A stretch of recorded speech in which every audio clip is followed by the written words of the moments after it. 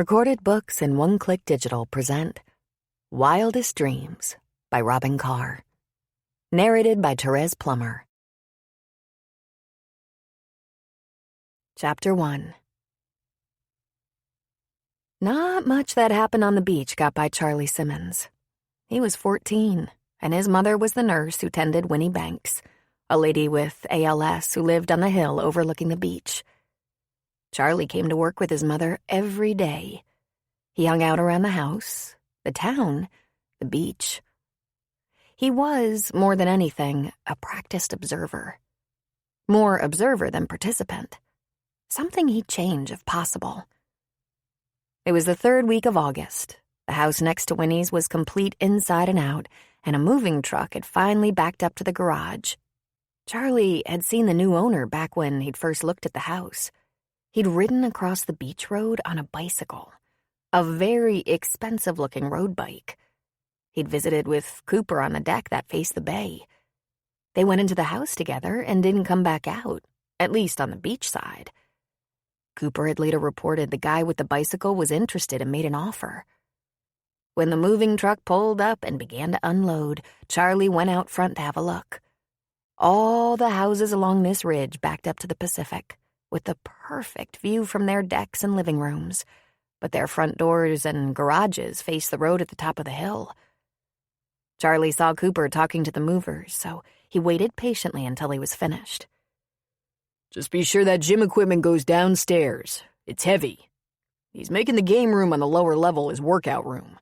Living quarters on this level. You should be able to identify the master bedroom, kitchen, living room, bath, on this floor for everything else. I'll be down at the bar when you're ready for me to sign off on delivery. When Cooper was walking back to the bar that he owned, he passed right by Charlie. "Who's moving in, Cooper?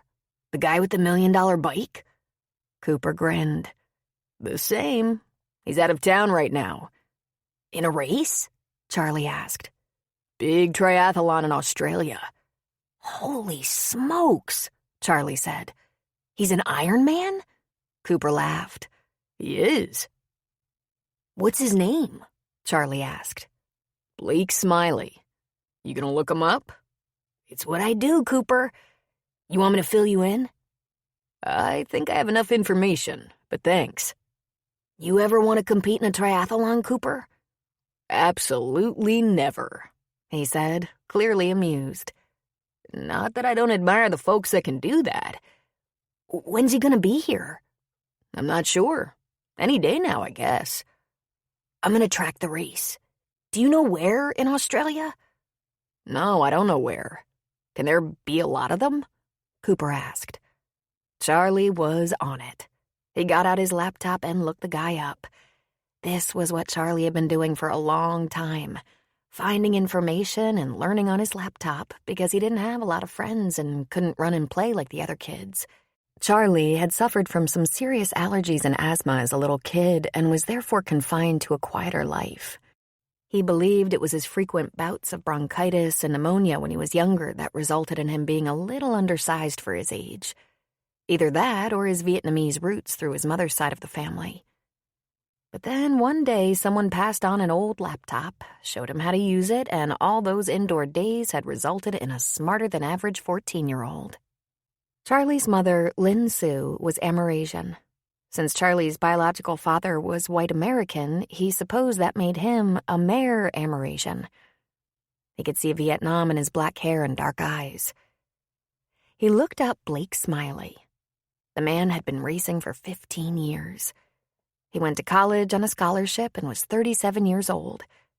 Smiley was a triathlon champion many times over, having scored his first win in Oahu. He held a couple of records, had a degree in biology and physiology, and was sponsored by a few corporations, and even made a commercial for a fancy juice mixer. A juice mixer? Charlie wondered. Smiley was also a coach, consultant, and sometime motivational speaker. Charlie was in love with TED Talks. He'd love to be smart enough or experienced enough to teach or inspire people with his accomplishments. "He's a god," Charlie muttered to himself. And then there was his size. He was 5'10" and 150 pounds. Not huge. Charlie found that encouraging. He'd seen the guy. He looked so strong, so ripped. He saw him ride his bike down the beach road, pick it up, and jog up 2 flights of stairs to meet Cooper on the deck of that house he bought. But as pro athletes go, he was small. The second thing to intrigue him, Smiley had to teach himself to swim. He gave speeches about how he built his athletic career on survival instincts and practice. Charlie couldn't swim. His mother freaked out if he even ran, and he sure hadn't had a pool in the backyard. He wanted to swim. He'd spent the summer hanging out here on the beach, watching the older kids paddleboarding and lately windsurfing. He'd had a ride on a paddleboard with someone else paddling, and he'd been wearing a life vest. Charlie closed the laptop and went to Winnie's bedroom. He knocked lightly on the door. There was no telling what was going on in there. It could be bathing, primping, reading, or maybe Winnie was sleeping. "Come in," his mother said. He pushed open the door and saw that his mother had been giving Winnie a manicure. Winnie loved manicures. Winnie had become a good friend. They spent a lot of time on their laptops together, talking, figuring things out. "You are never going to believe this," he said, pushing his glasses up on his nose. "The new guy next door, he's an Iron Man." Blake arrived from Australia late at night. He'd slept on the plane, so he was up for a few hours, knowing that in the next couple of days, jet lag would kick his ass. Then it would pass. He was creaky and stiff. His body had become a little less responsive in the past few years. Things like pre-race training and international travel were beginning to take their toll. And it was odd going home to his own house. It was his first. People wouldn't guess that. He was almost 40 and had never owned a home. Not even a condo or townhouse. He'd given the location a great deal of thought. He wanted to be near the ocean. He liked the cold of the Pacific. As a workout, it was more taxing than warm water. The unforgiving nature of the ocean was more realistic than a lake or pool for training. He needed altitude training, and he had that in Oregon. Everywhere he looked, mountains. He'd seriously considered Boulder or Truckee, but at the end of the day, he liked this little spot. When he wasn't racing, he was training, and when he wasn't training, he was living. He could get his training done here, and while he might keep up with the training for life, he wasn't going to race professionally forever. For living, he wanted a quiet place that wasn't overrun by professional athletes and Olympians. Shake a tree in Boulder or Truckee, and 10 Olympic contenders fell out. He spent his first day unpacking, arranging his gym and doing a short workout to keep from stiffening up after a 17-hour plane ride. Then he drove into a larger town to the grocery store, rounding up his food. He stuck mostly to organic vegetables, legumes, and grains, including quinoa. He ordered his supplements online. He wasn't a vegetarian. For his purposes, he found it served him best if he cooked up a little poultry or beef to add to his vegetables and grains. Cooper had suggested that if he got friendly with Cliff, who owned the seafood restaurant at the marina, he could get fresh fish, crab, and other shellfish. When he was training, which was almost year-round, he avoided, or at least limited, his favorite things. Cheese, simple starchy carbs, the most flavorful fats like butter and cream. He limited his alcohol to the occasional beer. But when he was off-season and his training was moderate, when he was relaxing for a little while, he indulged. Not too much, of course, because no one was more disciplined. But a good, greasy pizza was the best thing in the world as far as he was concerned. And yes, he could make his own vegetarian with a gluten-free crust, but if he was indulging, that wouldn't do it. The way he grew up, he still longed for those things he couldn't have, and pizza and beer were a couple of those things. His second day home, he woke up too early, blended up one of his protein drinks, stretched out, dragged on a wetsuit, and hit the bay. It was 8:30, but the sun wasn't quite up, given all that sea fog, and the water felt icy. He didn't know the exact distance across the bay, but after a 50-minute swim, he'd have an idea. He had already measured a couple of cycling and running routes before making an offer on the house. He loved the house. He'd looked at 100 of them at least in a lot of places, including Hawaii. Hawaii was tempting. The lifestyle was alluring. But he thought most of his future work would be in the U.S. And while he didn't mind travel, he'd like to be able to have a base less than 10 hours away. If work took him to Chicago or New York or Los Angeles, he could get home to Thunder Point in 6 hours or less. Boulder, being in the center of the country, was practical, but wasn't as tempting as this unpretentious little fishing village on the ocean. There was a house on Cape Cod he liked, but the East Coast beyond the Cape wasn't as peaceful or traffic-friendly as Oregon. He remembered asking Cooper, "Doesn't anyone know about this place yet?" The freeways weren't clogged. The air was clean. There were some wide-open spaces. When he was 10 years old, the idea that he could live wherever he wished had never occurred to him. But then, when he was 10, his most urgent concern was eating and staying warm. He set the timer on his watch, walked into the water, dove, swam out past the haystack rocks, and began swimming from end to end across the bay. When the timer went off, he'd made 7 trips across the bay. He judged the distance across the beach as slightly more than 1/4 of a mile, maybe 4/10 of a mile. He had a laser measuring tool, and later he'd check to see how close he'd been. But even those devices weren't perfect. By the time he exited the water, the sun was shining. He'd ride for a few hours today. Tomorrow he'd go for a run. He'd do 1 test triathlon before the next competition. Only 1. There was a kid sitting on the beach stairs to the house next door to his. He had a laptop balanced on his knees and wore black-framed glasses. Blake shook off the excess water and pulled off his hood and goggles. He walked up to the kid. "Hey," he said, a little breathless. "Hey," the kid said. "You came in second in Sydney." Blake smiled. "I had a good race." "Your times were good, but McGill beat you. He beats you pretty regular." "You stalking me, kid?" "Nah, just looked you up." "So what made it a good race?" "First, what's your name?" "I'm Charlie," he said, sticking out a hand. And with one finger on the other hand, he pushed his glasses up on his nose. "Nice to meet you, Charlie. I guess you know me already." "I asked Cooper who you were, and he said you were racing in Australia, and I looked you up." He shrugged. "You have a pretty good record." "Thanks," Blake said, raising a brow in question. In fact, he had a great record. "What else did you find out about me?" "Well, you had to teach yourself to swim." "That's right." "How'd you do that?" "The same way I learned almost everything. Survival. I fell in a pool. Or maybe I got pushed in. I can't remember. And I couldn't swim. Went down like a rock." "Did you have to get rescued?" "Nope. I was in college and I was at a pool party. I don't think anyone was paying attention. I held my breath and walked out. My lungs just about exploded." "You walked out?" Charlie asked, astonished. "That was my only option at the time. I was an expert on depth because I couldn't swim. Every time I was near a pool, I made sure I knew where the shallow and deep ends were.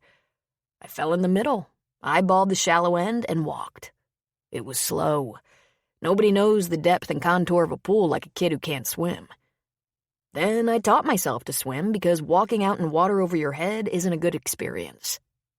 I read about swimming, practiced it. I watched some video of little kids taking lessons. That pool you walked out of wasn't that big, I guess." "Any pool when you're in over your head is big. After that, I learned to tread water, and then, since I knew nothing, teaching me to swim was kind of easy. There were no bad habits to unlearn." "They start you out with a life jacket?" Charlie asked. "Nah, that's not the best way to learn to swim. Best way to stay alive if you have an accident, though. Even experienced swimmers will wear flotation jackets under certain circumstances. The best way is to learn to respect the water, learn the moves, breathe right, understand buoyancy. They teach babies, They don't use any flotation devices. They teach them to hold their breath, fan the water, to kick, to roll over on their backs, to breathe, to... Hey, you swim, right? Charlie shook his head. You live on a beach and don't swim? He shook his head again. I don't live here. My mom works for Mrs. Banks. Since I come with her to work every day, I'm gonna go to school here in town, but we live a few miles away. And you don't swim? Blake said again. Charlie shook his head. That never came up before. Blake laughed. He understood that completely. So what's up with Mrs. Banks? ALS. She's doing good. She's not end stage, Charlie said as if he understood such things. She still walks a little bit, but never alone, and my mom is optimistic. But she needs a nurse, and it's not my mom's first ALS patient. I'm really sorry she has ALS, but I think I'm gonna like the school, well, for as long as my mom works for Mrs. Banks. Hopefully a long time, Blake said. Yeah, for her sake, for sure. So, what made it a good race? You got beat. Give me a break, will ya? I came in second. That's a damn good show. Like you said, McGill beats me regularly. This time, though, he announced his retirement. Blake made a face. Gonna really miss that guy. Then he laughed. Seriously, I had good times. I was close to my personal best swimming, and in case you haven't figured it out, that's not my easiest sport. But I run like the wind. Charlie just grinned at him. I guess I better come next door and introduce myself to Mrs. Banks, huh? After I clean up, of course. What's your schedule like? After her nap, right before dinner, everyone is usually around. And she's downright perky. Everyone? Blake asked. Well, Mrs. Banks's daughter, Grace, and her husband, Troy, are there. And there's Mikhail. He's been hanging around ever since he found out Winnie has ALS. Mikhail used to be Grace's coach. For, years. She's a champion athlete, too. So you're not the only one. Is that so? Blake asked, crossing his arms over his chest. Figure skating gold medalist, Charlie said. A while ago, though. She retired. Blake frowned.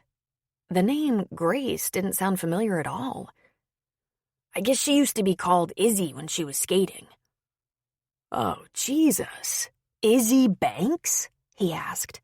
You're kidding, right? And her mother, Winnie Banks, Charlie said. Grace is like a second-generation champion. Now, what were the odds? Blake asked himself. Winnie and Izzy were famous mother-daughter skating icons. Winnie Banks had quit skating to marry her coach, and they'd produced one of the best-known women's figure skating champions in the world. Unreal.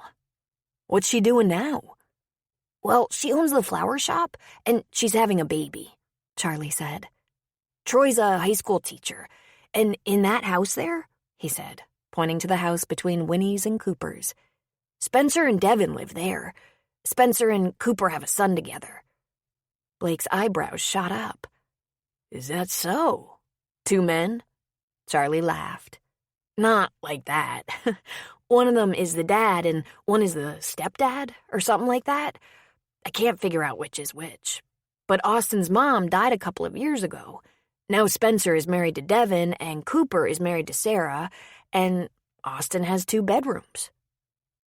After all the house and community shopping Blake had done, he'd managed to somehow land in a neighborhood where kids had moms, stepmoms, dads, and stepdads, missing moms, and so on. Where he grew up in Baltimore, it was like that. But usually someone in the family was in jail, and there sure weren't any 3-story houses on the beach or champion athletes hanging around. Just gang members, drug dealers, prostitutes, and pimps. There were missing parents, dead parents, and foster parents. Kids raised by aunts, grandmothers, and neighbors. Families of every creative invention, now that he thought of it. Back when he was a kid, you practically needed a chart to figure out who belonged with whom.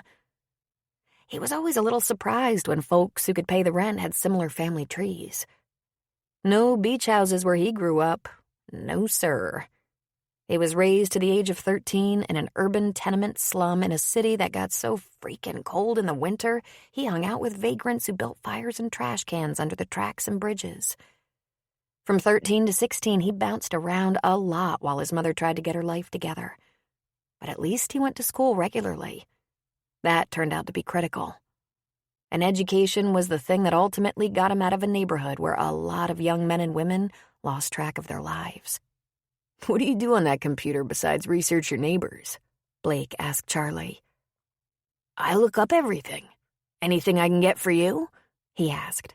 And then he grinned the cutest grin. Blake had a real soft spot for kids. All kids. But he didn't worry too much about this type. The kind of kid who grew up in places like brand new, pricey 3-story beach houses with famous retired athletes. He was more concerned about the kids who had tough, deprived childhoods. He'd been working on a project for the past several years meant to serve kids in need, and he was nearly ready to unveil it as soon as he had a couple more corporate sponsors on board. He liked Charlie right away. He felt privileged that he'd be seeing him around. There is something you can do for me. I have to get on the bike and do at least 50 miles, then home and clean up. He looked at his watch.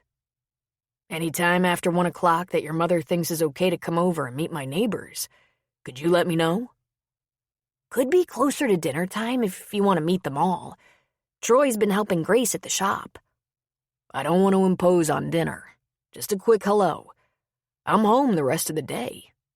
Blake assured him. It wasn't strictly required that Lin Sue wear some kind of nurse's uniform, but she wore clean scrubs every day just the same. For one thing, they were easy to move around in, and her job sometimes found her on her hands and knees digging around beneath the bathroom sink or wiping up a kitchen floor. For another thing, scrubs were easily maintained and, if need be, replaced. And importantly, they identified her. Even the UPS man at the door knew she was either on the job as a medic or worked somewhere nearby as medical personnel and was dressed in her work clothes. As a home healthcare nurse, she could wear civilian clothes while tending patients like Winnie Banks, those who needed assistance and yet were not desperately ill. But when she tended patients in the end stages of diseases, which tended to be incredibly messy, her civilian clothes needed to be spared. After all, they were few and carefully chosen. So it was all logical, her use of scrubs on the job. And when she opened the door to a very attractive man, they proved effective. So you're the nurse, the man said. Charlie said I could brave a visit, just introduce myself and say hello. I'm Blake Smiley, your neighbor. Hello, she said, more wide-eyed than she liked. He was just so damn handsome, it threw her. She'd caught glimpses of him when he was on the beach or on his deck next door, but up close he was shockingly beautiful. She was speechless. You're Lin Sue. I asked Charlie, you see. Ah, yes. I'm Lin Sue Simmons. Please, come in. Is it a convenient time to say hello to Mrs. Banks? Come in, Winnie called from the dining room table. Lin Sue stepped aside so that Blake could enter. Winnie was sitting with Charlie at the dining table, both of them with their laptops open. Winnie closed hers and held out a hand toward him. And how do you do, Mr. Smiley? Charlie told me you might be stopping by. It's a pleasure, Mrs. Banks, he said, taking her hand. Will you sit for a moment? She asked. And now that the formal introductions are dispensed with, can we proceed as Winnie and Blake? Nothing would please me more. Charlie, she said, fetch Mikhail from the deck. Then she turned to Blake. Very nice of you to make the effort to visit. It's not easy for me to get around, as I'm sure Charlie told you. He told me. Blake said. I'm so sorry to hear it. Lou Gehrig's disease. How bloody awful for you. You look positively wonderful. How are you feeling? Until I try to pick up a glass or stand, I feel just fine, she said, adding a small headshake. Speaking of glass, what can we get you? Nothing at all, Mrs. Winnie. I just wanted to meet you. I was shocked to hear two famous athletes were living next door. Yes, but we're not competing anymore, Winnie said. What in the world are you doing here in Thunder Point? I'm still training, but I fell in love with the quiet of the place. He glanced around. If you can find a way to move this house to Boulder, you can get $3 million for it. I can't believe the price was what attracted you, she said. The town did, as a matter of fact. The size, the simplicity, the building around the bay. That's a great place for me to swim. The hills and lowlands are great bike and running trails. The air is perfect. What's your next event? Winnie asked. Tahoe, Charlie answered for him, sitting down again. He seems to know as much about me as I do, Blake said. He stood and extended a hand toward the short Russian coach who had come in from the deck. How do you do, sir? I'm your neighbor, Blake. And the honor, Mikhail said. When everyone sat down to visit, Lin Su drifted off to the master bedroom. This was the time of day she put it right for later when Winnie would settle in for the night. After a nap and a little refreshing, Winnie would spend some time in the living room or on the deck, have dinner with whoever happened to be around, sometimes the entire family, sometimes just Lin Su, Charlie, and Mikhail. If Winnie's daughter, Grace, wanted to help her settle in for the evening, Lin Su and Charlie would go home.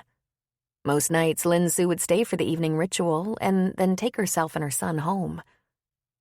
Her present home wasn't exactly a welcoming place.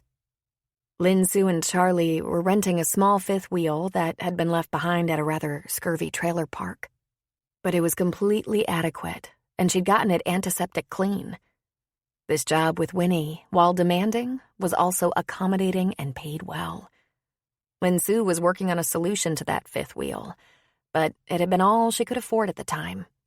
She'd been laid off from the hospital, and bills had accrued while she was between jobs. There were also old loans like tuition, moving, some medical expenses that hadn't been covered by employers. She finally had some savings, but she didn't dare touch it.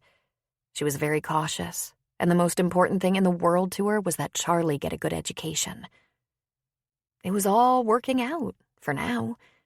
It was Winnie, in fact, who had suggested Charlie come to work with her every day and, therefore, attend school in Thunder Point.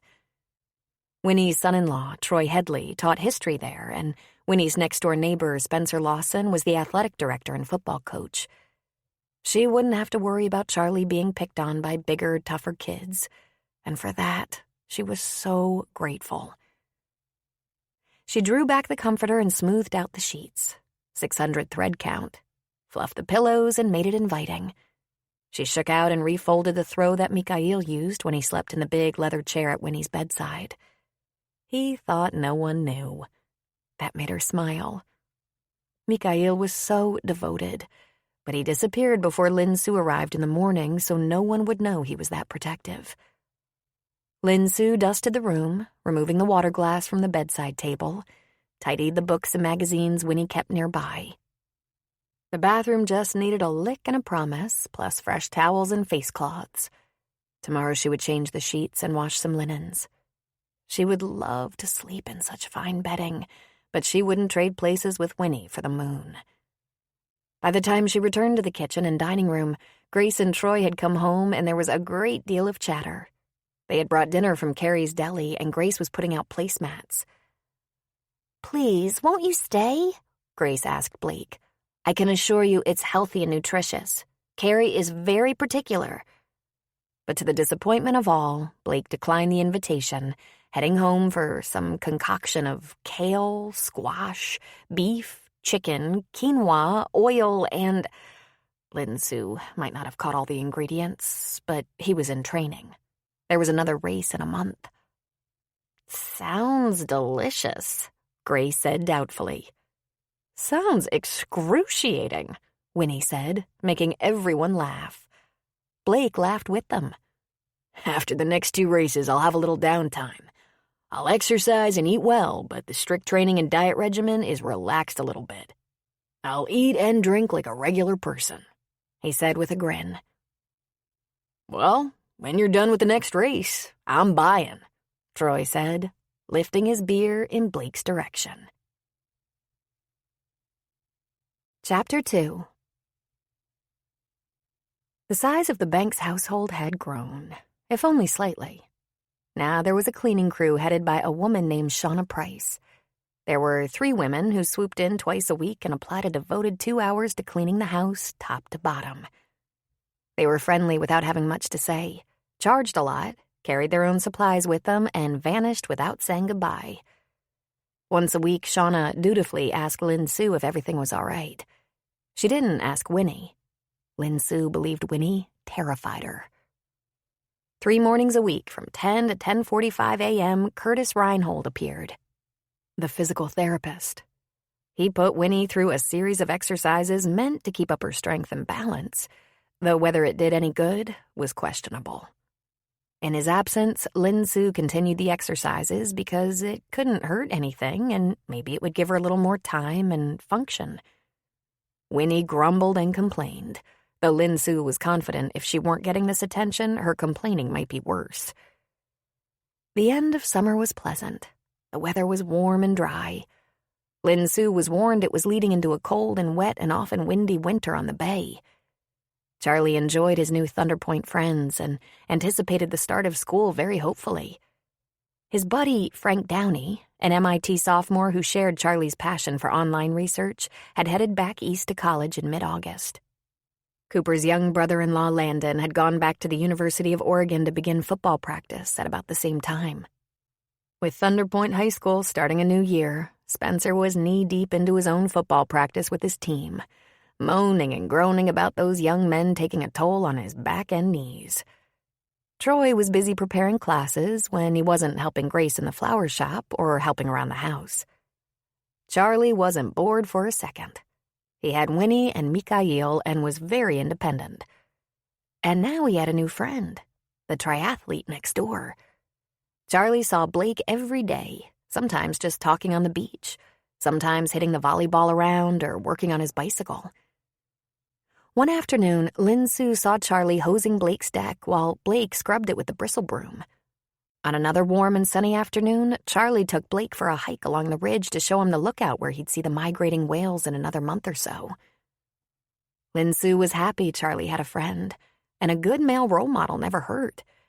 But she'd rather Charlie be enamored of Troy or Spencer or even Cooper. Nice, stable, married men. It would be a mistake for Charlie to think a man like Blake would take a place of permanence in his life. He was a little too free and easy for Lin Sue's tastes. And their situation, the job and the location, was temporary. With any luck, it would stick for a while, but eventually they would have to move on. They always had to move on. For now, the job caring for Winnie Banks was ideal. Lin Sue put in a lot of hours, but had long breaks during the day while Winnie napped or didn't need her. And while she would try to play the role of employee and caregiver, always available but at a polite distance and not a member of the family or town, the family and town wouldn't allow it. She'd been with Winnie since June, and they were growing close. Winnie was even closer to Charlie. They'd become thicker than thieves. Lin Sue and Charlie were drawn in and embraced. They dined together, visited, gossiped, even played games together. Lin Sue was trying to remember her place. "I don't want an agency nurse's aide," Winnie said. "Think about this. You take care of my bedding, help me bathe, escort me to the bathroom, help me dress. We are intimate, you and me. If you couldn't fit in with this odd crew I now call family, a daughter, a teacher, an old coach, I would have to look for someone else. I'm afraid you're stuck with us." 3 women Lin Su's approximate age who were good friends and bonded in many ways were also all showing very nice baby bumps by mid-August. Grace, Iris, and Peyton.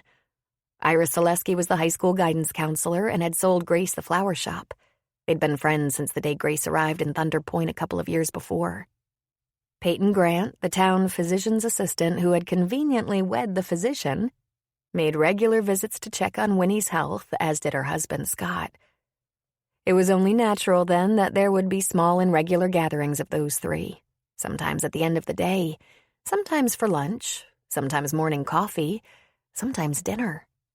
They were all due to give birth just before Christmas. When they gathered in or near Winnie's house, if Lin Su wasn't busy, they pressed her to join them. Winnie very much enjoyed having them around, and with Lin Su's or Grace's help, Winnie could even join them if they met at Cooper's bar or in town at the restaurant.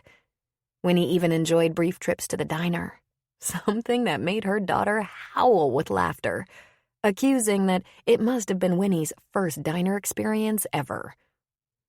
True, if it were my diner, it would be decorated far differently and would look more like a salon, but this is fine for me, she said, lifting her perfect nose slightly. For now. Lin Su knew it wasn't the diner that drew Winnie, and definitely not the decor. It was the women closer to her own age who tended to meet there from time to time. There was Carrie from the deli, whose daughter Gina managed the diner on the day shift. Carrie's best friends, Lou, a teacher, and Rayanne, a local realtor, were known to meet there as well. Winnie never asked to be taken to the diner on a whim, but if one of the women called or stopped by to say they were meeting for coffee and pie, Winnie might ask to go. Better still, if they were meeting at Cliffhangers for a glass of wine, she was sure to make the effort, even if she had to impose on Troy or Mikhail to take her, even if she had to rely on her wheelchair for the outing. "I've never had girlfriends before," Winnie whispered to Lin Su. "You have no idea what a different experience this is for me." But Lin Su did know. Her own mother, Marilyn Simmons, would never hang out with a gaggle of women in a small-town diner. Marilyn was her adoptive mother. Her biological mother hadn't survived long after her exodus from Vietnam, thus Lin Su's adoption by an affluent white American couple from Boston at the age of 3. They like to refer to it as a compassionate adoption. Marilyn, wife of Gordon Simmons, a well-known attorney, fancied herself something of a socialite. Her biological daughters attended the best boarding schools and universities, while she served on charity boards, played bridge, golf, attended prestigious events, supported political campaigns, and shopped. No, she had never been seen in a diner with ordinary women. That was yet another thing about Thunder Point that Lin Su immediately appreciated. People gathered without deference to class or status or income. She knew that Winnie was financially comfortable. Most of her home health care patients had been. If they could afford to pay a salary and benefits to a private nurse, they had planned well. And Winnie did look fancier than the town women she'd meet for a coffee or a drink, but the women didn't treat one another differently. Lin Su would be lying if she said she wasn't tempted to fall into familiarity and camaraderie with all these women. The younger pregnant ones, the older ones she found to be settled and sage. But she was trying to maintain that professional distance that would ensure her job was safe and keep her from being disappointed when the day came that someone reminded her she was a servant. A well-educated and highly trained servant, but still. Her biggest challenge of all was the triathlete next door. He frightened and intrigued her. He didn't frighten her because there was anything wrong with him. Indeed, everything seemed too right. He reminded her of the young man she'd loved when she was in high school. The young man who had played rugby, graduated with honors, had a fancy family name, and dated Lin Su for months.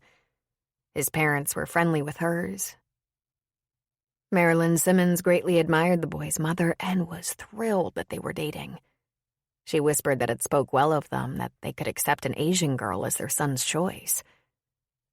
But when she had told him she was pregnant, he had said, "Sorry, babe, but I'm going to Princeton." She was standing on the deck with Winnie when she heard talking and laughter coming from the house next door, but there was no one on the deck. Winnie was sitting at the outdoor table enjoying the sunshine while she played solitaire to try to keep her fingers nimble. Lin Su looked over the deck rail and saw that Charlie was balanced atop one of Blake's bikes while Blake appeared to be tightening something on the wheel. Then Blake stood up and Charlie took off down the beach road. Like a bat out of hell. Lin Su gasped. Her son flew on that bike. Flew as though he was racing. "Winnie, will you be all right for a moment? I should talk to Mr. Smiley about Charlie riding." "I'll be fine," she said. "I'm not going anyplace."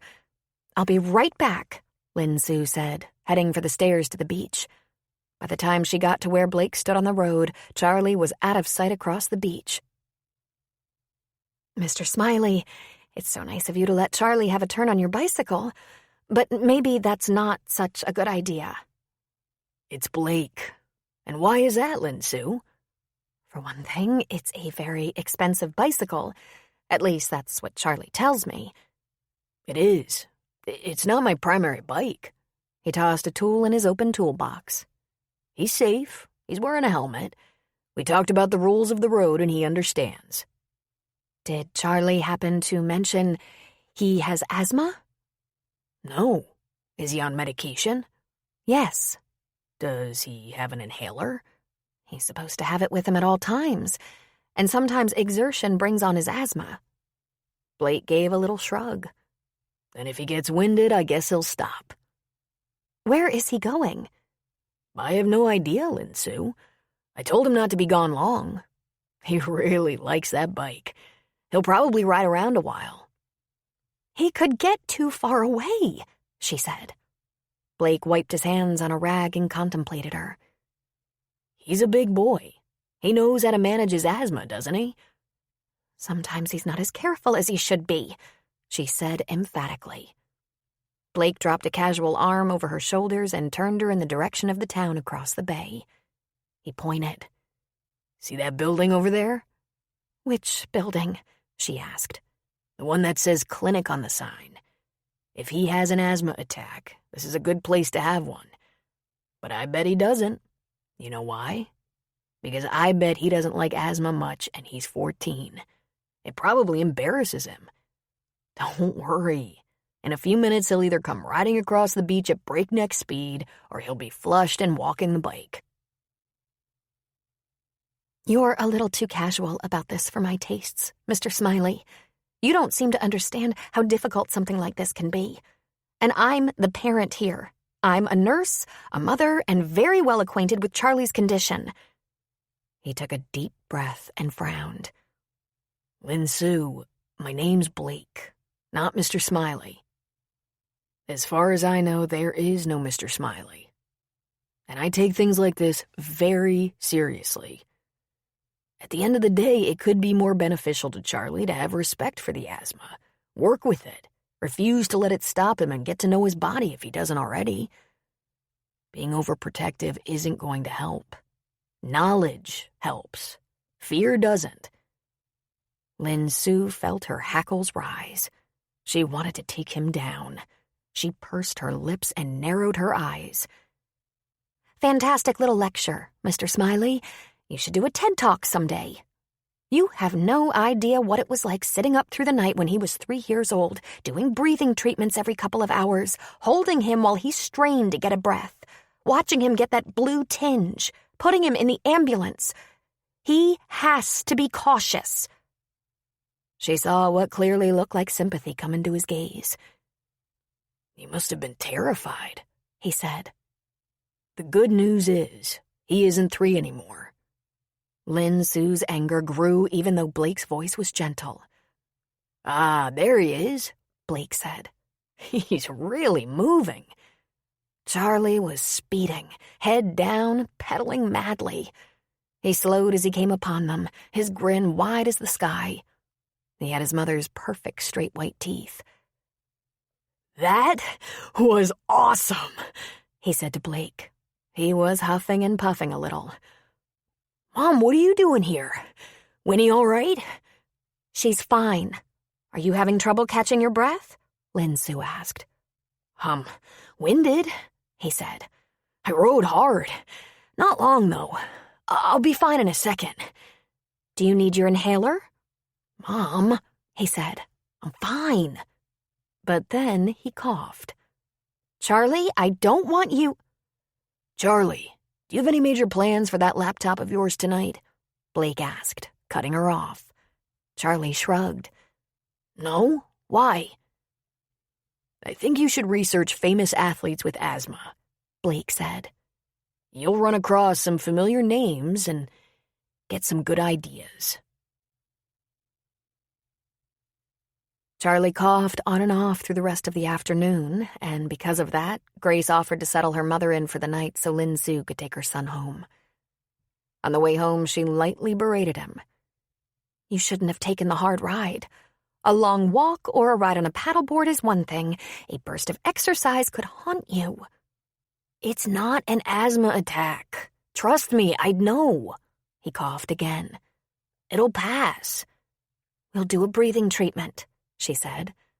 "I'll do it," Charlie said. "I just wish you liked him, because he's a good guy." "Mr. Smiley?" she asked, though of course she knew. "I like him fine. He was being very neighborly, loaning you the bike for a ride." "But he didn't know about the asthma. That's your responsibility, Charlie." "Then let me have it," he said tersely. Mr. Smiley, she found herself thinking, is going to be a problem. He was encouraging this free thinking, letting Charlie learn from his consequences, and he didn't understand that in Charlie's case, the consequences could be fatal. Well, probably not, she relented. Worst case, a manageable asthma attack, relieved by a nebulizer and maybe some oxygen. But she was suddenly desperate that Charlie listen first to her. "It's not gonna kill me, you know," Charlie said as if reading her mind. "Sometimes I have a little breathing thing. Not very often. I haven't had one of these in a long time." "May," she said, "when everything was in bloom and it got a little dicey." "Because it turned into a cold. This could be just a cold, you know. I felt a little stuffy before I took the bike out." Lin Sue said nothing as she drove, but she counted his coughs, which had become deep and gravelly. He wasn't wheezing, yet. They were almost home when she said, "I don't appreciate your attitude toward me, as if I'm somehow punishing you. I'm going to make you some soup while you take a hot shower with lots of steam. Then you come out, eat soup, and give the water heater time to heat up again and get back in the steam. After that, we'll do a breathing treatment. How many times have you used the inhaler?" "Just twice." "Let's see if we can nip this in the bud, okay, Charlie?" He nodded. "Sorry, Mom. The bike was so awesome." "I know, honey." She wanted to carry on about the use of some discretion to keep this asthma in check, but she knew he'd heard enough. And maybe Mr. Smiley was partially right. He might learn more this way, from the consequences, than from her harping. He'd heard it all before. But damned if she'd ever admit that. They carried out the plan. Shower, soup, shower, treatment. After all that, he started to sniff a little, and she hoped it was a little cold rather than an attack, even though that presented a different set of problems. If these symptoms persisted, it would be wrong to take him back to Winnie's. She shouldn't be exposed to germs if it could be avoided. With all the people in and through Winnie's house, it was risky enough. Her nurse couldn't bring a known virus into the patient's home. Then she had a slightly evil thought. It would serve him right to have to spend a day at home as a result of his less than responsible actions, even though she knew it wasn't possible for a bike ride to bring on a cold. He should learn to listen to her. "So you want it to be a cold, Charlie?" and not your overtaxed weak lungs, a cold it is. And you have to stay home. Away from your playmates for a day, she thought to herself. Lin Su heard every cough through the night. It wasn't too bad. It wasn't getting worse. He had no fever. It was a productive cough, and he wasn't wheezing. She gave him another breathing treatment first thing in the morning, checked his temperature, then double-checked with her lips on his forehead. I think you're going to be fine, but it's the responsible thing to leave you home today. I don't want Winnie and the rest of the family to hear that coughing and get anxious about germs. You understand? Yeah, okay. But will you please tell everyone I'm fine? That I'm not having any kind of attack or anything? Of course. I'll explain it's just a precaution for Winnie's health in case you're coming down with a cold. Will that do? Yeah. It's just that if Blake thinks the bike did it, he'll never let me try it out again. Lin Su doubted that. Actually, she feared that. Blake was coming across as a challenge, as the guy who wanted to let Charlie be a man about it. Her poor little bubble boy. She wouldn't want to have to live like that either. But God, what if something terrible happened? And it could. His fragile lungs, his intense allergies, his stressed immune system. Of course we'll play the cold card here. And if you get another chance on that bike, or any bike, let's decide here and now that you're not going to check it for maximum speed. Can we agree to that? That bike is so slick, Mom. No wonder it cost $1 billion. Lin Su sat on the edge of his bed. Charlie, your health has been good lately. Keep it so. Build up some stamina. Get strong. Live long. Use that remarkable brain of yours to get ahead and buy a dozen billion-dollar bicycles when you've overcome the worst of this. But go slow. He grinned. You just want me to live a long time so you have some rich guy to take care of you in your old age. I'm counting on it, she said. I'll text and call. Try to take it easy today. I'm sure by tomorrow you'll be fine. This was the lot of a single mother, making a choice between her job, which was vital, and her sick child, the core of her being. If he were younger than 14, she might have asked one of the elderly neighbors to watch him, or at least check on him. But at 14, Charlie would be offended. Hell, at 11 he was offended. He knew the rules. He was responsible. Still, she wanted to be near.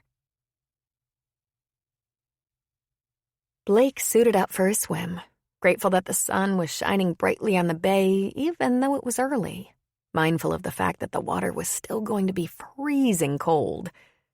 He put in his hour and was surprised Charlie wasn't waiting on the steps for him to get out of the water. It briefly crossed his mind that his mother was keeping him away from Blake, the troublemaker with the tempting bike. He'd planned a long run for today, but he switched out his plan.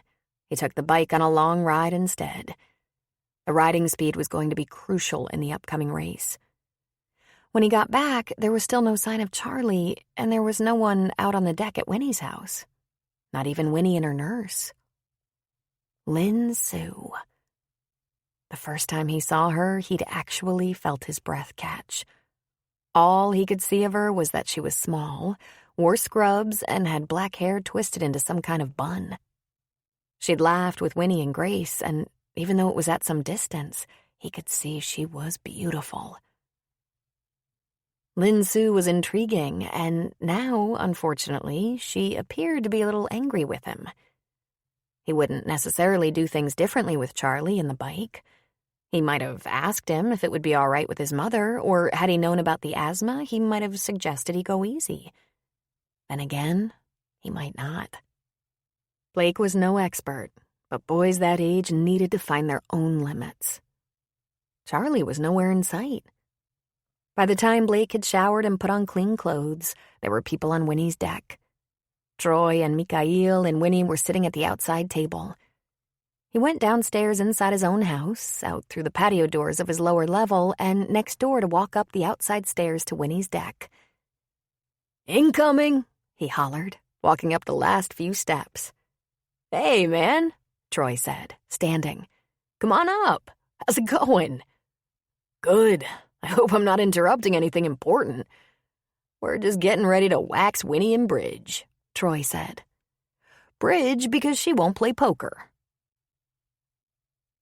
You're not at school today? Blake asked Troy. I was there this morning and will help Grace at the shop this afternoon. Not much more summer left. You play bridge? Sorry, he said, grinning. I was wondering about Charlie.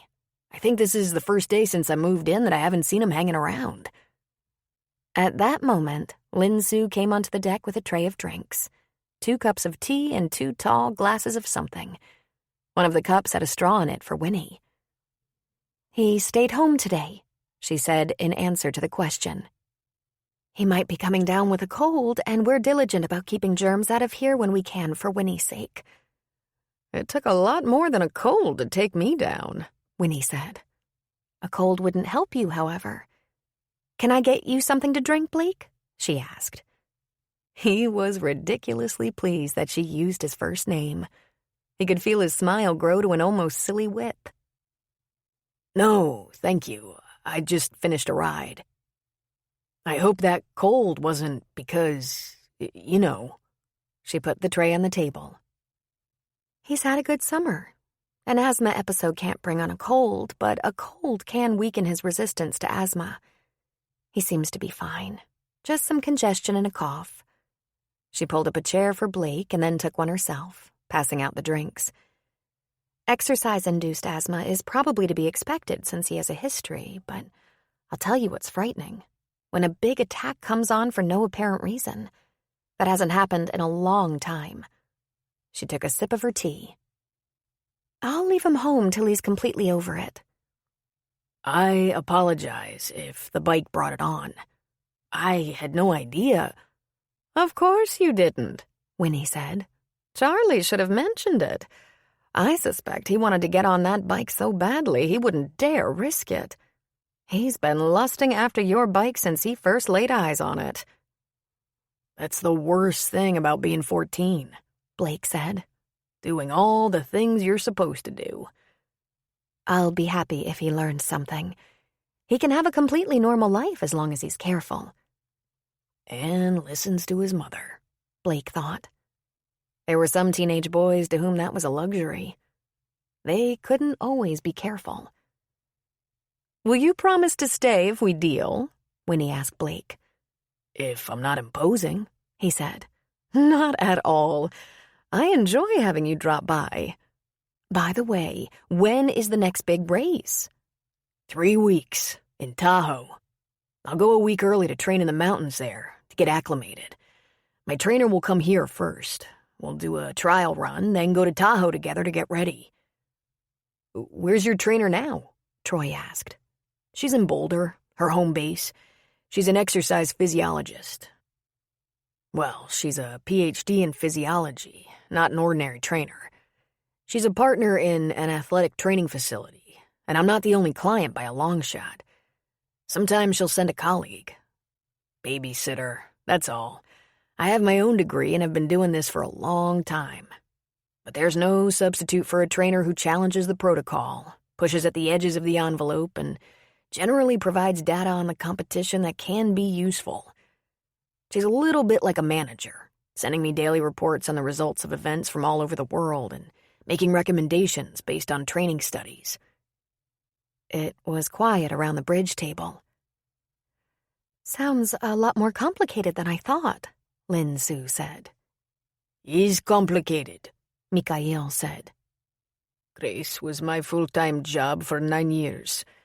You have this trainer part-time? He asked Blake. Yeah. He laughed.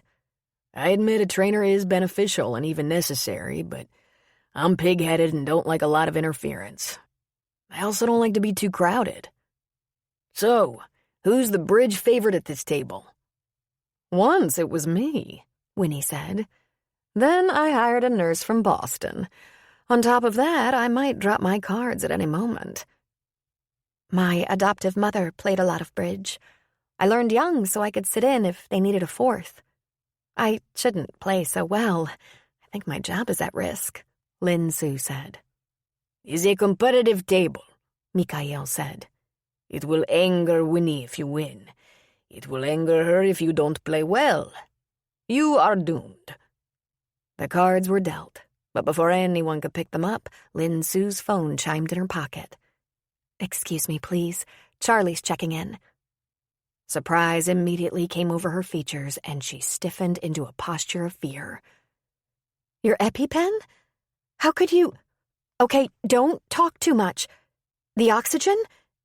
Did you call 911? Okay, stay on the line. I'll get them. She looked at Winnie for just a second. Charlie can't breathe. I'm going. Will you be all right? Mikhail and Troy will be here, she said. Just go. I'll go with you, Blake said. I've got this, Lin Su said, turning and running into the house. She pulled her purse out of the kitchen pantry and was on the move. Blake stayed with her. When she got to the garage and was heading down the drive to her car, he caught her. I'll drive you, he said. You can deal with your phone while I drive. I'm calmer and faster. She gave it about 1 second of thought. Do you have your phone? He pulled it out of his pocket and traded his phone for her keys, and they got in. She gave him the beginning of the directions. Out of Thunder Point, headed toward South Bandon and Coquille. Then she told Charlie to stay calm, stay on the line. She was on her way. She placed the 911 call and said she needed medical assistance immediately. She explained her son's condition and even recommended drugs that had been effective before. Epinephrine, corticosteroids, and magnesium sulfate. She said something very soft to Charlie, then went back to the 911 operator. I don't know what happened. He was fine this morning. No wheezing, no symptoms, and now he can't explain because he can't talk. I'm a nurse. I'm on my way. I might beat you there. Yes, he had an EpiPen, and when I asked about it, he just said lost. That isn't like Charlie. Yes, I'm coming, Charlie. She had a phone to each ear, would stop briefly and say, next left, or right at the light. Blake was cautious but fast. He wouldn't mind if he picked up a cop who pursued them. In 10 minutes' time, he was in a very different part of town. It looked like an industrial area full of storage units and fenced-off areas where big road maintenance and construction equipment were parked. They passed a poor excuse for a strip mall, a convenience store, bar, motel. They drove a little farther, past some run-down apartment buildings and trashy neighborhoods. The sight of rough-looking people, teenagers and adults just hanging out brought a flood of memories back to Blake. Lin Su spoke to the 911 operator in a normal voice, but alternately murmured to Charlie, instructing him to remain calm, take even breaths. Her foot on the floorboard of the car tapped wildly, but her hands were steady. This is it, Lin Su said. Right turn, 6th trailer in. Oh, God, they're there. I never heard sirens. Paramedics had just arrived. Blake was pulling up as one of them used a crowbar on the trailer door. It popped open like an old tin can. He parked Lin Su's car at the front of the trailer so the paramedics would have an unrestricted exit if they took Charlie to the hospital. Lin Su was out of the car and running to her trailer before the car was entirely stopped. It was then that Blake looked around. There was an old man with a rake in his hand standing between a fairly decent trailer and Lin Su's extremely small fifth wheel. He held the rake, though there didn't appear to be anything to rake. It could have been his idea of a weapon. Across from his trailer, there were 3 young men, boys, standing around the back of a truck that was up on blocks. They looked scary, wearing their pants very low on their hips, sporting tattoos and chains, hair scraggly and unkempt, torn t-shirts. He didn't see any gang colors, but they weren't Sunday school escapees. There were mobile homes and trailers of every variety, all parked within a perimeter of trees on a dirt patch. No grass. There was one small building, a brick structure that could be a public bathroom or laundry facility, and it was covered with graffiti. A police car entered the park slowly and stopped near the fire rig, and closely following the police car was an ambulance. 2 EMTs got out and pulled out a gurney, moving to the trailer. They stayed outside as if waiting for instructions to transport, so Blake did 3 things. First, he gave the 3 thugs the stink eye. Then he went to the officer's car and asked where he might find the hardware to close up and lock that trailer. It was that action that finally seemed to persuade the thugs to wander off. He was given directions to the nearest store. Finally, he went to the doorway of the trailer and looked inside. Lin Sue was kneeling on one side of Charlie, while 2 paramedics administered oxygen and managed an IV bag on the other. Charlie was between his mother and the paramedics, eyes closed, fingers twitching a little bit. He looked gray. Blake tried to stay out of the way for the time being. It was about 20 minutes before the gurney went into the small trailer and came out again with Charlie on it. He appeared to be sleeping. Perhaps he'd been sedated. Lin Sue followed the gurney outside. Is he gonna be all right? Blake asked. I think so, she said. They're going to take him to the hospital in Bandon, and if he doesn't improve right away, they'll move him to Pacific Hospital, closer to North Bend. Go with him, Blake said. I'm gonna see if I can close up your trailer. I'll bring your car and meet you there. Let me see the phones, please. She dug around in her purse and handed them over. He quickly punched his number into hers and handed it to her. If his condition or location changes, give me a call, will you? I'll see you at the hospital as soon as I can get some kind of a lock on this door. She looked at him in complete gratitude. Her eyes welled with tears. Thank you, she said so softly he barely heard her. No crying now, he said. It's gonna be all right. Just stay with Charlie. Chapter 3. Closing up that little trailer turned out to be far less complicated than Blake had expected. The elderly man with the rake informed Blake that he had tools he could loan, and together they fixed a padlock onto the mangled door. During that exercise, Blake had seen a little bit of the inside of the trailer. It was cozy and compact. A bed that folded out when a table was lifted up, a galley kitchen, a bedroom with a small double bed that took up almost the whole room, a little bath with shower.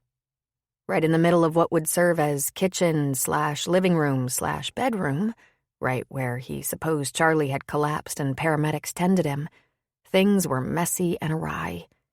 The table was pushed up, the bed/bench shoved back, tracks of dirt on the floor, clutter left behind from opening packages of gloves, wipes, and syringes. Everything else was shining clean, tidy and spare. It wasn't much of a house for a woman and teenage boy. It was so small, leaving little room for belongings. He spied Charlie's backpack with his laptop in it and scooped it up to take to the hospital with him just in case Charlie didn't come home that night. It was a mean little shelter in a crappy trailer park, and it stung Blake. He didn't like thinking of Lin Sue and Charlie living here when here was actually so much better than how Blake and his mother had lived. They'd lived with rats, for God's sake. Rats and gang members and drug dealers. He took the backpack and closed up the trailer. By the time he got to the hospital, it was growing dark. He walked into the emergency room and asked about Charlie Simmons, and who should walk out of the exam area but Scott Grant, Thunder Point's doctor. Well, hey there, Scott said, sticking out a hand. Lin Sue said you'd be bringing her car over. And I spotted this, Blake said, slipping one arm through the backpack strap and presenting his hand for a shake. How is he? He's gonna be fine, but I'm keeping him overnight just to be safe. Besides, he's weak. An asthma attack takes a lot out of a person. And he was sedated as well. What happened? Blake asked. He was good the last time Lin Sue checked with him. Scott leaned a hip on the counter. I haven't heard the whole story yet, but I think he got chased by some bigger kids from the neighborhood. He said he went to the drugstore to get a refill on his meds. They know him there, but he ran into a problem and got chased all over hell and gone. At least a mile. And he was already struggling a little bit, thus the reason for the refill. Shit like that used to happen to me. I was a little kid in glasses, but I didn't have asthma. I think going to school in Thunder Point will be easier on him. A lot of people to look out for him there. Like Troy, Spencer." Right, Blake said. except they're not just big kids from the neighborhood. I saw a few of them hanging around, waiting to see what the cops and paramedics did. They're not your run-of-the-mill bullies. I didn't see gang colors, but I talked to the cop. They're local hoods, all tatted up, using, holding, selling. The look of longing on their faces might have been for the drugs in the paramedics' bags. If they chased him, I bet they thought he had money in his pocket. Scott's expression darkened. Is that right? Blake lowered his voice and leaned closer to Scott. It's a rough neighborhood, he said quietly. I grew up around guys like them. You think Charlie was in real danger? Blake raised a brow. He's in the hospital. Yeah, there's that. Think they might have beat him up or something if they'd caught up with him? No telling. Maybe. Or they might have turned him upside down and shook the money out of his pockets. The paramedics used a crowbar on the trailer door, so a neighbor and I bolted a padlock to it, but listen, I've got a couple of spare rooms, not in use, and I'm leaving town in a couple of weeks for a race. I know the price is right on that trailer, but you think it's possible there's something around Thunder Point that might fit Lin Su's budget that we could... We'll be fine, Lin Su said, sneaking up on them and cutting him off. I've been looking. I just haven't had much time. If Winnie is stable and Charlie is going to school in Thunder Point, I mean to find something closer. Good idea, Scott said. If for no other reason, then you're too far away if Charlie needs you. If you wouldn't take offense, we can get our friends looking. Can we talk more about this later? Absolutely, Scott said. But until something pops up, we can manage, she insisted. Are you going to spend the night here with Charlie? Blake asked. Or would you prefer a guest room? I'm sure Winnie has one, but so do I. My trainer doesn't arrive for another week. I'll be staying here tonight. He's being admitted, Lin Su said. I'll find a corner to tuck into in case he needs me. Once Charlie is settled in his room, I'll drive you home. I'll take him, Scott said. I'll be leaving in another half hour, provided no emergencies come in. Charlie's stable. I just want to do some charting and look in on him one more time, but with you sitting watch, I'm not concerned. I'll call Grace and let her know that Charlie's going to be fine, and they should call the home health care registry to get a substitute for me for tomorrow. I'll be ready to go in a little while, Blake, Scott said. Then he went back behind the counter and got on the computer to write his patient notes. Can I have a word with you, please? Blake asked Lin Su. Of course, she said. What's on your mind? Can we step outside for just a moment? He asked. He swung an arm for her to precede him, leaving no room for discussion. Right outside and a bit to the left of the emergency room entrance was a small courtyard with concrete benches and some potted plants. There were a couple of trash cans and a perimeter of trees. And, fortuitously, no people at the moment. He faced her. Your neighbor and I put a padlock on the door of the trailer. I have the key here with your car keys, he said. But you're going to have a problem locking it from the inside, Lin Su. For that matter, that little padlock isn't going to keep your possessions safe from some of your neighbors if they... It's not a fancy neighborhood, Mr. Smiley, but we know our neighbors and keep an eye on one another. Regardless of how it looks, they're not all bad. Mr. Smiley, we're back to that, are we? Listen to me. For the most part, the folks in that park are decent and neighborly. Your neighbor helped me secure the trailer. He made a point of telling me he looks out for you and Charlie. We're completely safe, she said. Mr. Chester is 84 and his weapon is a rake. I'm sure you're on a budget. Raising a teenage son can be a strain on the pocketbook. But there will be rentals in Thunder Point that fit your needs. Given the circumstances, stay at my house for a week or so while you look at available property and... Try not to be offensive, Mr. Smiley. I know we don't live as well as you, but we don't need charity. For God's sake, Lin Su, I know more about being poor than you'll ever learn, and I've been cursed with more pride than even you. Winnie depends on you and doesn't want another caregiver. Charlie's going to school in town. It starts in less than a week. I like the kid. He's amazing. So clearly you are a good mother in every way. Now here are the facts. I have 5 empty bedrooms next door to your patient. Until you can find your own place, you should take advantage of the invitation for a number of practical reasons. The most important reason is that I saw those thugs who shook Charlie down for the money in his pocket, and that could happen again. The startled expression on her face made him smile. I knew it, he said. He was alone, headed for the store. They marked him. Mr. Smiley, I hope you understand that I find this inquisition very embarrassing and have concerns about how my employer might regard me after hearing all this. Then we won't mention it. And if you want to, you can pay rent. But what would be better for me is if you just move some things into the loft. A room for you and one for Charlie. Your own bathroom. And cook your own food. I'm on a training diet. Ask your friends and neighbors to keep an ear to the ground for available space. No one cares if you live frugally. It's a virtue. Hell, I haven't had my own house in my entire life till a few weeks ago. I'm an expert at cutting out the fat and saving money. But after your kid gets hurt because he's not safe alone there, you have to go to Plan B. I'm offering you Plan B. Because I like Charlie. You? You get on my nerves, so don't play the stereo loud. She made a small smile. You don't like me? She asked. Not that much, he said. I like the kid. He's smart. I like him even more now that I know he's fighting asthma and an overprotective mother. I should probably question this interest you have in my son, she said. Question your son. He's an open book, says exactly what's on his mind. And I knew you for 5 minutes when I believed you'd covered every subject imaginable with your son, warning him off creeps and predators. Since he was 3, I bet. He stopped talking for a moment, put his hands in his pockets and looked down. He quietly added, I work with a lot of kids. Sports training, encouragement, that sort of thing.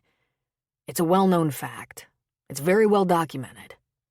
I didn't have any of that when I was a kid, and I don't have kids, so he shrugged. So, we about ready to go? Scott Grant asked, briskly walking out to the courtyard from the hospital. Lin Sue Charlie is going to his room in about 10 minutes. He's responded to medication. I'll check him in the morning, probably early since I have clinic in town tomorrow. I'll discharge him then. So, ready, Blake? Yeah, he said. Mr. Smiley? My keys? The backpack? Lin Sue asked. Oh, sure. I'll talk to you tomorrow sometime. I hope you have a good night. I know the staff here, she said. I've worked with a lot of them. They'll fix me up with something.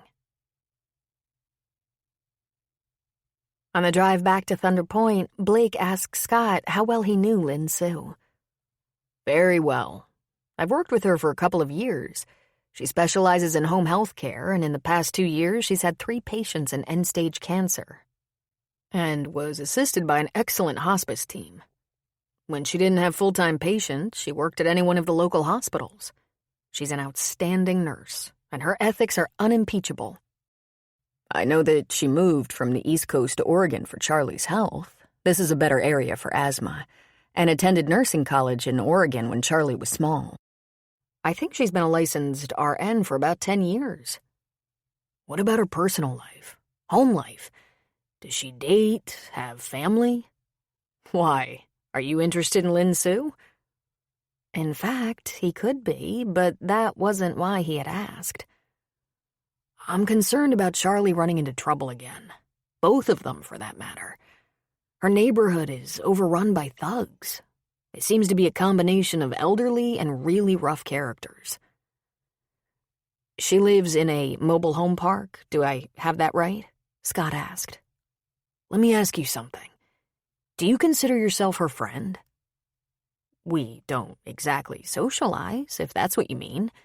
But she's friendly with the band and hospital staff, and since she's been in Thunder Point, some of the other women, including my wife, have gotten to know her a little more on the social side. I trust her. Yes, I would consider her a friend. What are you getting at? Mobile Home Park is putting a dress on a pig. It's a dump. It's not that it's poor, though it is. It's the whole landscape. Down the street from a bar, a no-tell motel, and a convenience store that seems to be a clubhouse for hoods. I've offered her a couple of bedrooms while she looks for something closer, but she's very suspicious of me. Why would she be? Scott asked. My own damn fault. I befriended her son, and I'm pretty sure I came across as critical of her overprotectiveness.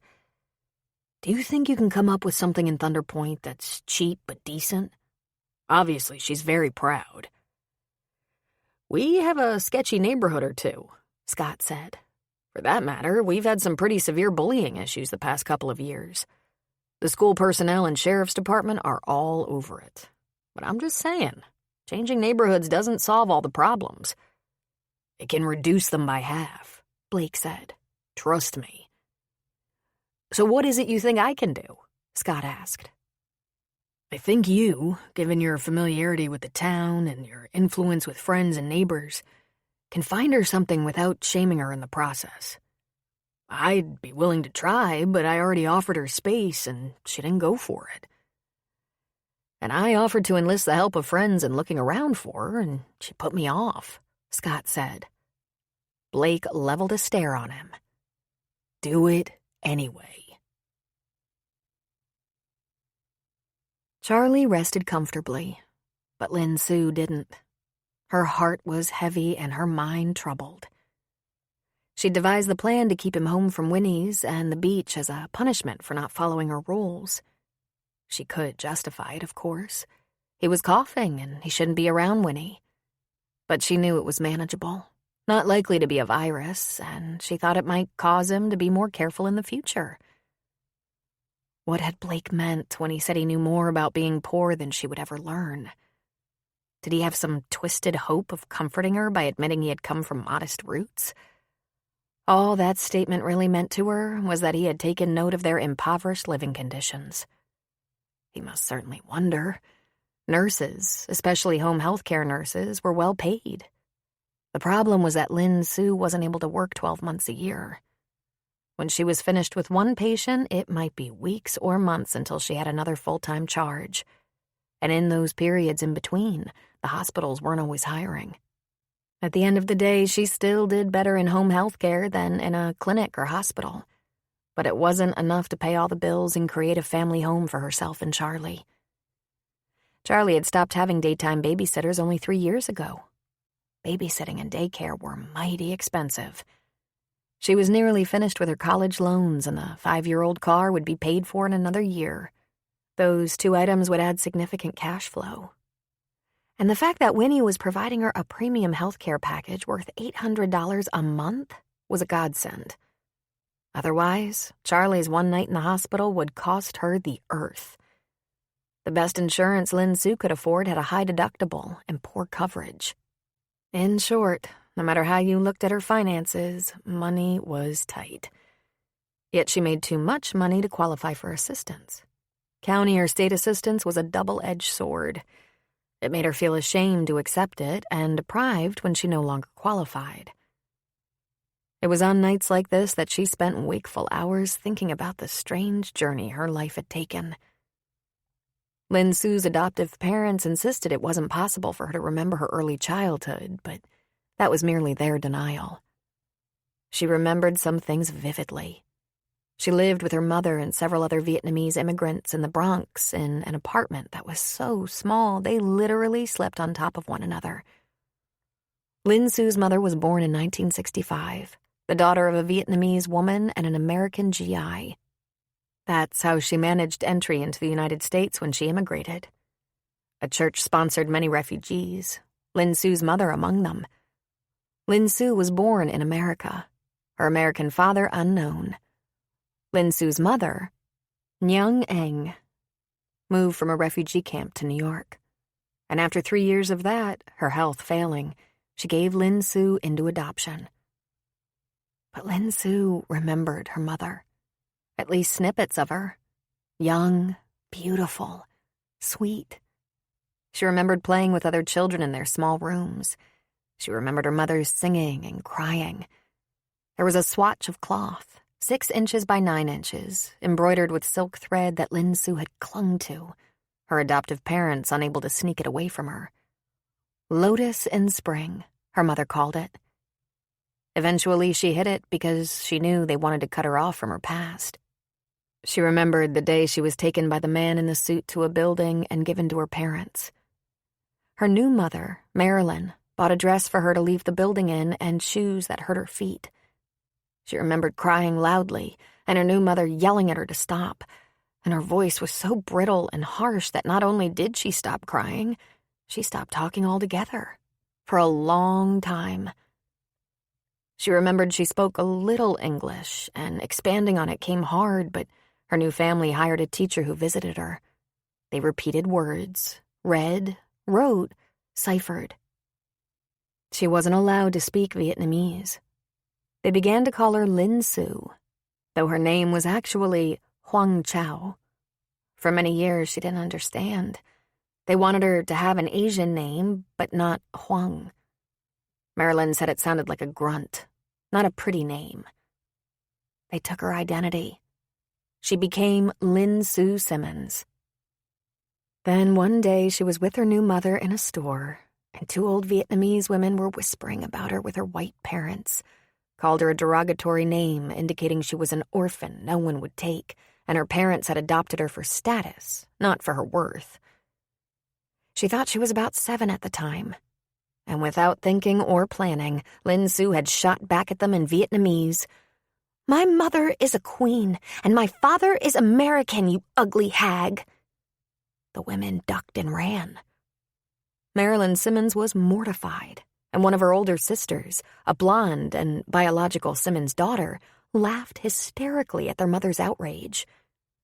Her birth mother had told her, "My father is American, and your father is American, and these men have failed us." Her heritage was lost, but for the scrap of embroidered cloth and 2 faux gold coins given to Nyung by her father. Lin Su had 2 sisters.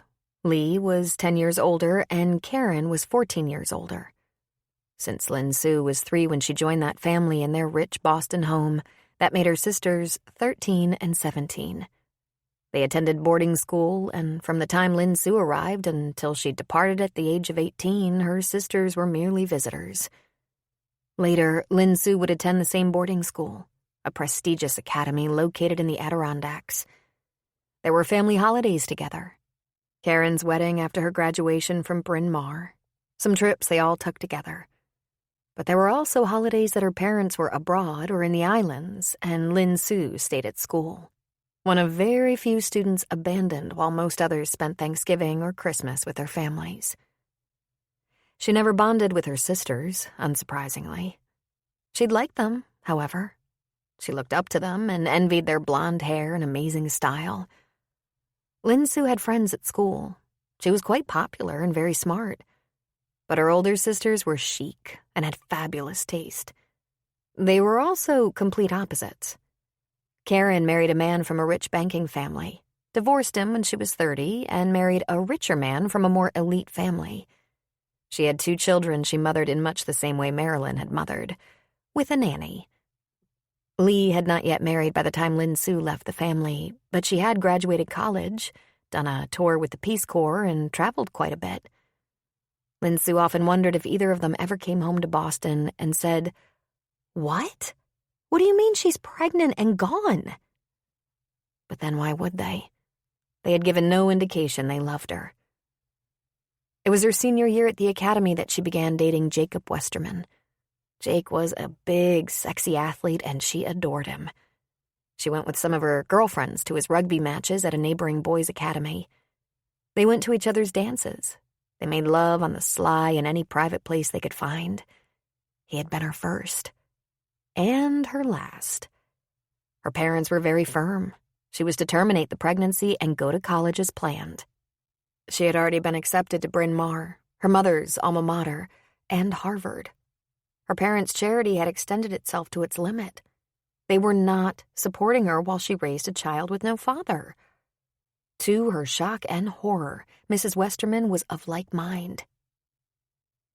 These two upper-class women who spent so many hours drumming up money for good causes, from crack babies to animal rights, wouldn't acknowledge Lin Sue and Jake's baby. Jake was little help. "God, I'm sorry. I was careful. I'll get you some money. You can take care of it." She had no option but to leave. She looked for work anywhere and finally was hired in a dry cleaning/laundry shop. The owner was Chinese and rented her a room in the back of his house, a converted garage. She worked by day and went to cosmetology school by night, and then found a Vietnamese nail shop where she was grudgingly accepted, though her language skills were rusty at best. In retrospect, she realized she took that route to spite her parents. She went back to her roots, and before Charlie was born, she'd polished her language skills. Her uppity parents had no idea how women like her, immigrants from a war-torn country, struggled to acclimate in this complicated country. Though she worked very hard, she still had to accept the charity of those people who would help her. She relied on social services and free women's clinics for medical care for herself and her baby, shared what seemed like 1,000,000 apartments with other nail technicians, hoarded her money like a miser, shared childcare and transportation. By the time Charlie was 3, she had socked away enough savings to get to a place better for all his allergies and asthma. She moved to Eugene. She worked and went to school, studying nursing, and when Charlie was 6, she had a degree and a decent job in a hospital. Charlie was getting allergy shots, and while they still struggled with viruses because of his weakened immune system, he fared well. When he was in school, he excelled. And here she was, sitting at his bedside, asking herself if she'd been the cause of this latest asthma attack. She could do a little better than that shitty trailer park. They were both at risk there, though they'd been lucky so far. Charlie was an expert at avoiding trouble and keeping the door locked, but she lived in fear. Some of those hoodlums in their neighborhood could turn that little fifth wheel on its side if they wanted to. It might be safer to live in the car, except they needed a kitchen, a bathroom with shower, a food source. She wouldn't leave Charlie home alone again. She would bring him to Winnie's and make sure they were kept apart as long as Charlie had a cough, even if that cough was benign. And she'd get about the business of finding better lodging. At once. Chapter 4. When Charlie was discharged from the hospital, Lin Sue took him with her to the hardware store, but asked him to wait in the car. There was always a list of handymen posted on the bulletin board, and she used her cell phone to call one. She explained about the lock on the trailer door being destroyed by paramedics, thus probably saving Charlie's life. The man she spoke to, being sympathetic, offered to meet her there right away. Charlie was breathing much more smoothly. There was no rattle and a very infrequent cough, but he was exhausted. An attack like the one he had took its toll, not to mention the strain of so many drugs to get him going again. He was listless, but pumped full of fresh oxygen, his color was good. The lock operation wasn't complicated or involved, and she wondered if she could have done it herself. When the repairman finished and had been paid a whopping $79, Lin Sue took a badly needed shower. She couldn't coax Charlie to do the same, so they agreed on a wash-up and change of clothes. "How are you feeling?" she asked him for the 100th time. "I'm fine," he said. "Stop asking me." "We'll go to Thunder Point then," she said. "I'd really appreciate it if you'd have a quiet day. Very quiet." "I'm not quiet enough?" he asked irritably. "You're annoyingly quiet, but you know what I mean, Charlie. Stay in, nap, don't even do a lot of talking. Rest your lungs and throat. I'm sure we won't be staying long. I told Grace to call a substitute for me today." "I can stay home, you know," he said. "It's not like I'll open the door or go for a walk." "I understand completely. But should there be any kind of problem, like a broken pipe, I'd rather be close to the action, she said. And they both knew she was not in any way concerned about a broken pipe or electrical short, even though that old fifth wheel was a piece of junk. If we leave early because I'm not needed, or if there's a break while Winnie naps today, I'll be scouting around town for a rental. He said nothing. I thought that might get the slightest smile out of you. I'm saving my strength, he said. Then I'll also save mine, she snapped back at him. Of course, then she felt bad about her tone. He was tired, and the sedative probably had not worn off. He was depressed. This was typical. Not only had the attack zapped his energy, it also left him feeling hopeless. He'd snap out of it in a day, maybe 2. She left Charlie sitting in the car and went to the door. Rather than walking in as usual, she knocked lightly. She hadn't seen any vehicle in the drive, but it was possible the substitute nurse had been dropped off. And since Lin Su had asked for a sub, she wouldn't intrude upon the family by walking in. Troy opened the door. Well, I wasn't expecting you. How's Charlie? He's doing very well, thank you. I wanted to come by to make sure you knew we're back on track, and if you need anything... Come in, Lin Su. Where's Charlie? I asked him to wait in the car until I could be sure we're not intruding on your nurse and Winnie. Winnie wouldn't have another nurse, he said, running a hand around the back of his neck. I'm staying home today, and Grace will close up the shop a little early. Bring dinner home with her and settle Winnie for the night. Who's there? Winnie yelled from the bedroom.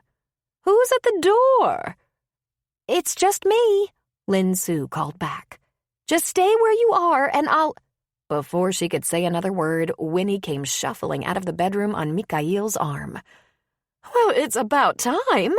I've been waiting to hear from you. You know as much as I hate the look of those walker contraptions, I think I should have one, don't you?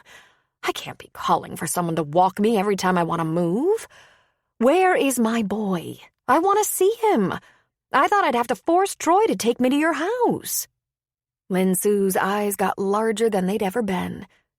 The very thought, she thought to herself. But I called Grace 3 times.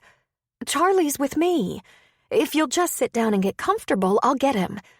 For goodness sake, she said, shaking her head at Winnie's aggressiveness. Charlie was out of the car before Lin Su could fetch him. And when she got back to the front door with Charlie in tow, Winnie had not taken a seat, nor had she gotten comfortable. She was waiting right there in the foyer, holding Mikhail captive with her arm through his. Well, at last, she said to Charlie. I don't think I slept 1 minute last night. She slept like the dead, Mikhail said testily. Snored like a freight train. Charlie laughed. It was the first smile Lin Su had seen. That figures, he said to Winnie. You better sit down before you fall down. Go on, then. Grumbling something about ingratitude and having no secrets, she turned and hobbled toward the great room where she lowered herself into her favorite chair. Charlie followed. He sat down on the sofa, backpack on the floor. Well, you look decent. I guess you're fine, Winnie said. I'm fine, he assured her. I'm told you were chased by hoodlums, she said. They're druggies from the neighborhood, he said. Lin Su winced. Could their circumstances sound any worse? Thing is, they'd rob a nun on Easter Sunday. They're such lowlifes, Charlie went on. I think they rip off houses sometimes. A habit is an expensive hobby, and we know they don't work. But the cops hang around a lot, trying to keep the neighborhood clean. I was looking for a cop, but you can't ever find them when you need them. Good Lord, she said. Do they live near you? In the area, Charlie said. I think they're from those Section 8 apartments on the other side of the road. I've seen them around there. You know, affordable housing for the working poor. It's a HUD thing. Really? Winnie said, arching a slim brow. Lin Su met Troy's eyes, and his eyes laughed. How like Charlie to know all about it and Winnie not to have a clue. "I'm sure you have some Section 8 housing in Thunder Point," Charlie said. "I think I lived in it," Troy said with a laugh. "I lived in a real crappy apartment complex, old and cheap, right on the edge of town. I added about 5 deadbolts to my door." He shrugged. "I'm a school teacher, without a master's degree." "Charlie, did those boys give you a hard time at your old school?" Winnie asked. Charlie laughed at her. "Winnie, those guys don't go to school. The guy next door to us, Mr. Chester, used to give me a ride so I wouldn't have any trouble on the way. School was okay, once you got there." "Have you had breakfast?" Lin Sue asked Winnie. "Yes, of course. Has Charlie?" she asked. "I ate some sludge they call breakfast at the hospital. It was gross. What have you got?" "Charlie," Lin Sue admonished. "Make the boy an egg, Lin Sue. I'll have one too. Thank God you're here. Everyone is out of sorts without you. We'll have toast. I'll have tea and Charlie will have apple juice. Milk will just make him phlegmy. Right, Charlie?" "Right," he said, pulling his laptop out of his backpack and opening it up. He began clicking away. "You should try a cup of tea," Winnie said. "It would be good for you." "I'd rather have another asthma attack. Hey, look at this. Average pay for a school teacher without a master's is about $42,000. I don't think you qualify for Section 8, but if you work at it..." Troy ruffled Charlie's hair. "Thanks, bud. Well, now that the first string is on the field, I think I'll go to the shop and see if Grace needs me. Then set up my classroom for Monday." "It's time for walking the town," Mikhail said. "Thank God."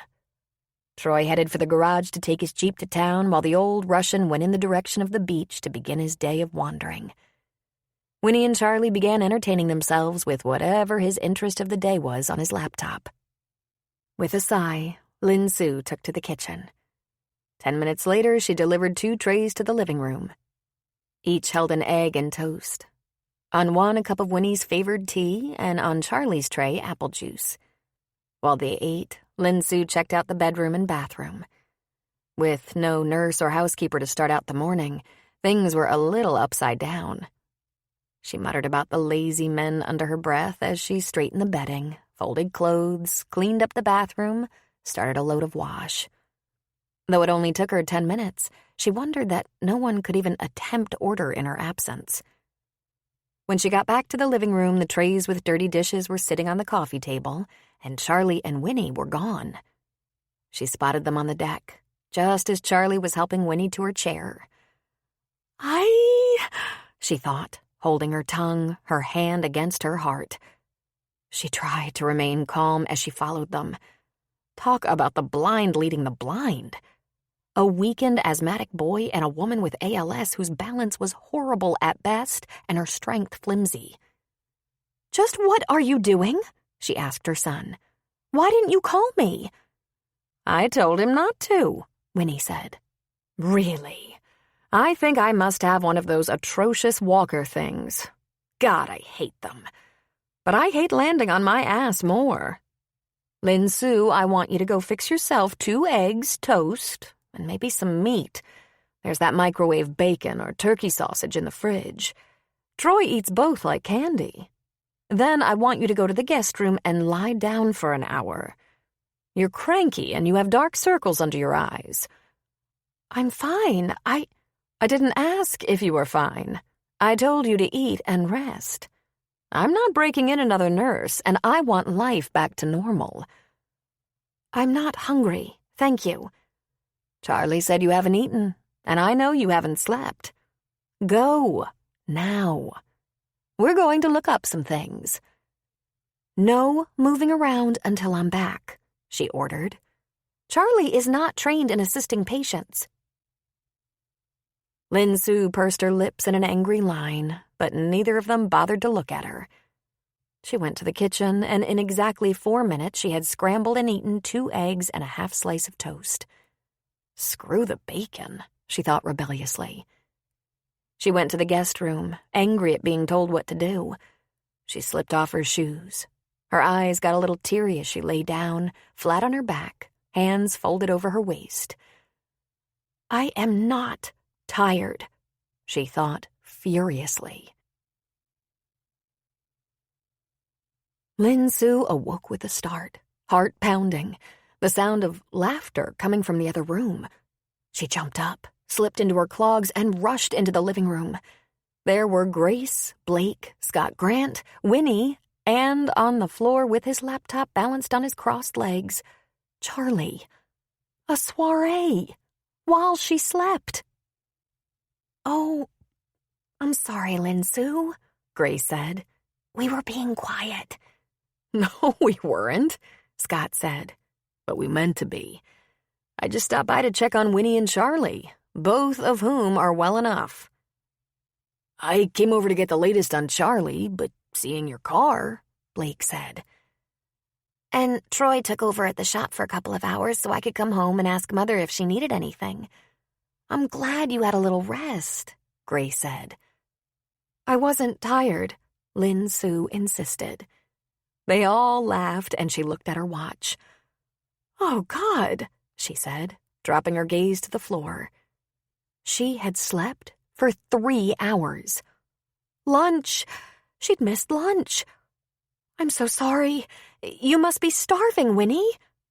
No, you will be starving. We've eaten. Charlie made sandwiches for us.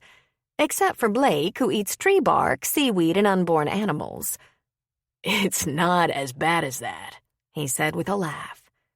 What you eat actually sounds worse, Winnie said. You had a very good rest, my dear. How you thought you weren't exhausted is a mystery. I didn't realize, but her son narrowed his eyes at her. He didn't like that she never expressed a need or weakness. You were right. I was a little tired, she relented. I'm accustomed to being right about everything. Ask my daughter. Now fix yourself something to eat and join us. There's gossip. Grace can tell you all about her former assistant Ginger, who fell in love with a Basque farmer and ran away to his farm to marry him. I'm going back to the clinic, Scott said. I know this story. I married a Basque woman. Same family. Charlie, you have my number. You know you can call me any time. If your meds run out or aren't doing the trick. Yeah, thanks, Doc. I got it. Lin Su, when you have some time, let's have a conversation about running a few routine lung function tests on Charlie as a follow-up, Scott said. We should do an assessment of his progress or the lack. Just give me a call. Absolutely, she said. Thank you. Lin Su went to the kitchen to make herself a half sandwich. Because the house had an open floor plan, she had no trouble hearing the story. She knew most of it anyway, if not the finer details. She'd been on the scene since June. That's when Grace and Troy got married. Grace had a little bun in the oven already, and her assistant Ginger helped set up all the flowers for the wedding. The person who hadn't gotten all the details was Winnie, who was lapping them up. When Ginger thought Matt was taking her for granted, not calling her back when he said he would, she just changed her number. That got his attention. After that, it was almost smooth sailing until Ginger insisted that Matt confront his own failed marriage and make peace with his ex-wife, who he hated. Your father had an ex-wife he hated, Winnie said. We had no conflict with that. I hated her too. Well, we're talking about different people, and it all worked. Matt made peace. Ginger was so proud of him and so touched. I caught her crying in the workroom. So I told her to pack a bag and go. Matt's the man she's been waiting for all her life. She wants nothing more than to make a home for a family. And boy, does he have family. He's one of 8. Peyton's younger brother and a partner in the Lacumet farm with his father and brother. It's a match made in heaven. I offered to do the flowers. Grace, I had no idea you were such a romantic, Winnie said. I had no idea I was romantic either, till I met Troy, she said. Gag, Charlie said. You wait, little man, Grace said. Some girl is gonna come along someday and twist your tail good. That made Lin Su smile. Then she saw Blake coming to the kitchen.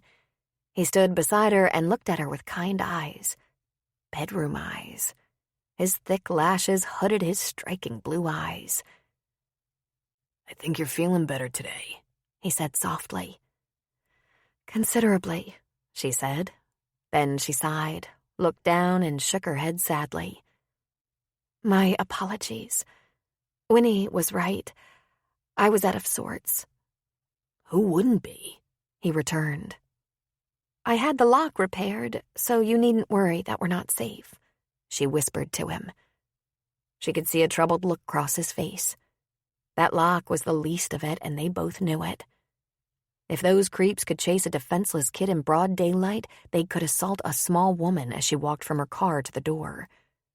For that matter, they could grab a crowbar and pop open that door. "My offer stands," he said. "You wouldn't be in the way. In fact, I might not notice you're there." Oh, she would never. "That's so kind of you," she said. "I'm grateful. We'll be fine." "I've offended you," he said. "I'm sorry. Maybe someday when you know me better, well, let's just say I would never criticize your choices. Clearly, you're a survivor. But I apologize if my offer—" "No, think nothing of it." She cut the sandwich in half and transferred it to a plate. "Let's join the party." And carrying the plate, she went to the living room. Lin Su did consider Blake's offer of housing in spite of herself. In fact, her pride came so hard. She wanted to be safe, comfortable, and warm. She wanted the best for her son. There was some ingrained part of her that fought so hard for the pride that made accepting charity a last resort. On the weekend, the last weekend before the start of school, there seemed to be a lot of socializing on the beach and around Cooper's Bar. Families were getting ready to be free of the kids. Teachers were preparing for the first week of school. A group of cheerleaders were practicing on the beach, and Spencer told Lin Su that the nights of fall were filled with fires on the beach, cheers and laughter from the teens, usually following the football games. On Sunday, while she was sitting on the deck with Winnie and Troy, 3 familiar women came walking down the beach toward the house. "There they are," Troy said with a grin. "The Belly Brigade." "I thought they were having lunch with Iris." "And dessert with Winnie and Mom," Charlie said. He was sitting on the chaise, laptop open. Lin Su just looked down shyly, but Grace had told her that morning. In fact, Lin Su was invited to Iris's for lunch, but she respectfully declined, saying Winnie might need her. And so Grace had told her to catch up on whatever chores there were so she could join them. It was a beautiful sunny day, and they'd sit out on the deck. So Lin Su went inside to find placemats for the table. By the time Lin Su was wiping down the table before the placemats were set down, it was obvious that Grace was carrying a pie and Peyton was carrying a grocery bag that probably held ice cream. "We're gonna want to get out of here, Charlie," Troy said. "They have pie," Charlie said. "Winnie will save you some," Troy said. "Let's go throw the Frisbee around while they talk about stretch marks, due dates, birthing plans, and other boring stuff." "Will you save me pie, Winnie?" he implored. "You know you don't even have to ask." Before they could make a getaway, the women stopped them on the beach. Iris spent a lot of time talking to Charlie while Grace and Peyton were laughing with Troy. And finally, they were on the deck. "Look at this," Grace said. Lin Su had the table set with dessert plates, napkins, forks, and cups. She had brewed 2 pots of tea and added cream and sugar to the table. "This is so perfect. We're having a tea party." While Lin Su was loath to admit it, the time she spent with these women was wonderful fun. They laughed so hard they had to pee. For the pregnant ones, this was an issue. One at a time, they were skittering off to the bathroom. Winnie laughed as hard as the others. They had due date issues. It seemed they were all due within a few days of one another. All planned to go to Pacific Birthing Center, had the same OB and midwife. They described scenarios in which they were all in labor at the same time, ready to give birth simultaneously. Grace confessed she didn't know the gender of their baby. She had a bet with Troy. Iris was having a girl. The Seleskis were famous for making boys, so the baby girl would be so welcome. Peyton said she and Scott knew but weren't ready to tell. She wouldn't even divulge the colors of the nursery. They talked a bit about Ginger and Matt. Peyton had the inside scoop, being both close to Matt and her mother.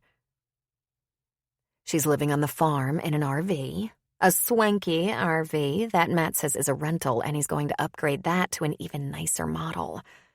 They'll be in it for a year while they're building their house near the orchard. God, what an awesome place to live, Grace said. Lin-Su, someday we'll take you and Mother to the Lacumet farm. In the spring when the orchard is in bloom. Late spring, Peyton said. When the planting is in full swing, when they're shearing and lambing and Mama's garden is ripening, when the pear trees are in full bloom. Winnie, you'll be amazed by the beauty. Is it handicap accessible? She asked wryly. There are so many big men, Grace said. You'll think you've died and gone to heaven. Mikhail will be so jealous. Lin-Su will bring Charlie and his EpiPen. There are insects. And we'll bring Scott. He's almost as good as an EpiPen. We'll have a caravan, Peyton said. Ginger came to get the rest of her clothes last week. We had a dinner out to say a proper goodbye to the girls. It wasn't sad, Grace said. I've never seen anyone more in love, more ready for the next phase of her life. Hey, she suddenly exclaimed. She came to gather up the last of her things. The loft is empty again. Everyone just looked at her, not understanding. Lin-Su, didn't you want to get closer to town? Well, it's there, if you want it. Grace bit on her lower lip. It's very small, probably much smaller than you're used to. There's only one bedroom, but it's a pretty big bedroom, and the couch is a pull-out. Oh, and the kitchen is hardly anything. Tiny, but if you and Charlie are having a lot of meals here, maybe that wouldn't be too inconvenient. I lived in it for over a year. It's kind of great, actually. I wouldn't want to impose. Impose? Winnie asked. If someone doesn't live in it, it will sit and mold. Troy and Grace put the furniture and TV from his apartment downstairs. That loft is like an adorable little treehouse. I've seen it exactly once. I was charmed. Well, Mother, you never said that, Grace said. I think we weren't getting on at the time, but it is darling, Grace. Lin-Su, you should consider it. At least look at it. Small, but comfortable. Lin-Su smiled and nodded. They thought she couldn't live in a small space. That made her happy. They didn't know how little it took to make her happy. I have a very tight budget. Single mothers all do, she said. But I'd love to see it. Maybe later, Grace said. I would love to, but today I'm leaving right after Winnie is settled for the night. Charlie and I have a few things to pick up for school, just incidentals, and I want to get him home for a good night's sleep. Maybe tomorrow, when I have a break? Perfect. The girls and Winnie enjoyed themselves so much that Winnie's nap was cut short. While she rested, Grace and Lin-Su tried their hand at a meatloaf, mashed potatoes, and asparagus dinner. The rolls came from Carrie's Deli. The asparagus was contributed by Mikhail, who purchased it at a farm stand. Troy peeled the potatoes, and the meatloaf recipe came right off the internet, thanks to Charlie. Soon after the table was cleared, Grace sent Lin-Su on her way. I know you have a little shopping to finish on your way home. Let me get Winnie settled tonight. You and Charlie go on. I'll take you up on that, she said. We're both excited for the first day of school. I'll see you in the morning. Lin-Su and Charlie drove to the nearest Target. She had already taken care of his clothes and shoes, but still needed school supplies and a new jacket. She wasn't sure if this was a happy coincidence or if Grace was doing a good deed. She was aware that Ginger had moved out and that Grace wouldn't be living there any longer, but what she didn't know for sure was whether Grace could use the space for her business, and decided to sacrifice it because Lin Sue was looking around. Also, although it was said to be very small, Lin Sue was aware Grace and her mother had very high-quality possessions and excellent taste. It might be an expensive rental and out of her reach, so she didn't even mention it to Charlie. But then they pulled up to the fifth wheel, and Lin Sue's heart sank. "Oh my God!" Charlie cried. "Shit!" Lin Sue didn't say anything about his language. For a moment, she didn't even know what to fear. The trailer had been broken into. The doors stood open. Just 6 inches, but still, it was dark and ominous. "Stay in the car," she said. "Don't go in there," Charlie said. "You never go in a building when you don't know who's in there." He pulled out his cell phone and dialed 911, reporting that the padlocked door had been pried open. All Lin Sue could do was look into what was her home. She didn't recognize it. It was torn apart. Things she didn't even recognize strewn everywhere. Her mind raced. She didn't have anything of real value, just the most necessary articles of daily living. Linens, clothing, pots and pans, dishes. She'd always felt safe from burglars. There wasn't much to steal. But there were pictures. She ran to what served as her bedroom, turning on lights along the way.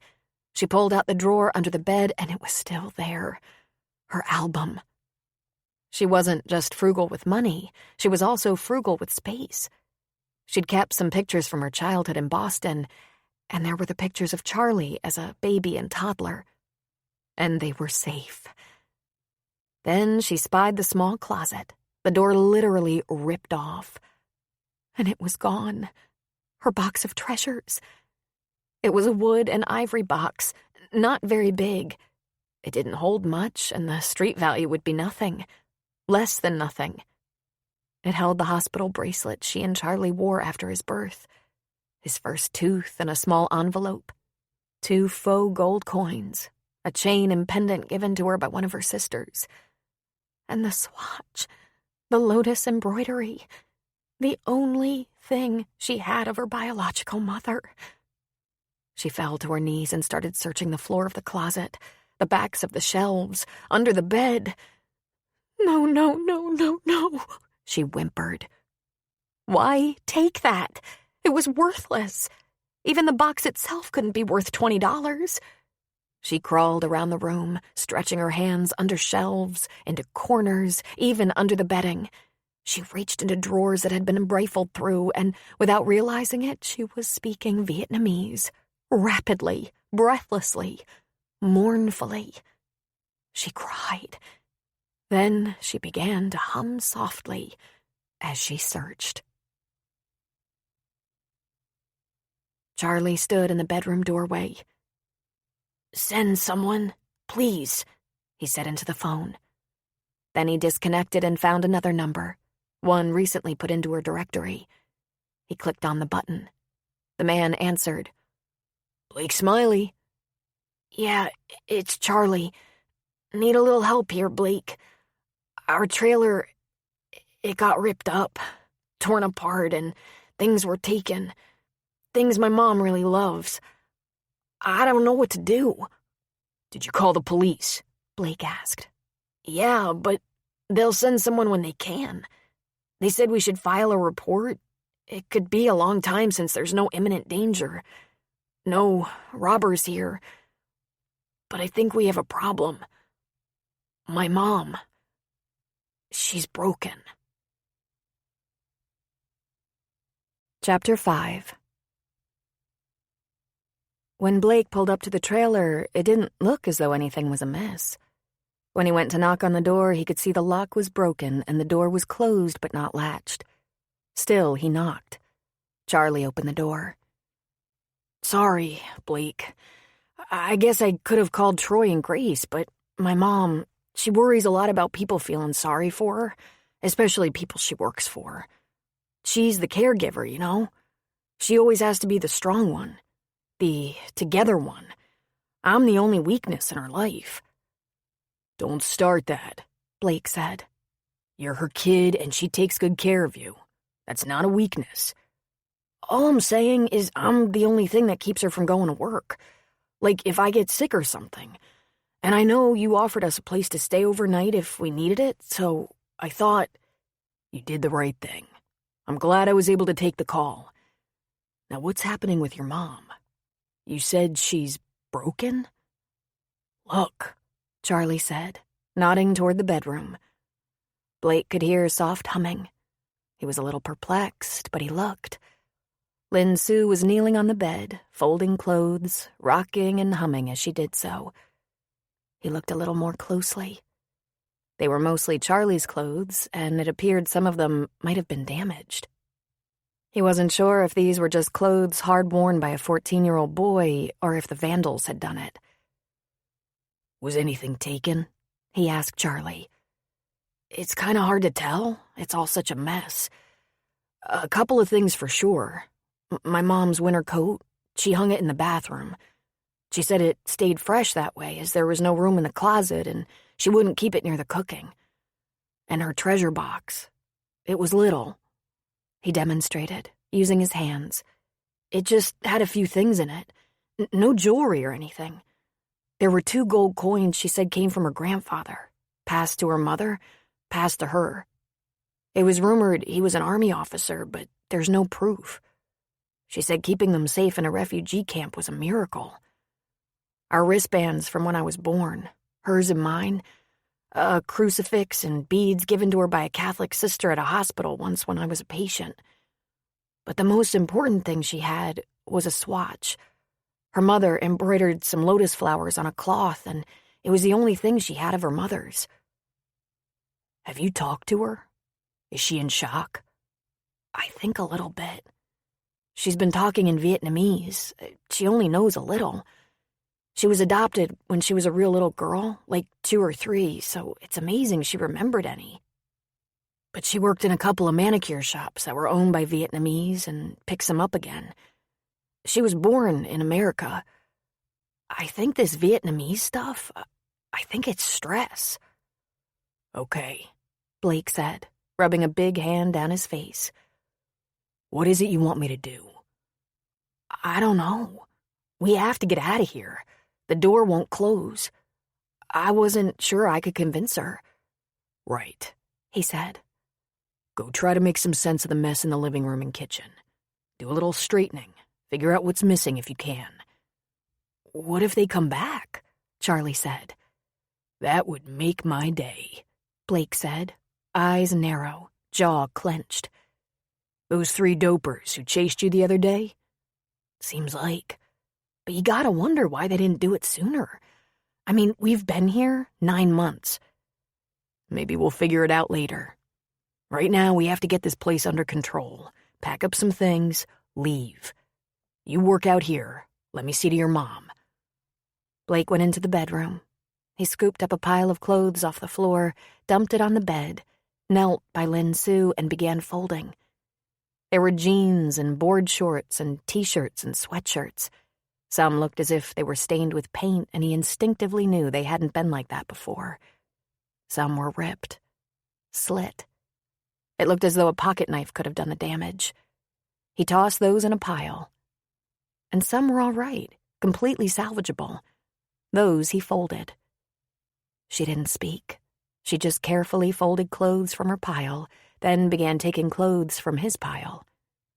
They proceeded like that for a few minutes before she looked up. Why are you here?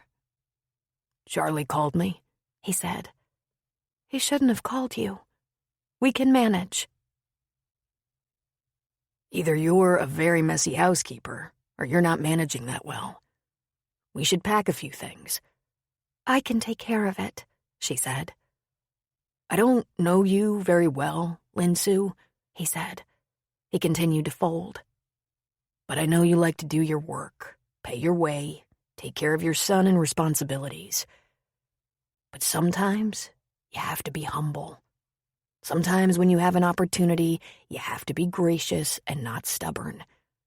You are so stubborn. Stubborn is strong, she said. Stubborn is also pig-headed and counterproductive. Tomorrow is Charlie's first day of school, and you really shouldn't stay here tonight. It's obviously not safe. There's a motel. He put his big hand over her forearm, stopping her from her task. Was she talking about that shithole down the street? He thought. He couldn't stand to even think about it. Save that money. You're gonna have to buy a new winter coat. They ripped it off. And some of these clothes will have to be replaced. She stopped, holding a pair of jeans in her lap, looking at him suspiciously. Why do you have a house with so many bedrooms and beds? Are you opening a brothel? A short burst of laughter escaped him. Good idea, he said. I have a team and associates. I have a coach and trainer. I usually have a couple of people staying with me 2 weeks before a race. We travel together for the race, and I always give myself a couple of days of training in either a different time zone or altitude. I train almost year-round, but hit the training hard before a big race. I used to rent space for my team. I told you, this is my first house. The bedrooms, it turns out, will come in handy. I can afford the motel, she said. I have savings. You're a mule, he accused, but he grinned when he said it. Let's make sure Charlie's comfortable. Tomorrow's a big day. Most of all, let's lower his stress if we can. He's very worried about you. And if you stay here or in a seedy motel tonight, he won't sleep. I am always there for Charlie. He can depend on me. Awesome. I don't suppose you have a suitcase. She glanced around. I had a couple of large duffels. I don't see them. I have a couple of gym bags in the car. I'll dump them out so you can borrow them. He looked at her and just shook his head. You know, I usually do well with the girls. I make them laugh. I'm charming. Perhaps the problem is that I'm not a girl, she said. Perhaps the problem is that you're obstinate and inflexible, he suggested. If you find me so thoroughly flawed, why offer all this assistance? She asked. It's a little invasive, you know. I've been through worse. It's a temporary setback, that's all. This is an emergency, Blake said. You'll stay the night so Charlie can get some sleep and have a good first day of school. Then we'll look at the options. Do you own this trailer? Can we move it to the property? Cooper has a hookup beside the bar. He has a trailer he brings out of storage for guest room when family visits, and we could put yours. She was shaking her head. I rent it. Then gather up as much as you can, and we'll put the padlock back on the outside. Maybe you'll come back for more of your things when Winnie's resting. If you need help, I'll help you. Let's do this, he said, getting off the bed. He went to his car to dump out his duffels. He took a great deal of time on the easy project so that Lin Sue could talk to Charlie if she was so inclined. While he was standing there, he heard someone yell. It wasn't a bad yell, more of a whoop, as if there'd been a touchdown on the TV. Then he heard bottles being dumped in the trash. He saw movement and caught the motion of a person skittering around the cinder block building. He pulled out his wallet, slipped some bills into each pocket, then threw his wallet in the trunk. He reached into the trunk for a tire iron and a large industrial-strength flashlight. It had been a very long time since he felt he could be in danger from a bad person. 15 years at least. Really, since he was 13 or 14, he hadn't rubbed up against many scumbags who just flat-out enjoyed hurting people. In fact, in all his years, if he ever had anything that could pass for a weapon in his hands, a brick, a bat, a broken bottle, it was because he was in defensive mode, staying alive. He slammed the trunk, turned on the flashlight, and headed across the drive to that brick building. The smell of urine and feces was disgusting.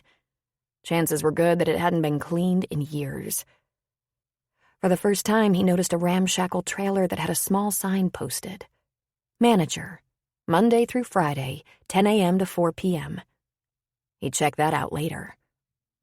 He walked around the brick structure, shining his light, and came face to face with one of the thugs he'd seen the day Charlie was chased. The guy grinned. His teeth were black, and he had a couple of sores on his face. Meth teeth, meth sores. It was the kind of leer that made Blake want to look behind him, but he wasn't falling for that one. The guy slowly pulled his hand out of his pocket, gave a small flick, and the blade of a switchblade zinged into view. Blake took a fast step closer to that knife, swung the tire iron, and came down on the guy's wrist. The meth head screamed, dropped the blade, and grabbed his wrist. Before he could run or call for his backup, Blake had him up against the bricks, the tire iron against his throat. "Where is it?" he asked as threateningly as he could. "Ah! What?" "You know what. The box. Let go and I'll tell you." Now it was Blake's turn to grin. "Not a chance in hell. Where?" "Bruster's got it." "Who's Bruster?" "You know, the manager." "And probably the biggest dealer in here," he thought. Some things were as predictable as sunrise. It was always the one in charge, the one who seldom got his hands dirty. "And did it get you a hit?" he asked. "Not even." He choked, and Blake stepped back a little. He was an addict. It could get messy. "Let's go get you a hit, loser. You gonna roll me? I'm gonna buy you a hit if I can get my box back." "You do that? I want the box." Blake turned him around, twisted his arm up behind his back, and counted his blessings. If this charged-up idiot decided to fight him, he might have a real problem on his hands. He'd seen 3 or 4 cops have trouble bringing down a 120-pound meth addict when he was high. His flashlight was under his arm, light pointing forward, and the tire iron in his hand, ready. "Let's go get it," Blake said, steering him in the direction of the manager's trailer. When they stood outside the door, he saw a little trash on the ground right outside the trailer door. "There it is," the guy said, looking down. He saw what looked like a small amount of smashed teak wood on the ground and a little unidentifiable trash. Paper, cloth, picture, chain. "That's my box?" Blake asked, incredulous. He wasn't impressed. "What's a hit go for in your neighborhood?" 20, he said. I mean 40, 50. Blake felt himself smile. It had been a long time. He'd forgotten how much drugs rotted the brain and what liars addicts were. "Here are your choices," he said. "I can give you some money and you can run, get out of sight, or you can stay and talk to the manager with me. Or I can beat you stupid with this iron. But I think you're already stupid." "You kidding me? Give me 50 and I'm gone." Without turning the guy around, he pulled one bill out of his pocket. It was a 20. He shoved the man away from him and he stumbled a few feet. Blake braced himself, wielding the tire iron in one hand and flashlight in the other. The 20 fluttered in the hand that held the iron. "Do you want to disappear with 20 or would you prefer to negotiate?" As if by magic, his 2 compatriots stepped out of the darkness, and they were a little bigger. But they were ratty and pale. They were vampires. They lived by night. He was 1 on 3. Reasonably, his chances were 0, and it was stupid to engage them. This was the time to run. They were high and strong. He was sober, and his strength wouldn't matter. So he smiled as though he had confidence, twisted the iron and flashlight, worked his shoulders a little bit, and took a couple of wide swings with the tire iron. The junkies separated. 1 left, 1 right, 1 head-on. 1 picked up a rock, 1 produced a knife, 1 held his pained wrist. Blake didn't waste any time. He took out the knee of the guy with the rock on his left, then hit the arm holding the knife with the flashlight. He jammed the guy in the gut with the tire iron, then gave his ankle a hard whack before shoving the tire iron into the gut of his first boy. He whirled and caught one in the neck. There were a couple more whacks to legs with the iron, then higher. With any luck, he'd injured a couple of ribs. Hurt leg joints and bruised ribs could really slow you down, provided you could feel pain. He hit one under the chin with the flashlight, and the man sprawled, groaning. His first aggressor limped away while the other two were in the dirt. He was surprised. He wasn't much of a fighter anymore. He was lucky, or they were impaired, and he was out of breath. He tried the manager's trailer door, but it was locked. So, tit for tat, he applied the flat end of the tire iron to the door and popped the lock. He peered inside. Bruster appeared. He was fat and wore a wife-beater t-shirt. Why are they always fat? Blake asked himself. The biggest crook and dealer on the block was a lazy fat blob with a gun. Blake put up his hands and backed away a little, though he still held the flashlight in the iron. You can shoot me if you want, but it'll make your life miserable. I swear on the Virgin Mary. It'll bring down the wrath of every Catholic cop in the state because I'm a priest, and all I want are the 2 gold coins and the other contents of that box. Who the hell are you? Bruster asked. Blake straightened proudly. Father Blake Smiley. The guy laughed. Get out of here, he said, reaching for the door. Blake put the flashlight against it. I want the stuff. I don't know about stuff. I found the coins. They're not valuable, Bruster said. Then I'll make 'em valuable. I'll buy 'em from you. I have to have them. They were blessed in Versailles. They're holy, and your flunkies told me you have the coins. Now come on, let's just deal. Bruster looked around Blake in time to see one guy limping away, one struggling to his feet, and the third lying on the ground holding his knee and rocking side to side. You did that? And you say you're a priest? You're no priest. They send all priests to defensive tactics training now. You want a search warrant, or do we deal for the coins? I told you they're holy. He didn't put down the gun, but he did dig out 2 small gold coins from his pants pocket. Now I've seen it all, he muttered, holding the coins. $200, he said flatly. I don't have $200. I'm a priest. Blake glanced over his shoulder, then slipped the flashlight under his arm and pulled $40 out of one pocket and another 20 out of the other. He tossed the money into the trailer. Now what are we gonna do? You stole them after all, and I do still have a cell phone if you don't shoot me. I wouldn't mind shooting you, he said. Here. He tossed the coins one at a time. I need a bag or something. I don't have a bag, he shouted. Get out of here. He pulled the door closed. Blake looked at the losers he'd just done battle with. They weren't coming at him, but he had to keep an eye on them. That meant kneeling with his legs almost under the trailer and his weapons close at hand. He began scooping the remnants of the small teak box into his pockets, along with the items on the ground, which may or may not have been the contents. He recognized the hospital wristbands and swatch, both very dirty. There was a cheap chain, perhaps once silver in color, a broken locket, a shred of paper, a cross.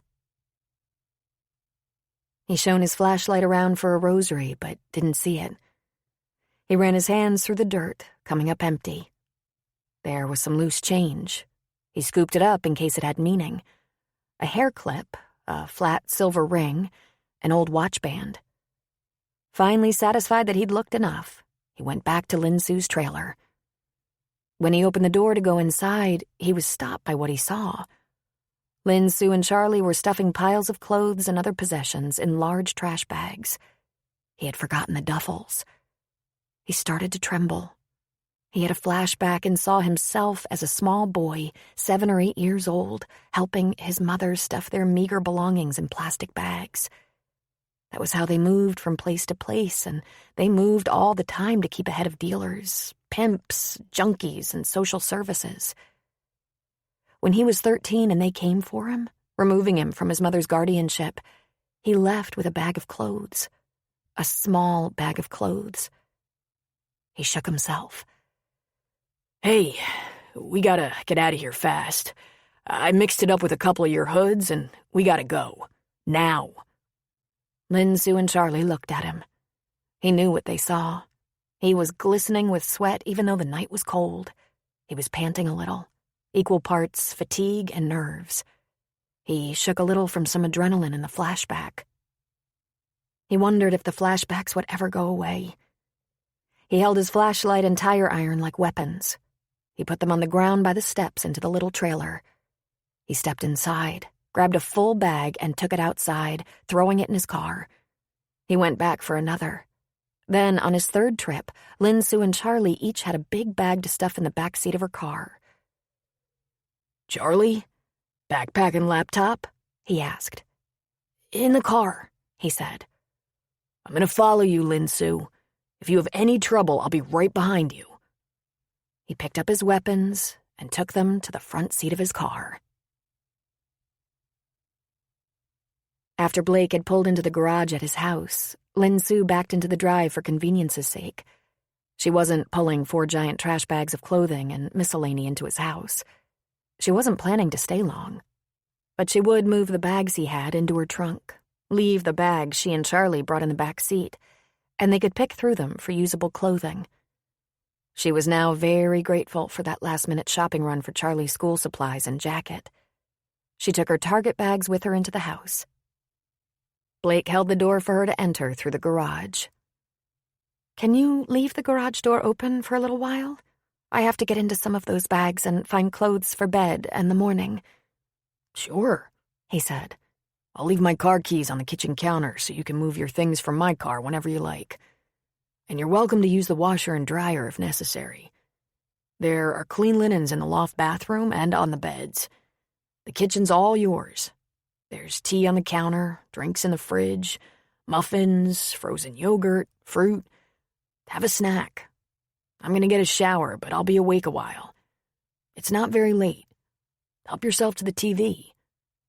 "You won't even know we're here," she said. "I want to know you're here," he said. "I want to know you're both here, and no more of your belongings will be taken or destroyed or—" "Oh," he said. He reached into the cupboard for a ceramic bowl and began emptying his pockets into it. The shards of teak and contents of the box were mixed with dirt. "The guy smashed it, and I think most of the stuff was lost. The pieces of the box are too small to put it back together, but—" She stepped closer. The dust from the dirt rose in a miniature cloud. She recognized the hospital wristbands, then heard the clink of 2 gold coins. She stepped closer. The swatch, filthy, joined the other detritus that comprised her treasures. She grabbed it, unfolding it, gently brushing it.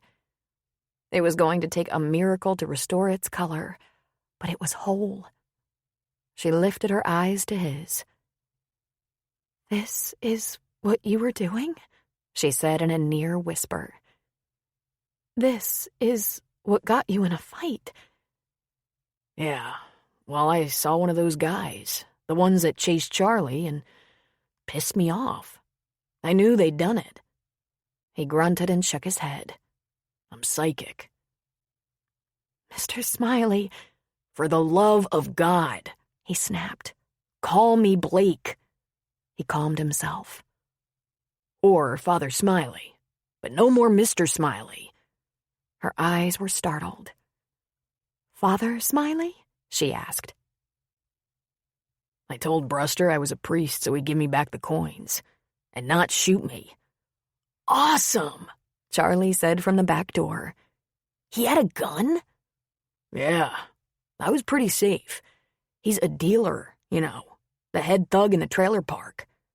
He wasn't gonna shoot me. Someone would call the police. If it had been anywhere else, he might have, but not where he does business. Too risky for him." He looked at Lin Sue. "I probably didn't get everything," he said. "You shouldn't have risked it," she said. "Thank you. It means the world to me, but you shouldn't have risked it. What if something worse had happened to you?" "Worse?" he said. "You're hurt. If you like, I could clean that up. You need an ice pack." "Nah," he said, ducking away from her. "I'm fine. Get settled. Have tea. Eat something." Then he turned and went down the hall to his room. Blake closed his door and turned on the shower. Hot. He looked in the mirror and almost jumped back in surprise. His eye was swollen, his chin was cut, a lump was rising on his cheek, and his nose had bled. It appeared he'd absently wiped it across his cheek. His shirt was torn in 2 places, and he'd never been aware of taking a single hit. He'd blacked out. It had been a long time since that had happened. It wasn't that he didn't remember anything. He could be so single-minded, so focused. The only important thing was his mission and survival. It had started when he was a kid. He could force himself to act without thinking. He'd be chased by some hood and he'd run and hide. Then he'd catch his breath and realize he was 2 miles away. He could do that in a race. Concentrate so hard on the task at hand he had no memory of the landscape. He'd know where each competitor was and what he had to do. It didn't happen to him all the time, just when the stakes were high. He gave the credit to his discipline. But it was probably more than that. One of his counselors, when he was much younger, said it was a form of PTSD. As long as he was functional, the therapist wasn't too worried about it. He stripped and got into the shower. He'd been very stupid. He could have been hurt. He was always careful. He didn't even ski. Triathlons were his career, and he didn't take unnecessary risks. But after seeing that destroyed little trailer, after hearing from Charlie what had been taken from Lin Sue, after seeing that meth head ducking behind the building, he was utterly driven. He went after them, equal parts revenge and quest to get back that little box. He was incensed. Taking her useless little treasures had been so cruel. Men like them enjoyed being cruel. Really, he didn't think any of them had gotten off a shot at him, but his face bore the truth. He'd been hit at least 3 times. He'd been grabbed hard enough to tear his shirt. He was filthy, as though he'd rolled around in the dirt. Maybe that came from scooping up the contents of that broken box? He'd never really know. He put on a pair of sweats and a clean t-shirt and went into the kitchen. The bowl was gone, and a dim light from the loft came down the stairs. There was a light over the stove left on. He checked the garage. The door was down. He got ice for his swollen eye and turned on the TV. He put his feet up and did a little channel surfing, volume low. He hoped Charlie would hear and come downstairs. He'd like an update on how Lin Sue was doing. He didn't see them again that night. Chapter 6. Lin Sue crept around like a thief. She didn't want to disturb Blake. It looked as though he needed sleep. She kept shushing Charlie. She lifted a chair at the kitchen breakfast bar rather than sliding it and warned him to be extra quiet. She didn't want to avail herself of Blake's food, but there seemed no other option unless she wanted to walk with Charlie to the diner. His first morning at a new school was now awkward enough. "And how did you spend your summer vacation, Charlie?"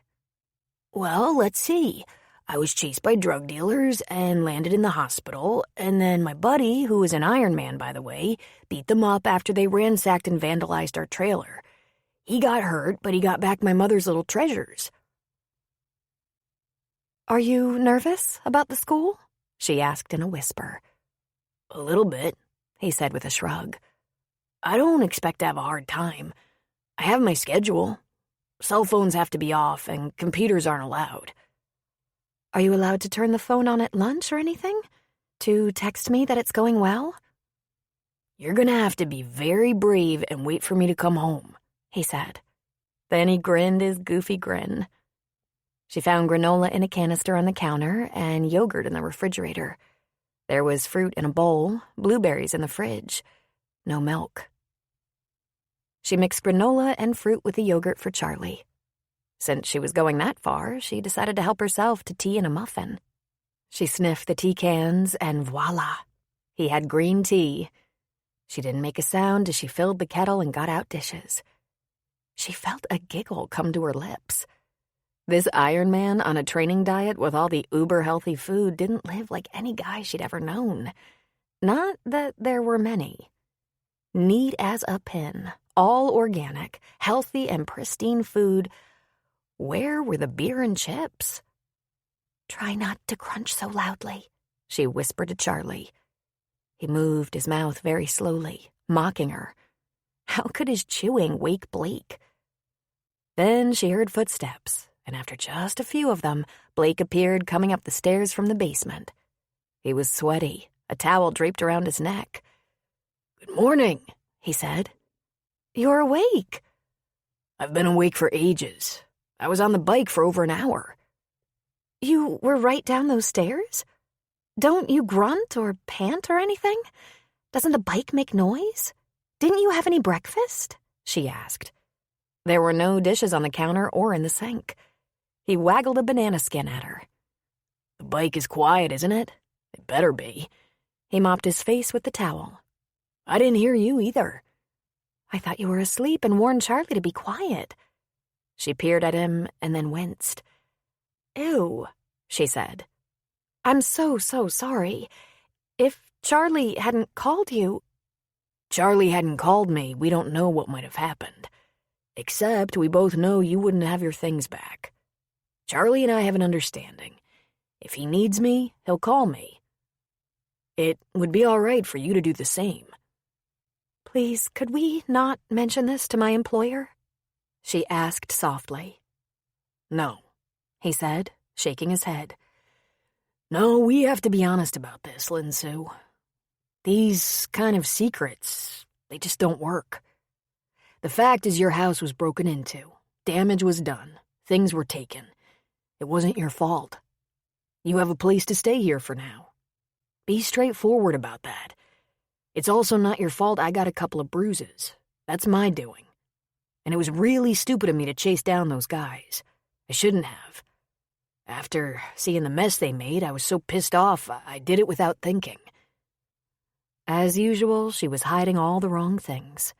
She didn't want to talk about the fact that her treasures included a baby wristband, swatch of cloth, hair clip, and 2 faux gold coins given to her mother by her GI father. It made her feel like such a peasant. "You're right," she said. "I'll explain. Charlie, brush your teeth. I think Winnie will want to see you before you start your first day at a new school." "Can I leave my laptop upstairs? Or should I put it in the car?" "Leave it upstairs," Blake answered for her. "I'm gonna swim, then run, but I should be around when school's out. You won't be separated from it any longer than necessary." "Thanks," he said, jumping off his stool. When he was gone, Lin Sue began rinsing his dishes. "Mr. Blake," she corrected. "I don't expect you to understand this. It makes no sense, but when something goes wrong, like our trailer being vandalized like it was, it somehow makes me feel incompetent, like a failure, as if I'm not capable of taking care of myself and my son. And Winnie is too generous. I guess she can afford to be, which is wonderful for her, especially now as she battles ALS. But just like it makes me feel like a failure when I can't keep trouble from my door, I don't like to take handouts." "I do understand, as a matter of fact. Your stubborn pride is familiar to me. But there are times when the need is genuine and certainly not due to laziness or entitlement. You have to go with humility and gratitude. Get on your feet and pay it forward. I've been there, Lin Sue." She tilted her head. "You say things like that you understand being poor, that you've had your own hard times. Someday you'll tell me what you mean by that." "Someday I will," he said. "We actually have a lot in common, even though I don't have children. One of the things is this. We don't get along all that well, but I think we have a common mission and respect for each other. If I found myself suddenly homeless due to some misfortune I couldn't control or prevent, you would offer to help me. You'd offer me a place to stay out of the cold and rain, no matter how little space you had to share. So let's leave it at that. You're no beggar. You had a bad day. I had extra room." "We really should get along better than we do," she thought. I'm very grateful, she said. Thank you. And if I get any more humble, I will be an aunt. He grinned at that. It made him wince. You really got pummeled, she said. Yeah, He said, ducking away from her perusal.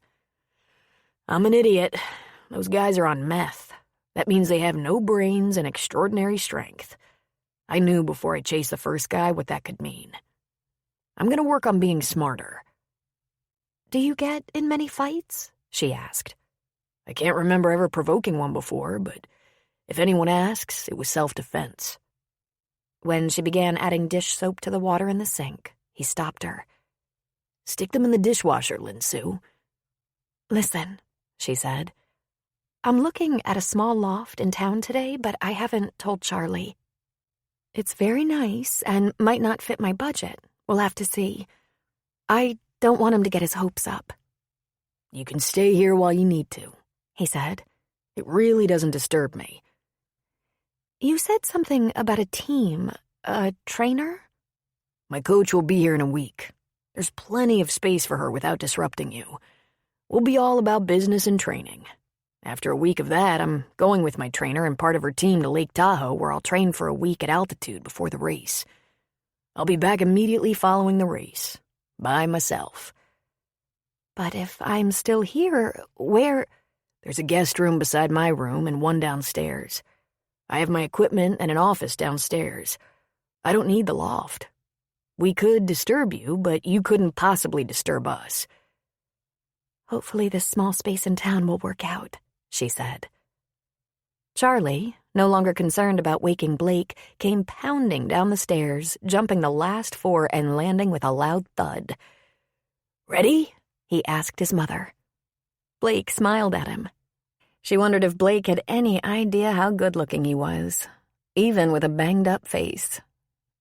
Ready, she said. Let's go. The woman has no idea how exquisite she is, Blake thought. He was used to women who knew how beautiful they were, knew how powerful they were. Lin-Su was proud, gentle, as strong as steel, as soft as a cloud, stubborn as an ox. He'd seen her care for Winnie with tender strength. It was true Winnie wasn't a large woman, but she was slightly bigger than Lin-Su, yet the nurse handled her as if she were weightless. She could be firm with Charlie, and with himself for that matter. Yet he'd seen in her a sweet kindness unlike anything he'd known, and she was breathtaking to look at. Their rapport was a little edgy, stumbling along, looking for a way to become friends. He could tell they had a great deal in common, and maybe that was why they didn't quite trust each other yet. But even though they weren't exactly friends, or maybe they were very cautious friends, he was impossibly attracted to her. Alone in his house, he laughed out loud. He couldn't have conjured up a more complicated scenario. She worked next door. She had a boatload of secrets she guarded with a kind of stoic tenacity. She didn't trust him because it looked to a lot of people, as though he had it easy. On top of all that, she had a 14-year-old son who had health issues and regarded Blake as his champion, a boy who wanted an active and adventurous life despite his limitations. Blake thought Charlie was right to want that. He also thought it was possible. He, with no parenting experience whatsoever, thought Lin-Su was too protective. He thought Lin-Su would keep Charlie from growing and testing his limits in an effort to keep him safe. Polar opposite of what Blake believed was in Charlie's best interest. That alone would pit Lin-Su against him. And, in a way, him against her. He was pretty sure they'd never work out the kind of easy, affectionate relationship he'd like. He was convinced the passion he fantasized about was out of the question. He just hoped they wouldn't kill each other and bang up Charlie in the process of discovering what kind of relationship they'd have. He took his swim, an hour. He showered and cleaned up, and it was still early. He could have gone for a run, but he passed. Instead, he walked next door. Mikhail appeared to be out on the deck, so he went by way of the beach stairs. Might as well get it over with. He couldn't hide out for a week while his face healed. He clomped up the beach stairs to find Mikhail sitting at the table playing solitaire. The old Russian looked his way, didn't say anything, but lifted one bushy eyebrow. Blake went to the table and sat down. "I see you've taken up hockey," Mikhail said. "Fell off the bike," Blake said. Mikhail grunted. "Bah! Your jig is up. The little one told us what happened." "Charlie?" "Lin Sue.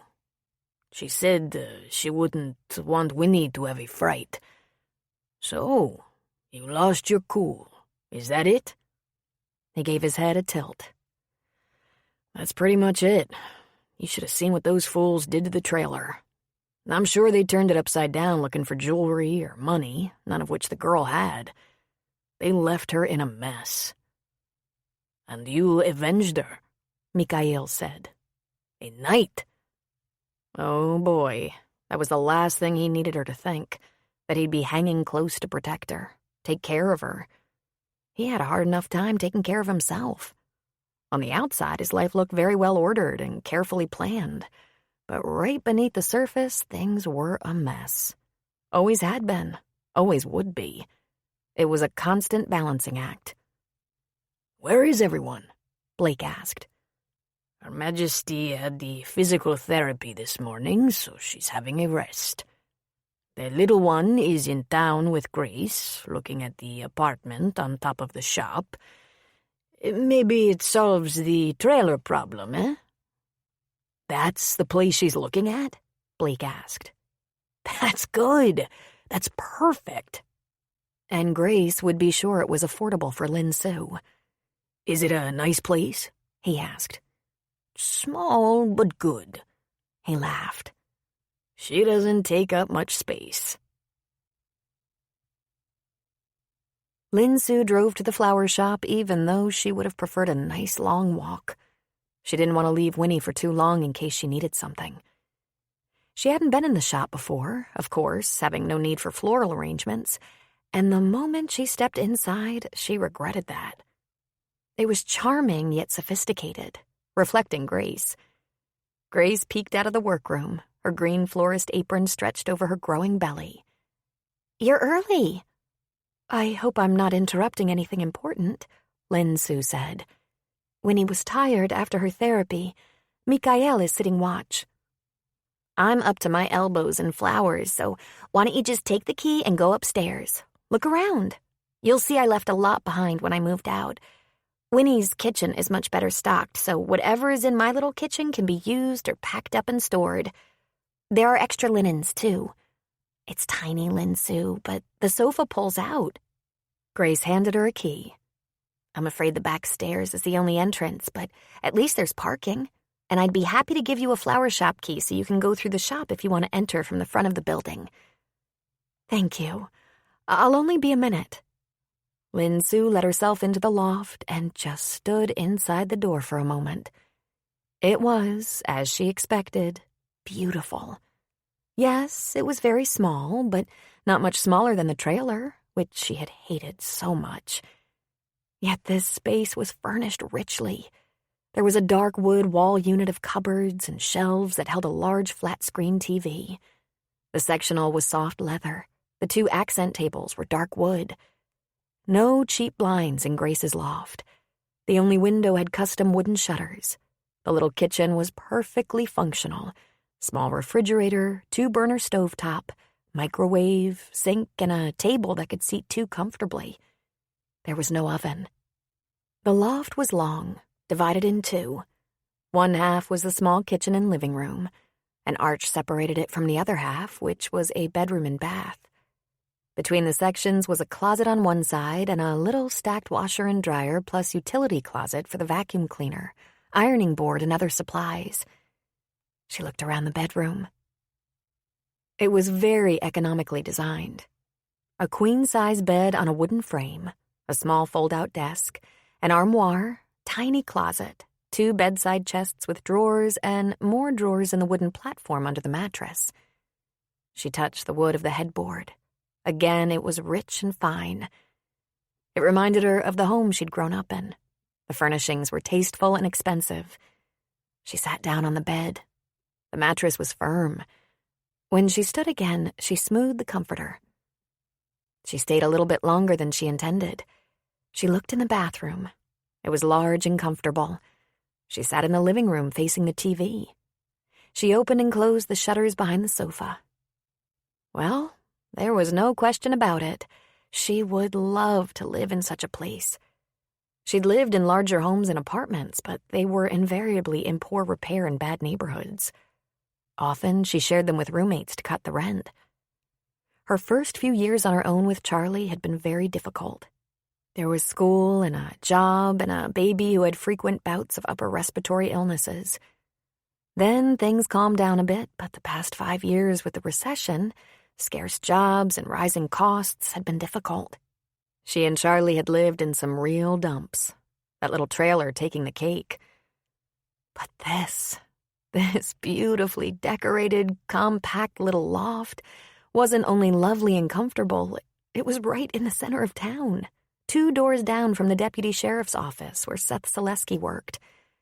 It wasn't really a place to raise a family, but it would be so ideal for a single woman and her son. Too bad it was impossible. Even if it was priced reasonably, it would be hard for her to afford. The furnishings alone made it even more valuable. And Lin Sue had already made a decision. She wouldn't negotiate with Grace. Over the years, she'd become a fierce haggler. Even used car salesmen quaked when they saw her coming. But Grace was her employer. She might take care of Winnie, but she knew she worked for Grace. She went back downstairs. Grace was still busy at her work table, constructing an arrangement. Lin Sue handed her the key. "Grace, it's very beautiful. It's small, but so expertly arranged. You should have seen what I started with. A completely unfinished attic, full of junk left behind by Iris's mother. She was the last owner of the flower shop, and when she had something she didn't know what to do with, she shoved it upstairs and it never came down again. Iris and I had a field day poking through her stuff. Not much was worth keeping." "Did you do it yourself?" Lin Sue asked. "I only helped. I had to hire tradesmen. There wasn't even a bathroom up there. But the plumbing was in the right place. I painted, papered, sanded, but no way could I install a tub or toilet. And that arch, that was indulgence. I really didn't need a door that closed for just me." She clicked her teeth. "I suppose that could be a problem with a 14-year-old son." Lin Sue laughed a little. "I think he'd like it if I didn't live with him at all. Boys his age resist mothering, but we manage. Our trailer didn't offer much by way of privacy. One pocket door to the bedroom and a pull-out screen to close off the bathroom." She shrugged. "It was manageable. But Grace, I'm not sure we can make this work." "Ah," Grace said. "Just too small? Not enough storage space?" "Grace, it's beautiful. It's first class. I'm afraid I have a tight budget. But I'm sure something will—" "Lin Sue, I wasn't thinking of charging rent. If it works for you, use it." "Now wait," Lin Sue said suspiciously. "You can't mean to just loan it to me." "Why not? I didn't charge Ginger rent." "But she worked for you." Grace laughed. "And who do you work for?" "But I don't work in this flower shop. The loft is part of the flower shop." "You could help me with the electric bill, but I use so much more than the loft ever uses. Does a third sound fair? It could be as high as a couple $100. It's the refrigerated flower case. It's a big energy suck. Maybe we should say a fourth. But even though that's a lot, you'll save on gas over time. Not much of a drive to your job." "But Grace, the furnishings alone—" "You like the furniture? Oh, I'm so glad. This is the lucky result of 2 people who have had their own homes combining households. Troy and I took what we wanted from each apartment. It left some nice things in the loft, so it's ready to live in. Of course, if you have your own things and it gets too crowded, we'll just store some things." Lin Sue took a breath and reminded herself, gratitude and humility. She'd been honest with Winnie about the break-in, the destruction. After last night, that isn't going to be a problem. Oh, Lin Sue, was the loss terrible? Actually, no, she said, giving her head a little shake. The things we really need, we took. I'll drive back over there in the next day or two to make sure there isn't anything important that I forgot. But all things considered, we were very lucky. And thank God Charlie wasn't home while I worked. Well, if you choose to live upstairs, I can promise you Charlie will be safe when he's at home. I'll be in the shop until closing. We have as many issues as any small town, but it's pretty safe around here. If you have any concerns, you can always talk to Seth. He's such a wonderful deputy. I just love him. Lin Sue just shook her head. You all have been so generous. Generous is good, Grace said. But really, I don't happen to see it that way. You're better than the best nurse my imagination could conjure up. And I think Charlie is very good for my mother. They're like best pals. I suspect they have secrets and plots but don't let on. Winnie needed someone like Charlie right now. He's completely honest all the time, and Winnie gets a little more life in her when Charlie's around. And Charlie doesn't take any of her shit. Refreshing. Between Charlie and Mikhail, Winnie is kept human. And the women come to her house for tea or a drink, Lin Sue said. She's never had that kind of life, Grace said, shaking her head sadly. She's always been somewhat apart from the mainstream of life. Oh, she had friends, don't get me wrong, but where are they now? These society women Winnie socialized with for years. They don't visit and rarely call. Winnie needs to feel family right now, and that's exactly what she has. We're an odd family. Me, Troy, Winnie, and Mikhail.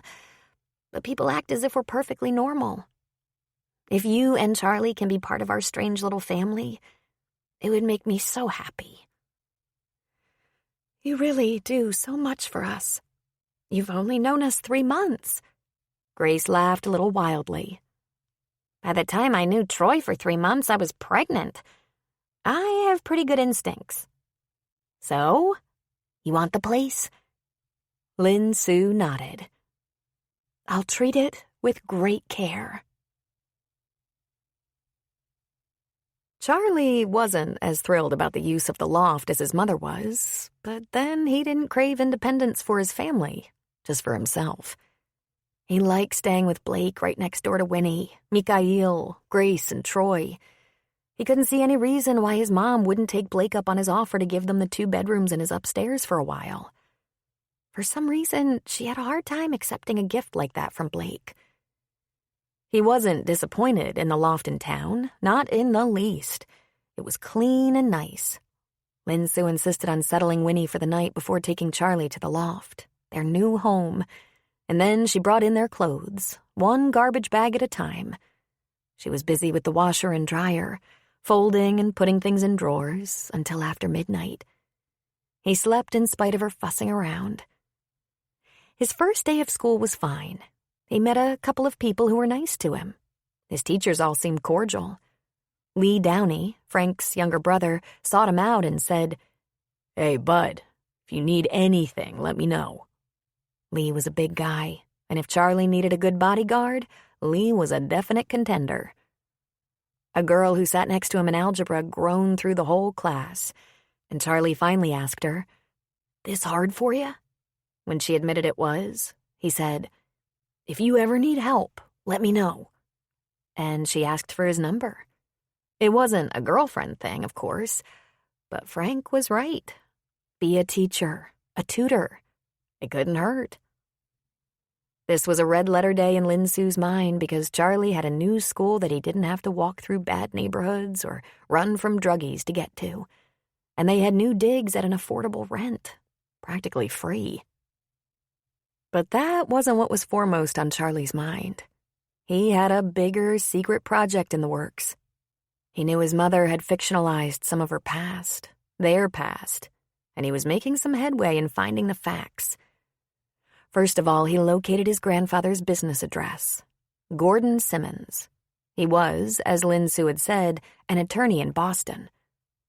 Lin Su checked Charlie's computer regularly to be sure he wasn't getting into any trouble. She looked through his browsing history, his apps and programs. She probably even read some of his emails. They never talked about it, but she told him he used the computer by her consent and she would be checking. A couple of times he saw her with his laptop and knew she'd been snooping. Once when he came out of the shower, once when he woke up after being asleep a while. And she asked to use it a few times to pay bills, something she could do as easily on her smartphone. He didn't mind. He was smarter on the computer than she was and covered his tracks. He joined a couple of professional networking links that were free. He joined Facebook but didn't have an accessible page. He had a lot of Google searches, but his surfing tracks weren't visible in his cache. Once he found Gordon Simmons, he started poking around for Lin Su's adoptive sisters, Lee and Karen. Karen was tough. She'd been married a couple of times, changing her last name each time, and he'd had to search public records. But Lee Simmons was easier. She was either single or had kept her last name. She was a professor of anthropology at Rutgers. She'd done a stint in the Peace Corps and was a big supporter to this day. He liked her face, and he thought she might respond to him if he got up the nerve to get in touch. All this would hopefully lead to two things. One, he didn't think his biological father was really dead. Charlie wasn't sure of his name. Just asking would get Lin Su a little riled up. She said his name was Jake, that there was no family, that it was unimportant to discuss, and it had been such a hard time for her. Charlie bought the hard time, but not the rest. You don't love a good man and not even keep a picture. The second thing, Lin Su said his grandmother had been in such ill health. She gave Lin Su into adoption. But that didn't mean she died. Lin Su never knew for sure what became of her. She had that one picture, his grandmother as a little girl sitting on an American serviceman's lap. It was taken in the 60s. Lin Su had no other pictures of her mother, just her name. Nyung Eng. She would only be around 50 if she were alive. Charlie wanted to find his roots. Chapter 7. It took Lin Su only a couple of days to get herself organized and comfortable in her new small space, working on laundry and sorting in the evenings and early mornings. She felt the need to make a run back to her trailer, to look around in case there was something she forgot. She asked Mikhail if he'd be around the house while Winnie napped so she could do that, and Winnie said, "Take Mikhail, or Blake, but please don't go alone." "I'll be perfectly all right in the light of day, Winnie. After all, I lived there for 9 months without any issues. And now there have been issues. Don't fight me on this. I don't need a keeper at nap time. I'm going to rest for 2 hours. I won't even be answering the phone."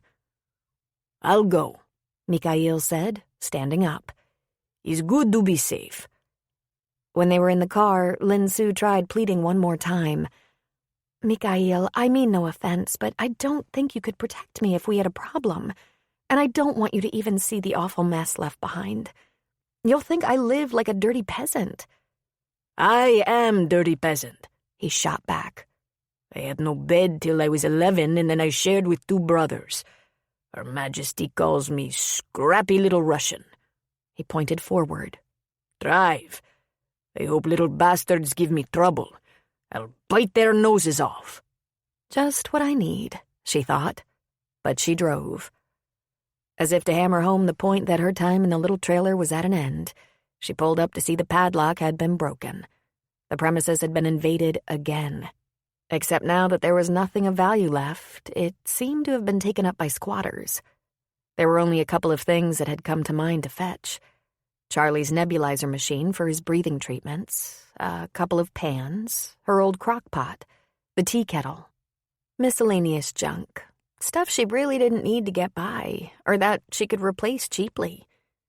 She stood just inside the door and looked around. There were beer cans here and there.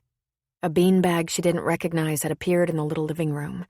Beside it on the floor, a syringe. "Touch nothing," Mikhail said. "We are finished here. We start over. When you think on that, It will fill you with a glorious renewal." She sighed. It filled me with a feeling of renewal the first 10 times I had to start over. He looked at her with tired eyes. She didn't know Mikhail's history except that he emigrated from Russia when that was not easily done. And now his best friend, Winnie, was dying, though very slowly and without much suffering. With deep sincerity, he said to her, "I know this to be true." Mr. Chester was standing by her car when they left the trailer just a minute later. He was holding his rake, his weapon. She suddenly realized she'd rarely seen him without it. "This place wasn't always like this," he said sadly. "The wife and I put our new mobile home here 20 years ago, right before my retirement. It was a pretty decent place. Clean, safe. Everyone had flowers bordering their patios, and the laundry was scrubbed clean. They were good people, friendly like us, but all the good people left. I don't know what happened to it." Was the same property manager here then? She asked. He shook his head. "We've been through a few of them, each one worse than the one before. Do you have a place to go?" I do.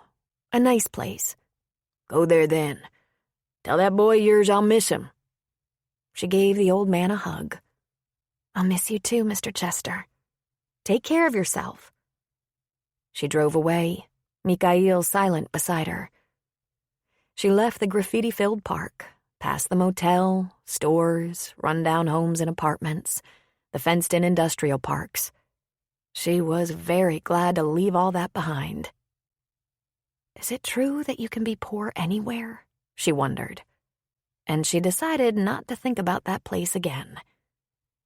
That was the day her life began to really change. Rather than driving to Winnie's house, working, and then driving home, she was now part of the town because she was seen there several times a day. She'd met lovely people before moving above the flower shop, but now she was in the mainstream and not a nurse escorting Winnie here and there. People stopped her on the street if they saw her, asking about Winnie, asking about herself and Charlie. Now she had coffee and a pastry at the diner before walking across the beach to her job. And more often than not, someone from town would sit beside her. Maybe Seth, sometimes Carrie or Peyton, or even Grace with her 2 cell phones, one for work and one personal. She started many days chatting with Gina, who had been working in that diner for almost 20 years. It was Gina who could give her the oral history of the people she knew, starting with how Cooper came to Thunder Point to find out how his longtime friend, Ben, had died so unexpectedly. Cooper stayed on, turning Ben's old bait shop into a nice establishment on the beach, thus the name Ben and Cooper's. One of the things that surprised Lin Sue was learning that she wasn't the only person in town nor the only newcomer who'd fallen on hard times. It seemed even Gina hadn't had the good life handed to her. Me? Gina had said. Girl, I got pregnant in high school. Only 16. Had to drop out of school to have and take care of Ashley. We lived with my mother until Ashley was 16, and that's when I married Mac and we combined single-parent households. As for Mac, he had his own struggles. Married young, had 3 kids right away, and then his wife left him with the kids. The youngest still a baby. His Aunt Lou lived with him and helped raise those kids. That's really how we became friends. We had daughters who have been best friends since they were 12. We joined forces to get them around and share chaperoning responsibilities. Then she learned about Devin, the office manager in the clinic.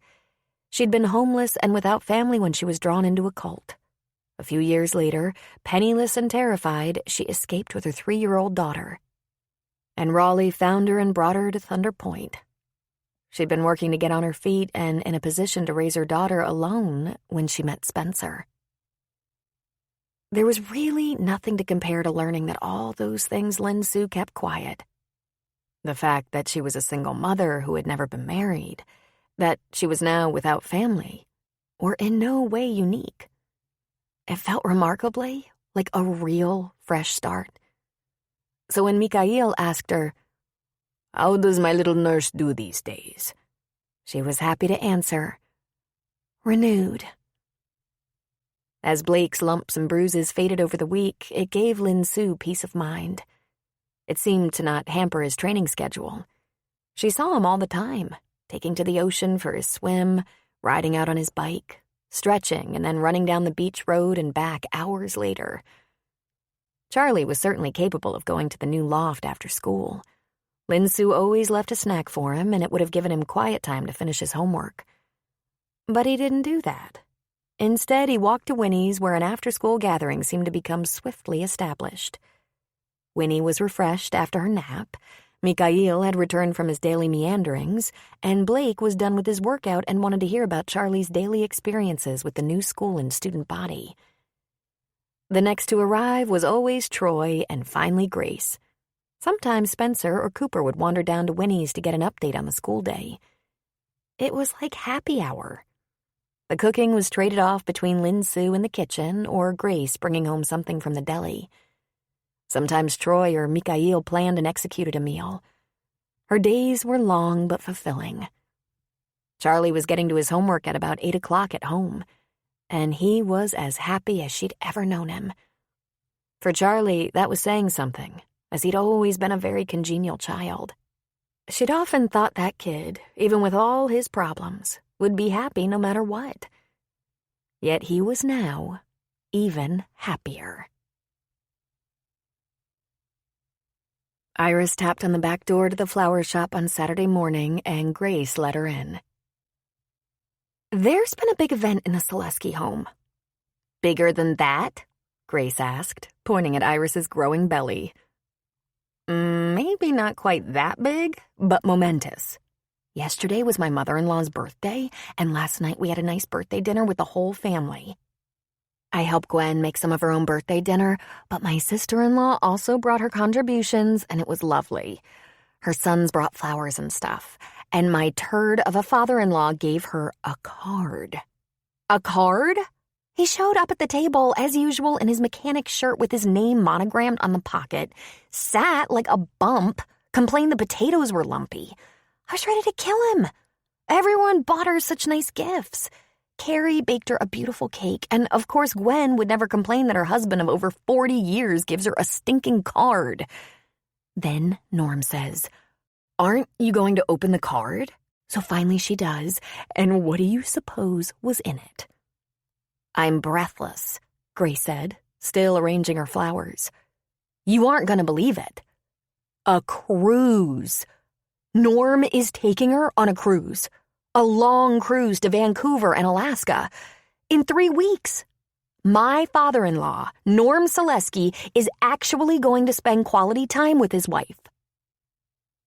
For a moment, Grace just stared wide-mouthed. "Do you think he'll wear the mechanic shirt?" "He wears it to Christmas dinner some years, so why not?" Iris asked with a shrug.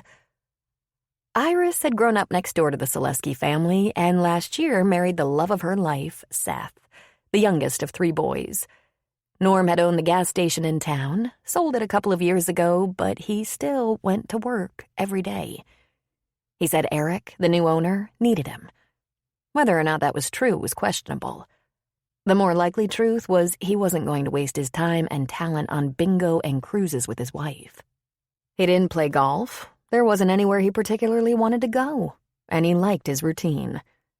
He'd seen the merit of selling the station while he could get a good price, however. "I hope Gwen doesn't live to regret it," Grace said.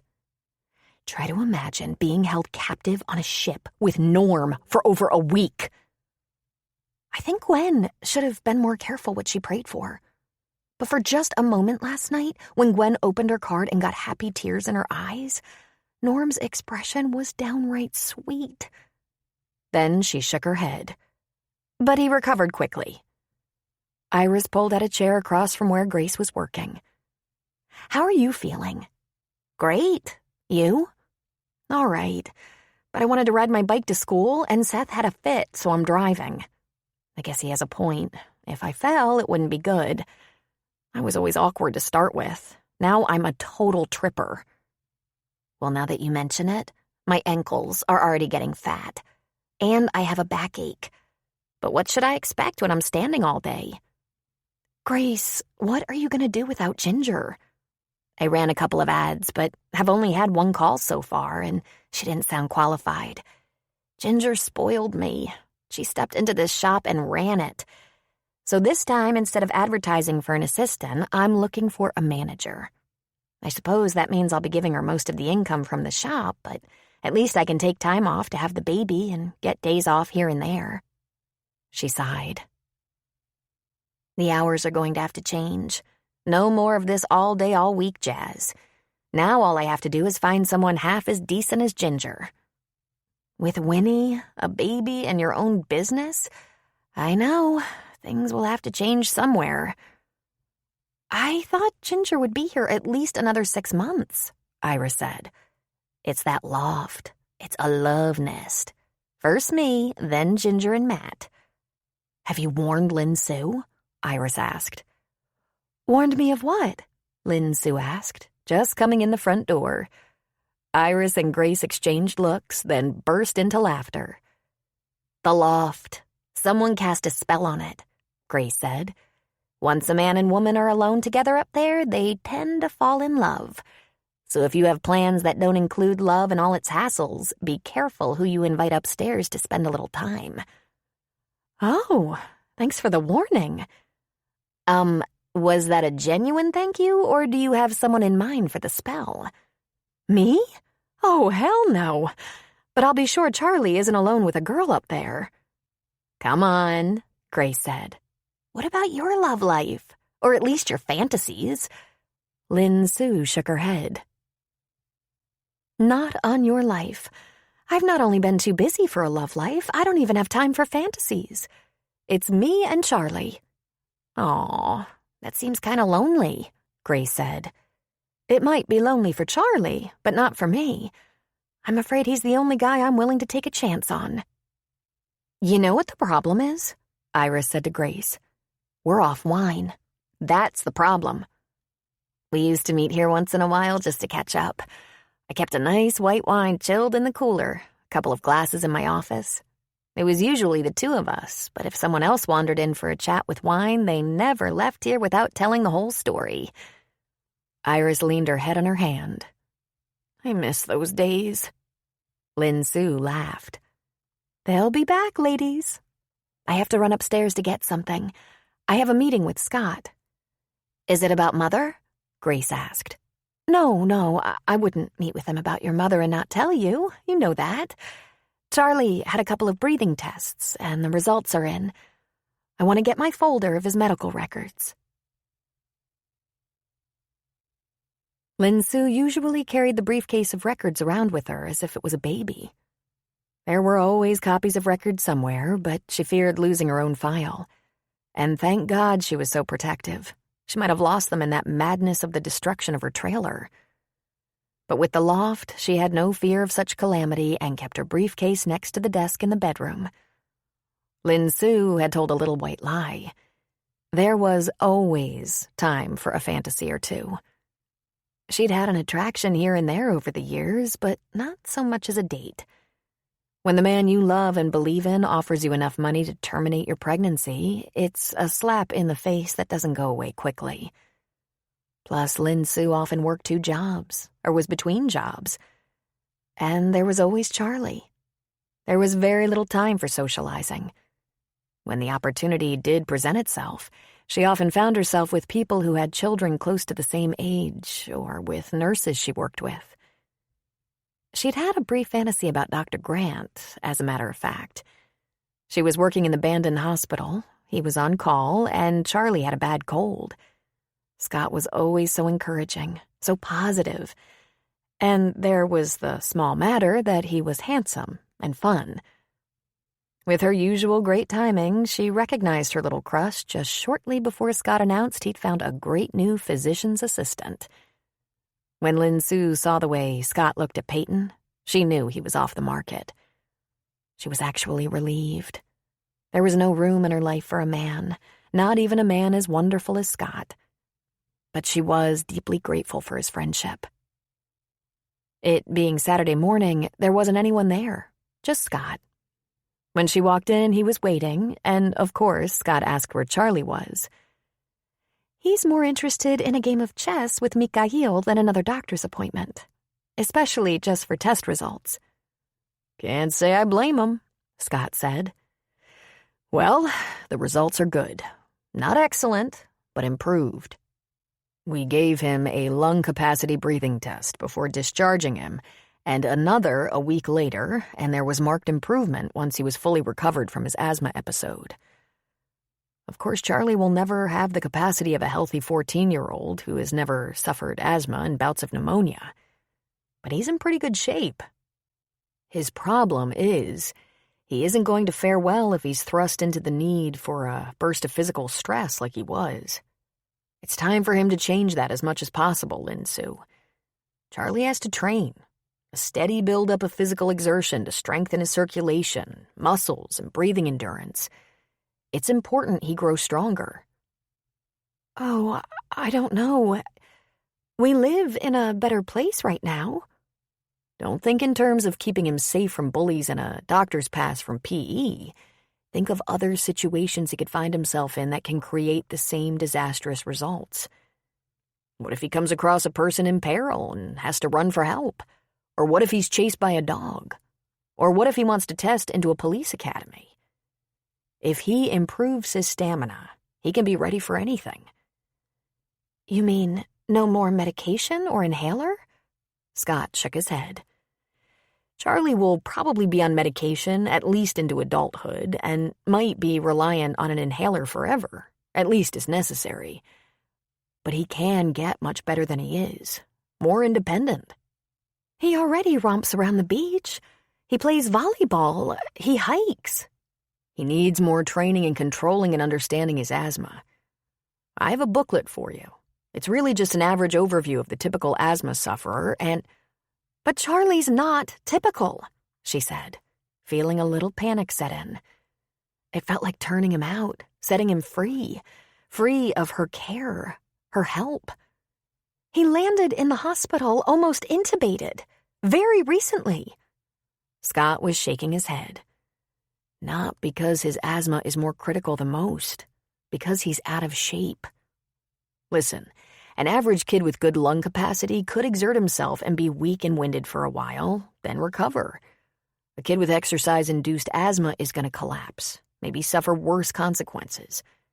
Charlie has been kept still too long, Lin Sue. It was necessary, I understand. Now he has to build his strength. Then he has to maintain his stamina. He stays on medication, uses his inhaler once a day, or maybe before or after some monitored exercise, improves his capacity slowly. I have no idea how I'm supposed to do that, she complained. I'm working and he's in school all day.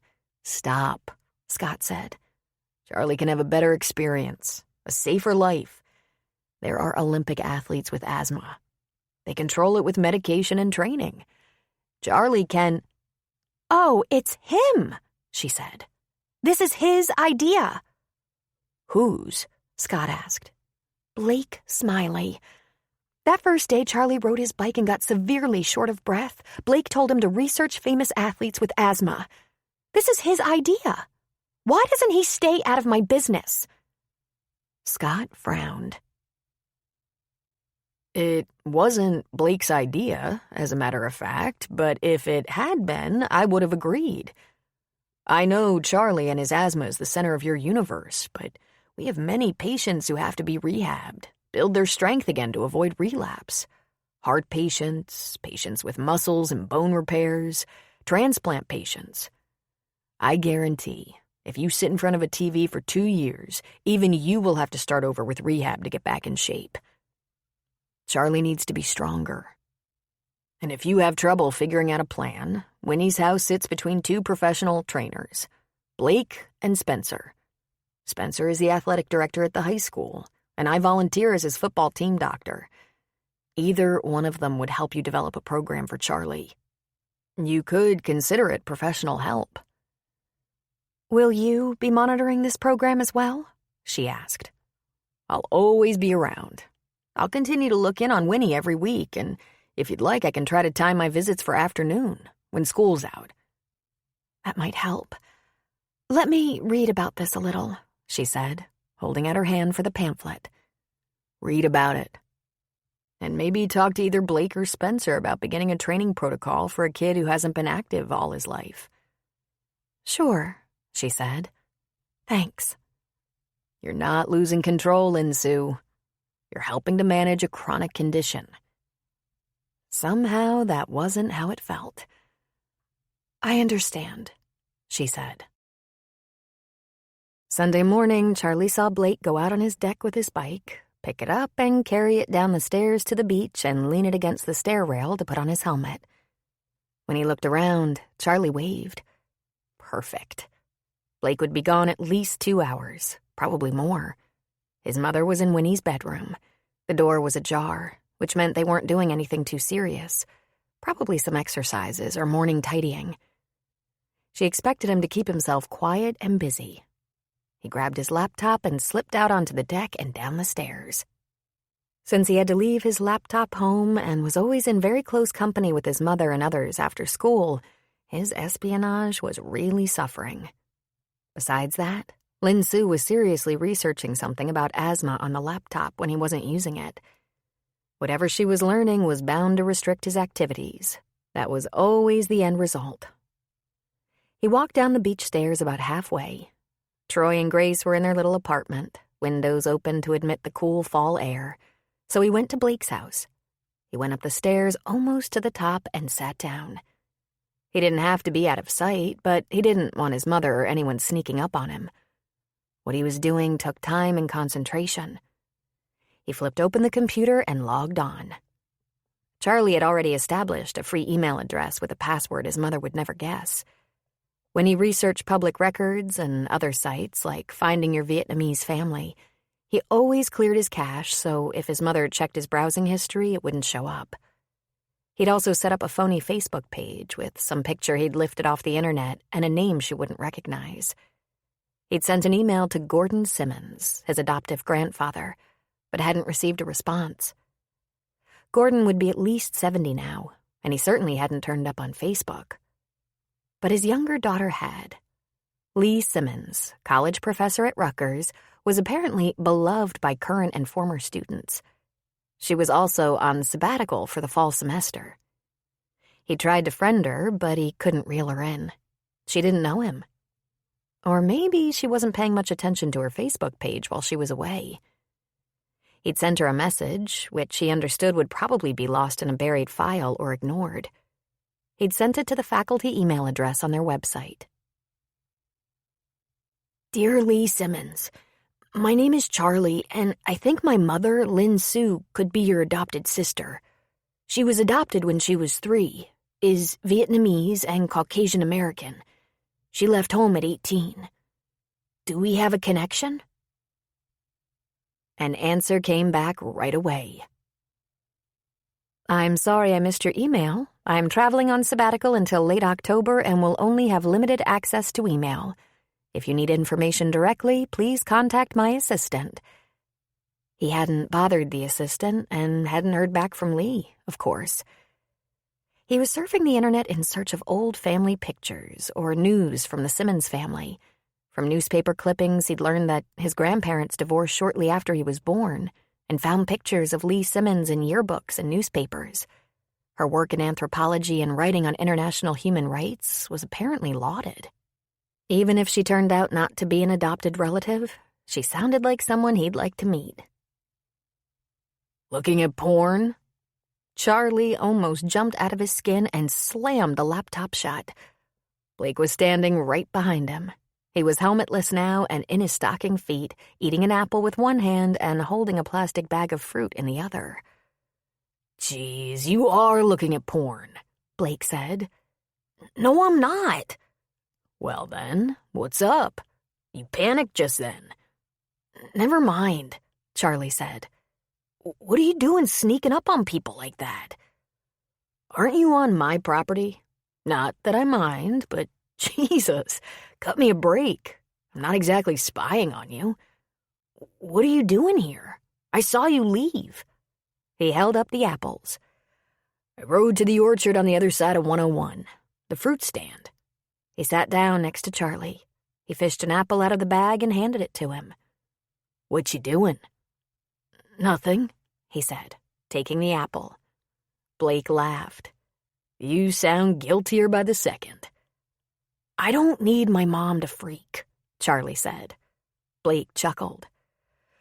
"Okay, there are some things a guy wants to know that he can't really ask his mom. That's understood. Unless you're researching building a bomb, I'm pretty trustworthy." "You're saying you can keep your mouth shut? If it's not a bomb?" "Or a crime," Blake said. "If you ask me to keep a confidence about something that's not dangerous to yourself or others, I'm good for it." "You sure about that?" "Yeah, probably," he said, taking another big bite of apple. Charlie gave him a kind of naughty smile. Blake must think he was looking up things like testosterone and wet dreams and the average age a guy loses his virginity. He'd already done all that. "My mother is Amerasian. She doesn't want to talk too much about her family history, or mine. I don't think my biological father is really dead, and I think it's possible her Vietnamese mother isn't either. Vietnamese refugees were scattered all over the place. A lot of countries accepted them, and families didn't all go to one place. Some spent decades finding each other. My mother's father couldn't have been a soldier. She's too young for that. Saigon fell, and all the Americans left by 1975, but her grandfather could have been a GI. I'm trying to find out who I am." Blake stopped chewing for a moment. He started again slowly, finally swallowing. "Whoa." "Yeah, you can't tell her. When the Vietnamese part of her goes nuts, it's really scary. I'm not real sure how much Vietnamese she really knows, but I'm sure she knows all the swear words. Her temper is stored in the Asian parts." "Listen, Charlie, she probably just wants to hold on to that information until you're a little older, more mature and able to deal with the facts in a grown-up way." "No, I played that card. She said there are some things better left buried, and she said a lot of it in another language." "Oh, man," Blake said, resting his head in his hand. "Well, it's not a bomb," Charlie said. "It sort of is," Blake corrected. "Why can't you just look up stuff like how often a guy thinks about sex in a day? Like a normal 14-year-old. "How often does he?" Charlie asked. "It's perfectly ridiculous how often," Blake said, sounding a little weary. Chapter 8. So there was a lot more to Charlie and Lin Sue than a struggling single mother and a kid with asthma. Blake decided to get his own laptop out and do a little research. Saigon fell 3 years before Blake was born, 8 years before Lin Sue was born.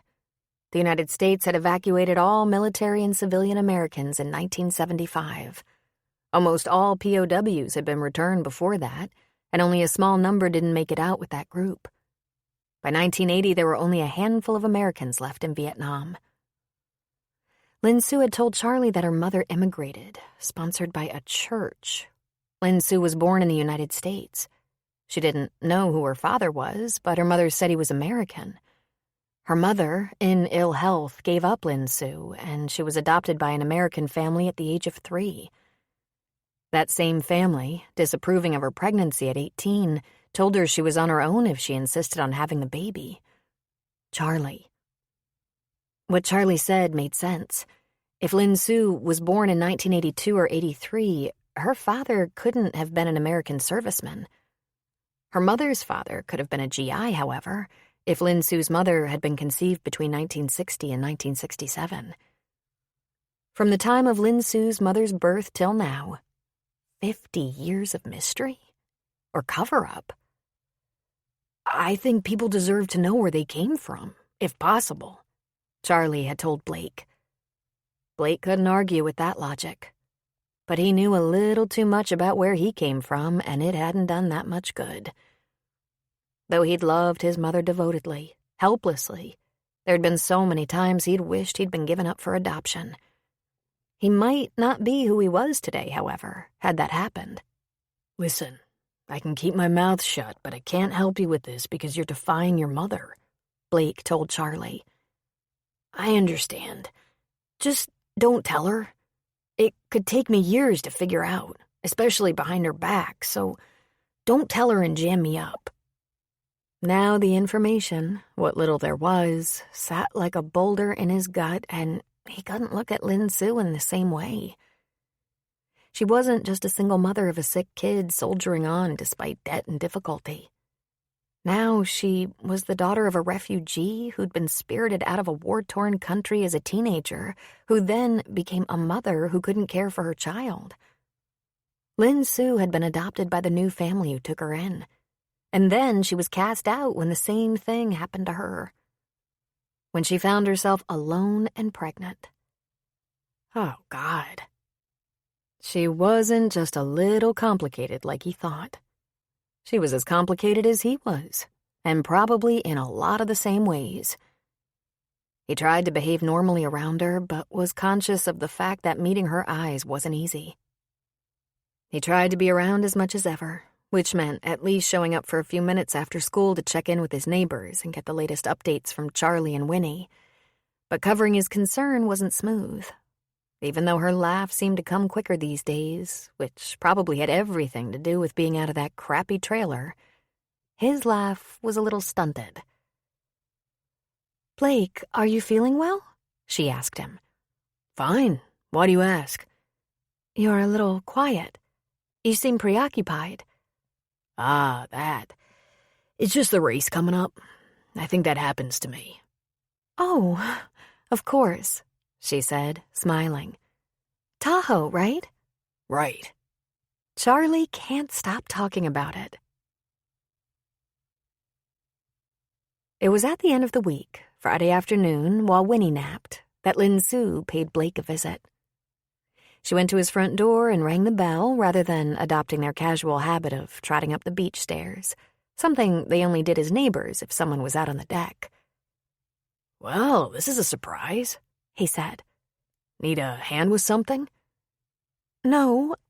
I mean, possibly. If you have a minute, I'd like to talk to you about Charlie." "Is he okay?"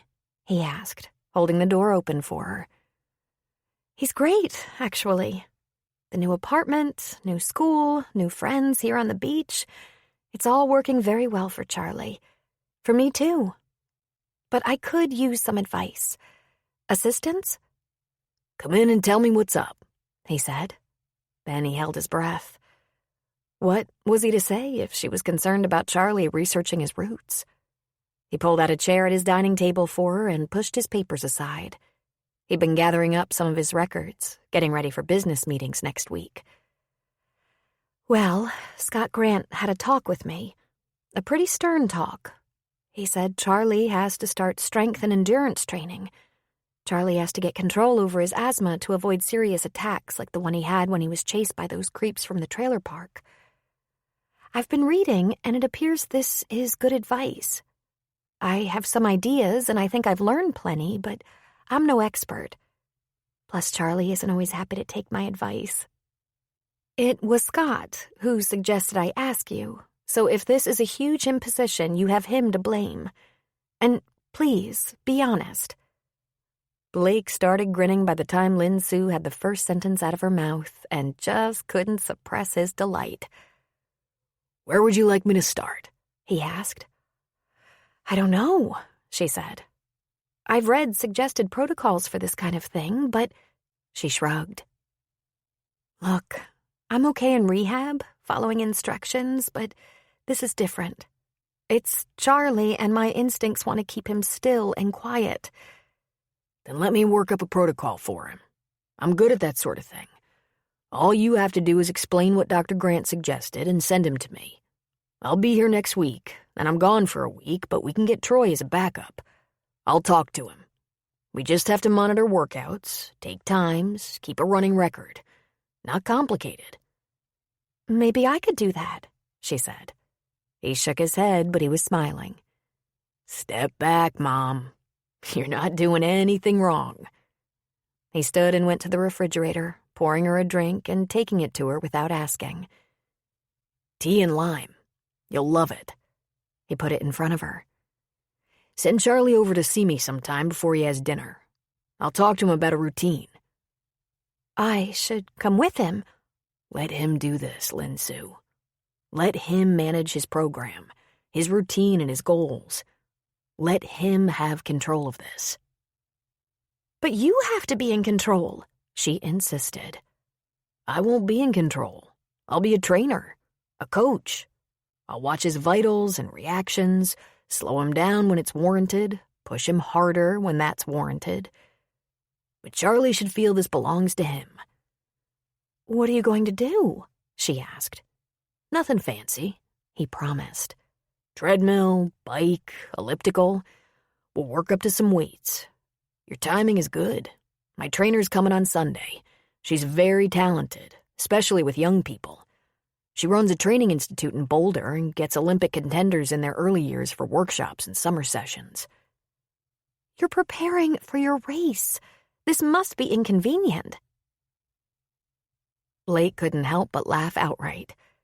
You'd do anything to get out of this, wouldn't you? I just told you it was perfect timing. I'll be starting at 4 a.m. every day. Charlie isn't going to intrude on my training at all. I'm excited about this. I think this is an excellent thing to do. I wouldn't want to take your focus off your race. Lin Sue, this is what I do.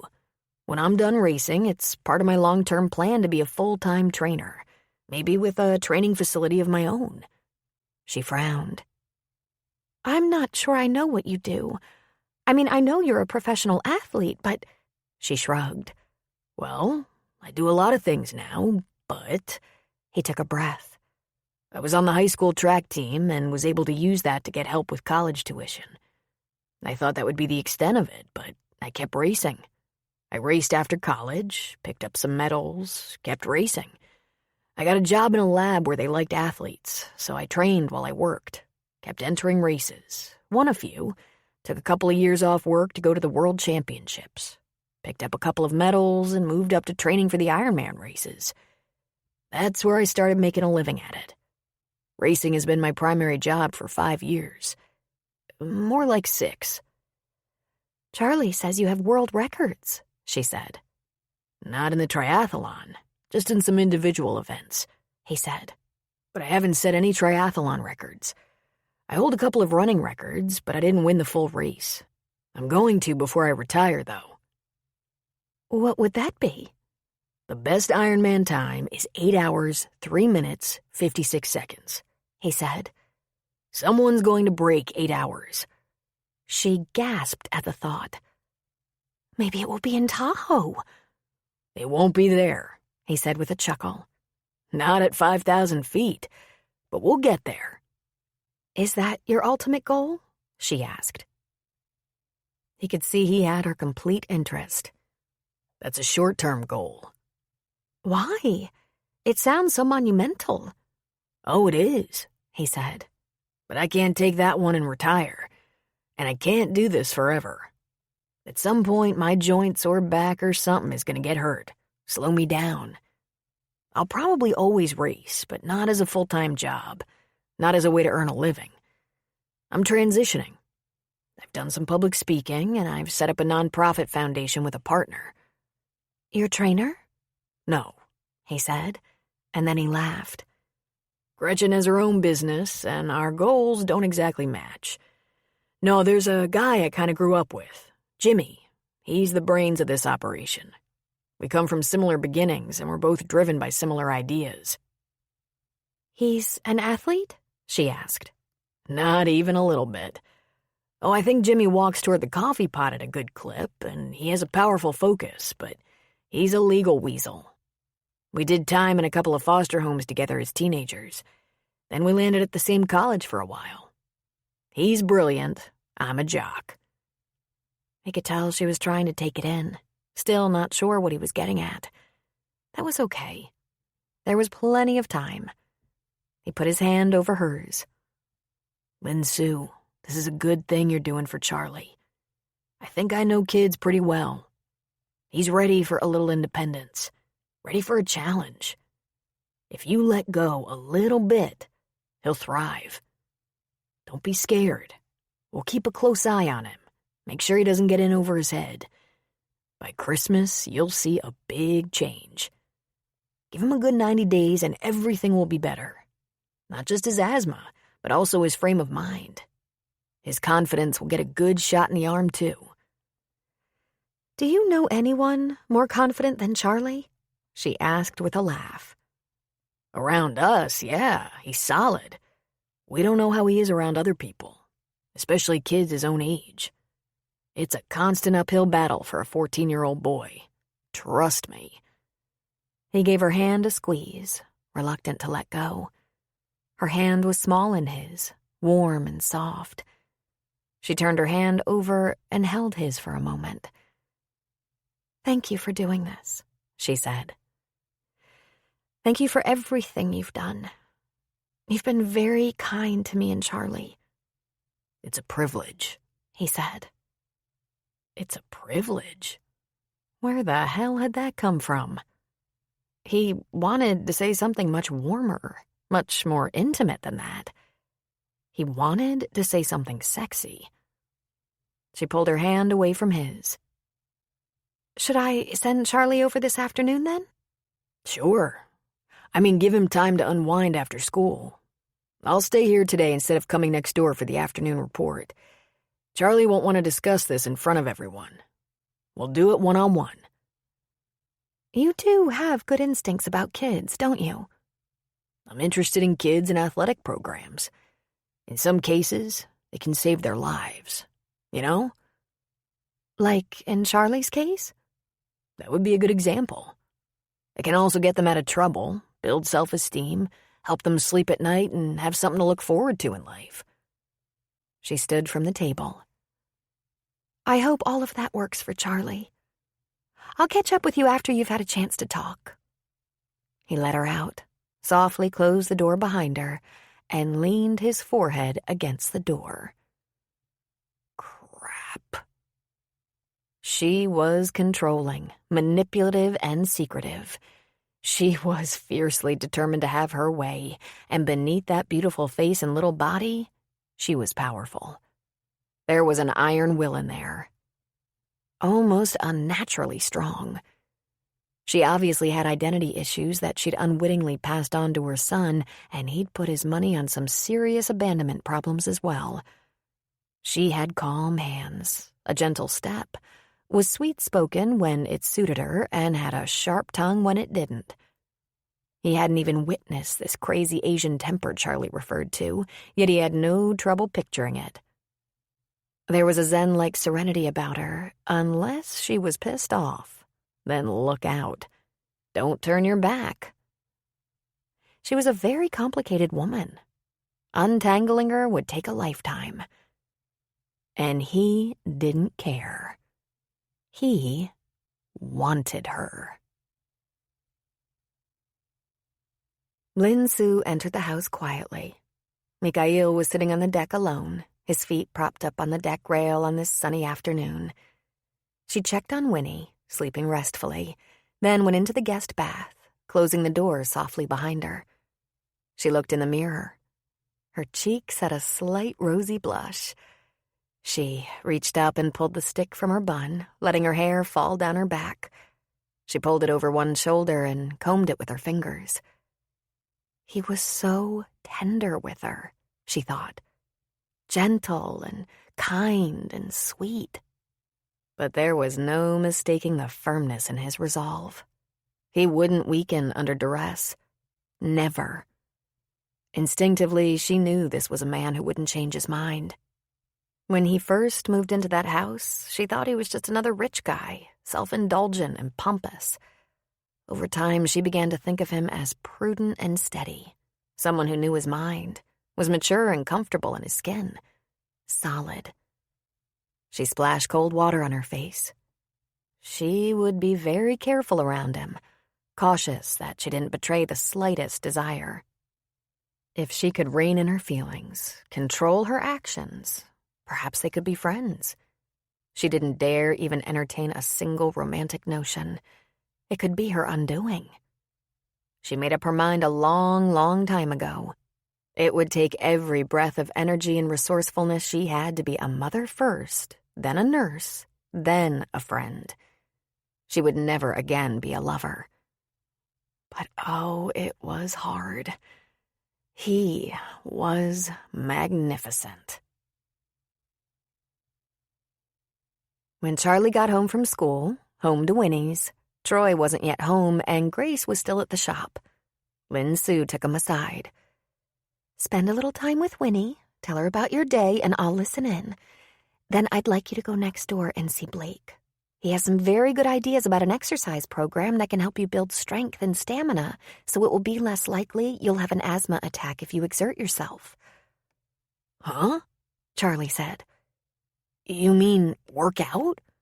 Well, a monitored program, but yes, work out. He wants to do this? Charlie asked. Yes, he does. I asked him for help. He's a professional athlete and trainer. You asked him? Charlie asked, awestruck. She made a face. No one thought her capable of letting down her guard long enough to share control of her son. It irritated her that people found her thus. So she lied. I asked Scott Grant about it, and he's pretty convinced, as am I, that much of your asthma is exercise-induced. Scott confirmed what I already suspected. Your asthma isn't severe, but you can't control it without building up endurance. There, she thought. That should show her in slightly better light to her son. Of course, if you get an upper respiratory infection or have a severe allergic reaction... She just couldn't seem to stop herself. Warnings seemed to come more naturally than encouragement. I told you, Charlie said, ecstatic. Now look, never be without the inhaler and don't skip meds. This is an experiment. We all expect it to be a successful experiment, but remember, that's up to you. Several gold medalists live with asthma, and believe me, they can't afford to take chances, and neither can you. He was grinning like a fool. You almost made it, he said. Almost made it through the whole lecture without getting your mama on. Lin Sue sighed wearily. She wondered if she'd survive his teenage years. The onset of testosterone was seriously impacting his sweetness. Charlie went to where Winnie was sitting in her favorite chair. He plopped down on the sofa and said his day was fine and he was going next door right away to talk to Blake about a workout program to help control his asthma. And out the door he went with Winnie's blessing. 2 hours later he was back, his eyes sparkly and his cheeks rosy. If Lin Sue hadn't been aware of the circumstances and Charlie's excitement over this new project, she'd have taken his temperature. Troy and Grace were home, and Lin Sue was in the kitchen making a salad to go with their dinner, and he called to her. Mom, come and see what we figured out today. She could feel her smile reach way down inside her, and it lifted her heart. Lately, he'd become more protective of her, especially when they had some crisis like the break-in. But he was less likely to include her in the rest of his life. They all gathered around the dining table and passed around a booklet that explained the effectiveness of different aerobic exercise and a notebook that Blake had created for him to monitor his activity, times, pulse, whether he had to use the inhaler. He's gonna monitor the first week, starting tomorrow. Then when he goes to Tahoe to race, Troy can. Troy, will you? Charlie asked. So much for him not wanting to do this in front of everyone, Lin Sue thought. She couldn't imagine him more excited if she'd gotten him a puppy. Be happy to, Troy said. I will help. I am coach, Mikhail insisted. I think Charlie's supposed to use some discretion, Grace said. You have a reputation for being the most difficult and demanding coach on the circuit. Pah! You are baby. Princess. You are brute, Grace said, a slight Russian accent involved. This is gonna be great, Charlie said. I must find an appropriate way to thank him, Lin Sue thought. Blake was a true hero, over and over. This was the kind of man she hoped her son would become. She didn't realize she was massaging Winnie's hand, holding it lovingly, gazing at Charlie with glowing eyes. It got her attention when Winnie looked at her. "You're very smart to start this," Winnie said. "You're a good mother." Then Winnie lifted her arm and put it around Lin Su's shoulders, pulling her in for a hug. "Ah, Winnie, I have so few shining moments as a mother." "Obviously, you have enough," she said. Seth Selesky gassed up the police SUV at least once a day, sometimes twice. It was a good opportunity to spend 5 or 10 minutes talking to his dad. If Norm could pry himself away from other more exciting things, like explaining to Al how to better tune an engine, or educating Eric on the best way to change out brake pads. Self-serve gas pumps weren't allowed in Oregon, so Seth had to wait for an available attendant, even though he grew up pumping gas in this station. He was hoping for a moment with Norm. He hadn't talked to his dad alone since his mom's birthday dinner. It was his lucky day.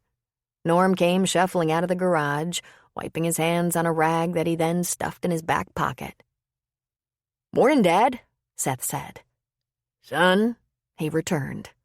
Seth already had the tank cover open, so Norm went straight for the gas nozzle. "How's crime today?" "It's an easy day so far." "I wanted to congratulate you. Your present to Mom was a big hit. Cruise, huh?" "I thought I could make the sacrifice. A lot of the fishermen have history with Alaska. Sounds like I might be able to stand it. I sure ain't going to some island with all topless hula dancers." "They're topless?" Seth asked. "Ain't they?" Norm asked in return. "I don't think so, Dad." "Then what's the point?" Norm asked. That was his dad. He couldn't help but laugh. "Well, it was a classy thing you did. Mom's been dying to go on a cruise." She deserves to get some of the things she's been praying for. After the way she took care of me when I nearly died of the gallbladder." Seth suppressed his laugh.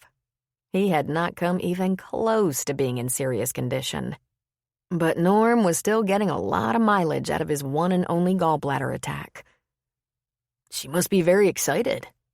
"She's spending money like crazy, buying all kinds of clothes. I don't mind, of course. Gwen's never been a spendthrift. But she's buying stuff for me to wear, and I don't know that that's gonna work. I like my clothes just fine. Don't need anything new. I'll pretty much just stand at the rail for 10 days. Now that surprised me, Seth admitted. You could have gone for 4 days or even a week, but you took on the whole 10 days. He whistled. That's quite a plunge, he said. No pun intended. Norm shrugged. I hope she don't have any high ideas of dance parties and shuffleboard. Could be bears, though. And there's a glacier. You don't even have to get off the boat. I hear the food is good. Food's good right here, he said. I'm sure you'll have a great time, Seth said. I'm sure I'll throw myself overboard after the second day, Norm said. That's it, Seth said. Attitude is everything. Chapter 9. Charlie wanted to begin his training program immediately. Blake says I have to be patient because we're going to start slow, but if I get started right away, it'll be no time at all and I'll be able to run a mile, ride 5 miles, he told his mother. Lin Su could work as much as she wanted to, and if she needed time off, all she had to do was make arrangements with the other members of Winnie's household to make sure she had all her meals and wasn't trying to get around the house without supervision. So, if Charlie was going to be working out with Blake, Lin Su was going to be right next door, taking care of Winnie. It was all she could do not to beg Charlie to let her observe. Of course, on Saturday, Grace was at the flower shop all day. Troy and Mikhail took the opportunity to go somewhere. It was just Winnie and Lin Su when Charlie went next door at 3, a prearranged time. Blake had his own training schedule to keep, mostly in the morning. While Charlie was next door, Lin Su was busier than usual doing chores that were rarely done on weekend afternoons. Laundry, cleaning, linen changes, running the vacuum. Winnie sat in the living room, a book in her lap. Then she wanted to go to the deck since the sun was shining brightly. Then she wanted to be back inside. By 4 o'clock, Winnie started asking questions. What's taking him so long? He's not supposed to do too much the first day. Lin-Soo, go next door and see what's keeping him. No way. If they need me for anything, they know where I am. Oh, don't be so tough. You've cleaned the kitchen 5 times.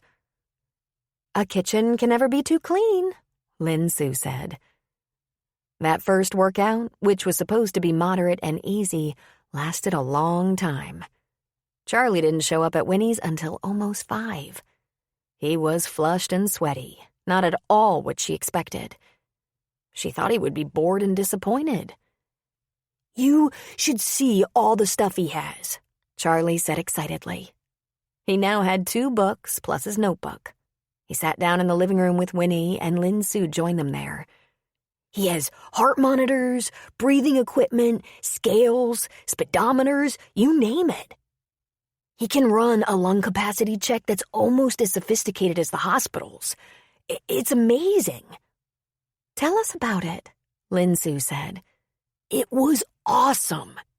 We started with some resting readings, but I was too hyper, so I had to lie on the massage table and...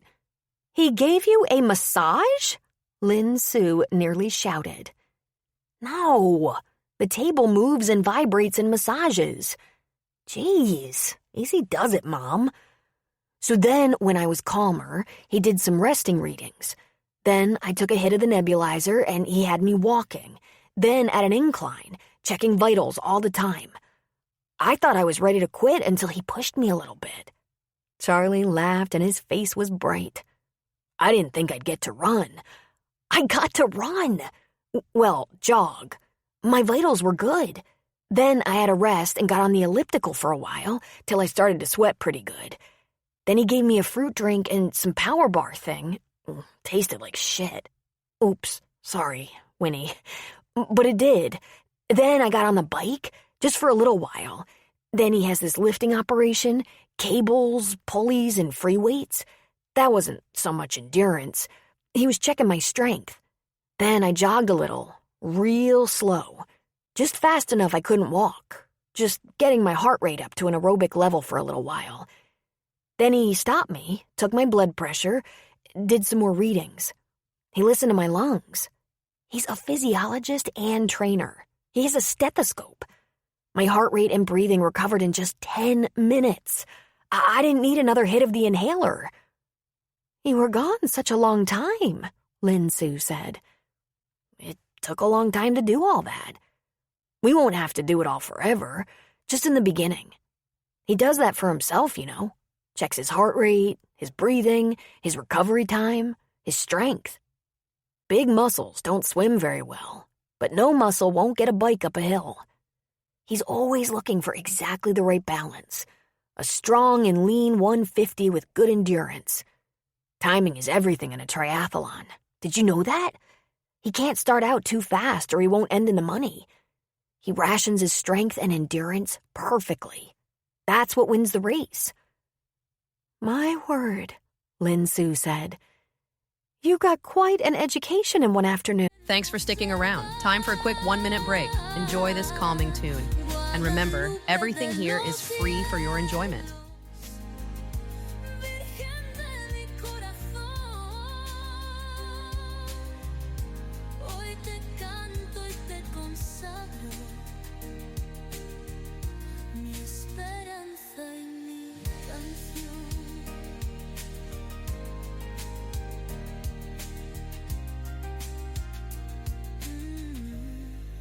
Que tiemble mi camino y me hiera la razón. Tu manto me da refugio, tu rosa, redención. El manto y la rosa, dos promesas.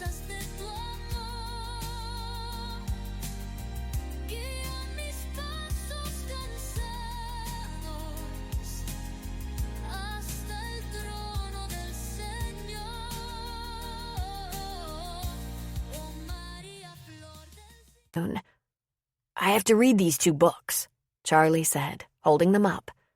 One was about anatomy and physiology and the training of athletes, and the other was about asthma and training.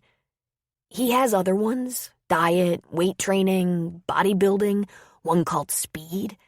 He said we'll get to that someday. But the best thing, the absolute best thing, he said when I'm in a little better shape, he's gonna teach me to swim. Lin Su's eyes widened.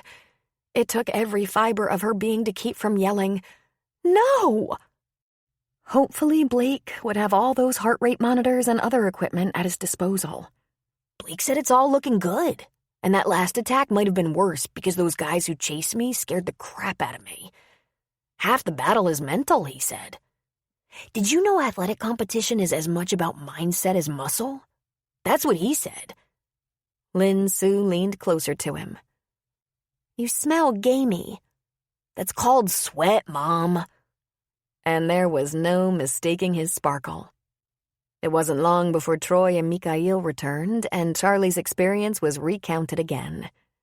Next came Grace bearing chicken parmesan, salad, and garlic toast from Carrie's. Charlie went through his story one more time and showed no sign of coming down to earth. Lin Su was tired, just worrying about the first day of this new program. The waiting and wondering left her exhausted. She asked Grace if she could manage the bedtime rituals. She wanted to take Charlie home for a shower. Bedtime wasn't a demanding chore, and Grace was more than happy to step in.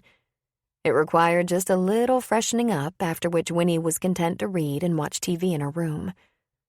But Grace wouldn't let Lin Su leave without a generous portion of Carrie's dinner to take along.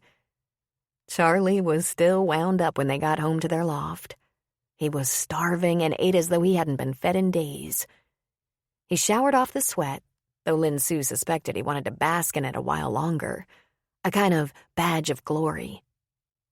Then, while Lin Su took to her bed to read, Charlie was reading in his own bed. His was the pull-out couch, and he was completely absorbed in one of the books Blake had given him. It took willpower not to tell him it was time for lights out. Sundays were often Lin Su's own, the days she caught up on shopping, cleaning, laundry. But given that Charlie would be working out with Blake, Lin Su said she'd be more than happy to spend a little time with Winnie and the family, making sure everything was caught up. I bet you'd be happy to, Winnie said. I wasn't trying to fool anyone, she protested. The workout at Blake's wasn't quite as long as on the first day. Not quite as much discussion, Lin Su assumed. But in all other ways, it was the same. Charlie was lit up like a light bulb, happy, excited, feeling very proud, and smelling very gamey. Lin Su wanted to take him home, fix him an early dinner, and make sure he was ready for school the next morning. But she wanted to return to Winnie's. Now that we're so close, after I have dinner with Charlie, I'm coming back. I'll see you at about 7 o'clock for your bedtime rituals. It won't take long at all, and I'd like to do it. Grace, you can take a night off. There was more to her mission than getting Winnie settled for the night. After the little time it took to accomplish that, she walked next door and knocked softly at Blake's door. This could wait until the next day, but she remembered his trainer was coming to town and he might not be alone. For this, she didn't need an audience. He opened the door and the house behind him seemed pretty dark, as though the lights were turned down. He wore exercise pants and a snug t-shirt, but his feet were bare. Lin Su, this is a surprise. Is it my birthday? He joked, grinning. If you have a moment? Come in, please. You're not worried about Charlie, are you? He seemed to be doing great. She shook her head. Not at all. He's home, reading his books, ready for a new week that now includes at least an hour in your gym every day. And I've never seen him so enthusiastic. I want to thank you, Blake. This is made possible by you and your generosity. I could never have managed it as well. I'm happy to do it. It's not going to take that long, you know. He'll be on his own in no time. And I'd like to apologize, she said. You've been on Charlie's team all along, and I stood in your way. Nah, He said. I understood your concern. Charlie's not the first kid I've known who needed all the right circumstances to fall into place to get going. It's too bad it started with an ambulance ride. But that's the past. Onward. I didn't mean to stand in his way. I really didn't. It's not your fault. He's your boy. You want to do what's best for him. Some of it is just... I could never have gotten him to read a book about asthma. He didn't even want to talk about his asthma. I know. It felt like a ball and chain, Blake said. Besides, you're his mother. He'd be more willing to listen to a coach. It's that simple. I barely know you, yet you've been such a help to us. There's really no way to thank you properly. Pay it forward, he said with a shrug. I got a lot of help when I was his age, but I didn't have a parent resisting. The resistance was all mine. He chuckled. I was somewhere between an angry victim and a delinquent. And who helped you? She boldly asked. A foster mother, a couple of teachers, a coach. That's just a start. Just as I needed something, someone appeared with the next challenge. I didn't have asthma like Charlie, but I had a hard time growing up. Charlie's gonna be fine. He's such a great kid, she said. Sometimes he acts like he has to take care of me, and I wish he didn't. But he's such a good son.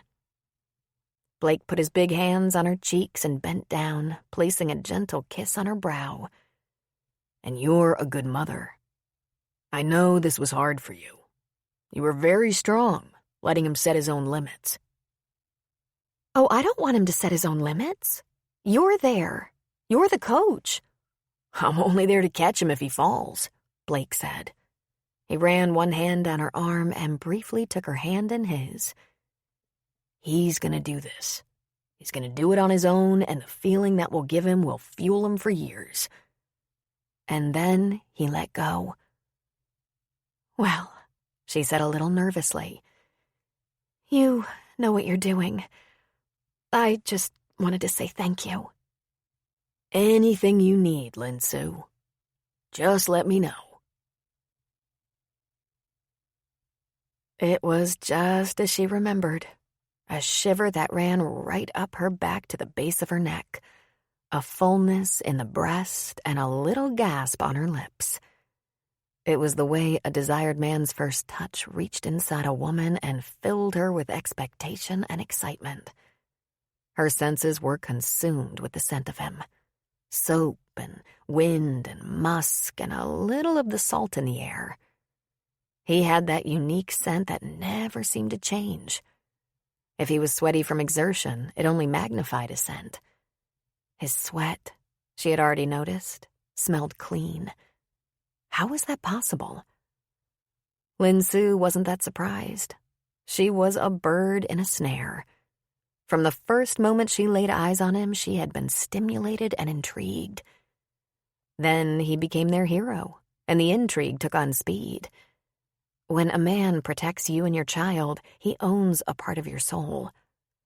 But then when he touches you with affection, he takes a piece of your heart. She wished to ignore him and feel nothing, but it would be difficult. After all, he embodied the qualities she admired most: strength, kindness, tenderness, and power. And there was courage. He chased down those thugs to get her meager treasures. Maybe it was his foolishness she admired. She didn't swoon for gladiators, but she had a huge respect for a winning spirit, for a man willing to test his abilities. She happened to like his fearlessness, and she appreciated his humility. He wasn't trying to win her with muscles, but with softness. He probably wasn't trying to win her at all, but a part of her was won. He might not know that, of course, and if it was up to her, he wouldn't know. Well, she was good at concealing her emotions. She always had been. She knew how to take small steps and move with an economy of motion. Her older sisters would tease her and call her Little Geisha. She liked to think her mother had walked, talked, and moved in the same way. It was also a holdover from her early childhood fears. From that time, she was trying so hard to be small and invisible. It would be hard to remain aloof, especially with Charlie spending so much time with him. It would be wrong to remain aloof. He deserved her gratitude and friendliness. She would make sure he thought she was open and agreeable. She would laugh at his amusing comments and express her appreciation. But she wouldn't be alone with him when the lights were turned low and he was feeling affectionate. It would be dangerous. Blake was waiting in the baggage area of the Eugene airport right after lunch. He'd already secured a cart for the bags. Gretchen Tyreen would bring a lot. She had equipment and supplies she liked to tote everywhere. Sometimes he thought it gave her credibility more than served her needs. All he really needed for his own training was a stopwatch, a distance calculator, a heartbeat monitor, wetsuit, and bike. He had a lot of fancy equipment in his gym. He liked testing it and testing his readings to gauge the impact on his race. But he never carried all these things to races. But he didn't travel light either. There were the special dietary supplements, the bike plus repair kit and spare parts, the clothes and shoes. The bike was always a big issue. It was specially designed and worth a lot of money. He liked to watch it loaded, something that gave airlines fits. Always a hassle. Gretchen was walking toward him, tall and long-legged in her tight jeans. Heads turned as she passed by. She wore platform shoes and a leather jacket, and her blonde hair was cropped short and sexy. She had a healthy tan. She was a runner, but she didn't have a runner's body. Oh, she was slim, but she had good-sized breasts and a nice ass. Gretchen was more of a trainer with a sculpted body than athlete made up of bone and sinew. But she had endurance, he'd give her that. She could almost keep up with him on a run. When she saw him, she beamed. He'd last seen her a few months ago. She hadn't joined him in Sydney for his last race. She put her arms around his neck. "I've missed you." She held him close for a moment, and he reciprocated, embracing her. But he knew at the first contact, she was thinking about sex. "We're in touch almost every day," he said. "It's not the same as seeing you." "We're gonna be busy. This isn't exactly a pivotal race, but it's important." The luggage carousel started turning. There weren't that many people waiting, and he recognized the large red trunk. Then came her red duffel. He started loading them onto the luggage cart. A third bag appeared a few minutes later, and finally the bike bag, an enormous contraption that padded and protected the vital parts. And then, surprisingly, a second bike bag. One bag was red and one was black. He peered at her. "Couldn't make up your mind?" "I'm checking out a new bag. Supposed to be better."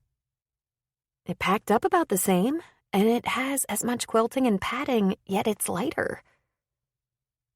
"New bike?" he asked. "I'm trying one out, and I've decided to race. We have several clients in the race. Nigel is coming out to Tahoe next week with the support crew. You'll be his priority, don't worry." "And what about you?" he asked.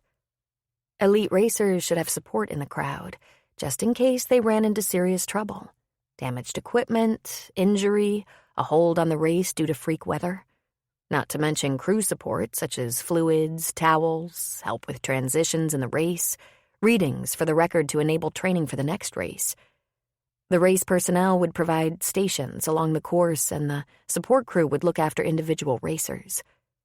Rules were strict on just how much personalized support a competitor could receive. The playing field was kept strictly level. "We'll have enough crew to manage," she said. "If you have any critical needs, of course I would drop out to make sure you're taken care of." But Blake knew that was unlikely. In all his years of racing, he'd had only 2 serious problems on the circuit. Once he had a muscle injury and could barely finish, and another time he'd had an epic equipment failure. The bike had practically collapsed after a minor collision. It led to the development of the custom Smiley bike on which he held a patent. "You won't have to drop out. he said. On the drive to Thunder Point, they talked about the upcoming race. What makes this race so important, besides a chance to set records or win a purse? Gretchen asked. I'm not going to be setting any records in Tahoe, He said. Running is my best event, and there's so much uphill track that would be tough for anyone. But the runners who live at that altitude have a definite edge. I could do well in the water, but what's important is that I have an excellent performance because of McGill. He's not racing. He announced his retirement, and I want anyone who cares to know I'm in it to win it. I'm the guy to beat, and I'm not going anywhere. And if you get beat? That's always a distinct possibility, but I'll kick ass in Kona. You ready for Kona? She asked. I was ready for Kona last year, he said. And she laughed loudly. I brought a new supplement for you to try. A B12 with a better delivery system and extra B6 and E packed into a kale and grain formula that one of the interns worked up a year ago. We've had excellent and fast results, so let's see if it's right for you. It's just a tweak of the protocol. I've been looking at the red blood cells of some of our runners, and not only is there a noticeable difference, the times have come in stronger. Let's see what happens, he said. I'm in for a trial. You're the best, Gretchen said. Only because you are, he returned. And all this was true. She was an excellent physiological scientist and had founded the Tyreen Institute in Boulder. Many athletes thought Gretchen and her staff were the team to align with, had the most up-to-date equipment, made the most significant strides in athletic training, and were showing arguably the best results. She'd also been his lover for a while. They'd met 5 years ago. Blake had bet the farm on her. She was that expensive. He researched her science, her training program, and her institute, and paid her a ton of money to give his training program a workup. His improvement was marked. Though he visited her institute several times, their contact was mostly long-distance and virtual. He'd send her his times and readings. She'd meet him with a support crew at significant races. He won a couple and set some race records. That took 2 years. Then they slept together, and it was powerful. Good. During that year they were together, he realized they had very different views on love, sex, and commitment. Gretchen was married to her work and wasn't interested in a permanent long-term relationship that might include family. He went along with that. Not everyone felt like getting on the baby train. He wasn't even sure he was interested in that. After all, his career was pretty all-consuming. And since he was about 23, he'd felt there were a lot of kids out there who could use someone like him in their corner. He'd put considerable focus on them. But Gretchen, who worked with some of the finest athletes in the world, was also not into exclusivity. She wasn't loose by any means, but if the spirit moved her and the man was someone she knew and could trust, she'd sleep with him. And why should it matter? She argued. After all, wasn't he doing the same thing? Women came on to him in droves. He was handsome, mildly famous, fit and nice. But no, he didn't.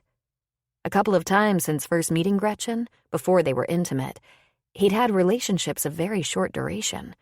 Women he met, saw briefly, kept in touch with for a matter of weeks before determining there was no foundation to support a long-distance relationship.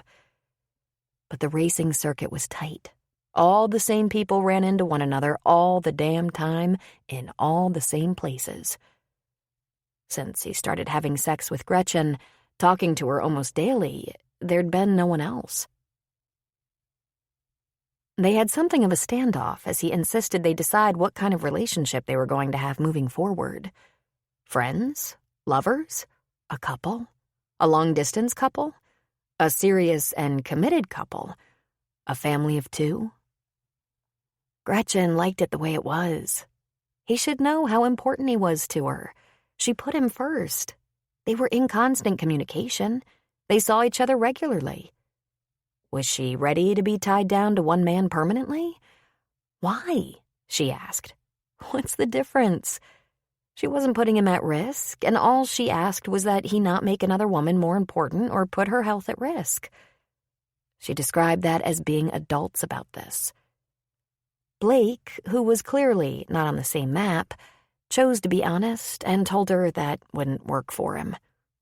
There was a vast area between platonic friends and business associates and a committed couple, and he wasn't comfortable in that uncertain middle ground.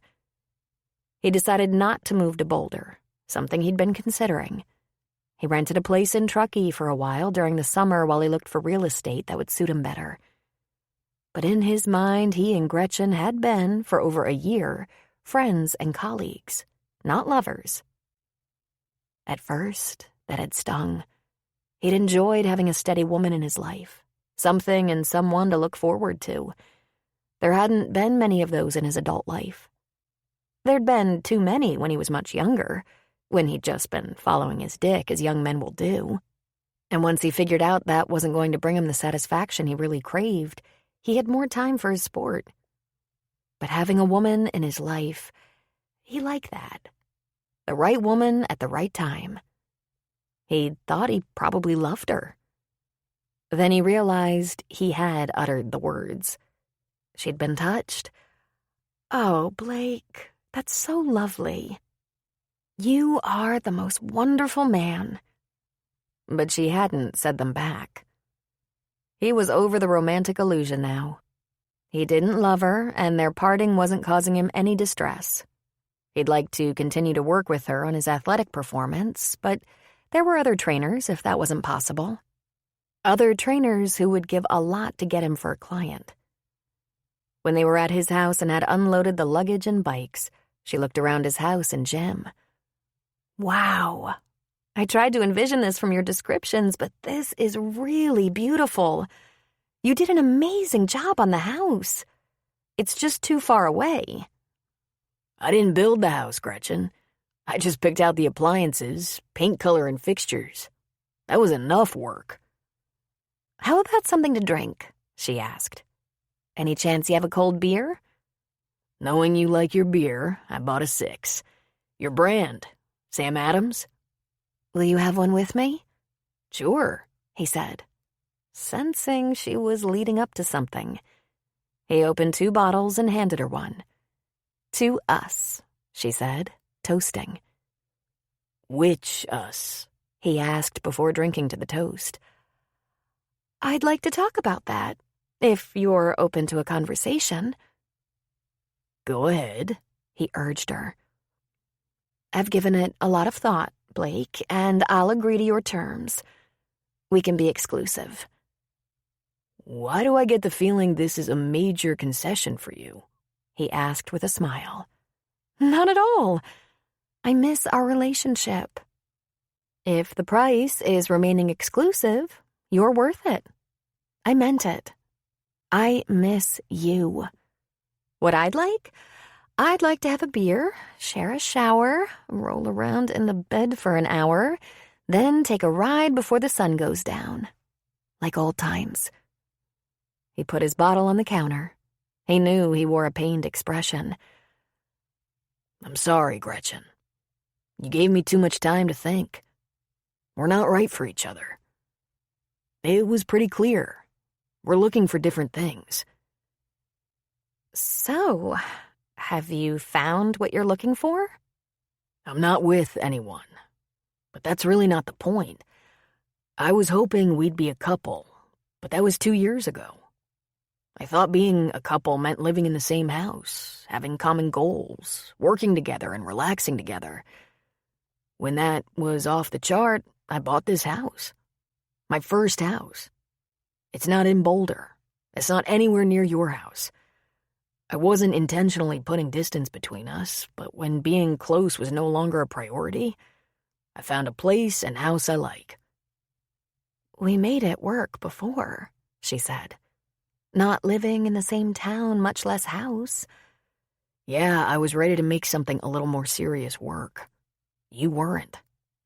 It's okay, Gretchen. We have to be honest with each other. But now that we've made the break, this is what we have. And I really don't want to be a casual fuck if it's all the same to you. "I never saw you as a casual fuck," she said, growling a little. At the end of the day, it felt like that. Committed people share space. They share feelings and goals and time. We have the feelings, goals, and time covered, she said. We've always been rowing in the same direction. That's how we ended up in bed together. Is it? He asked. I liked you. I was attracted to you. Wanted you. Wanted a future with you. When you said that wouldn't work for you, I moved on.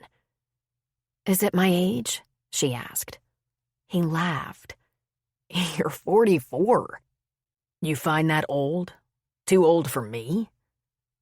I spent a couple of decades building this life, this business. I'm not going to settle into being some cute little wife. I'll never be a mommy. He frowned and shook his head. He had never suggested such a thing. I was thinking partner. I built that business. Life partner, Gretchen. Not business partner. But never mind all that. It's in our past now. We were connected for a while, but it didn't work. We'll always be good friends, I hope.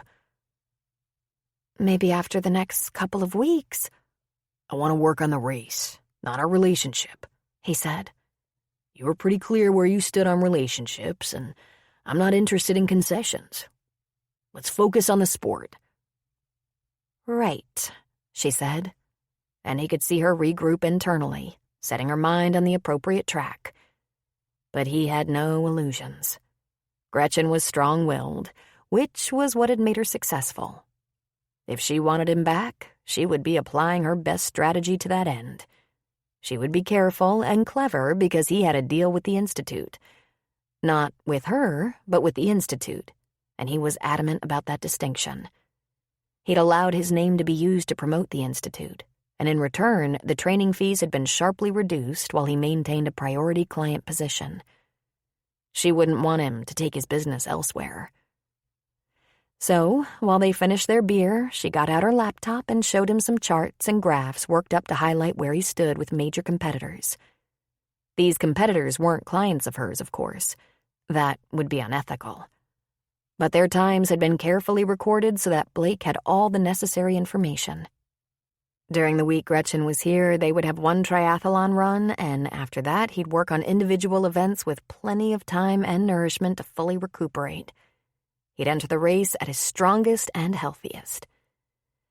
Meanwhile, there would be a lot of spiritual preparedness, envisioning the track, the route, the events. He also practiced yoga and Tai Chi. Gretchen totally approved and preached the mental aspect of the sport. It was said running was 90% mental and the other 10% was mental. But there was a significant difference in the way Blake and Gretchen practiced this aspect of the sport. She was powerfully strong and demanded of her mind that she focus, that she be present only in the race. Blake practiced by letting go. Trust. A Tai Chi mentor had run with him a few times and had said, "Your pace is choppy. Stop running on the trail. Be the trail. Your chi will decide the pace. Trust." He had no option but to trust. Really? He shouldn't be alive today, much less a winning triathlete. He learned to run to survive. He ran to live. He was a small kid in a terrible neighborhood filled with pimps and dealers and gang members, and if he couldn't run, he'd be at least beaten to a pulp. He still ran to live. It was nearly 5 by the time they'd changed clothes and assembled Gretchen's bikes. It wasn't a workout, but a casual ride, a rejuvenation and a chance to get Gretchen acquainted with the landscape and moisture in the air. When they took the bikes out through the gym door and down the beach stairs, Blake noticed that Winnie was on her deck with company. The ladies of a certain age. Rayanne, Lou, and Carrie. Lin Sue was also there, of course. Charlie would be home from school by now and either doing his homework or secretly searching for his roots, but he wasn't in sight. Blake waved and the women waved back, yelling hello. "Who are they?" Gretchen asked. A neighbor lady and her friends. They get together sometimes. They call it a hen party. "Attractive," she pointed out. "Particularly the blonde." That would be Rayanne, who's probably in her 60s, fighting back age. Winnie's the lady next door. She suffers from ALS, so her friends often come to her after work. A little happy hour. They set up their bikes on the beach road, pointing toward the town. Gretchen put a hand on the back of Blake's shoulder as he got astride and slowly moved that hand down his back to cup one firm butt cheek. "Ready?" she asked. He put a foot on the pedal and shot out, riding down the beach road ahead of her. When he got to the marina, before continuing to the road through town, he stopped. He put a foot down and waited for her. She caught up to him and stopped. Don't ever do that again, he said. especially in front of my neighbors. Wow, little touchy, aren't you? We're not together, remember? You're my trainer, my coach. You don't pat my ass to imply we're lovers. You hear me, Gretchen? Geez, you bet, she said.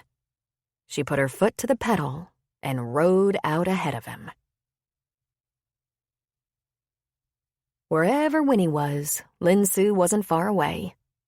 While Charlie worked on his homework at the dining room table inside, Lin Sue was with Winnie and her friends. Then Blake came outside with a woman, an incredibly beautiful woman, and waved at them. They all waved back and stared. There was the little ass pat, then off they went. They looked like a Nike ad, riding across the beach road in the late afternoon sun.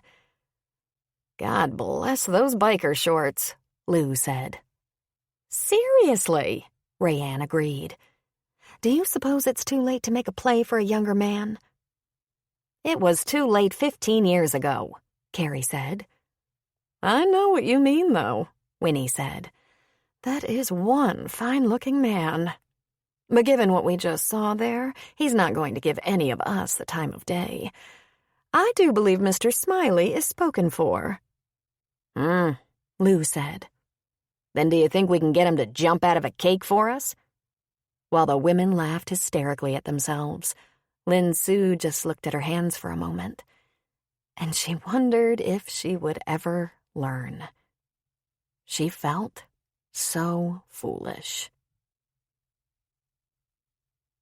Chapter 10. It was only a couple of days until Blake brought his trainer to Winnie's to introduce her to the entire family, including Lin Sue. Charlie had already met her because he went to Blake's gym every day and had pronounced her awesome. Lin Sue found that Gretchen wasn't only beautiful, she was charming, delightful.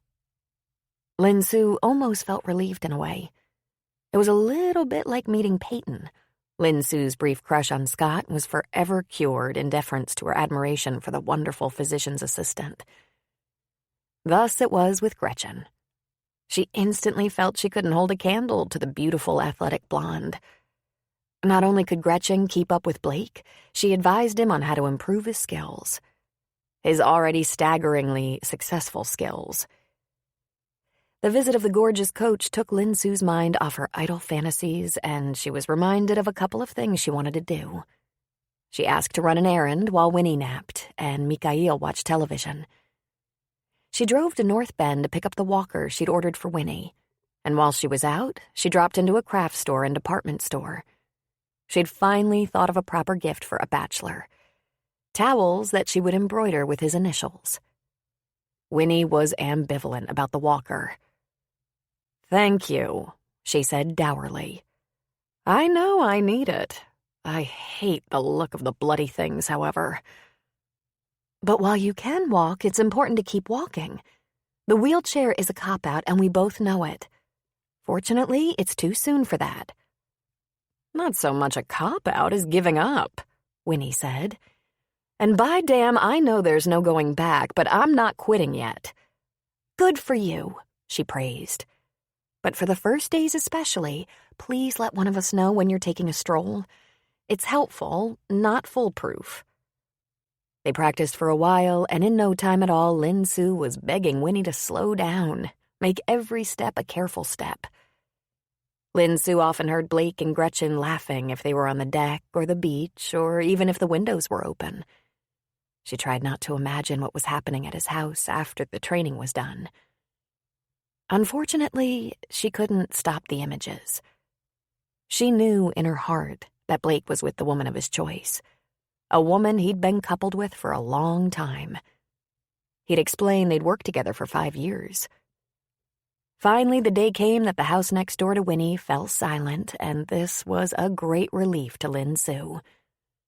Of course, Charlie still used Blake's gym with Troy monitoring his progress and taking all his readings for his notebook, but they didn't hang out over there. They went over for their hour. Troy took advantage and indulged some of his own workout while keeping an eye on Charlie. Charlie was so proud of his progress. He was gaining momentum in no time. He was only into his 3rd week and he was running. He wasn't running too far, but there had been no serious shortness of breath and not a hint of an asthma attack. He was going to try some training without the nebulizer when Blake got back from his race. At the words, "back from his race," Lin Sue tried to forget the way he'd touched her, kissed her brow. They would have to start over. He was Charlie's friend and supporter. Her neighbor, in a sense. Nothing more. Once in Tahoe, Blake drove the event track. He insisted on doing this alone. There was one section of the run that was incredibly grueling, with a steep climb of 2,000 feet around a mountain curve. Then the next 4 miles were at over 5,000 feet, a challenge for anyone who had not trained at that altitude. Then, even harder for some, a decline of 3,000 feet. Down was hard. "Go to the track in the morning when you're fresh and well-rested," his mentor had suggested. "Walk that part of the route at a slow and leisurely pace. Take it all in. Inhale it deeply. Listen to all sounds. Remember how it felt when you were not depleted. Recall these details in the race and put your mind there. Be the trail." There were a lot of triathletes out on the route, looking it over, some running or riding parts of it, some just examining it. Blake wondered how many were doing what he was doing, committing it to memory while there was no stress, so he could recall and replicate the feelings. And float. Blake was happy in Tahoe. He saw Gretchen every day, but she'd rented her own condo, one with space enough for some of the support crew and trainers, and she was busy with her own training. He wanted to be alone, to have no distractions. She'd proven to be a distraction. He was both surprised by this and unsurprised, if that was possible. She was the one who wasn't flexible about their relationship, yet now she was the one who wanted him back. She didn't understand about too late. Before they made the drive in his SUV to Tahoe, she'd begun testing him, wandering around his house in only a towel that slipped, touching him in suggestive and affectionate ways, making comments about what a good pair they were and how something seemed missing now. But when it came to the training, to tweaking his program and nudging better times out of him, she was a master. He would hate to give her up. It would cost him, but the price of keeping her could be higher. He crouched on the trail he would run on Saturday. He picked up some loose dirt and gravel and let it drift in the breeze. By 4 Saturday morning, Gretchen would have all the temperatures, wind velocity, and approximate location of gusts around curves and passes. She would tell him where he'd get his next food and water, and the support crew would be standing by to report endurance times and stats. He carried gel packs in his pockets, protein supplements he could use on the track. He shaved his legs. Blake loved the marathon. It was his favorite part, even when he was tired. His legs were long, his stride wide, and his pace even. Sometimes he thought of his childhood, and sometimes he felt like Forrest Gump, someone who could run forever. Moving ahead, moving away from the pack, going forward, had always brought deep satisfaction. And during the race, he exercised amazing control, not giving in to the urge to change his pace or up his speed. That took confidence. He trusted his rhythm, his heart rate and respirations. He believed his timing was close to perfect. He was rarely beat in the marathon. He knew what he was doing. Those runners who were desperate to make their mark and pass him dropped back before long because they didn't trust their training, their pace. Maybe they didn't know their best, most dependable speed. This morning, as he crouched along the trail and felt the breeze on his face, inhaled the scent of pine and sunshine, he wasn't thinking of the race. He was thinking of Lin Sue. He knew she'd seen Gretchen's saucy move. He knew Lin Sue would take that in, weigh it, and hold it silently in her head, judging it to mean that she meant nothing to him. She would decide his gentle touch and soft kiss was just a neighborly thing when it was more. He looked at the sky above the pines. He couldn't think about that now. Now he had to think about this trail, this breeze, this scent. He would be in a pack of a dozen at this point in the race, and he wouldn't be ahead. He filled his lungs with oxygen. Last year, this race had been canceled because of smoke in the air. This year, the air was clean. He would be ahead after the ascent of 2,000 feet, and he would be barely ahead. The descent, if he could hold his heart rate and pace, that was his chance to get ahead if he didn't screw it up by going too hard or fast.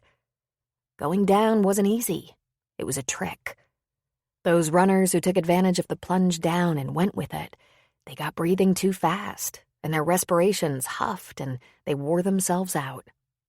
You can coast on wheels, not legs. He'd done this 100 times. He'd run this race 5 times.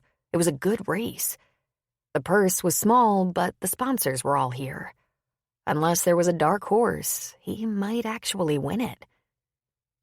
How could he show Lin Sue that he admired her, that he was attracted to her, that he thought maybe they came from the same place and would understand each other? "Don't expect too much of the future," his mentor would say. "Live in the present and let the future evolve as it will, and trust." It was a fancy way of saying, you'll know what to do at the time. Or, everything will be as it should be. He went back to his condo and prepared for his race. He rested, meditated, practiced his breathing. He envisioned the race and worked on his nerves. Funny how after this many races, this many years, his nerves could still jangle. It made him very quiet and introspective.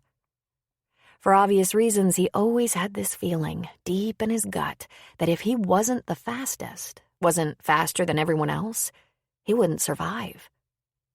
Intellectually, he knew that wasn't true, nor was it the real purpose of his race, even though he was a competitor through and through. That was his baggage. He was up at 4, ate his kale, oats, and quinoa, banana, and jerky at 5. Got his gear set up, anything that wasn't ready the night before.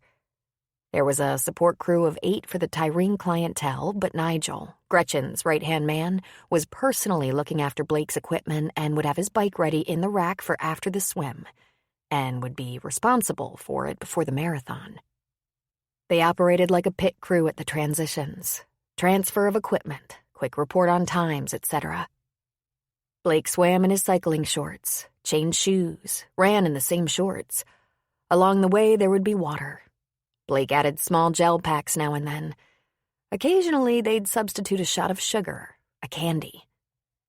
In the chaos of race setup, all the athletes gathering, collecting their numbers, getting final instructions from buddies, coaches, partners, Blake always went numb. He started hearing all the voices as if they were speaking in a tunnel, muffled and slow.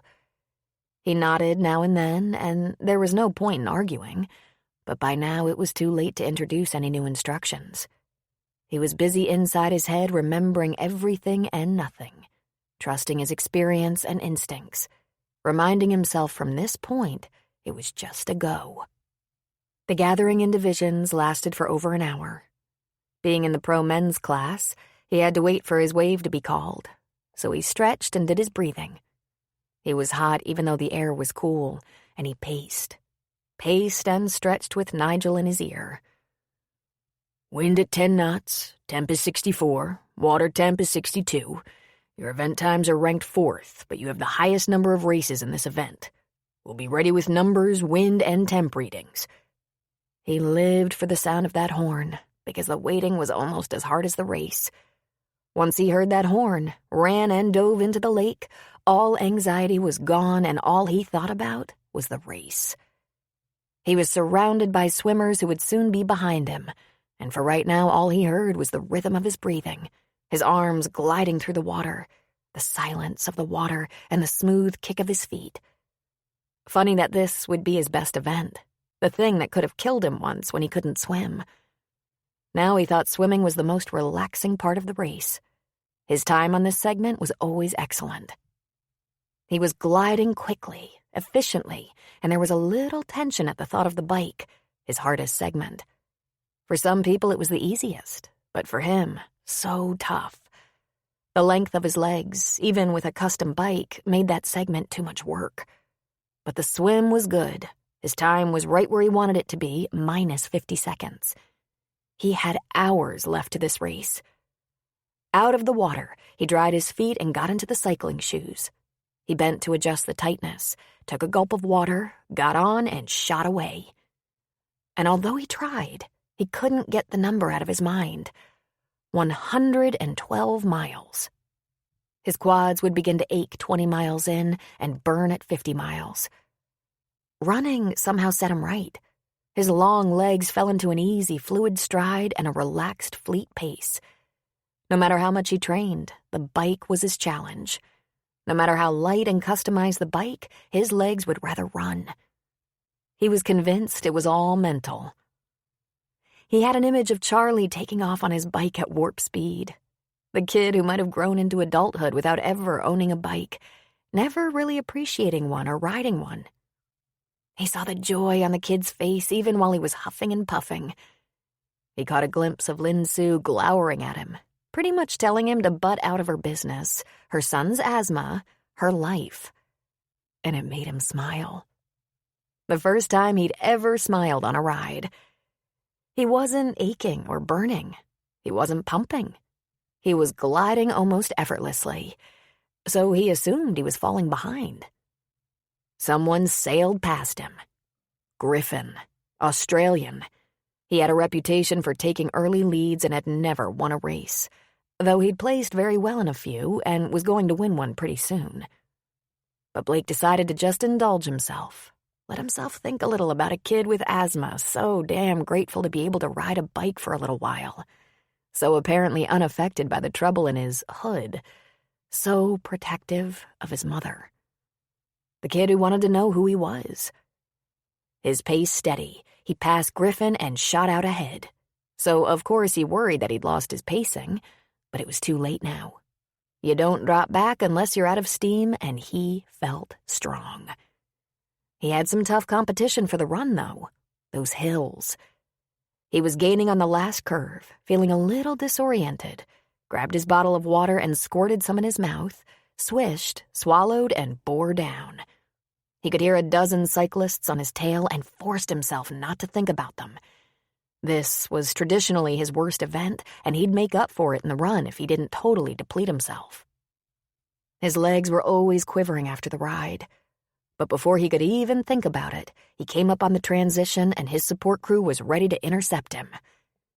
"You shaved 2 minutes," Nigel whispered excitedly. Blake used his toes to peel off his shoes, wiped off his feet, stuck a few gel packs in his pockets, tied his running shoes quickly but carefully. Nothing worse than starting a race with a shoe that pinched. He swallowed some water, stretched out his legs, and off he went. And yeah, this was his home turf. He fixed his pace, moved his arms all over the place to stretch them out, then got comfortable. Within 10 minutes, 7 runners had passed him, and he just thought, "Go for it, boys. Go for it. You'll regret that." An hour and a half in, he got to the climb. 2,000 feet in 5 miles.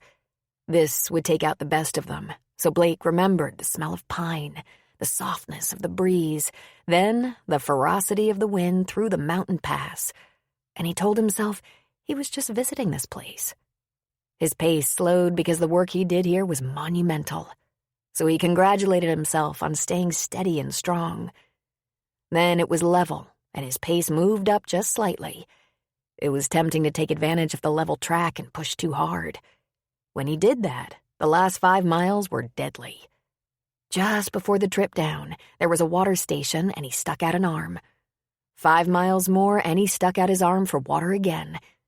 Then he was headed down, and he maintained his constant speed. He could feel the pain in his heel, and he concentrated on fluidity of movement and reminded himself not to hit the trail, but caress the trail. And the hours moved by steadily, and his long legs ate up the distance. There were 3 runners ahead of him. He nudged his pace up a notch, then another. He passed an Austrian he'd raced before, then an Italian whose legs were too short for the trek, so he was moving them like mad at the end, pumping his arms and panting like bloody hell. The finish line came into view, 3/4 of a mile down the track, and he thought he could hear those pimps and gangbangers on his heels, and he pressed into a solid canter, stretching out his stride, flowing over the ground. He wondered where he was in the pack. He wondered how many had crossed the finish line. Then he heard the screams, the shouting, the chanting, the cheering. He stretched it out, pushed into the nearest thing to a sprint he had in him, and, arms over his head, he crossed the line and tore through the tape. Holy Jesus! He wasn't supposed to win this one. He was just supposed to scare the living shit out of the rest of them. But what happened? 9:15! Nigel bellowed. 9:15 on a fucking mountain! He braced his hands on his knees and leaned down for a second, concentrating on not puking. And when he was sure he wasn't going to, he slowly stood and began pacing, walking it off, pushing his way through an encroaching crowd. He had a towel around his neck, a bottle of electrolyte-laced water in his hand, Nigel in his head telling him how close he'd come to a Tahoe record, people crowding him with congratulations. He'd done that? Someone said Griffin had come in 5th. Abraham Kadu, a well-known African athlete who was the favorite for this race, was behind him by 1.5 minutes, which meant had he not trimmed 2 minutes from the bike, he wouldn't have won. Which meant watching Charlie and Lin Su in his head had been like holding a carrot in front of a stampeding horse. Someday he might tell them. Charlie was sitting at Winnie's dining room table with his laptop open. He had it plugged in because it was going to be a long day. It was Saturday, and he'd been there on and off all day. It wasn't easy to follow the race via computer because it wasn't live, but there were regular updates complete with pictures and some video streaming that was pretty reliable. Finally, while Lin Su was in the kitchen trying to put together a chicken divan recipe that Winnie wanted her to try, Charlie erupted.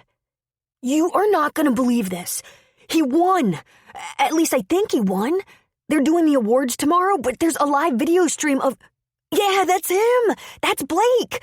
First one over the finish line. 9 hours. He raced for over 9 hours. Dear God, Winnie said. Who does something like that? Lin Su was just making her way around the breakfast bar when she noticed that Winnie was reaching for her walker and struggling to stand. Before Lin Su could rush to her to help, Mikhail was beside her. You worked very hard when you were competing, he reminded her. I practiced, and yes, it was hard, but in competition I skated a 2-minute program, she said. Let me be. Let me do this. She wrestled the walker away from him and moved steadily toward Charlie. I hate this god-awful thing, but at least I can get around without always needing help. If you don't go slowly, you will need help getting off floor, Mikhail said. But do as you please. You can always get new nose after you fall on your face. Charlie, push out that chair for me, she said. She sat down beside him. Let me see what you see there, she said, leaning toward the laptop. Yup, that's it. He has the best time, Charlie said. When's the news come on? This should be on the news, right? Or ESPN? Let me look it up. Where are Ironman triathlon results reported? Come on, he said impatiently to the computer. When did he say he's coming home? Certainly not immediately, Lin Su said. Charlie, he can't be in any shape to drive from Lake Tahoe tomorrow. It's a long drive, maybe 8 hours. Eureka is only 4 hours away, but he'll go straight up 5, Charlie insisted. But Tahoe, I'm going to text him. Honey, don't bother Mr. Smiley, Lin Su said. He just raced for over 9 hours, and you know he doesn't have his phone with him. Text him, Winnie said. He'll catch up with his phone. Lin Su sighed heavily. Did it ever occur to you to be a good influence? I am. I'm training Charlie to trust his instincts. He should text. After all, the rooting section is right here, and we've been waiting all day. Charlie's thumb started clicking away wildly. Lin Su found herself thinking that if he learned to do his homework as rapidly, he would be president one day. But the clicking went on, and on, and on. Charlie, what are you saying to him? For heaven's sake, don't you think he'll be a little tired after today? I think he won't look at his texts until he's recovered a little, Winnie answered for Charlie. What did you text? She then asked Charlie. Asking if he really won, saying we're all watching and tracking the race, waiting to hear the official results, that we hope he feels okay, and was it a good race, and when is he coming home, and does he want me to fly down to Tahoe and drive him so he can rest? And at that last, he grinned his best boyish grin. Lin Su finally coaxed Charlie home just before 8. She suggested a movie and popcorn, but he wasn't interested. He wanted to read one of his training books and keep his phone and laptop open in case there was any news from Blake. Feeling like a movie for herself, she told Charlie to go to her bed with his book and electronics, and she would keep the volume down. Grace had introduced Lin Su to her stash of chick flicks, and she'd selected 2. Troy had added 2 DVDs that Charlie might find tolerable. 1 action, 1 spy drama. Since Charlie was into his training program, Lin Su popped in The Holiday and pretended to be Cameron Diaz falling in love with Jude Law. At about the time she was going to make a commitment to Jude, she heard Charlie's phone chime with an incoming text. She waited and listened, but didn't hear anything. Then the phone in the other room chimed again. She put the movie on pause and got off the couch. Poor Charlie. He was sprawled over his book, his glasses all wonky, his laptop sleeping as soundly as he. So she picked up the phone and read the text. Just got your text. Yep, I took it. Surprised me as much as anyone. I want to come home tomorrow, but we'll see how I feel after awards in the morning. She picked up the phone and took it to the couch. She began to text. Congratulations. Lin Su here. Charlie fell asleep, but he was waiting to hear from you. I'll tell him about your text in the morning. She was barely finished when her cell phone began to ring, and she answered in surprise. Hello? What's a 14-year-old kid doing asleep at 10 o'clock on a Saturday night? Blake asked. I think following your race, the excitement of it and all, just wore him out. He sprawled on my bed, his training book under his head and his laptop. Wait a minute. What's a triathlete who just completed a 9-hour race doing up? 9 hours and 15 minutes, thank you very much. I was a little too wired after the race, and there was a little celebrating to do. I'm winding down now. I should sleep well. I'll bet. Was it awful? It was awful good. I never expected to win that one. In fact, I was planning on not winning, but I wanted to do well. Well enough so that when the frontrunners for the Kona talk about contenders, they'll notice how well I did on the mountains and speculate on how that translates into the island race and fear me. He laughed. That's what I was going for. I'll have to remember that. Obviously good strategy. Are you sore? I had a rub down. I'm all right. The morning after a race is always a little creaky, but I'm feeling good. And you? You're all right? Me? She asked. Oh, I'm fine. Very well, thank you. I got Winnie a walker, and she's now a speed demon. We're going to have to keep an eye on that. Charlie's workouts are going well? He asked. He's very happy with his progress. You said 6 days a week, less than an hour each day, but I'm afraid he's impossible to stop. He's at it every day and has to be bribed off the equipment after an hour. I haven't seen him this excited about anything since the day he inherited that laptop from one of my patients a few years ago. No problems with his asthma? Blake asked. She was reminded that's what their relationship was all about. Charlie's training program. No problems at all. Be sure to tell Gretchen he's doing well. He was quite taken with her. No doubt, Blake said with a laugh in his voice. I'll try to remember if I talk to her.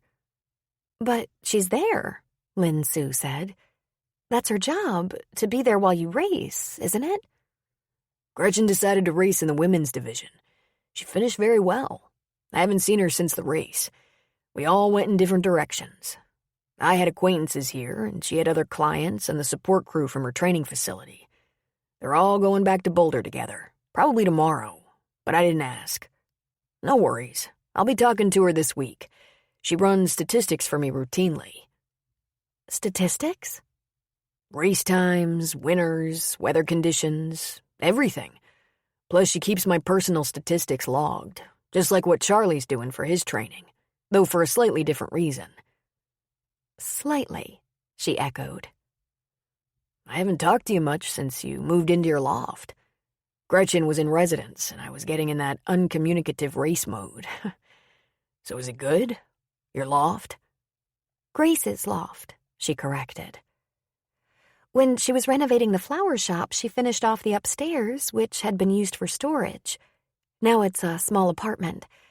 It has as much of a kitchen as I had in that trailer, but is so much more comfortable. And I guess I don't have to tell you about the neighborhood. Plus, you're close to your job, he said. And school. Charlie seems to really like the school. He's getting phone calls from girls about homework. That always helps a guy settle into a new school. A little notice from the girls. He says he took Frank's advice and is offering to help the kids with their studies. Frank's a kid from town Charlie met last summer. He's a genius, Charlie says, going to MIT on a scholarship. But as Charlie tells it, Frank was a nerd in glasses and kind of small when he was Charlie's age, so they bonded. There was quiet for a long moment. That kid, Blake finally said. Never underestimate that kid. He has great insight. His instincts are on target. You're right, she said. He amazes me. I should hang up now. You should rest. You've had a very long day. Yeah, he laughed. Yeah, I have. Hope I've unwound enough to sleep.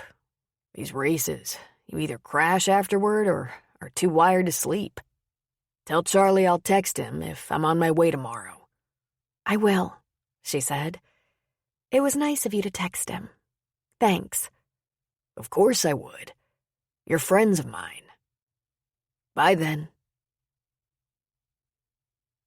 Chapter 11. Grace was putting out her fall sidewalk displays, though the first holiday, Halloween, was weeks away. September was growing ripe. Football season was in full swing. Leaves on the surrounding hillsides were changing. Fall rains were cold and unpredictable, and people had begun to decorate their front doors with stalks of Indian corn and fall wreaths of colored leaves and pine cones. Grace and Troy had each begun winter projects.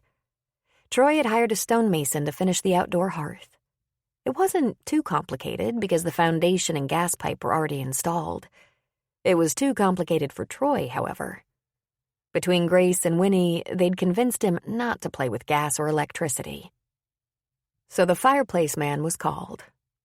Putting a metal frame over the base and building around it with the stone Grace and Winnie selected appeared to be a simple process, though time-consuming, and work stopped for rain because of the outdoor location of the fireplace. There seemed to be activity around that project every day. During the construction of the fireplace, Grace couldn't stay away. She closed the shop twice a day to check on the progress. Troy used his lunch hour to drive home and look things over. The mason was an older, seasoned man in his 60s who told them to expect at least 10 days for the construction. Didn't show up every day and wasn't open to suggestions. His name was Keebler, like the cookies. It was never clear whether that was a first name, last name, or only name, and he was highly recommended and grumpy as all hell. "But what if I don't like it?" Grace asked him. "You'll like it," he said. "Everyone likes my work." "And if it doesn't seem to fit? The appearance of it, I mean." "You pick the stone. I reckon you can start over. My schedule's a little tight." It was obvious if they didn't like the work, they'd be buying a second fireplace. But he'd done Cooper's, and it was beautiful. They all held their breath and watched the slow evolution of the outdoor hearth. Meanwhile, Grace was trying to find a manager for the shop. She interviewed a few women from the area, and it was taxing. She came close to hiring one just based on her enthusiasm. But in the end, her lack of experience just wouldn't do. Even though the best assistant money could buy had been Ginger, a woman with virtually no experience other than a love of flowers and other beautiful things, and a fierce desire to be useful. She was having an interview that afternoon, and she was very hopeful. Ronaldo Germain had owned his own shop in Grants Pass, which he lost to the woes of recession. The last thing she expected was a slim blonde man named Ronaldo. But it was rare for a man she didn't know to come into her shop. So when he entered, she stood from her place at the work table and said, "May I help you?" "Ronaldo Germain, here to see the owner," he said. And he looked around her shop, his nose definitely in the air, as if her adorable little shop was somehow inferior. For a second, it occurred to her to say the owner wasn't available today. She didn't have a good feeling. "I'm Grace Headley, Mr. Germain," she said. "This is my shop." "Lovely," he said insincerely. "Come into the back," she said. "I'm working on a piece and we can chat while I finish. I've already read through your very impressive resume." He followed her, and when they were in the back room, he said, "Call me psychic, but I think I see the reason you're in the market for a manager. You're not one of those modern mothers planning to bring the baby to work, are you?" "You don't like children? Babies?" she asked. "Not in the workplace, no. But it's your business, not mine." "Right. Well, I saw in your cover letter that you owned a shop that fell on hard times and had to sell. Are you employed as a florist now?"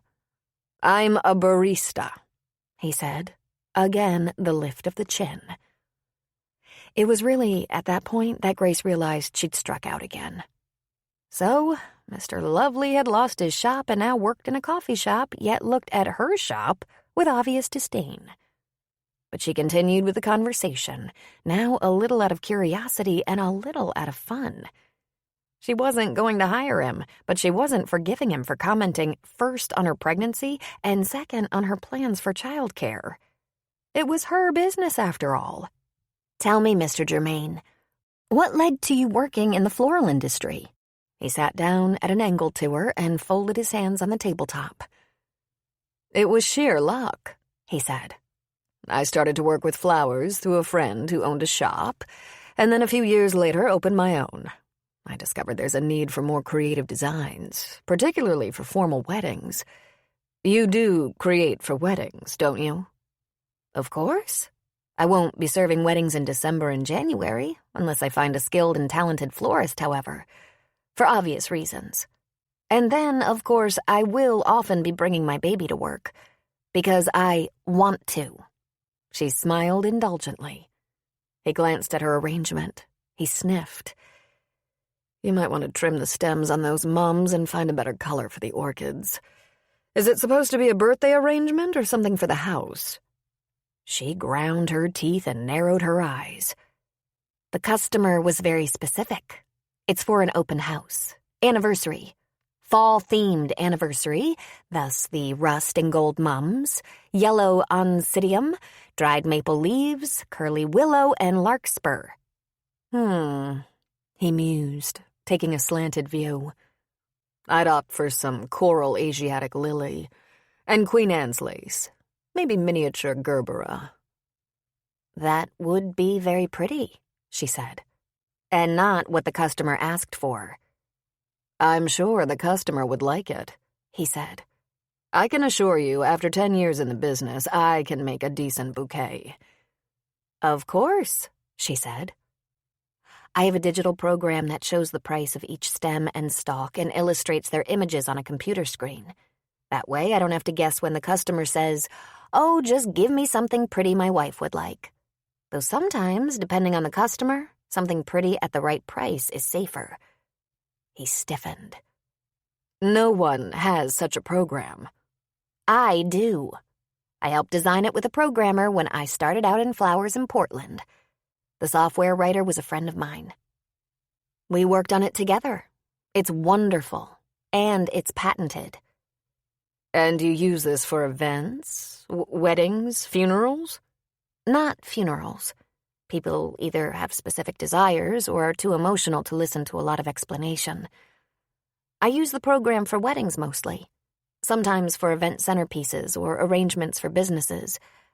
I can email images to the prospective client along with a bid. It's very convenient. Are there a lot of business events in this, Thunder Point? Not so many, no, she said. I've been known to cover much of Coos County and beyond for specialty arrangements and accessories. Bandon Dunes plays host to many business meetings and special events, and they seem to like my work. Who helps you now? He asked. My last assistant just left to get married. She'll be living near Portland, which leaves me short-handed.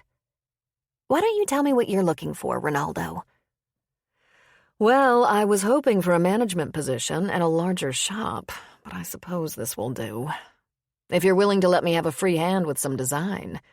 Computer program or not, there's no substitute for artistry and experience. Really? She asked. Sometimes people have to be encouraged to take a few risks for the sake of beauty, for innovation and creativity. Is that so? She asked. Most of my customers, 90% of my customers at least, are more interested in deciding what they want and not paying a dime extra for it, no matter how creative. It's enough of a challenge to keep the price within their budgets. Well, maybe I've spoken out of turn, but my shop was much larger and served a much wider area. My clientele were looking for something very special. How lovely, she said. She asked him a few questions about how he was accustomed to handling billing, repeat customers, what vendors he used for ordering fresh stock, that sort of thing. She wondered if he was accustomed to the upkeep of his own shop or if he hired a cleaning crew. And no surprise, he didn't do any of the cleaning himself. He had assistants who helped with everything. It sounded as if he didn't like the grunt work. Finally, she couldn't think of another question. Well, thank you for coming in, Mr. Germain. It was a pleasure to meet you, and it was nice of you to take the time. I've had a number of applicants, so I'll be in touch. She stood and put out her hand, but it was, of course, dirty and green from the stems and florist's tape. Have you had any applicants who are professional florists? He asked, also standing. Actually, no, not a one. But my last assistant, who was amazing in every respect, was trained by me. So, of course, there was never any controversy. We were always on the same page. You speak as if you're already convinced we won't work together well, he said. I think that idea began with no babies in the workplace, she admitted. I'm much more flexible than I let on, he said. Ah, but I'm not looking for flexibility so much as an assistant who sees things the way I do. Still, let me consider all the data, taking into account your amazing resume, and I'll be in touch. It's a very small shop, Mr. Germain. Small and simple and hopefully beautiful. And my clientele has been happy so far. And it's a profitable store. I wouldn't want that to change. And if you don't find a productive assistant before... His gaze dropped to her belly. I'm not worried, she said. A lie? She was worried. If she didn't find good help, she would have to close the shop for a while. That would probably mean rebuilding her entire customer base when she opened up again. "Thank you again." He shook her hand. When will you make a decision? He asked. "In a few days," she said. "Have a lovely day, Mr. Germain." Grace sat again at her work table, but her heart was a little heavy. That was a disappointing interview. A person like that would never do in Thunder Point. The last thing her friends and neighbors would tolerate was someone who believed he was too good for them.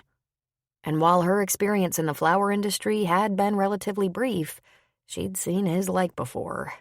The artsy-fartsy flower shops that tried too hard to be different, to be chic. Oh, she was familiar with the high-end market, the regionally famous upscale resorts and hotels, and they were especially appreciative of a hard-working florist who was more eager to please than to be congratulated for her artistry and high prices. Even the fanciest markets wanted good work from talented people and the best price. After all, hadn't Grace grown up with one of the richest women in North Carolina? She knew class. She knew style. She knew pretension. 20-year-old Justin Russell came to the shop an hour later for his deliveries. "How you getting by, Grace?" he asked. "Excellent," she said. "You?" Also excellent, he said. You have a lot of deliveries today? "Just 5, but they're all out of town. Take the delivery van. I'm going to close the shop for an hour or so and walk across the beach to check on the fireplace man." He looked at her doubtfully. You want to use my car? He asked. "The walking's a good idea, Justin. I'm not handicapped, just pregnant." Right, but, well, seems like you're getting real pregnant these days. "That's the idea, Justin." Then, poof, I explode. He winced. Don't do that, okay? "Okay," she laughed. "Your deliveries are all tagged and in the refrigerator. Lock the back door, please." Sure.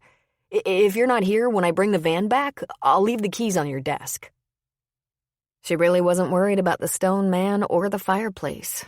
But after that lousy interview, she thought a little fresh air and perspective might help. She needed her jacket because the air on the beach was cool, though it was a beautiful sunny fall day. She walked up the beach stairs to the deck, and Keebler turned to look at her. "Looking very nice, Keebler," she said. He grunted. In the living room, she found Mikhail sitting in Winnie's favorite chair, his feet up on the ottoman, reading his electronic book. She shed her jacket, hung it on the back of a dining room chair, and gave him a kiss on the forehead. He reached up and patted her hand. "How long has Mother been asleep?" she asked. He glanced at his watch. "Better than an hour," he said. "Lin Su folds the clothes."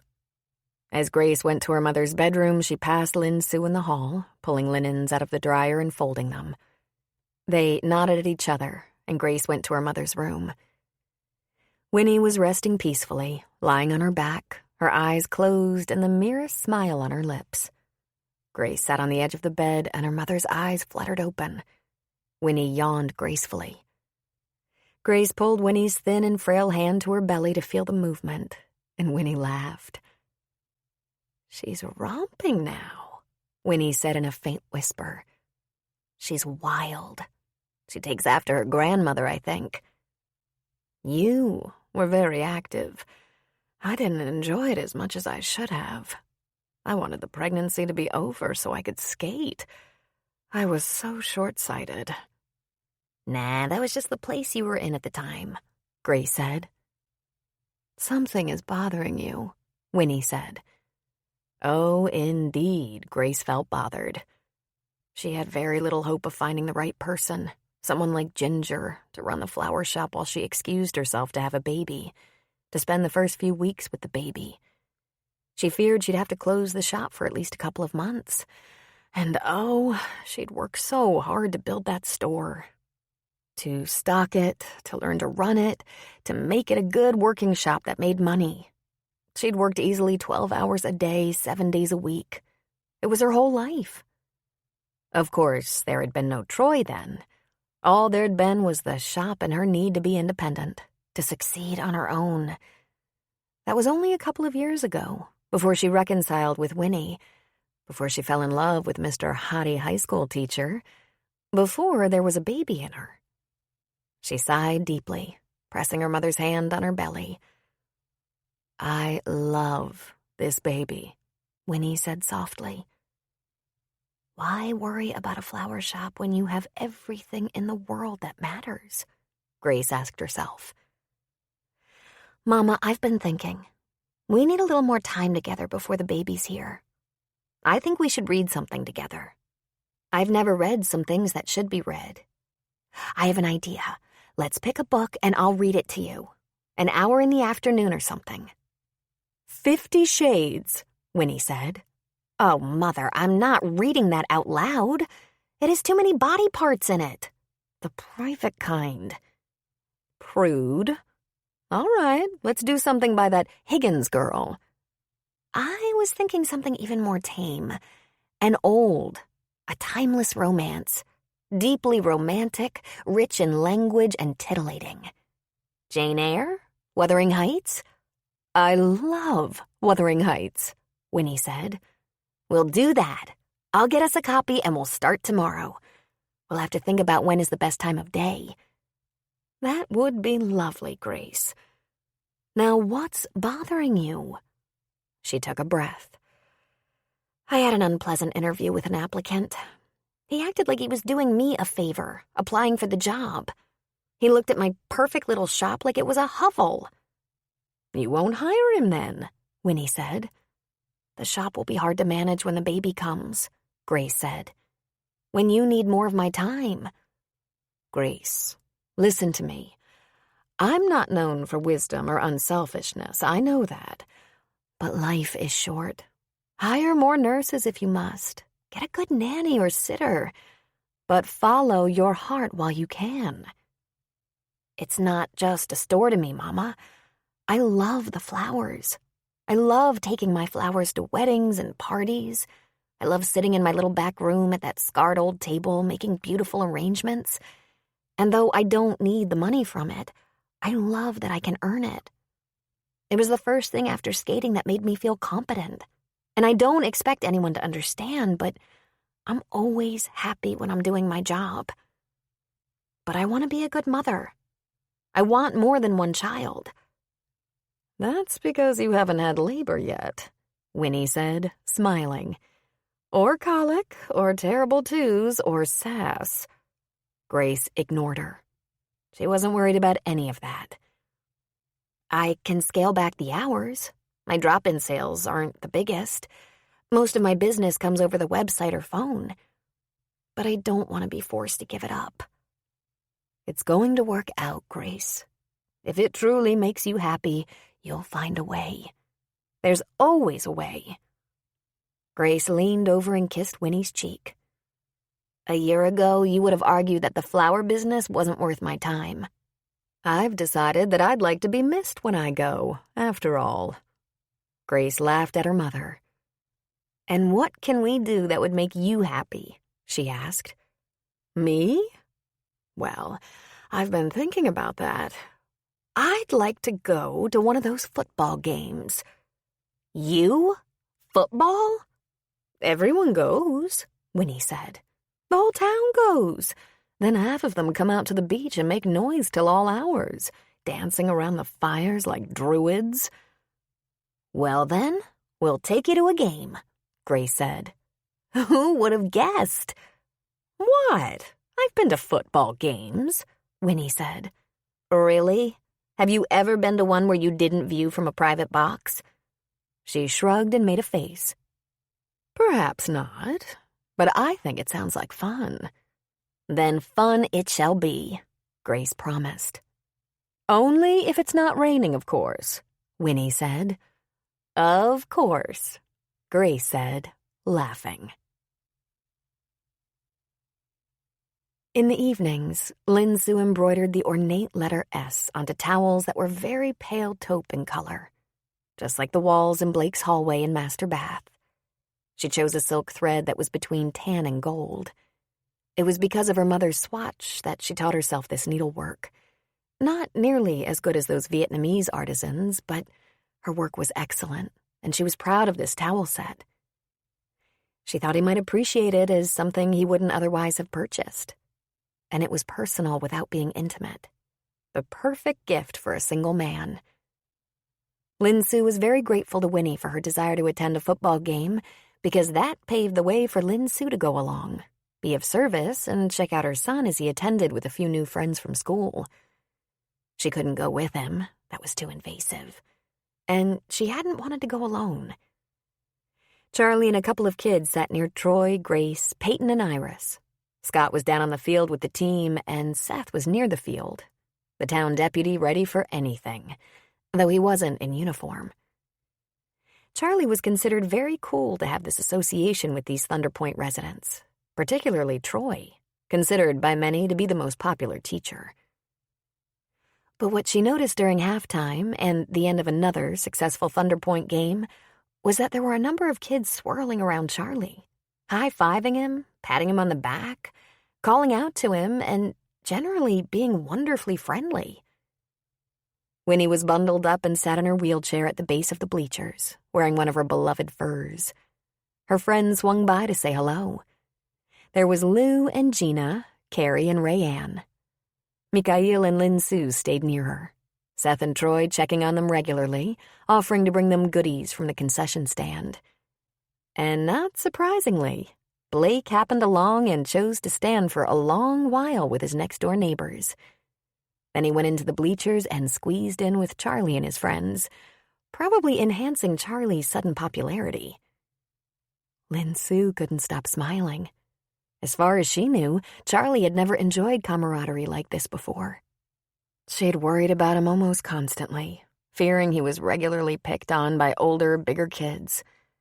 But tonight, he was laughing and cheering wildly. She checked her coat pocket to make sure she had that extra inhaler and EpiPen, then stopped herself. He was fine. He was happy. For once, Lin Su wore jeans and boots with a heel, wrapped in her new red winter coat, her hair loose and flowing down her back. It was probably feeling good in her civilian clothes that made her a little more animated, a bit more excited. She looked like a real woman for once, and not so much like the local nurse. And since she'd been living in the loft in town for a couple of weeks, people shouted out to her as one of the neighbors enjoying their favorite entertainment, a high school football game. Her relationship with everyone had evolved. She began to think of many of them as friends. Their acquaintance grew beyond her work for Winnie, and much of that had to do with the simple fact that Charlie was in school all day and Lin Su had more time to connect with people. She went to work a little later in the morning, took breaks in the afternoon while Winnie napped. She even babysat the flower shop a couple of times so that Grace could spend an hour or two of quality time with her mother. She was spending a little time with Blake because of Charlie's training schedule and because they ran into each other so frequently. She was even invited to come to Blake's gym to watch Charlie work out with Blake, but only once. And, she suspected, only at Blake's insistence. There were little slivers of time here and there when it was only Blake and Lin Su. It was quite by accident, of course. Lin Su would be out on Winnie's deck for a little while, or maybe on the beach road watching for Charlie to get home from school. Blake would always greet her and take a few minutes to talk. Blake liked to take a happy hour with the family when everyone was gathering at the end of the day, though his cocktail would be a lime and electrolyte-charged water. He was always in training, and with a big race coming up, he was more rigid than ever about his schedule. They were all gathered in Winnie's living room, Lin Su nearby in the kitchen, when Blake asked Troy if he could take over Charlie's workouts for a while. No problem. We might have to adjust the times a little. Might even have to do it early in the morning before school, but we'll get it done. I'm going to be scarce for the next 10 days. I'm going to be working hard at getting ready, and in 3 days I'm going to Hawaii. I want to be there 6 or 7 days before the race. Kona is a big one, Charlie said. the big one. If I was 16 and had a license, I'd drive the route with you for practice, Charlie said. I'd give almost anything to be on the crew. Couple of years before we consider that, pal, he said. How many people on your crew? Troy asked. Hard to say, Blake explained. They come from the Institute, Gretchen's training facility, and they crew for more than one athlete. There might be 2 concentrating on me, but as soon as my needs are met, they have another athlete to fix with water, nourishment, transition. Their timing has to be perfect. They know exactly how long it'll take each athlete to complete a phase of the race, and if they're not at the right place at the exact time, it can cost the race. He started to laugh. One year, a long time ago, there was a Navy SEAL in the race, and he was a favorite, but his crew ran out of water and relied on beer instead. It might have kept him hydrated, but it also slowed him down. He laughed. But he came in second. I thought the race personnel had water stations, Grace said. They do. I've relied on them as well, depending on the race and the rules of the race, but if I can have my own team, it gives me a little more confidence, especially during the transitions. For me, if the timing is right, my race is better. I'll be watching all day, Charlie said. I figured out they're live streaming from the race so I can get more coverage. Well, my head will be in another place so you can fill me in on the race when I get home. He stood to leave. He put a hand on Charlie's shoulder. You know who wins the race, right? Right, Charlie said. The guy with the plan. The guy who ignores his plan doesn't do so well. The guy who changes his pace too early gets in trouble. He shook his head. Some athletes have a reputation for it. They take the early lead even if it depletes them. They wash out. Remember that in your workouts. You have a plan. It works. No fancy stuff while I'm gone, okay? I know. Nice and steady, Charlie said. You'll thank me someday, Blake said. Then he shook Charlie's hand and bent at the waist to give Winnie a little kiss on the brow. Be well, Winnie. I'll see you pretty soon. Good luck, Blake, Winnie said. Bring home the gold. I'll do my best. The house fell silent when Blake left. No one spoke or stirred. Hey, he's gonna do great, Charlie finally said. He's ready. That's 90% of it. Chapter 12. It remained quiet while the family ate dinner. Why isn't anyone talking like usual? Charlie asked. This is the one he trains all year for. You're not worried, are you? He's gonna do great. Of course he is, Winnie said. Who is Blake's family? Where are they? No one answered for a moment.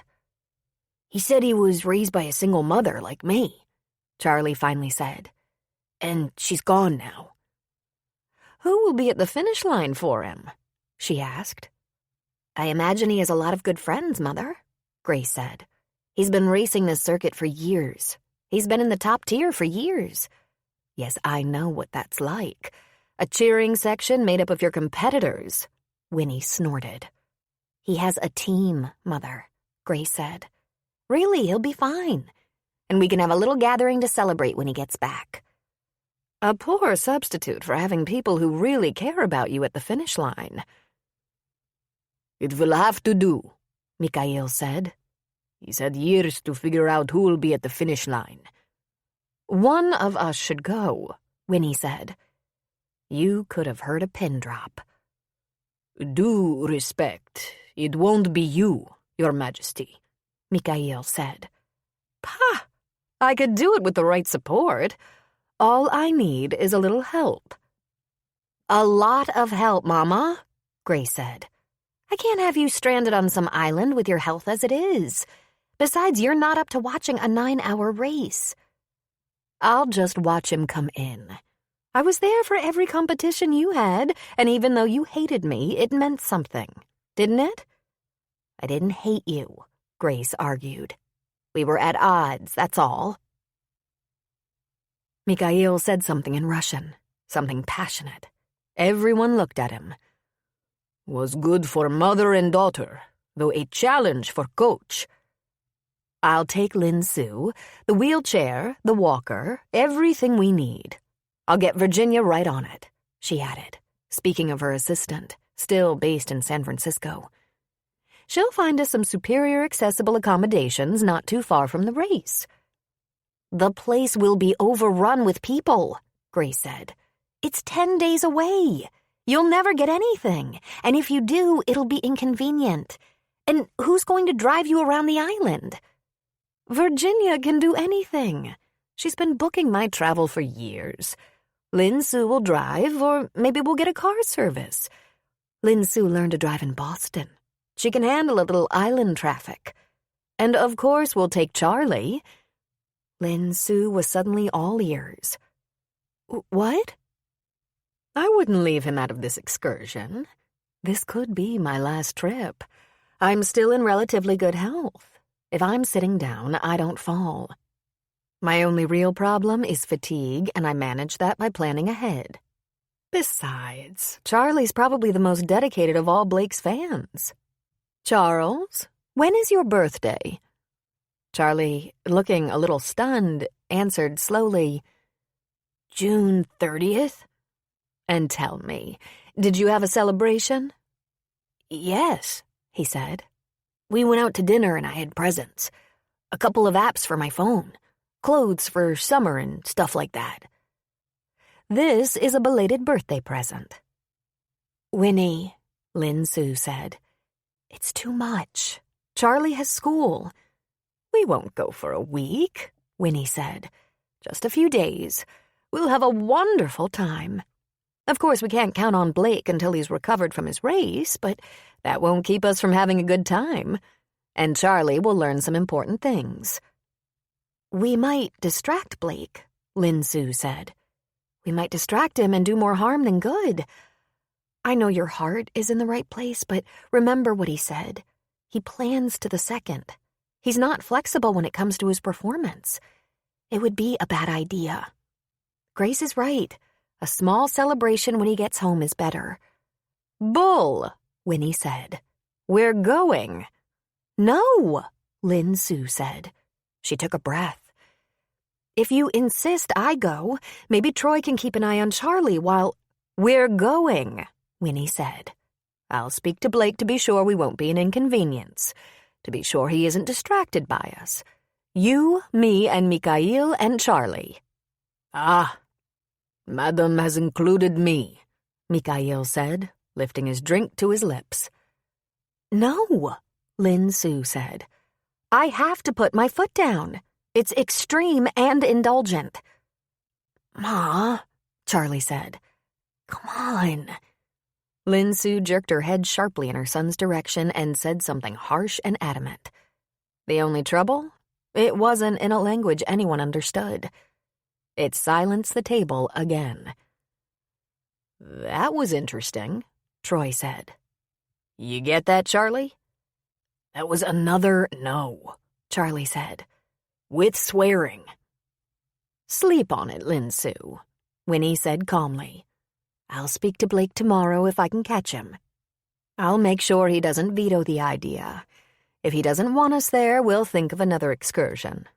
But damn it, I'm in the mood for some tropical weather. And I'd love to see my friend Blake do some damage in Kona.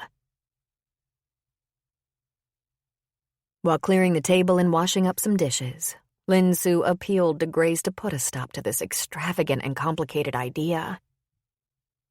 You've been with us over 4 months, Lin Su. Does it appear that once Mother gets an idea, you can talk her out of it? And didn't you say in your interview that travel wasn't out of the question as long as you had time to prepare? You said it wasn't likely. That's why I didn't mention Charlie at the time. I don't want Charlie to get the idea people will be giving him things like trips to Hawaii. In the long run, it won't do him any good. Ever since coming here to work for Winnie, things have been handed to us left and right, from the new school to the loft. A trip to Hawaii is so, it's just huge, that's all. It's actually a nice idea, Grace said. Listen, I'd intervene for you if she started going completely crazy and suggested taking Charlie out of school for long tours out of the country. But a few days in Hawaii to watch his best friend race? Grace shrugged. That's actually nice of Mother. She is, under all her bossiness, a very generous person. So she appealed to Winnie, suggesting spoiling the boy would make his life more difficult in the end. "As hard as he's worked?" Winnie asked. "He should be so proud of himself. He's been completely dedicated. Stop worrying so much. It's a few days and we'll have a nice time." "He shouldn't get any more attached to Blake," Lin Su said. "You're too late, my dear. He's already attached. To Blake and to all of us. Just as we're attached to him." She knew this in her heart. It was true. They were all good friends now, though she tried to keep things in perspective. Charlie had always known people she worked with and for, but this took it to the next level. They were almost a family, and she was very grateful. What she didn't want was for Charlie to feel what she'd felt when that family that she counted on, her adoptive parents and sisters, abandoned her, as if they'd never been family at all. She'd tried to protect him from everything. She hadn't been able to so far. "Have you ever been to a luau, Lin Su?" She had, and she'd been younger than Charlie. When Lin Su was a girl, she'd been on some mighty nice trips. Her parents were well-to-do, and they spent a couple of weeks in St. Thomas every winter. Boston was brutal in the winter. They had a place at the Cape for summers. She'd been to Maui with the family twice. Karen's second wedding was held there. They also traveled to Europe a few times. Lin Su also went to Europe with her high school class. Italy, France, Spain. She'd had good experiences, even if she hadn't thoroughly enjoyed the company of her parents. Well, they didn't happen to be especially enjoyable people. Gordon was only interested in golfing, drinking, living it up with his cronies. Marilyn, focused on status, was more interested in the wives of those cronies. Lin Su had fun. All the cronies and wives had kids, and she went to school with many of them. Then along came Jake in her senior year, and those little family trips improved tremendously. Her parents were more than thrilled to invite him along, both to keep her out of their hair and to impress his parents. Charlie, however, had never been anywhere except the emergency room from time to time. And while they always seemed to be moving, scraping to hold things together, worrying about where they'd land next, he'd never complained. Why shouldn't he be lucky for once? Fly to the islands, watch his idol race. But it wasn't just Charlie she hoped to protect. Lin Su grew to like Blake more every day. There wasn't an admirable quality he lacked, and she didn't want to long for him, to long for a life she would never have. She pretended she didn't want Charlie to be let down when Blake turned out to be human. She feared being vulnerable to his touch, his kindness, his devotion to her son. She feared the dark pain of rejection. Ordinarily, such fears would be easy for her to mask, but Lin Su had strong memories of frolicking on the beach with her teenage lover, Charlie's father, Jake. What more poignant way was there than that vivid memory to remind her that her life would be forever ruined if she let herself be drawn into that sort of romantic idealism again? Charlie was just a kid. She'd been just a kid. After Winnie was settled, Lin Su walked with Charlie along the beach road to the loft. "Soon it will be too cold for this walk," she said. "I want to go," Charlie said. "I want to see him race. I want to take a trip on a plane." "You've been on a plane," she said. "Not recently enough for me to remember," he reminded her. "You can forbid it, I know. You can refuse and even force Winnie to get a nurse who goes along with what she wants. But that would be so stupid, because Winnie makes your life easier than anyone ever has." "That's not why I took the job," Lin Su said. "The pay is good. She provides benefits we need." "I want to go," he said again. "It's safe, it's convenient, it's not expensive. And if you find a way to say no to something so totally cool, it'll come between us. In a bad way." Lin Su stopped walking. "Are you threatening me?" I'm gonna go places and do things, Mom. I might not be a great athlete, but I'm gonna do athletic things. I'm gonna run and swim and study and travel. I know it's gonna be hard, but I can work at it and it will happen. Because I want it. The sisters I grew up with had everything handed to them, and they were incorrigible, she said. I don't know very much about them. Better that way, she said, walking again. You can trust me to tell the truth. At least part of it, Charlie said. just the part that keeps me in line. Why don't you trust me with all of it? I'm not a bad person. I do everything you want. She stopped again. Charlie, how can I show you life isn't easy? That you have to be strong. You think I didn't figure that out already? You should ask Blake sometime about how he learned to run, learned to swim. He makes our life look like we're trust fund babies. He walked a little more. I want us to go, to see something we don't see every day, to watch him race. Mom, I want us to go.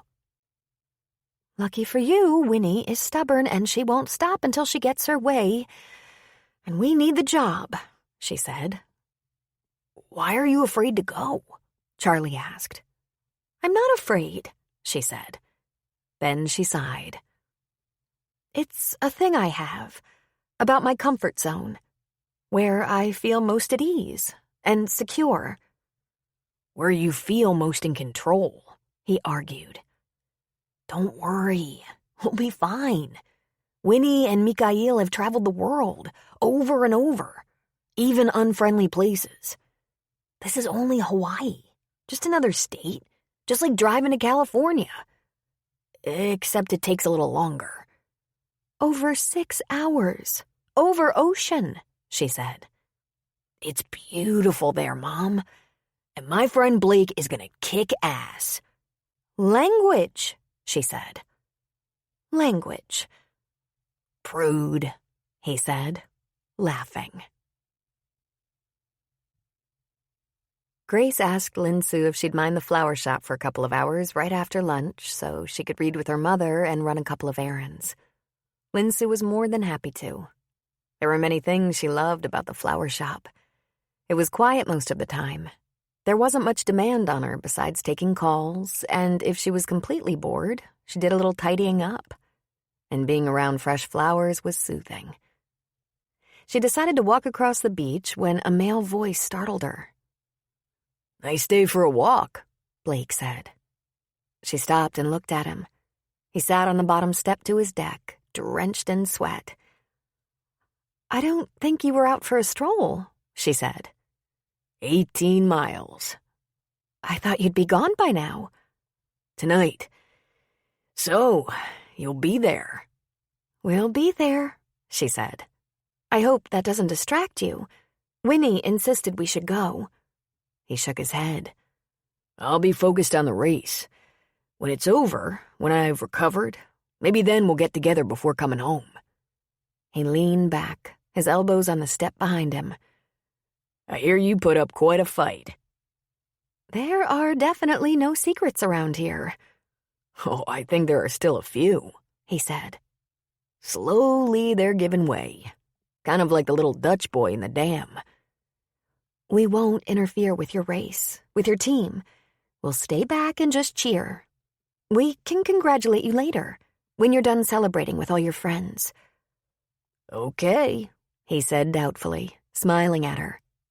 I do think of you, Charlie, Winnie, and Mikhail as friends, however. But it won't be much of a celebration, if one is even in order. I'll be tired. Charlie says you're gonna kick ass, she said. I'll give it my best. It's my plan to have my best race this year. Then I'm gonna have some downtime. A few months. No training? Just maintenance. Not endurance training. I stay in shape, keep my times good, relax the OCD a little. Oh, so there is some OCD, she said, smiling. You think anyone could do this for a living without it? We're driven. It's kind of a survival thing, I think. He just shook his head at her. I'm glad you lost the fight. I'm glad you're coming. It's an awesome event. The weather is supposed to be great, and the islands are so relaxing when you're done killing yourself in the race. Will it be relaxing before the race? A little bit. I'll train, but the main thing is to get my head in the game. That takes concentration and a good dose of serenity. Hawaii lends itself to that. He grinned. It would be all right for even non-racers to relax a little. I'll be working, of course. Maybe if I'm lucky, you'll have a coffee break at some point. Oh, I'm sure Charlie will completely dominate what little time you have after the race. He'll try, Blake said. One of these days, you and I are going to spend a little time together. You know, just to get to know each other better. If there's anything about me you'd like to know, you only have to ask. Let me think about that then, he said. I have a feeling if we ever relax and talk, we'll find out things about each other that surprise us both. I can't imagine what, she said, completely sincerely. Lin-Su thought she knew all she needed to know about Blake Smiley. He was a world-class athlete, a huge success in his world, a legitimate good guy, and her son's idol. I think eventually we'll find out how much we have in common. Impossible, she thought. But she wouldn't say so. That would be rude. That will be interesting, she said. I'd better get to the shop. Grace needs a break. If I don't see you before, I'll see you in Hawaii, he said. Have a good week. All the way across the beach, she was thinking, don't read anything into that. He's just charming, that's all. Polite, accommodating, delightful. And next, she thought, I'd better do a little shopping for island wear. Grace was looking forward to the weekend with great anticipation. Her mother and Winnie's support crew would be gone to the great race in Kona, and she would be alone with her husband for the first time in months. Troy and Grace hadn't even managed a honeymoon. She was thinking about locking up the shop. There were no major events on her calendar, and she could take phone orders from home. But she really didn't dare. She was going to have to close the shop in 2 weeks to attend Ginger's wedding on the La Cumette farm up near Portland. And there would be a lot more closings in the next several months. She was hard at work on a gorgeous arrangement for the resort in Bandon, one of her best customers. They'd ordered 4 extra-large floral sculptures with large rock bases inside a clear glass oval bowl. Calla lilies, orchids, birds of paradise, curly willow, and a fine green fern that was almost like moss. They had a very big weekend coming up at the club. A large fall wedding was taking over one of the restaurants, and they wanted to put 2 arrangements in their reception area, and similar arrangements in the restaurant where the bride and groom would host over 100 guests for a 7-course dinner. A far cry from the way Grace had married Troy, on the beach with their neighbors present, as well as people from town who just felt like crashing the party. Most of the guests were barefoot within an hour. The bell on the front door jingled, and she stood, pasted a friendly smile on her face to greet her customer, then froze. "Mr. Germain," she said, not feeling at all welcoming. "Mrs. Headley," he said, giving his head a nod. "Do you have a moment?" "I sent you an email in response to your interview, Mr. Germain." "It was received," he said. There was no posturing or sniffing this time. Of course, she'd declined to hire him. His attitude just wouldn't cut it here. "You were very polite, thank you," he said. "I wonder if you have time to talk." "The job's no longer available," she said. "Still, come back to the workroom," she said, questioning her own judgment in this. She didn't want to endure a lot of time with him. Plain and simple, he was a snooty pain in the ass. "Have a seat while I finish up. What's on your mind?" "Well, I wasn't myself the day I came to interview with you, and I'd like to apologize for that. I think I was—" he lifted his chin. "I was superior. I've been accused of that before." She tilted her head. "Oh, have you?" "Once or twice," he said. "Look, I'm an excellent florist. My shop was in demand. I had a great business." "But what did you tell me? The economy had you upside down?" The economy didn't help, but that wasn't what went wrong. It was a number of issues that converged like— he took a breath. The perfect storm. She listened, but he'd stopped talking. "Apology accepted, of course." There I go, being vague again. I had a breakup. My partner was also my partner in the store. She'd been pilfering for some time, I learned. I guess in the big leagues we call it embezzling, but I couldn't prove anything since she was doing the bookkeeping. It looked like we were losing money for the first time when, in fact, she was skimming. Taking money, cheating on me, the store, everything. She didn't pay taxes that were due and left me a pot of bills that should have been paid. He rubbed his shiny forehead. And I had other things distracting me, or I might have caught it. My mother was sick, my sister was in need, my profits had become low when they'd always been excellent. I really am a good florist. Then there were some medical bills in addition to taxes due. She? Grace thought. She'd taken him for gay. Apparently not. He was about 40, a little too old to be delusional or closeted. Straight, she decided. With some affectations?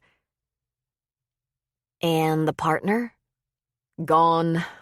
I looked into a forensic audit, an attorney, a detective, that sort of thing, but in the end I'd be throwing good money after bad. She got away with about $100,000 that I'll never get back, and I had to let the store go. You obviously didn't do a background check or you'd know. I lost it. That's simple. I filed bankruptcy. She had looked at him, for as much as internet research could do. She'd noted the bankruptcy. After meeting him, nothing more seemed necessary. "Would you like a cup of tea, Mr. Germain?" she asked, surprising herself. "That would be so welcome," he said, sighing with relief. "Let me put the water on," she said. She didn't have to go far. She had a little electric kettle on her desk. She rinsed it, refilled it, and turned it on before going back to him. "I have chamomile, Earl Grey, peppermint, and green tea." "Peppermint would be great," he said. Then he raised a brow and glanced at her round middle. "Stomach issues?" he asked. "From time to time," she said. "And your mother?" "She passed a little over a year ago." "I'm so sorry. And your sister?" "Melanie is a special needs adult, and my mother took responsibility for her. We've had a little bit of a struggle since my mother died." "I see. You're right. The perfect storm." She went back to her desk and fixed him up a cup of tea. She put it in front of him and took her seat again. "This is lovely," he said, admiring the arrangement that took up a great deal of her work table. "Thanks. Listen, Mr. Germain," she began. "Ronaldo, please." "Ronaldo, I appreciate your courtesy in coming back, apologizing, explaining, but—" "I know. You don't need me now. Well, the thing is, whoever you hired might not work out, and you'll be looking again. If that should happen, I'll probably still be available. My shop wasn't the biggest or most important shop in the business, but we did well. And I loved working with flowers." "How are things going for you now?" she asked. He took a sip of his tea. "Getting by pretty well, actually. I had to sell my house, but I'm living in my mother's house. My sister is in a group home right now, and she wants to come home so much. My hours at the coffee shop are crazy, and she needs some supervision. She's very functional, but she can't live on her own. She'll never live on her own. She needs routine, however, and I can't keep her with me. change her schedule every week and expect her to adjust. And she calls me, he said, adding a laugh. And calls me and calls me and calls me. Tell me about your shop, she said. And he did, from the day he bought it until the day he closed it. He talked about his biggest jobs, some of his regular customers, pictures of his work that had been published, whether purposely or because they happened to be in the photograph of a grand opening or wedding or other major event. When he'd been up and running for a couple of years, his sister began to work for him. She was a wonderful organizer and helped him keep the shop clean. His customers loved her. His sister had been the victim of a near-drowning accident when she was a young child, been without oxygen for too long, and suffered serious brain damage. He was clearly devoted to her, if he was to be believed. Finding a good job in a flower shop didn't materialize, and when he saw the ad for a manager, he thought he might be able to get back to flowers. I miss it, he said.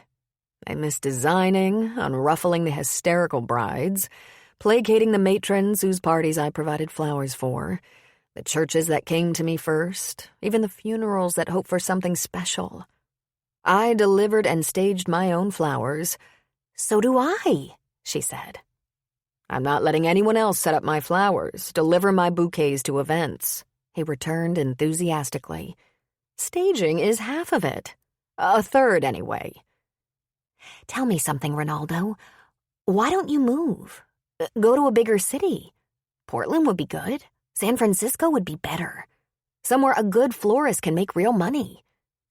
There's the magic word. Money. Relocating like that can get expensive. But it's emotional also. I've lived in Grants Pass my whole life, and I'm not sure Melanie can cope with a move. Like it or not, even with a group home, I'm going to make sure Melanie has what she needs. That's a good brother, she said. Have you lived in this little town a long time? He asked. I came here to buy the store. I'd been looking for one. I worked in a shop in Portland with good friends who trained me. She rubbed her tummy. Lifelong friends, really. I have to visit them before the baby comes. And after. What brought you to the flower business, besides good friends? A very difficult, but in the end rewarding journey, she said. And then she told him everything, beginning with once being a champion figure skater, an Olympian. He was thrilled by this. He loved to watch the skating. She explained about her exit from the stress, her flight to Thunder Point, falling in love with the hottest teacher at the high school, reconciliation with her mother who was here now. A rich dowager who lives with us, or we with her, and this little shop is my haven. I love it. It means so much to me. She was completely oblivious to the time as they compared mothers, flower shops, friends, favorite work projects. And then the back door opened and Justin stepped inside. He grinned his lovely boyish grin. You have my deliveries ready? He asked. Justin! She looked at her watch. Oh my God, I lost all track of time. Yes, just about. There are 5 in the cooler, and this one is nearly finished. I need 5 minutes. She stood up. Ronaldo, I enjoyed the conversation. So did I, he said. If anything materializes for a florist. Absolutely, she said. Justin was taking the arrangements for delivery out the back door. There's something I should probably explain. She laughed at him. If either one of us explains any more, I'll miss my deadline. I'll be quick. You should know, on the off chance your new hire doesn't work out, that partner, it wasn't a woman. She raised her eyebrows. Is that so? If that's a problem in a fishing village full of old-fashioned folks. This is one of the nicest towns I've ever encountered, she said. If there's one thing I've learned, it's not in your best interest to hide your real self. Besides, it's like dousing your natural flame. She laughed. No pun intended. He smirked and shook his head. Too bad I screwed up the interview. I have a feeling we'd have fun working together. And that business about no babies in the workplace? I actually like babies. And they like me. I have no doubt, she said. She put out her hand. Now go. I have things to do. I've played long enough. He picked up his cup and took it to the sink. No, leave that. I've got it. It was a pleasure. I'll let you know how things work out. I'd appreciate that. Grace hurried to finish her piece, got Justin on his way, then she put in a call to Virginia, her mother's administrative assistant in San Francisco. Winnie was very wealthy, and the challenge of hiring for her household staff had always been taken very seriously, given the value of her possessions, her estate, her person. Grace asked Virginia to run a check on Ronaldo Germain, a potential employee, and she asked her to rush it. A couple of hours later, her husband was at the shop, his workday at the high school done. "How's my sexy little mama today?" he asked, wrapping his arms around her. I think I found someone for the shop, she said, beaming. Provided he turns out not to be a felon. No kidding? You mean we can actually have a baby without you stressing out over the flowers? If he turns out to be the kind of person I believe he is. Virginia's researching him. When did he turn up? Troy asked. I'd already interviewed him and rejected him. He came back. He wanted a second chance. I told him the position was no longer available, but... She shrugged. I hope my instincts are on target, but I promise to take it slow. Chapter 13. Lin Su wasn't prepared for how out of her experience this short trip to the Big Island was. First of all, a private jet took them to San Francisco, and no one had mentioned beforehand that this would be the case. All she knew was that they had a flight to San Francisco from the nearest regional airport. Once there, they went directly to their commercial flight where 4 seats in first class had been booked. When Lin Su asked her why she'd done this, Winnie simply said, I wasn't going to stick you in the back. I need this space, and I need my nurse. Lin Su told Charlie not to get used to this. Winnie had offered to have a car service available, but Lin Su protested loudly. It wouldn't do to have a luxury sedan or SUV pulling up to a triathlon. They would be a spectacle. She insisted on a rented vehicle that could accommodate Winnie, her wheelchair, her walker, all their luggage. Virginia arranged for a rental van with a portable ramp to help Winnie in and out. It was a very big van. Lin Su sat in the driver's seat, Charlie next to her, and she studied the dash and all the controls for a while before, very, very slowly, pulling out of the parking space. You gonna be able to drive this thing? Charlie asked her. Of course, she said. I'm not very optimistic about parking it, however. The condo that had been rented was so luxurious, Lin Su had to struggle not to gasp. A great room, or family room, faced a broad patio that fronted the beautiful beach. It was on the ground floor of a large resort and had a full kitchen, dining room, 3 bedrooms, 2 of which were masters. In Lin Su's room, there were 2 queen-size beds so she could share her room with Charlie. They had a lovely takeout from one of the resort restaurants and ate on the patio. In spite of the time change, it being earlier in Hawaii, Winnie wasn't too tired. She'd also managed to catch a nap on the plane. After having some dinner, Mikhail and Charlie took a walk on the beach while Winnie and Lin Su enjoyed the sunset. I think I should take Charlie out to the race start early tomorrow morning. If you think you can miss that part, I'll talk to race officials and find out if we can get you a safe place at the finish where you won't be trampled by spectators. That won't be necessary, Winnie said. Oh, you and Charlie should go for the start. As much as I'd like to see more of the race, I should be satisfied with seeing the finish. If I try to do more, I might be too weak and fatigued to make it to the end. But Virginia sent a VIP seating package for 4. She express-mailed it last week. She's a genius. How did she do that with so little notice? We know people, Winnie said. Companies I've worked with over the years. Bankers and brokers. It's routine for them to procure VIP admission for special events they can offer their clients. I've been to horse races, boat races, golf tournaments. Imagine their surprise when this little crippled lady asked to go to the Kona Triathlon. I'm sure there was some scurrying, but we have our condo and our VIP passes. You should go in the morning. I'll save my strength for the finish. Wise decision, Lin Su agreed. Once I figure out parking and where spectators will be allowed, I'll be back for you in plenty of time to watch them come in. Charlie wants to see the start, so we're going to get up at the crack of dawn and head out. Can Mikhail manage to get you breakfast? He does at home, she said. We'll be fine. Do you realize there will be hundreds of participants? Lin Su's mouth fell open. What? That's right. This is the big one. Oh my God. Will we even see him? Yes, darling, she said. He'll be the one in front. Winnie smiled. I've been around winners my whole life. Go extra early. We will.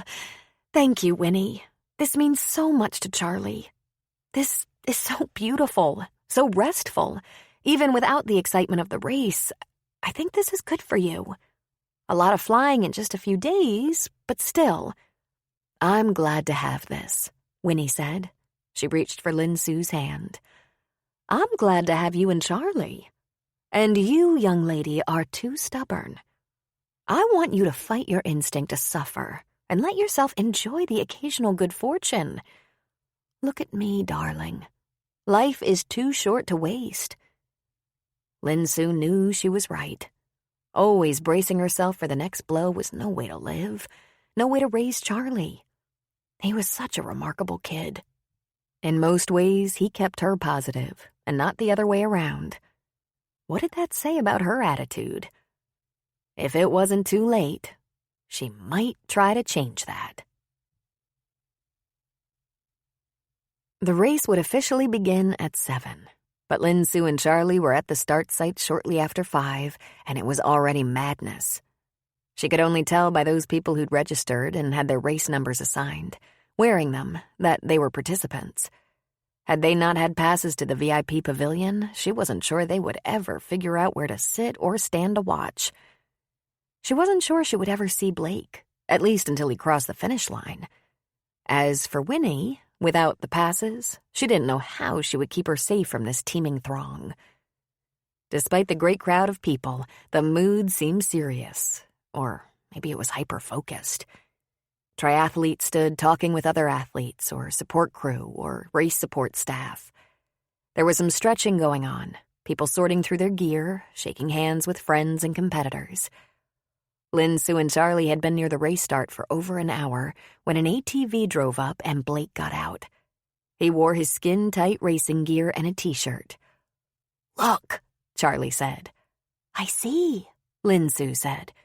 Don't bother him. He might not even notice us, and that's okay. Blake smiled and shook hands with a few people who stood around the starting point, from which they would run into the ocean. Gretchen was also out of their ATV, which was loaded with everything from bicycle wheels to coolers. She was laughing, saying hello, handing Blake a plastic bottle of liquid. Remember, we don't want to distract him, Lin Su said. But as she watched, she could see that he was something of a celebrity in this circle, with people approaching, talking, laughing. Then he began looking around casually, and when his eyes fell on them, he grinned. He seemed to sparkle all over and walk toward them. She couldn't stop herself. She smiled with happiness that he seemed pleased they were there. He shouldn't have been surprised. He knew they'd be there. Shouldn't he be more indifferent? More excited about the race than his spectators? You made it. He shook Charlie's hand. Winnie? We're going to get her a little later so she's not worn out. Seeing the finish means a lot to her. To all of us. Will your team be in the ATV? Charlie asked. Just Gretchen with road repairs and water. If this weren't such a huge event, I'd let Charlie help with the team. But it's a really long day and a lot of people. Thousands, Lin Su said. I'm going to get ready to go, he said, twisting the cap off his drink and downing it in 3 swallows. If I don't see you again until afterward, it's because—" "Don't look around, Blake," Lin Su said, a begging sound to her voice. "Just know we're around, but don't look. Just concentrate on the race. We'll share highlights tomorrow. Don't—" "Always telling people what to do," he said, laughing, shaking his head. "I meant— oh, you know what I meant. I want to do everything to help and nothing to interfere." "I'm happy you're here," he said. "Enjoy the day." Gretchen was behind him, putting a hand on his shoulder. "Let's get moving," she said. Then, looking at them, she smiled. It wasn't the thrilled, excited smile she'd seen Blake wear a few seconds ago. "Hello. Good you could see this. It's an amazing experience." Then, to Blake, "Eyes on the start now, okay? Head in the race." And she walked away. "And don't you look for me," Blake said. "See as much of this circus as you can. There are vendors and services and food everywhere. It's a long day." He ruffled Charlie's black hair. "Have fun today, bud." And then he was gone. But just that half a minute that he noticed them, noticed her, the pleasure and gratitude on his face, it filled her with joy and ridiculous hope. The day stretched out forever, and in that hot Hawaiian sun, Lin Su was very grateful for the VIP tent with shade and fans. It was still early when Winnie texted her that she was coming by a hotel car to the triathlon and would call Lin Su if she needed help finding her seating. As the athletes came in from the swim, Blake was in front, and Lin Su almost lost her mind with excitement. "That's his best event," Charlie said. "Take it easy. The bike kills him." They watched in fascination as he accomplished the transition, finding his racked bike, his cycling shoes on the bike. He was in the shoes immediately, on the bike, and zoom. There were a couple of spots along the route where they could see the cyclists, but it was approximately 4 hours before the transition to the marathon. Lin Su and Charlie were ready, witness to another transition. Blake changed shoes, added a belt to which he could strap his water bottle, and he stuffed his slim pockets with gel packs that contained carbs, electrolytes, glucose, and other ingredients. "He's behind," Lin Su murmured, biting her lower lip. "He's good," Charlie said. "There are at least 10 runners ahead of him," she said, sounding worried. "Only a few, but he's fine. He won't let Hotshot screw up his pace. He knows what he's doing. He owns the marathon." After Blake disappeared from sight, they went to the VIP tent and had some lunch. It felt to Lin Su as if everyone there was part of a group, that Lin Su and Charlie were alone. She didn't care. This wasn't just about Charlie anymore. While they sat at one of the long tables eating salad and sandwiches, they could see parts of a live video feed of various stages of the race on a screen in the tent. When they were finished eating, Lin Su thought they should try to close their eyes for a little while. But Charlie wasn't having it.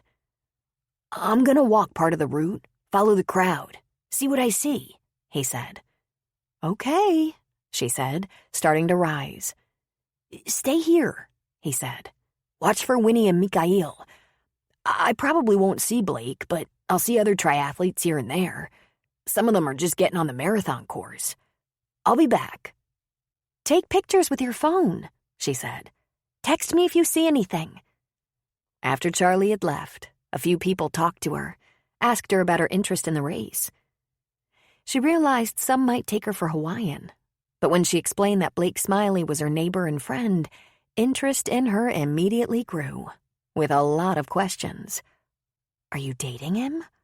Have you been friends a long time? Is your son in one of his programs?" Programs? She didn't want to admit her ignorance, so didn't answer. She learned that most spectators came to the race for a couple of hours, maybe a few, but it was rare for people who weren't part of a team or club to spend an entire day at the event. And to bear that out, the crowd began to grow again as new spectators arrived. The people in the VIP tent began to crowd in, waiting for the finish. Winnie and Mikhail appeared, and Lin Su rushed to them, surprised. "You found me! Did you have any trouble?" They had to fasten Her Majesty into the golf cart, Mikhail said. Ah, I can't hang on anymore. But I'm here, that's what matters. How is he doing? I don't know, she said.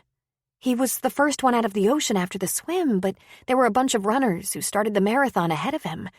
Charlie said that was normal for him, for his pace, but I know nothing since. They've had some of the race on the screen over there, but I've only seen him a couple of times and I couldn't tell his position. Winnie, have you ever seen so many people in your life? Not so many competing at one event. But, sugar, I've been to the Olympics to watch Grace skate. A lot of people go. The towns are overrun. She looked at her watch. We want to be at the finish line bleachers an hour before they come in. I'm not missing that. I worry about you in all that sun, Lin Su said. Mikhail produced an umbrella from the backpack of her wheelchair. Madam thought perhaps I should fan her with palm fronds, but this works better, I think. Then he went to fetch drinks for them. For the next 2 hours, the crowd grew and grew. The noise level intensified. Athletes competing in shorter races were coming in. The video screen predicted winners and focused on Blake several times. He had the third best time in the event so far, though he was still behind a lot of runners with 6 miles to go. Lin Su was excited, exhausted, exhilarated. She wanted to be present at every race he ran forever, and yet never wanted to go to another one. Of all the experiences in her life growing up with the family she landed in, competitive sports like this hadn't existed. She'd been to basketball tournaments, football games, golf tournaments, and even horse races, but a race that lasted over 8 hours? Never. Charlie returned. They hurried to the bleachers. Winnie had a handicapped place at the far end of the bleachers, her handlers beside her. Now it was the megaphone reporting on results. Blake was moving up to the front of the pack, 1 foot at a time. He wants this, Charlie said. He told me. He wants this bad. He thinks he's running out of time to win it. His age, you know? Some of these other guys could do it. There's a guy from Austria who's a favorite. A guy from Germany they think could do it. They're younger. Not smarter, Winnie said. It takes brains and grace under pressure. For skating, Mikhail said. For this, crazy is required. The last 40 minutes were sheer torture. Lin Su nearly wore a hole in her lip chewing on it. Finally, at a little after 3 in the afternoon, they came around the curve, the elite men's class. She had to squint to see, but that was Blake, steady as she goes, coming up behind the leader. She couldn't breathe. He looked fierce yet relaxed. He was wet with sweat. His facial muscles were taut, chiseled. His lean physique showed the hard sinew as he gracefully moved toward the finish, still almost a mile away, but yet so close. Then, with more than a half mile to go, he passed the front runner and ran almost elegantly to the finish line. Blake Smiley of Thunder Point, Oregon. We have a winner at 8 hours, 19 minutes. It took hours to get back to Winnie's condo after Blake crossed the finish line. Of course, they had to go behind the tape to congratulate him, as did many people. He was gracious despite the fact that he was depleted and maybe a little disoriented. He was coming around thanks to special drinks provided by his trainer. Charlie was beside himself with excitement.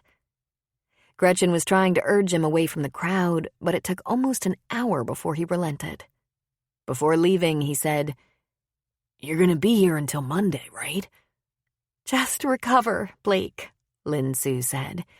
"We'll be around, but we'll see you a lot once we're home. I can't wait to text everyone." I'd like to spend more time with you, but there are sponsors and the team and... We'll be around when you're free of obligations. Right now, make it all about your win. We're so proud of you. Then she added, I'm so proud of you. Getting out of the race area was a challenge. There were going to be runners coming in for hours and hours, and the foot traffic was thick. Lin Su and Mikhail took turns pushing Winnie's chair. Then, once they made it to the van, the traffic on the road was heavy. The triathlon had drawn thousands of spectators. If they'd had more energy, they might have gone out to dinner. Winnie was especially worn out. It was 7 before they were back at the condo, eating a light meal on the patio, going over and over every aspect of the race. Little by little, the condo quieted. Winnie went to bed early. Mikhail found a comfortable chair and ottoman in her room and an extra blanket. Even here, he wouldn't relax his vigil. If Winnie awoke in the night, he wanted to be the one to assist her. Charlie sat on the sofa, the TV on and turned low, his laptop on his lap. Within an hour, he was slumped on the couch, and she closed his laptop and woke him, steering him to bed. There were people out on the beach, of course, but the patio had a couple of dividing walls separating it from the unit next door, and the tiki-lit sidewalk was on the other side of the pool, which was now quiet. She could hear revelers, perhaps celebrating the race, perhaps vacationers. Apparently, she was the only one in the house still abuzz with excitement from the astonishing experience of the day. At 9, everyone quiet in the condo, sliding doors ajar so she could hear if Winnie called for her. She fixed herself a rare glass of wine and sat on the chaise, feet up. Her cell phone rang in the pocket of her capris, and it startled her, then shocked her. She was always obsessive about charging it, but it had been in her pocket all day with no worry about that. Other than taking a few pictures of Blake at the finish, she'd virtually ignored it. No one ever called her but Winnie or Charlie, on the rare occasion, Grace. She pulled it out and looked at the screen. Blake? "Hi," she said, expecting to find no one there, a butt dial. "Hi," he said. "I'm just getting to bed, but I wanted to call." "Oh, Blake, did you try Charlie's phone and get no answer?" For someone who didn't compete in the race, he sure passed out early. "I didn't try his phone," Blake said with a slight laugh. "I'm calling you. It was so nice you were there, Lin Su." "We were all there," she said. "Yes, and you were there. I think I'm growing on you."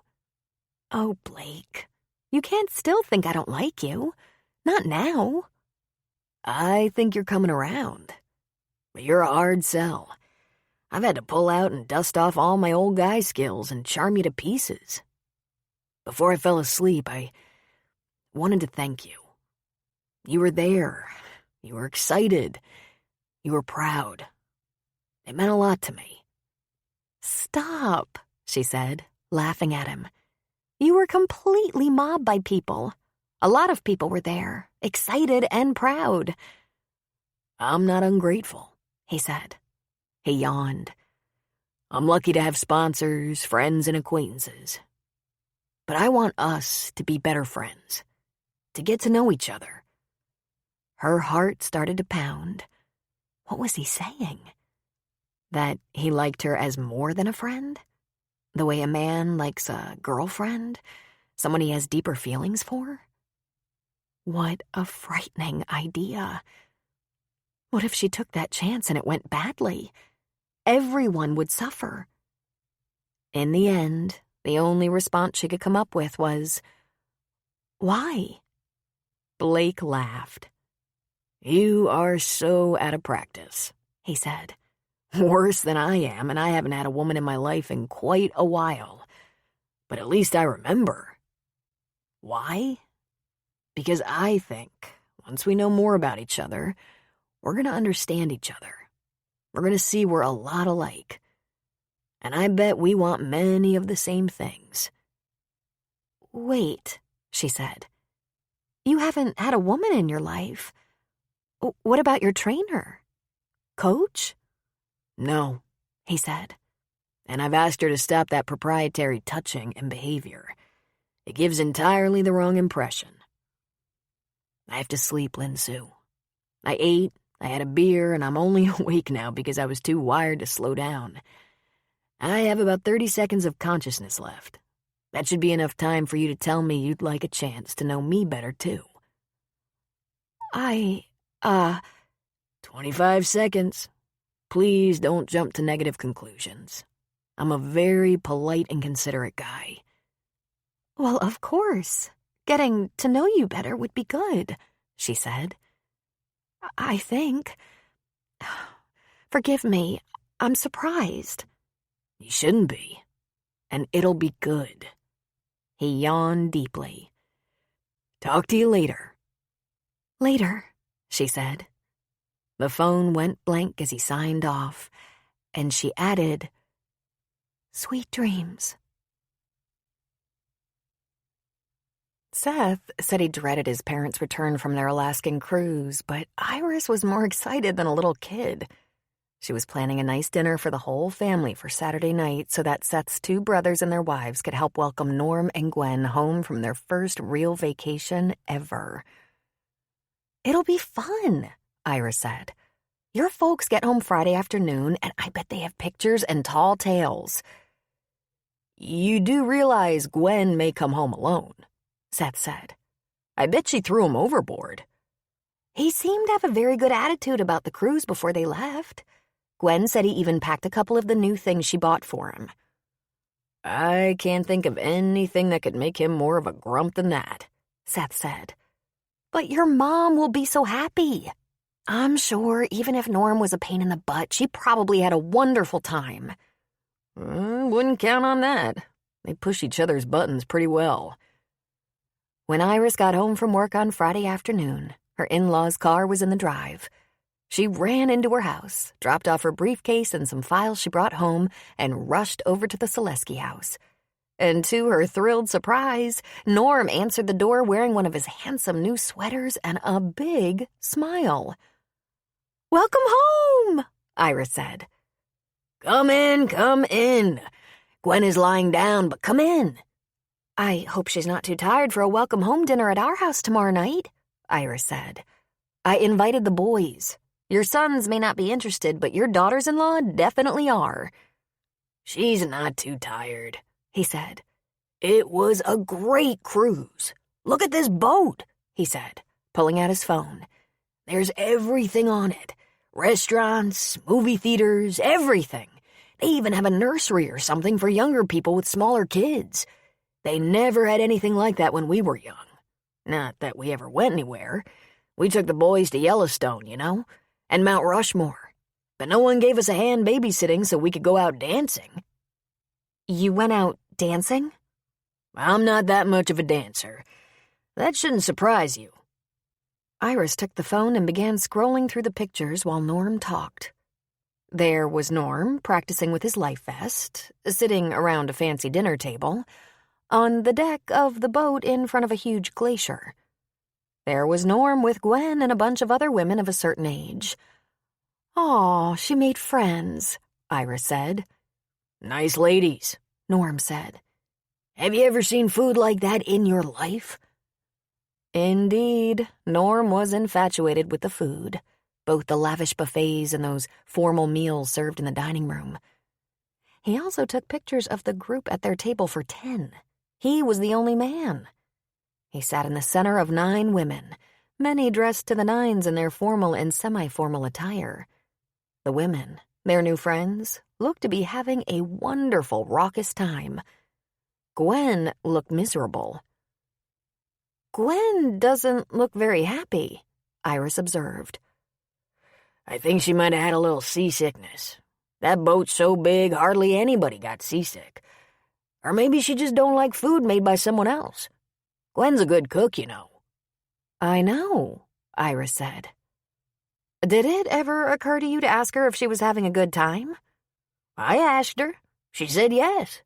Look at this, Iris. Look at this picture.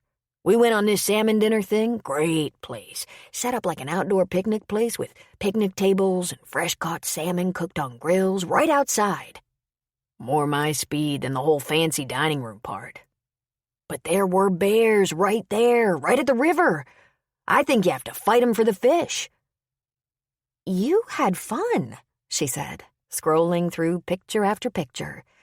There was Norm, grinning like a boy, surrounded by smiling women, frowning wife, picture after picture. "It was better than I give it credit," he said. "I'm ready to sign up for another one. Maybe Mexico. There's one to Greece, but it might be more than we should spend. I'll have to see. Gwen's not sure. She wants to think about it." And then Gwen appeared in the doorway, a sour look on her face, pulling her sweater tighter around her. "Oh, good. You and Irish can talk about the cruise," Norm said. "I want to run over to the station and make sure they're getting by all right. I'll, need to take that phone, Iris. But I'll give it back to you next time I see you, and you can look at the rest of the pictures. I have to get us a decent camera, a real camera." He pocketed the phone. "You probably don't want to cook after all we ate," he said to Gwen. "Want me to pick up something from the diner? A couple of good old-fashioned hamburgers?" "I'll cook," she said evenly, arms crossed over her ample chest. "I'll be back then," he said. "You just about over that little seasickness?" "I'm over it." Norm was out the door and Iris sank onto the couch, bewildered. "You're upset about something," she said. "Wasn't it a nice cruise?" Gwen went to the chair, Norm's favorite chair. She took a deep breath. "The scenery was very nice. Colder than you think." "Gwen, what's wrong? You're angry." "Did you see the pictures?" she asked. "I saw a lot of his pictures. He was pretty taken with the food." "The food? He was taken with the widows." "The widows?" "That boat was full of widows. They loved Norm. They couldn't shut up, comparing him to their dead husbands, asking him questions about his company. It wasn't a company, it was a gas station. Helping him fill his plate. I thought one of them was going to cut his meat. It was disgusting." "Those women?" Iris asked. "Widows," she said. "You didn't like them?" "What's to like? They hardly gave me any notice. It was like he was in a damn kissing booth." "He kissed them?" Iris asked, aghast. Of course he didn't kiss them, but he sure didn't mind all the attention. I'd have been better off if he'd worn his gas station shirt and stood at the rail, pouting. Maybe he could have slipped and gone. Gwen! It was supposed to be a trip for us, not a trip for Norm to play escort to a wife and 8 widows, who never shut up, and thought he was the sweetest man they ever knew. Norm? Sweet? That's what I'm telling you, Gwen said. I never saw him so sweet before. He's been a grumpy pain in my ass for almost 50 years, and all of a sudden, with 8 widows, he's sweet. She grunted. I never. Chapter 14. When Lin Sue was a senior in high school, a very upscale and expensive Catholic girls' academy, she met Jake at a dance, a mixer. Once every couple of months, the boys from Camp Hill Hall, a prestigious boys' academy, got together with the girls from Sisters of Mercy. Jacob Westerman was a rugby player, handsome and smart. They danced every dance. He called her and said, "We need to get together for a real date. Tell your parents we're going to double, but it'll be just you and me. We need time together to talk, you know?" She knew what she might be getting herself into, but that was fine with her. She'd only had a couple of brief, boring boyfriends so far, and she was ready for a little excitement and romance. It wasn't yet Christmas when Jake said, "We're going to a party at Todd's and his parents are out of town. Small party, private party. Wear a skirt." And she had. She went home without her virginity and her panties in her purse. When she was around Blake, all the lust and irresistible passion of her first, her only love affair came back to her. All those feelings, at least. Given her experience, she decided that if there was any getting to know each other better with Blake, It would happen in the cool light of day in a place where they weren't too alone. She learned from her mistakes, after all. But Charlie was 14 and aching for independence. He'd wearied of being her constant companion. She hadn't had a man in her life since high school. She couldn't deny a certain hunger. This time, however, she wasn't as daring because she was more familiar with the possible consequences. When Blake got back from Hawaii, there was a lot of activity around Winnie's, Cooper's, even Blake's. Everyone wanted to know about the race, about what was next for Blake, how he felt about his win. Their neighbors had learned a lot about triathlons in the past few weeks because of Blake and Charlie. They knew Kona was the big one, the legendary Ironman contest. Just because of circumstances, she saw him often and learned quite a bit, though they weren't alone. I can see by the way he looks at you, there's serious interest there, Grace whispered to Lin Sue. I'm sure you're mistaken about that. He has a vested interest in helping Charlie, that's all. He seems to be a good man. Yes, to the good man helping Charlie with a training program, but that's not what I see in his eyes when he looks at you. Take a chance, Lin Sue. I bet you haven't dated in a while. Huh, a while? Just by keeping her ears sharp, she began to learn things about Blake. He apparently had a poor childhood, raised by a single mother, and even signing up for school or park-sponsored sports like Little League or soccer were out of the question. We couldn't have afforded uniforms, much less registration fees. I played a little sandlot soccer, and there was a basketball hoop, if we could catch it when the big guys weren't on the court. It was old. A hoop, no net, late at night, outside, only in summer, of course. So a friend of mine, a lawyer who had a similar childhood, and I have been working on a foundation to sponsor underprivileged kids in athletic programs. We have our own corporate sponsors lined up, donors, other foundations, and a board of directors setting up the mission statement and governing body. It takes time, and we'll start small. In another 5 years, it'll probably be my primary job. Because you'll have made enough money racing? Charlie asked. Blake laughed. Charlie, I don't make much money racing. Just about enough to pay the expenses. But now that I've won some big ones, I have sponsors and I'm asked to speak. Motivational speaking. It pays the bills, and I admit it really gets my motor running. Speeches encouraging other athletes? Troy asked. Blake shook his head. More generic than that. It's more about being human and survival. Of the fittest, Charlie said. Again, he shook his head. Survival of the weakest, he said. It's complicated, but something I'm very familiar with is what it feels like to think you don't stand a chance. It could be poverty, emotional problems, family dysfunction, illness, you name it. It could be asthma, he said, winking at Charlie. Turning that around isn't easy, but it's possible. You don't have to be in first place to feel like a winner. You just have to beat the thing, whatever it is, that makes you feel failure is inevitable. So what kinds of audiences do you have? Winnie asked. All kinds. School kids to executives.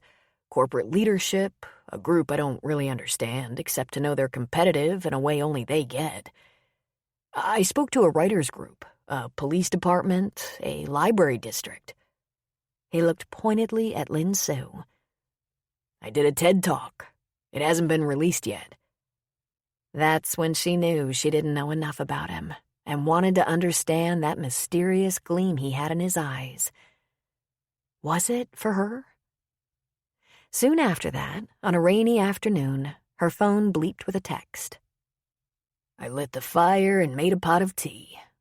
Want to make a house call while Winnie naps? She felt panic rise within her. Could this be that moment that would define the next decade of her life? Throw the dice and see if he comes up as honorable and decent as he seems, or find out, in the end, he's got an agenda about getting what he wants. He helps poor kids, she told herself. He chased thugs with a tire iron to get her swatch back. Winnie, while you nap, I'd like to walk next door to Blake's to visit with him for a while. Will you be all right? Of course. You'll have your phone. I can ring you if I need you. I am here, of course. Not that any of you appreciate me, Mikhail said. There is no walking in this weather, so I am here. Lin Su smiled at Winnie. Don't bother poor Mikhail. Call me. I'll be right next door. When she settled Winnie for her nap after lunch, Winnie was smiling slyly. You like him, I think. Lin Su laughed. I haven't met a person who doesn't like Blake Smiley. He might be the most popular man in the world. Seriously, the world. I think you like him, Winnie repeated. Of course I do, as I just said. I think you'll have a good nap in the rain. And I think you'll have a good time in the rain, too. She threw her jacket over her head and took the front walk that joined all the houses to Cooper's Bar straight to Blake's front door. He opened the door with a smile.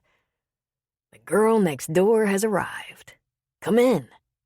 He took the rain-drizzled jacket from her and hung it on a peg by the door. This is a great afternoon. The rain, the fire. It's good you like it, she said, slipping out of her clogs and leaving them by the door. You're going to see a lot of it.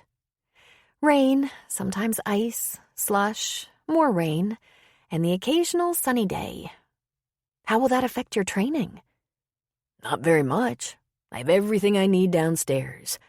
Treadmill, bike, weights, wetsuit, he added with a laugh. I bet that water gets damn cold. But there's a pool at the high school, and I have an in with the athletic director. You do, don't you? You know, people at the race who knew of you asked if Charlie was in any of your programs. What programs? Your foundation isn't operational yet, is it?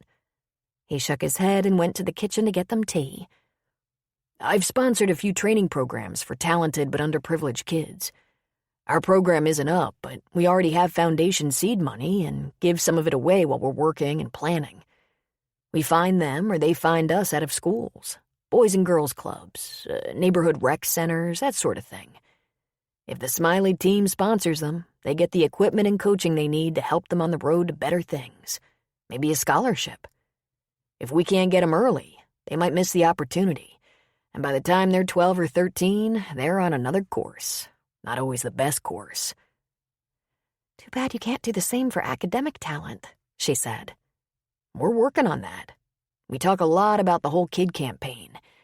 They need the whole banana. Emotional support, environmental and nutritional support, athletic, academic. The need is too big to imagine, but I'm fool enough to imagine it. I think he's either a fabulous con artist or a genuinely kind man. God knows he can't get money for his cause out of me, she thought. Come and sit in here. He picked up a tray with mugs of hot tea and carried it to the living room in front of the fire. Charlie's thriving, he said. Working out is the best idea anyone has suggested. It's more than his workouts.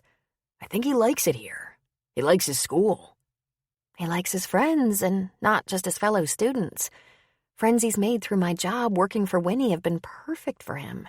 And of course, that includes you. I got a kick out of him the first day I met him. Did you see him as an underprivileged kid? She asked. He shook his head. Not at all. He was a brilliant kid with a laptop. But then you saw our trailer park and the mess we were in. He shook his head again. It wasn't that bad, Lin Su. I hope this doesn't sound condescending, but it wasn't anything to feel ashamed of. You could have run into those problems in an upper-class neighborhood. Break-ins, bullying, drug abuse, etc. The last place I lived, I rented a townhouse. Nice place, gated community. A lot of the kids drove late-model sports cars or flashy trucks to school. Cortega High School. The local police called it Cocaine High. The kids were overindulged, spoiled, disrespectful vandals. You can only solve so many problems with money. I put too much importance on money sometimes, she said. I could have afforded something a little better, but... He reached for her hand and held it. It was sturdy, warm, had hot water, a working stove, and a door that locked. Not a bad little place, just some bad neighbors. A lot of people would be grateful for that little trailer. You? Oh, I would have been thrilled with it when I was a kid. My mother and I were in so many rotten flats, shared apartments, tenements. We moved all the time. We even spent time in shelters. Where is your mother now? She asked. Died when I was 16. Can you talk about her? She asked. She's not easy to understand, he said. Neither is my mother. Either of my mothers. Tell me about yours. He sipped some of his tea as he thought. She was so pretty. I sometimes wonder if she really was or if that was a little boy's image. She was pale and blonde and small. When I was little, under 5, she was looking for the right man and went through a bunch of them. And then she found something that was more satisfying to her than a man. Drugs. She worked as a waitress in an all-night diner, but there wasn't enough money to keep us as long as she had a habit, so she also cleaned office buildings when she could get the work. I'm not sure when the habit started. Seemed like we lived with it forever. And I don't know if you'll understand this, because I don't understand it. She was an irresponsible mother, but she was also devoted. She was whacked out half the time, but I never doubted she loved me. She adored me. She cried a lot because she was such a bad mother. By the time I was 7 or 8, I was running in the streets. Half the time I got meals at neighbors' houses or scrounged. I didn't go to school regularly. I didn't have discipline or a curfew or boundaries, and I'm pretty sure my mother was dealing out of that diner. She might have been selling herself, too, but not around me. Social services took custody of me twice, and she worked hard to clean up and get me back both times. But when I was 13, she'd played all her cards. They took me to foster care again, and she was too far gone to make it back. I took the bus to see her on the other side of town a few times, to bring her a can of soup or a sweater, and I saw I was losing her day by day. And a couple of years later, she was dead. They said it was an overdose, but it was more than that. Her body must have given out. She was on a downward spiral my whole life. Your father? She asked hesitantly. Never knew one. Never heard a name. I'm sorry, she said. Thanks, but please, don't feel sorry for me. It was a rough, poor neighborhood, and I wasn't the only kid with those kinds of problems. I was one of the few to get out, however, and it was a genuine miracle. I was in a good foster home and went to a decent school, and even though I was pure trouble, they worked with me, caught me up on the lessons, took extra time with me, introduced me to track. I could have been placed in any other home and gone all the way down to the place my mother lived and died. But I got a second chance because someone gambled on me. I was too mean to care and too angry to appreciate the chance, and I fought back hard. But they hung in there with me. I was lucky. Plus, I might have been poor and neglected, but I wasn't unloved or abused or molested. So I had a fighting chance. My foster mother suggested I had a chance to make my mother proud of me. She also made sure I was in counseling with a group of kids more like me. Worked like a charm. Is this a story you've told a lot? She asked. It's a story I'm used to now. You tell it in your speeches? She asked. About my life? Yes. About my mother? Not too much. Telling it to myself was the hard part. I think it was 10 years ago or so that I had to figure out what was driving me, what was scaring me and costing me sleep, what extra weight I was carrying. And I didn't do that because I'm sensitive or insightful. I did it because I was angry, screwed up, wanted to win races, and it was like I was just 10 pounds too heavy. I got into yoga, started reading more about spiritual freedom, started listening to..." He stopped and laughed. "TED Talks. Not exactly, but stuff like that. As an experiment, I just blurted out the unvarnished truth about myself, my roots, and no one died." He reached for her hand and held it. "No, I don't talk about her a lot. Only when it's appropriate. It's heavy. I assume you really wanted to know." She nodded. "I hope your experience was a lot easier." She nodded, but she pulled back her hand. Of course her experience was easier. I was adopted by a white American family. Irish Catholic, as a matter of fact. They were well-to-do. I went to private schools, traveled a lot with my family and classmates. I lived a pretty charmed life. "Something happened somewhere along the way," he said. "Why would you say that?" she asked, picking up her mug of tea. "I don't know," he said. "There's grit in you. You're a survivor. I can see that. It's how I connect with people. I thought we'd have more in common." "I think we have some things in common," she admitted. "Since I found myself a young single mother, I've gotten tougher." "No help from those well-to-do Irish Catholic parents?" She laughed a little ruefully and shook her head. "They were mortified, furious, disappointed. I was an honor student. I'd been accepted to Harvard. They'd poured a fortune into my education. They expected better. And, well, they weren't going to help me. Us. I wanted to have my baby and asked for their support, and they were adamant. There would be no single mother and fatherless baby in their house. So I left. I made it on my own." "And Charlie's father?" He also wasn't much help. But then he wrecked on a motorcycle in the rain and was completely lost to us, so I'll never know if he would have eventually been supportive. Please, I try to paint a more positive picture for Charlie. A person shouldn't grow up thinking the worst if they're... Oh, I'm sorry. I didn't mean... "I understand what you meant," he said. "But haven't you tried contacting them? Would they have changed their minds once they met Charlie?" Leaving was very hard, she said. It took me quite a while, in fact. In the end, I might have done it as much out of spite, anger, determined never again to be a part of their grand plan. Cute little Asian baby, gifted and naturally hard-working, destined for great things. They had 2 biological daughters who hadn't impressed them, one in the Peace Corps and one majoring in marriage. Lin Sue was to be their great achievement. At the very least, a physician. At best, a great scientist or neurosurgeon. They would proudly take credit for her. "Adopted," he said. "I was a happy child," she said, almost defensively. "Until I became a mother, I didn't have problems at home." See, I'm not really like you, she thought to herself. He didn't speak for a while. He took another sip of tea. "I figured out something about myself. That I had issues. Not conscious ones. For one, I was afraid of being abandoned.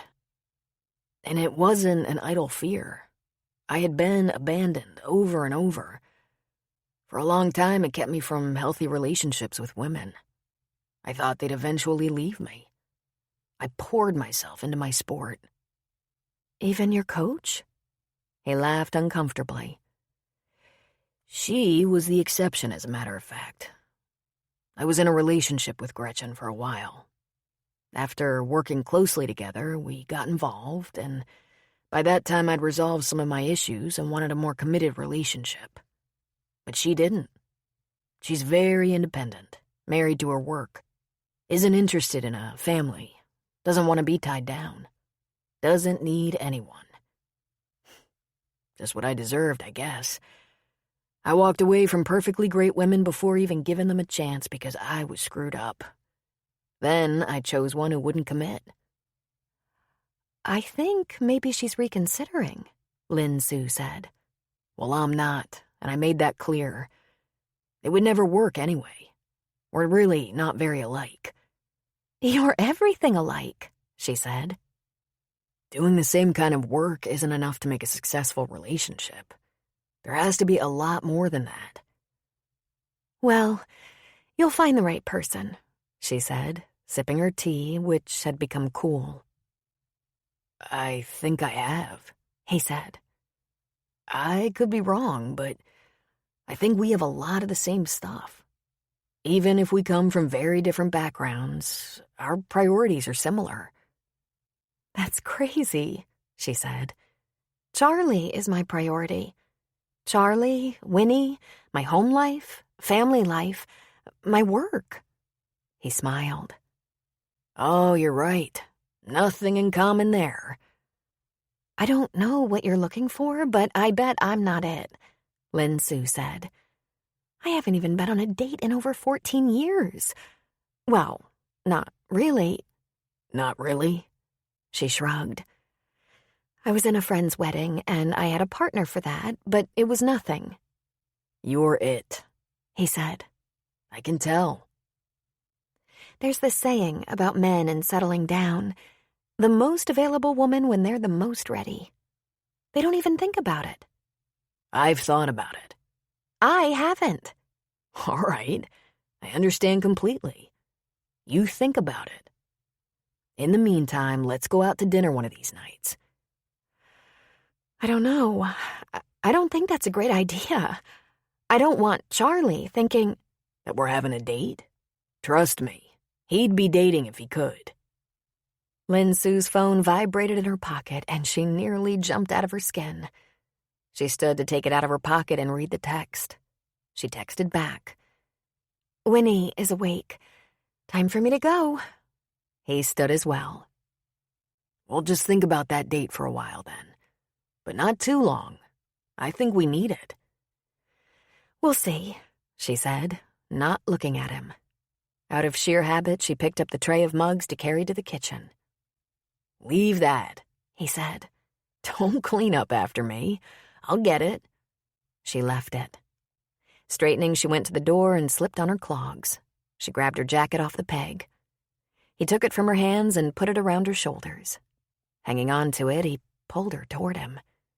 She looked up at him. He moved toward her mouth slowly, giving her time to shriek or shove him away or kick him in the shins. She didn't. Instead, when his lips touched hers, so softly, she let out her breath as if she'd been holding it for hours. Her eyes closed, and, oh, God. He barely kissed her, and yet she could feel it zing through her like a current. Her heart nearly exploded out of her chest, and her knees melted. But he was holding her up. He was so strong and sure of himself. She felt herself lean into him, her small hands on his waist. His kiss became stronger, more powerful, deftly parting her lips just a little bit, his tongue on the seam of her lips, then inside her mouth. Oh, damn. This is going to really mess me up, she thought in near despair. She wanted this. She'd wanted this for years. She had so wanted to be held, to be loved, to not be lonely, to have ballast in her life, to have someone who really cared. The wanting made her weak, and his arms went around her, holding her. For years she'd dreamed of loving a wonderful man. She'd dreamed of him. He didn't take too much of her. He slowly eased his lips away, giving her a parting lick on her upper lip. Then he kissed her cheek, her eyes, and her forehead. I wish Winnie hadn't called yet, he said. But you'd better go see what she needs. Uh-huh, she said. We'll talk about that date. Uh-huh. And she turned away. He opened the door for her, and she pulled the jacket up over her head, walking briskly to the house next door. Blake went back into his living room, He left the tray of mugs on the coffee table, but pushed it aside while he sat in front of the fire. He kicked off his shoes and put his feet up. He settled back to relax, a long way from satisfaction. Kissing her had only made him want more. Much more. As soon as possible. And he'd better meditate on that, because even though it was evident Lin Su had similar longings, she wasn't ready to act on them. She was a long way from trusting him. Blake had a great deal of respect for nature, for human instinct. Not that he understood it at all. He was 37 and had always been drawn to tall, athletic women. They were usually blonde, which was unsurprising since his mother had been blonde. But the moment he saw Lin Su, he'd been fiercely attracted to her. She was small, soft, dark, bred of another culture. She was the most stubborn woman he'd ever known. She was going to resist him no matter how right it felt to her. She'd responded to him. She wouldn't be able to deny it. It was probably nothing more complicated than fear. After all, she'd been without a man in her life. In fact, though he knew nothing about Charlie's father, he knew he hadn't done much to protect and care for the little family he'd made. He'd let her down. She would naturally be afraid of being let down again. Who wouldn't? She couldn't open up to him, but that was all right. Someday she would explain things to him, things he already knew. You don't have an ideal childhood in an upscale family, only for them to cast you out for something like an accidental pregnancy. There had been much about her years with that adoptive family that had been lacking. He'd bet his right leg on it. She would be worth the wait. He would have to be more reassuring than he'd ever been before so that she knew she was safe with him, that Charlie would be safe. Meanwhile, he headed for the gym. The treadmill would help him get through the frustration he was feeling. Chapter 15. Grace was standing at the counter, adding up her list of floral orders, when the shop door opened and Ronaldo walked in. He stopped just inside the door, and they smiled at each other. "When you didn't respond to my email, I thought maybe you'd had a change of heart," Grace said. "Or even found something else." "I wanted to look you straight in the eye and thank you for taking a chance on me." "I'm assuming you're going to be wearing the nice personality." "Absolutely. Can I just apologize again?" "Unnecessary, Ronaldo." "And do you understand my plan?" she asked. "I believe I do, but why don't you just give it to me from the top in case I misunderstood anything?" "Sure. Although I advertised for a manager, I'm offering you a job as a shop employee on a trial basis. Let's say a month. You'll probably find yourself taking on manager's duties as well as clerk and shop chores, but I'm not ready to commit to full-time manager with benefits until I'm sure we're compatible." "I understand, because I was a little pissy at our first meeting." "A little?" she asked. "I thought someone peed in your diaper." "I've been told I have a moody side," he said contritely. "When I'm stressed, that is. But I promise you it is something I can control." "Well, I'll believe it when I see it. And I believe I'll see it within a month." "I think so," he said, smiling. "I wasn't expecting you today, so I made arrangements to have my mother's nurse babysit the shop for a couple of hours while I keep a doctor's appointment. But if you think you're capable and want to stay a while, maybe I'll call her and let her have the time for herself. She gets precious little of it." He took on a pained expression. "Your mother's nurse?" "Didn't I explain? Winnie has ALS.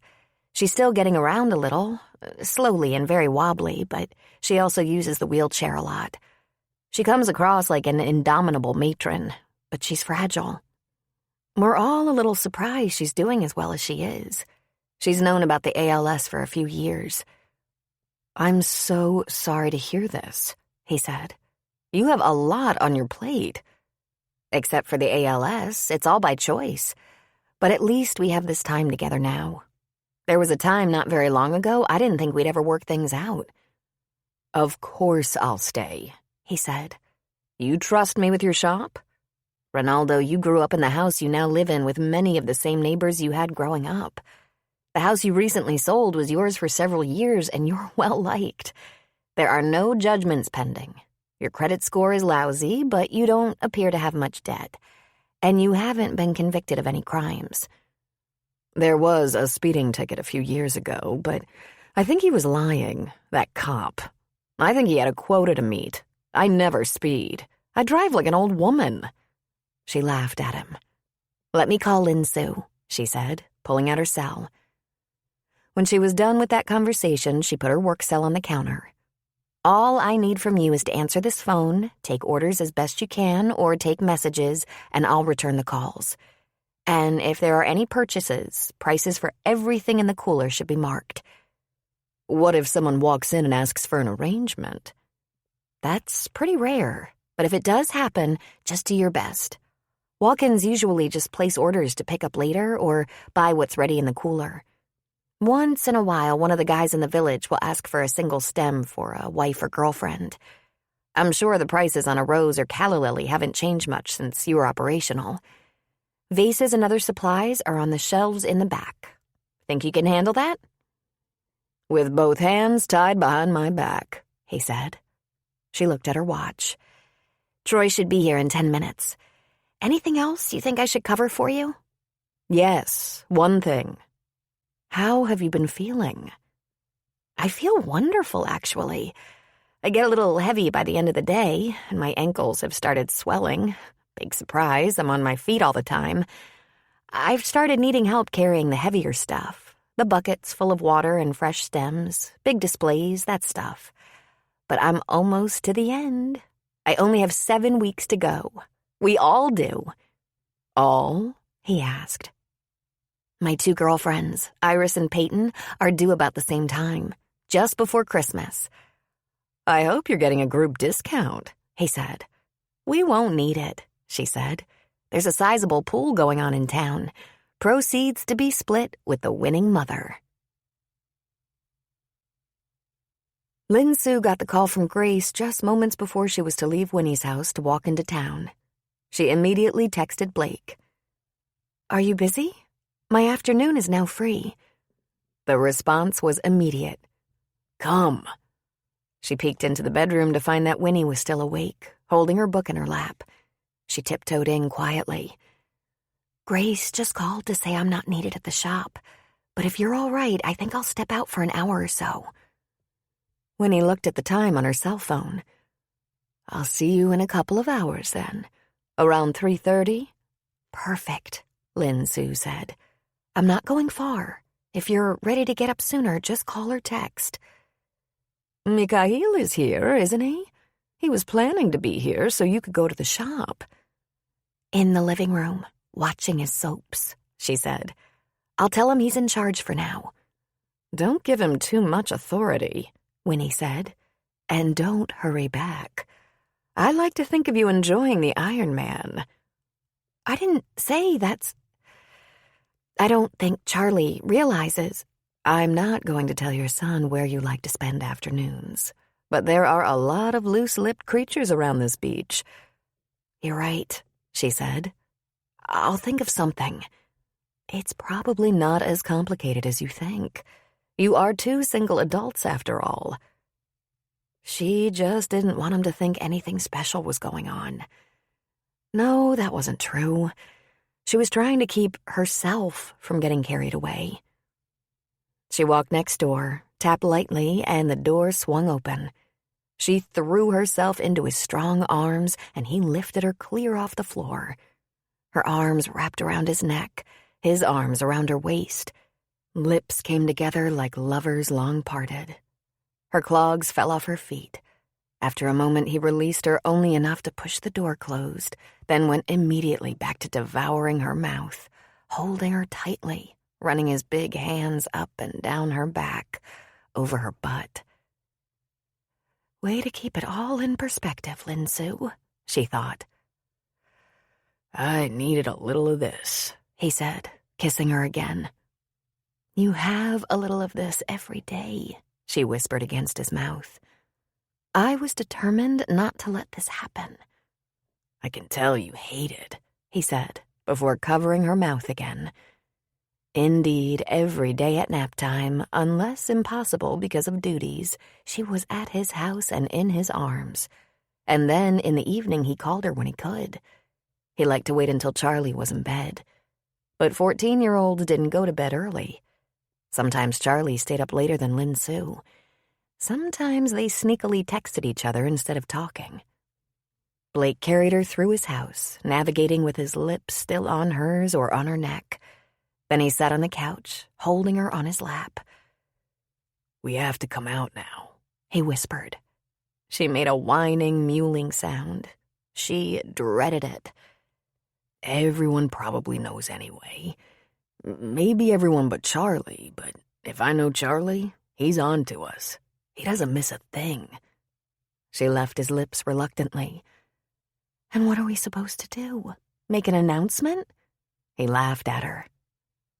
"Things haven't changed that much since high school, Lin Sue.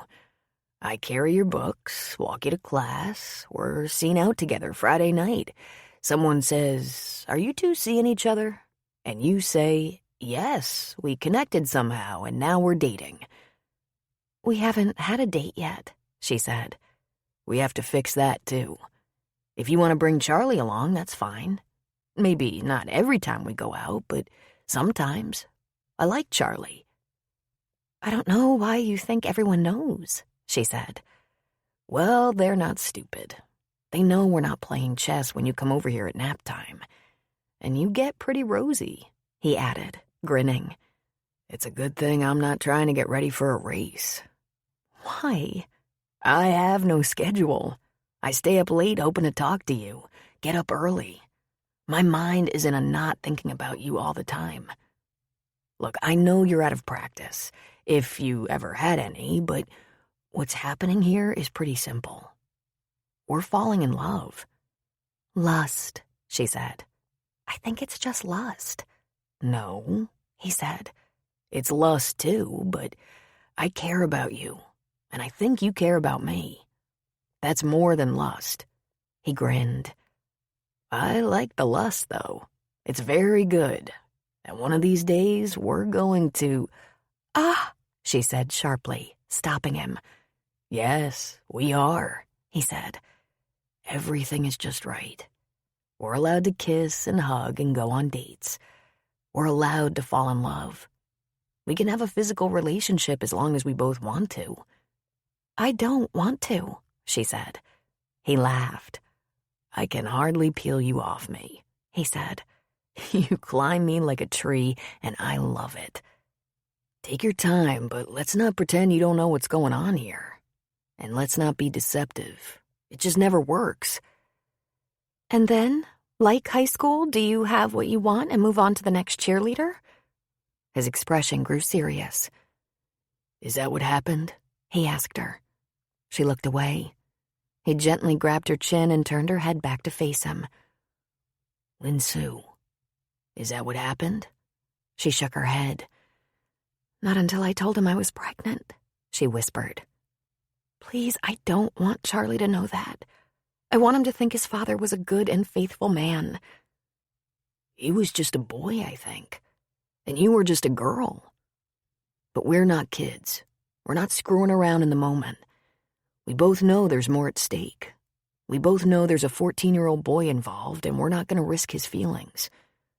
I don't want Charlie to think he can't trust us." "Does that mean we don't make love until we're serious?" she asked. "I am serious. But I think you're still a little worried about whether you can trust me. I think the only way I'm going to convince you is by showing you. And if it takes a while, I understand. But you don't have to be afraid I'm fickle."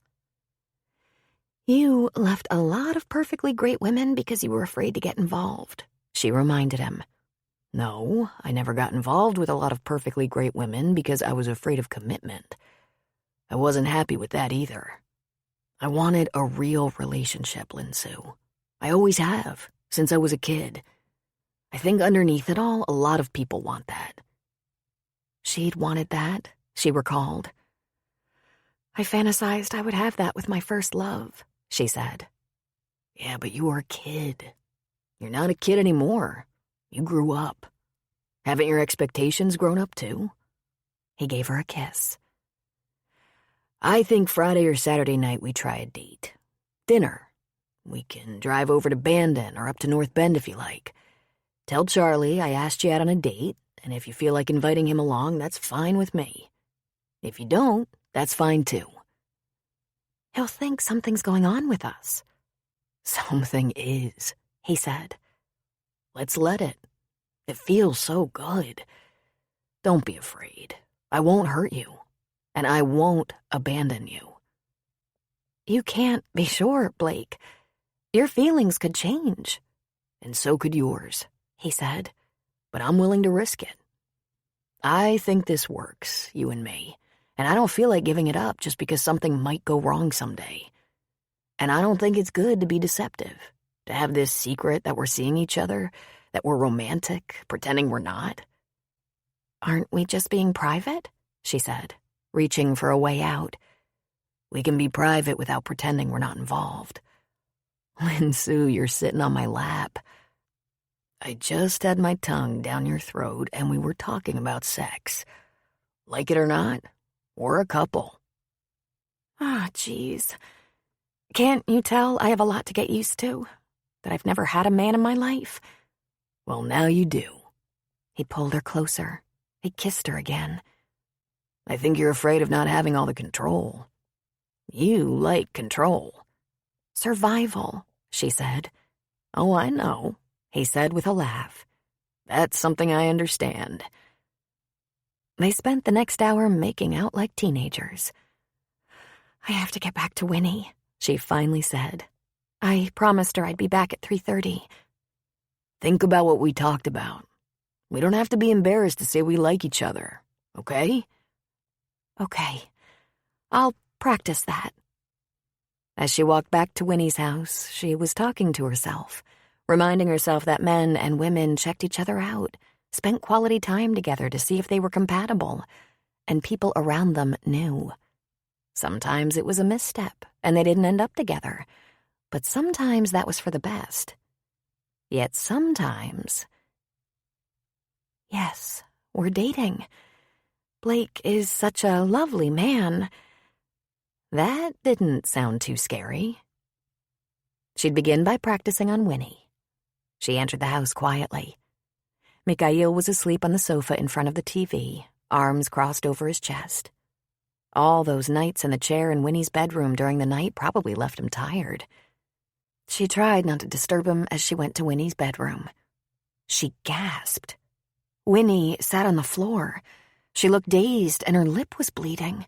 She hung on to the leg of her walker with one hand. Winnie, she said, crouching beside her. Mikhail! Winnie touched her lip, then her cheek. Damn, she said. Mikhail was in the doorway in an instant. What happens here? He demanded. I guess I fell. It was the damnedest thing. My leg just wasn't there. I was just getting my walker and one leg... Mikhail, call Dr. Grant and tell him Winnie took a fall. Help me stand up, Lin Sue, she demanded. Just wait. Is your leg numb? Tingling? It wasn't asleep, Winnie said. It just wasn't there. She began rubbing her leg through her slacks. I'm going to gently move your leg, Lin Sue said. I want to look at it, see if you're injured. Do you feel it now? Barely. Lin Sue slid the pant leg up so she could examine the leg and found the ankle to be slightly swollen. It's happening, Winnie said, her voice weak. I'm losing more function. Try not to worry. We're prepared. I think you might have injured your ankle. Let's see what Dr. Grant says. He'll be here in half hour, maybe less, Mikhail said. Lin Sue gave Winnie's cheek a soft stroke. I won't leave you again, she said. Winnie laughed. Are you going to give up your entire life for me? We know this is going to get worse. I'm going to be here when you need me, Lin Sue said. I won't have you falling because I'm not here. I fell because I thought I could stand, not because you were gone. You could have been right beside me when I went down. She touched her rapidly swelling lip. I hit my face on the damn walker. Now I'll look like the wrath of God. Mikhail, help me lift Winnie to sit on the bed. Then I'll get ice for your lip. The swelling won't last long. An hour later, Scott Grant was examining his handiwork. Winnie's ankle was wrapped in an ace bandage. By this time, Troy and Grace were back from their doctor's appointment, and Charlie was home from school. It was a small crowd, gathered around Winnie's bed. I don't think we need an x-ray, Scott said. It's not very swollen. There's no pain. There's also very little feeling, Winnie said. Scott thumped her calf. Feel that? I can feel that, but I couldn't feel my leg and went down without warning, she said. It's not numbness, Winnie. It's muscle failure. You've experienced fatigue of muscles in your extremities, clumsiness, and sometimes twitching. Now, with some progression, there is muscle failure. Your leg wouldn't hold you up. Other extremities will follow, hopefully as slowly as your condition has progressed to this stage.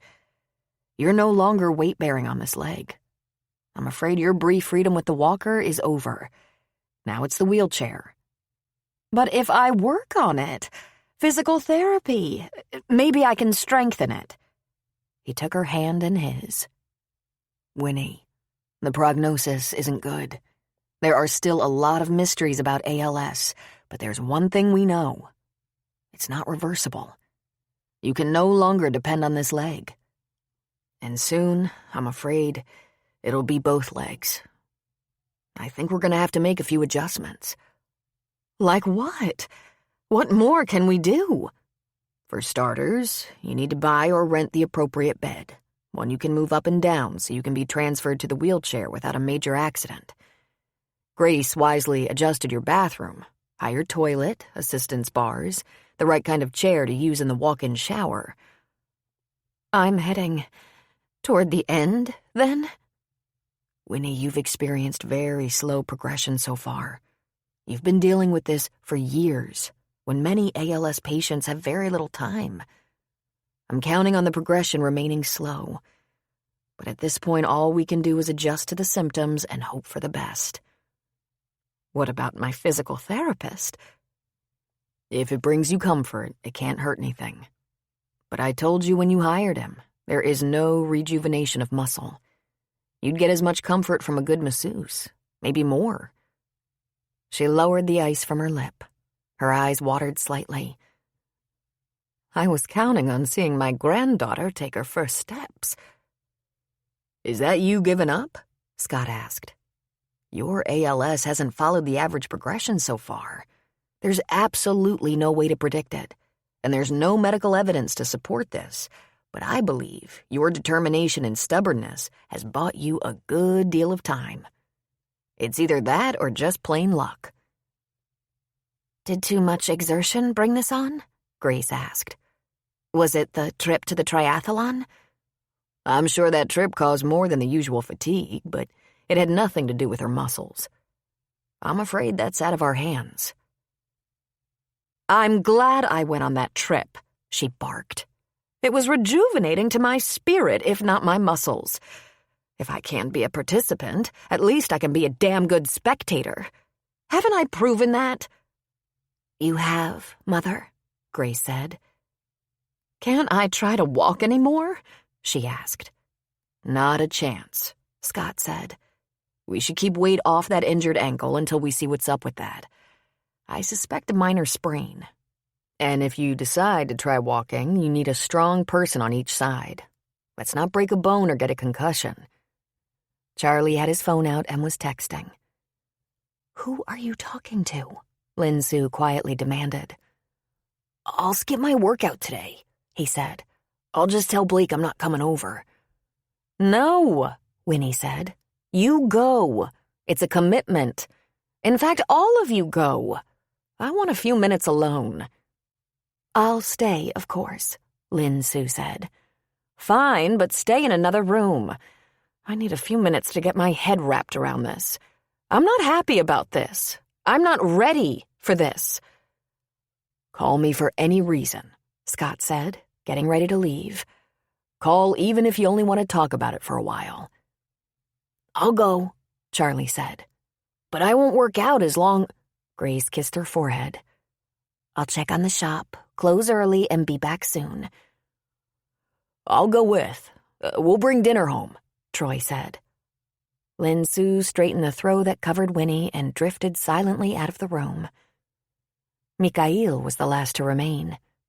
He looked at her without pity and said, 10 minutes. Then I'm back." Winnie wept for a while, not making a sound until she blew her nose. She would not be pitied. She was too young to die, but with some of the risks she'd taken in her life, she should be dead 100 times. Some of the jumps she'd attempted back in the day were suicidal. When she was competing on the ice, there had not been so many regulations and rules. And of course, they'd flown into unfriendly countries from time to time because the competition was important. How they'd flown and driven through dangerous weather. She'd never missed a competition. She even skated with bronchitis once and landed in the hospital. Then, with a champion daughter in tow, though she'd taken more precautions than with just herself, there had been risks. She'd been in 2 car accidents, and one of her privately rented jets had gone off the runway in a snowstorm. But she was too young to die, and too proud to die this way, weak and crippled. Mikhail walked into the room carrying his newspaper. He might be one of the last people in the state to read an actual paper rather than getting all his news online or on TV. He moved the throw from his chair and sat without saying a word. He shook out his paper, put his reading specs on his nose, and looked at the paper. "I said I wanted to be alone for a while," Winnie said. "Makes no sense," he returned, not looking at her. "Go away. I'm having a little cry." "You'll do better with audience," he said. "I won't leave you." "Leave for an hour," she said. Seemingly exasperated, he put down the paper. He folded and put away his glasses and went to sit on the side of her bed. "I said I will not leave you." "You keep saying you're leaving soon," she reminded him with a sniff. She blew her nose again. "What can I say? I am a terrible liar. I will stay." "Till the end?" "I don't know if I have that much time," he said. "When is end?" "That's the problem, Mikhail. We don't know." "Then I stay," he said. He leaned forward and placed a kiss on her head. "I stay to remind you how lucky you are, to live in a house built around you." "I'll think about that when I'm done here." "It's possible you could have forced Grace to San Francisco to sit about and wait for you to die. It's possible. But you could not bring all these good people to San Francisco to watch you die. Every day is party here. The little nurse, the boy, the new son, the neighbors. The baby is almost here. We didn't think to see baby. When I go, I hope there is someone." "If you stay here, I will leave them to you," she said. "It's generous offer," he admitted. "I will think on it. But today, I will stay with you. You need me. I am the only sense you have some days." She laughed at him. "And some days you're my only trip to the bathroom." "I am a man of many skills." "It's not going to get better, you know." He shrugged. "I won't get better also," he said. "I am old Russian. There is no cure." She laughed again. She blew her nose. "I wanted to just cry." "You are lousy at it," he said. He lifted her hand and kissed it. "You are better as queen, matriarch, dominatrix." She roared with laughter. "Dominatrix?" she asked. "Have you been watching cable again?" "Only when very lonely and tired." "When you're lonely and tired, you should come to me. Well, you can." I do, Your Majesty. Now, are you going to, what does Grace say, get it together? Just hold me a minute, will you? She asked. Is my best talent, he said, pulling her close. He stroked her back and she rested her head on his shoulder. See? Everything is okay. She sighed. It was okay. Some people didn't get this much love in a lifetime.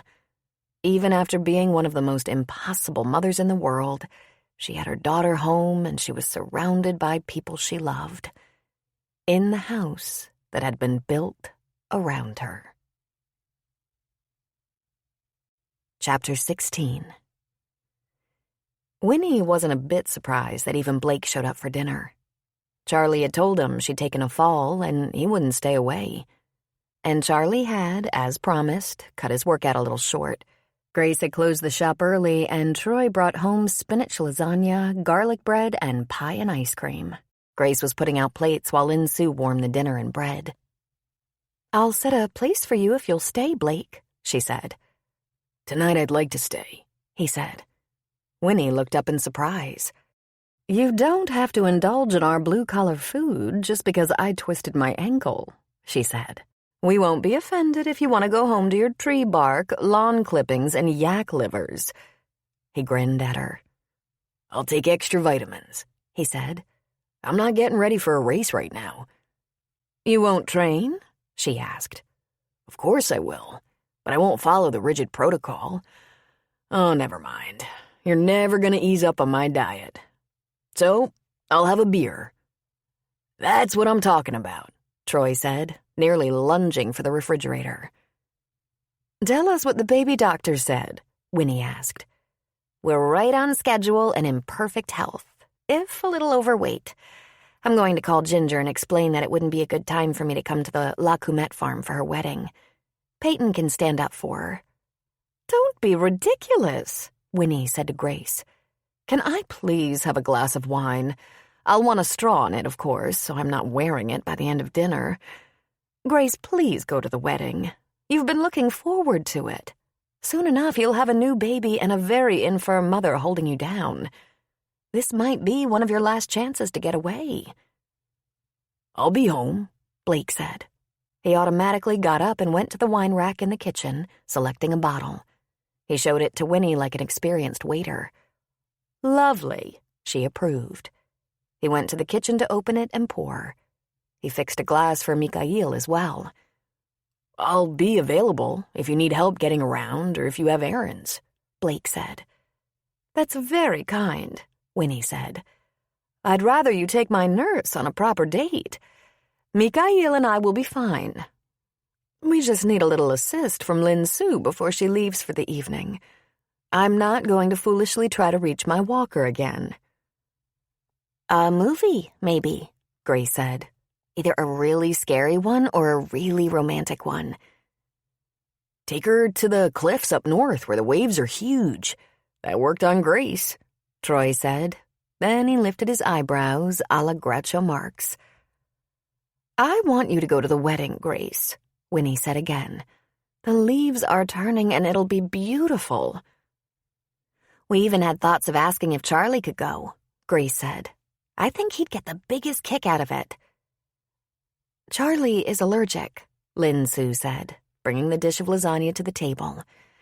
"And while I so appreciate all of you planning my social life, I assure you I'm very capable of taking care of that myself." "I'm not going to be allergic now," Charlie said. "Nothing's blooming." "There are animals," Lin Sue said. "Outdoor animals," Grace said. "Besides, Scott and Peyton are going. You can't ask for a safer trip than that." "I would prefer he not go."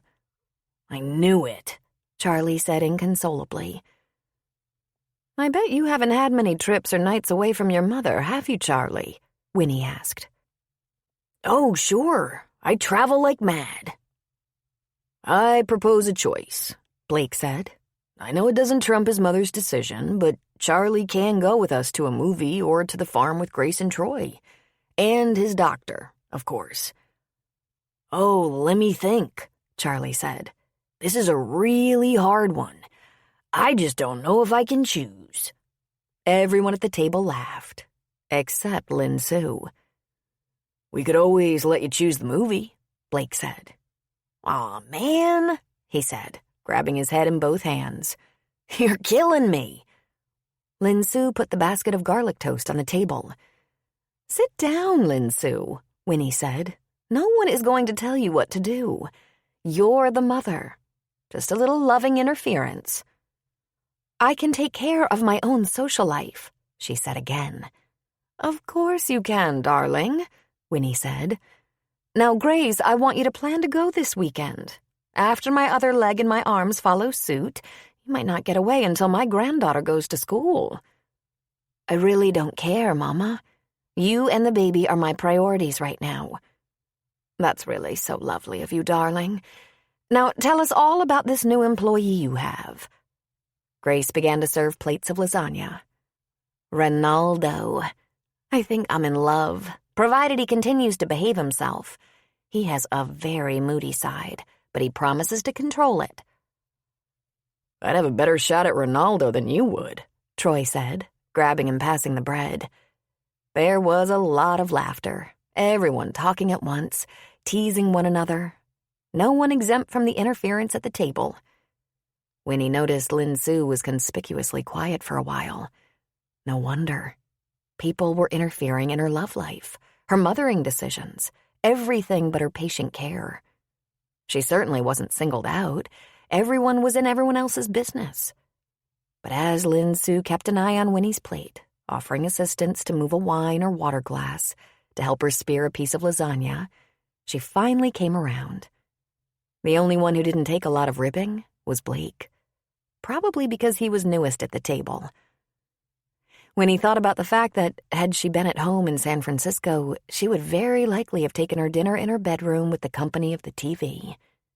It would have been an expensive and difficult meal prepared for her by a chef, and the housekeeper or nurse who delivered it to her probably wouldn't even stay in the room while she ate unless she needed help.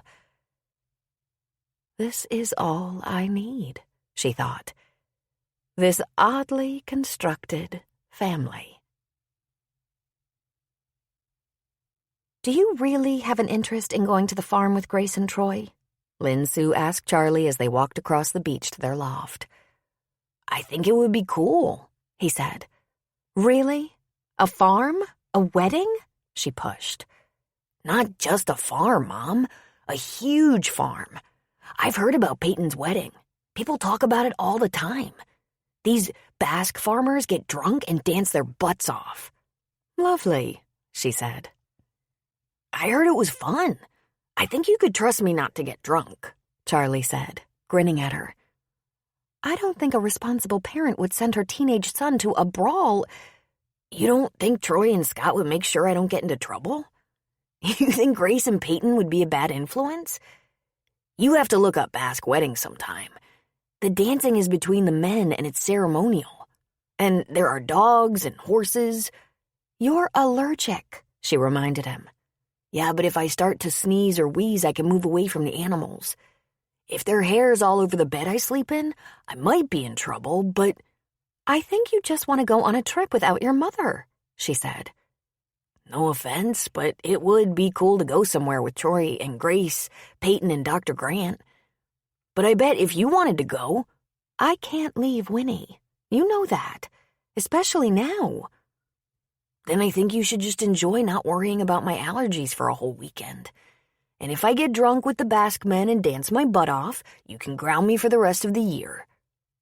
"You think you're funny, but I don't," she said. "Just have a good weekend. Go out with Blake. And try not to get in trouble without me here to look after you." "I wasn't planning anything like that, you know." "Not planning it, maybe, but you sure are thinking about it. And whispering into the phone late at night and looking at him with twinkling girl eyes, and when someone says his name, you look down so no one will see you like him." She let out a little gasp. "Listen, I'm okay with it. If that's what you're worried about." She couldn't help but smile at him. "I was worried about the opposite." "Huh? What's the opposite of okay?" he asked, pushing his glasses up on his nose. I thought you might get too excited, that your expectations would be unrealistic, that I'd go to a movie with a male friend and you'd think it would be serious, lead to marriage or something. That would be cool, he said. But you don't have to marry him unless you want to. Thank you, she said. And do you really want to go to that farm? For 2 nights, Mom. Think you can behave yourself if I'm not here to watch you? He asked with a devilish grin. She ruffled his hair. I'll try. On Friday morning at 9, Lin Sue stood outside Winnie's house with Charlie while Troy put a suitcase and Charlie's duffel in the trunk. She didn't ask him even once if he had his inhaler and EpiPen, and it wasn't easy. She also didn't say that it was the first time she'd ever be separated from him for over 24 hours. Even early in her nursing career, when she'd been assigned the graveyard shift, she was only away from him for 10 hours. He was probably already more than aware of that fact. But she did say she would miss him. I'll miss you too, Mom, he said sweetly. I bet you won't think of me twice, she said. Sure I will. He endured a hug and kiss on the cheek, then he couldn't get on the road fast enough. She just stood there, watching them drive away. She pulled her jacket more tightly around her, and the car had long been out of sight when she saw a cyclist come up the road. Blake rode up to her and stopped. He balanced without putting a foot down, just moving his feet back and forth on the pedals, showing off. He was all sweaty. He'd probably been riding for at least a couple of hours. God, he was gorgeous. She looked at those rock-hard thighs and fought a sigh. His shorts and shirt fit like skin and revealed every muscle. His riding gloves on the handlebars accentuated his strong, sexy forearms. He finally put his foot on the ground and removed his helmet. Did you let him go? I told you I said yes. I wondered if you'd chicken out at the last minute. Come up with a reason he couldn't go. Huh. You've obviously never had a teenage boy. I'd never have heard the end of it. I've had about 100 of them at one time or another. They're relentless. We have a date tonight, then? Sure. What do you want to do? Well, since I'm devious and just want to be alone with you, I thought I'd cook you a very nice dinner. While I'm finishing that, you can search through the movie guide and pick one. Anything you want. Any preferences? She asked. Something that you'll need to be held through. That would be my preference. I'll be over after I settle Winnie for the night. Full disclosure, I'm going to tell her we're staying in for dinner and a movie, and she should call me for any reason. Of course. They're a little short-handed right now, but you know she won't bother you unless there's an epic disaster. I'm going to tell her not to wait that long. Everything's going to be fine, you know, he said. For them, for us. He leaned toward her. Kiss me. Outside? Where anyone can see? Anyone with a telescope, maybe. It's okay, Lin Sue. We have permission from the most important guy. True enough. Charlie had endorsed the idea. I'm sure he didn't realize all he was agreeing to, she said. Oh, trust me. Charlie knows. Charlie is counting the days till he can get it on with a girl. Oh, God, please don't even say that. Kiss me, he said. She leaned toward him. She tried giving him a little peck on the lips, but he slipped his arm around her and pulled her close for a much deeper kiss. Deep and filled with the promise of greater things to come. You're very sneaky, she said. And you're sweaty. It's gonna be a very long day, he said. Get to work. Let me know approximately when you'll be over. Text me. Time did indeed crawl through the day. There were a few new routines for Winnie caused by the progression of her disease. First of all, now that using the walker alone was out of the question, she had to use the wheelchair to move around. Lin Sue would have preferred if Winnie would settle for the bedpan for those middle-of-the-night bathroom breaks, but she wouldn't have it. Lin Sue really couldn't blame her. That would come soon enough. But she hoped she had fully convinced Mikhail not to try to just walk her to the bathroom. Although he was a mighty strong little guy and Winnie was quite small, it was risky. She still had some strength in one leg, but it wasn't dependable. Lin Su taught them how to transfer her in and out of the chair, over to the commode, back again. A lap robe helped with modesty, but she assumed that after several months of spending the night in the same room, Mikhail had taken on some more personal tasks for Winnie. He'd become a very competent nurse. Before this was over, there would be many personal duties. Right now, Winnie had difficulty with daily living. She couldn't button her own clothes, couldn't comb her hair, even brushing her teeth was a challenge. Her hands were trembling and uncertain, and she dropped things easily. So they chose meals carefully, and the hospital bed was due to be delivered on Monday. That would allow her to lower the bed so the transfer to the wheelchair would be safer and it would be easier for her to sit up in bed.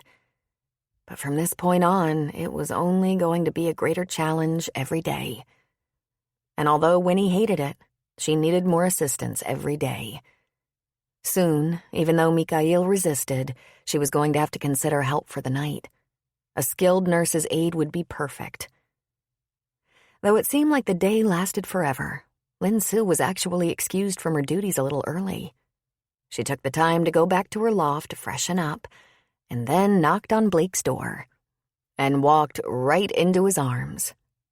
She'd wondered and worried all day long about what this evening would be like, alone for so many hours. But once in his arms, once his lips touched hers, nothing mattered anymore. Why would she ever be tense or concerned about being with him? He made her feel completely secure. "This is more than I hoped for," he said. "I was telling myself to be patient, that your day might be extra long with everyone away." It was the opposite. Though she denies it, Winnie put all her energy into getting me out of there early. I think she's matchmaking. I even had time to go home and change. But my car is in your drive. Winnie knows I'm here, of course, but to the rest of the world who passes by your house, well, she shrugged. The secret is out. He took her hand and pulled her inside. "I wasn't keeping it a secret. I don't want to be a secret. I want everyone to know we're together." He pulled out a chair and sat her at the table. It was already appointed with placemats, plates, even a couple of candles, though they weren't lit yet. "I'm going to get you a glass of wine. Then I want you to tell me about your day." It's as I knew it would be. The days get a little busier. I've done this before, remember? Winnie isn't my first patient with slowly deteriorating health and mobility. It seems cruelly fast to her, but it's a little bit every day. He brought her a glass of wine and put one down for himself. Their places were next to each other at the corner of the table. He brought a plate of softened brie, crackers and fruit, and sat down beside her. She started telling me I could leave early before she even had her nap. Then when she was up, she asked for an early dinner, something light and easy, something I shouldn't go to any trouble with. Scrambled eggs and toast points. And she wanted her wash-up and nightgown before dinner. She told me to fold back the bed covers and leave. "God bless Winnie," he said, cutting her a slice of brie on a cracker and putting it on her small plate. Then he raised his glass to her. "Now you're all mine." She took a sip, then a bite. I'm still trying to figure out how we got here. He laughed at her. "I got here with a look. I took one look at you and thought, her. She's the one. Then I doubted my own common sense because you were one angry little girl.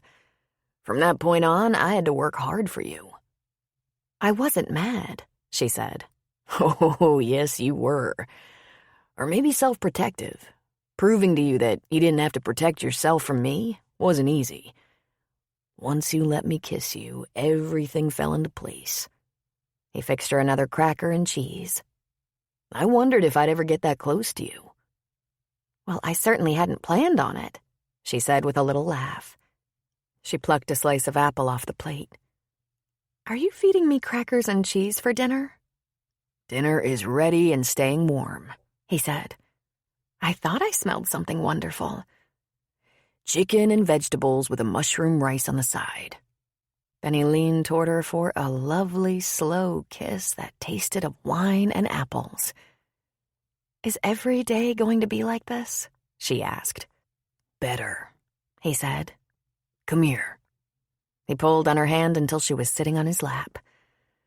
"Of course, we'll make adjustments. We have Charlie to think about. Why did you let him go? So we could have this time?" She shook her head. "I don't like it, but I have to let him have more freedom or he'll resent me.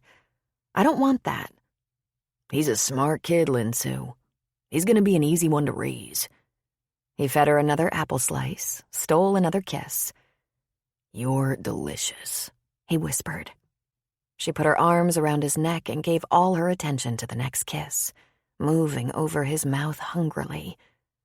Her glass wasn't even half empty, yet she felt a warmth like wine spread through her, leaving her yearning. "Did you plan this seduction?" she asked a little breathlessly. "Planned, prayed, hoped. This is all up to you, Linsu. I know it's been a very long time." "Long," she said, kissing him again. She wanted to tell him things, that this felt right, that he made her want him almost desperately, that she didn't want anything to ever change between them, that he was right, she was falling in love. But she couldn't whisper all these things and kiss him. So she kissed him. The yearning reached all the way into her and drew on her.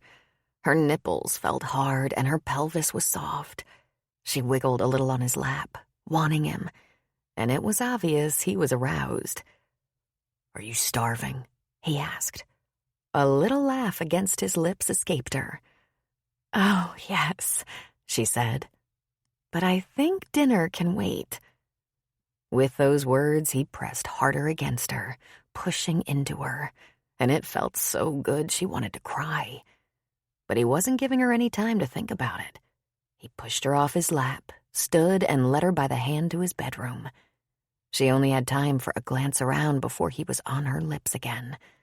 That one glance showed her the bed was ready, the comforter folded back and out of the way. The fireplace was lit, and a small lamp cast dim shadows around the room. And Blake put his arms around her, drawing her to him. He slid his warm hands under her sweater, and his sure and skilled fingers caressed her, bringing her longing alive. Her sweater was pulled off and tossed away. The lacy bra followed. His shirt disappeared, and he held her, chest to chest, skin to skin, hungrily devouring her mouth. He kissed his way down her neck and chest to take a nipple into his mouth and gently tug. With her hands in his hair, she held him there. Her head dropped back, and she whispered, "Never stop." That brought a lusty chuckle from him, and he lifted his head. He pushed her back on the bed and undressed her the rest of the way, boots first, then those tight little jeans. When she was down to a lacy thong, he stopped to just gaze at her a moment. "Good Lord," he whispered. He sat on the bed beside her and ran a curious finger around the front of the thong, following that finger with a soft kiss, a little lick. And then he quickly stripped and joined her on the bed, pulling her into his arms. Against his naked body, she gave herself over to him, trusting, thrilled by every touch. She explored him with her hands while he made a slow, luxurious study of her body with his lips and fingers. She was so lost in the moment she wasn't even aware he'd searched in his drawer for a condom until he was rolling it on. And then he was kneeling between her spread legs, finding the way home. Slow and deep, he possessed her. She let out a low moan and closed her eyes. He was still, filling her. Unmoving, his breath came a little faster. Then he moved, slowly at first, teasing her, bringing the wave of pleasure that was rising and rising in her. She held her breath, her knees bending as she pushed back against him, stroke for stroke, panting.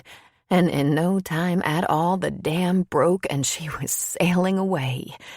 She grabbed him, holding him tightly inside. The spasm so deliriously, wildly good, she felt temporarily blinded, whispering his name over and over. He was on her lips, kissing her deeply, lovingly, while his body gave back to her what she'd given him. Her arms around him, holding him close, she felt the pulsing pleasure of his climax. Then they were still. Lovers breathing fast, clinging to each other, exchanging small kisses, whispering, smiling, laughing a little.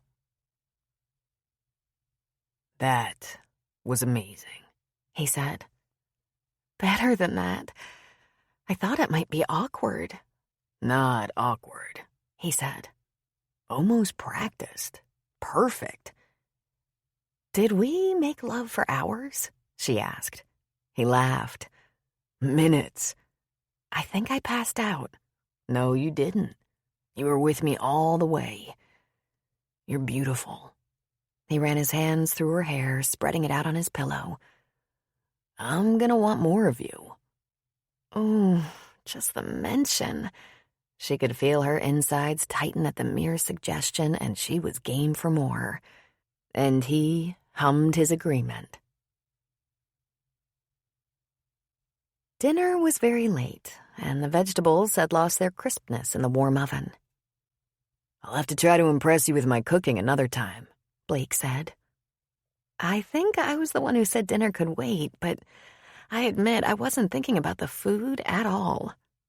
I approve, He said, reaching out and stroking her cheek with a knuckle. He couldn't stop touching her, couldn't allow very much space between them. He'd offered her a robe, but she asked for a soft, roomy t-shirt. She sat quite comfortably at the table with one slim leg bent up at the knee, her foot on the chair. It gave him enormous pleasure that she was so at ease, both with him and in his house. They'd made love twice, and he hoped there would be at least one more time. Stay with me tonight, He said. All night? She asked. please. There won't be very many nights that's possible. What if we don't sleep well together?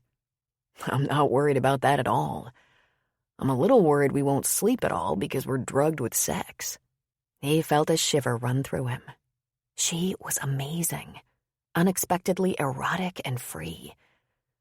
I admit I hadn't expected you to trust me enough to... I completely lost control, she said, briefly glancing away. He touched her hand. Don't be shy with me, He said. You don't have to be embarrassed. You're a dream come true. A dream come true in the sack? She teased. There too. And soon they were back in bed, making love again, more slowly this time, experimenting a little, trying a little variety, finding the fit always perfect, the satisfaction impossibly great. And then he held her in his arms and whispered to her, telling her he'd never expected to meet someone like her, to find a woman he couldn't imagine ever being parted from at this stage in his life. Tell me a little more about your life before Charlie. Trust isn't easy for me, she said. Like you, I'd been abandoned. It makes no sense. My mother didn't throw me away. She was very sick, and I was told she died. Many Vietnamese didn't make it out of the boat lift alive. Many suffered severe illness as refugees. My mother was very, very young when I was born. It was never spoken of, but it suggests she wasn't a willing partner when I came along. Somewhere, the refugee camp, here in the U.S. when she was living hand-to-mouth with other refugees. At some time, she became pregnant and was only 15 when I was born. It was hard for Blake to imagine. Lin Sue was so small. A 15-year-old girl, so tiny, giving birth. My mother was sent to the U.S. because her father was an American serviceman. I don't know if she ever found him. I think not. But my adoptive parents had very few facts about my family ties. They scooped me up, 3 years old, dressed me like an American Girl doll, and raised me in a small mansion. And their friends always said, "Isn't she cute?" until I was 18. I don't believe I was a beloved daughter. By the time I was 10, I knew I was their project. That would have been lonely, He said. It was lonely, but I wasn't sure how to cope. When I was 18 and pregnant, nowhere to go, I went to a manicure shop owned by a Vietnamese family. They trained me, though I had to take classes and be licensed. But they gave me a way to make money. There were other immigrants who would share space. A little bit of the language came back to me, and I was very grateful for them. She turned and looked up at him. But I didn't belong there either. If I were ever to look for my people, I wouldn't know where to start. So there, she said. Now you know why I am stubborn and difficult. The only place I feel safe is on my own, with my son. Does Charlie know all this? Your personal story? How complicated your life really was? He knows I'm adopted, that I was unmarried when he was born, that I'm estranged from my adoptive family. That's more than enough to weigh on a young boy's mind. I think he should know all about your journey, so he understands why you are who you are, so he doesn't have questions, so he never feels that he doesn't belong. He belongs to me, she said sternly. I don't want him to carry my burdens too. As long as you understand that secrets separate people from one another. Not telling important things creates distance.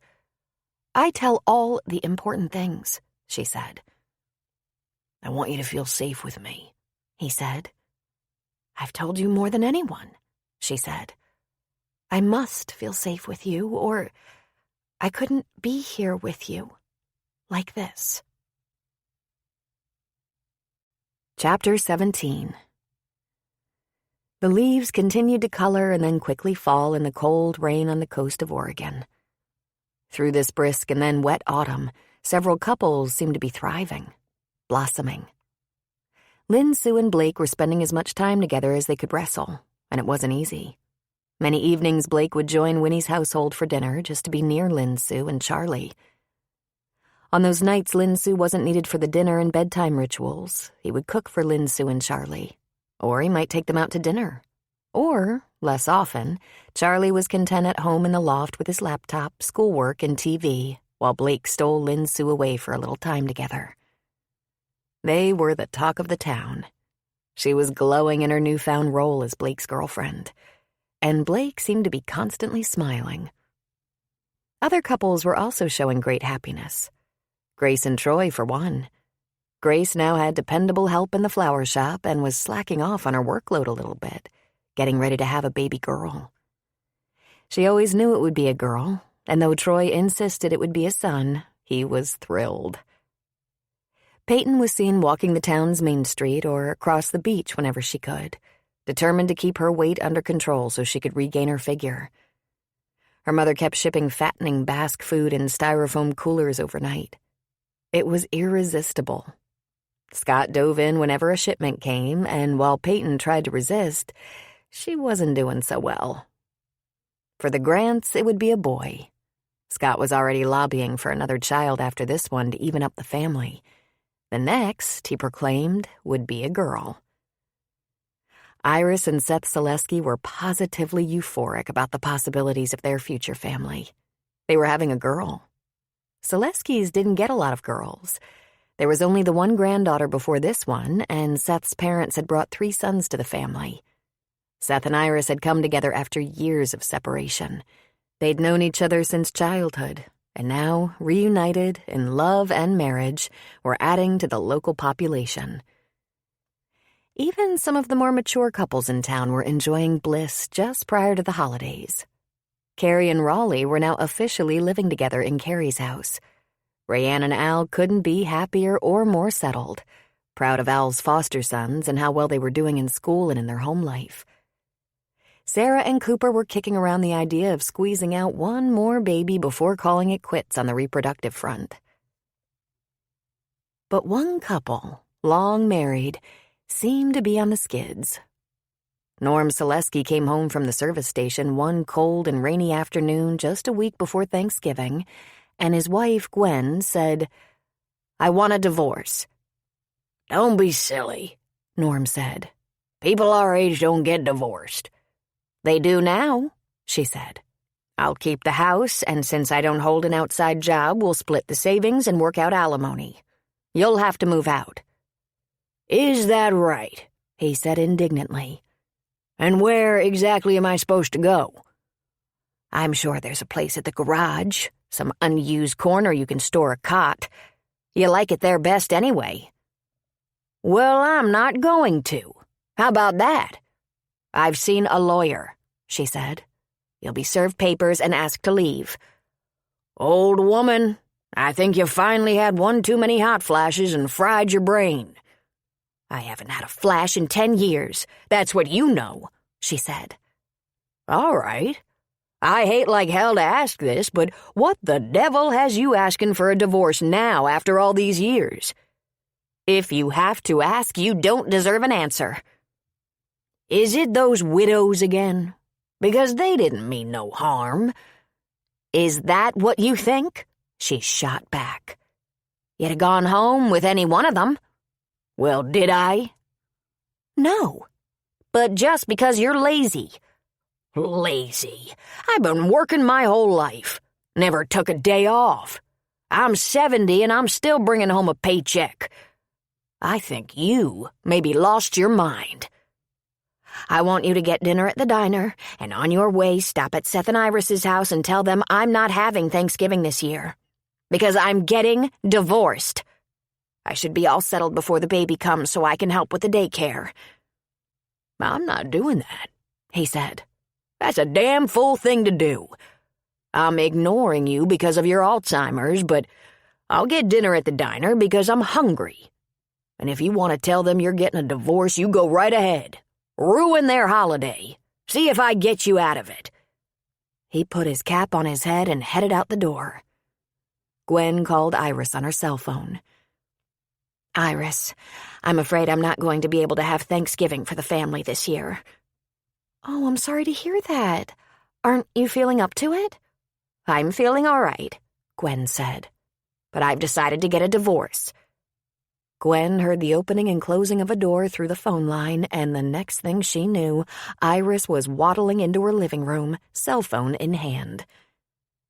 "You're getting a what?" she asked. Charlie had never seen his mother happier. In fact, though he'd only known Blake for a few months, he'd never seen the Iron Man happier either. By the time Charlie got home from the wedding at the Lacumet farm, there was an obvious special light shining in both their eyes.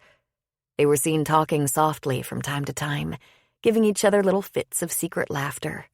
And they held hands, right out in the open. This was a mother Charlie had never experienced, and he liked it. He was having little fantasies about Blake stepping into the role of his stepfather.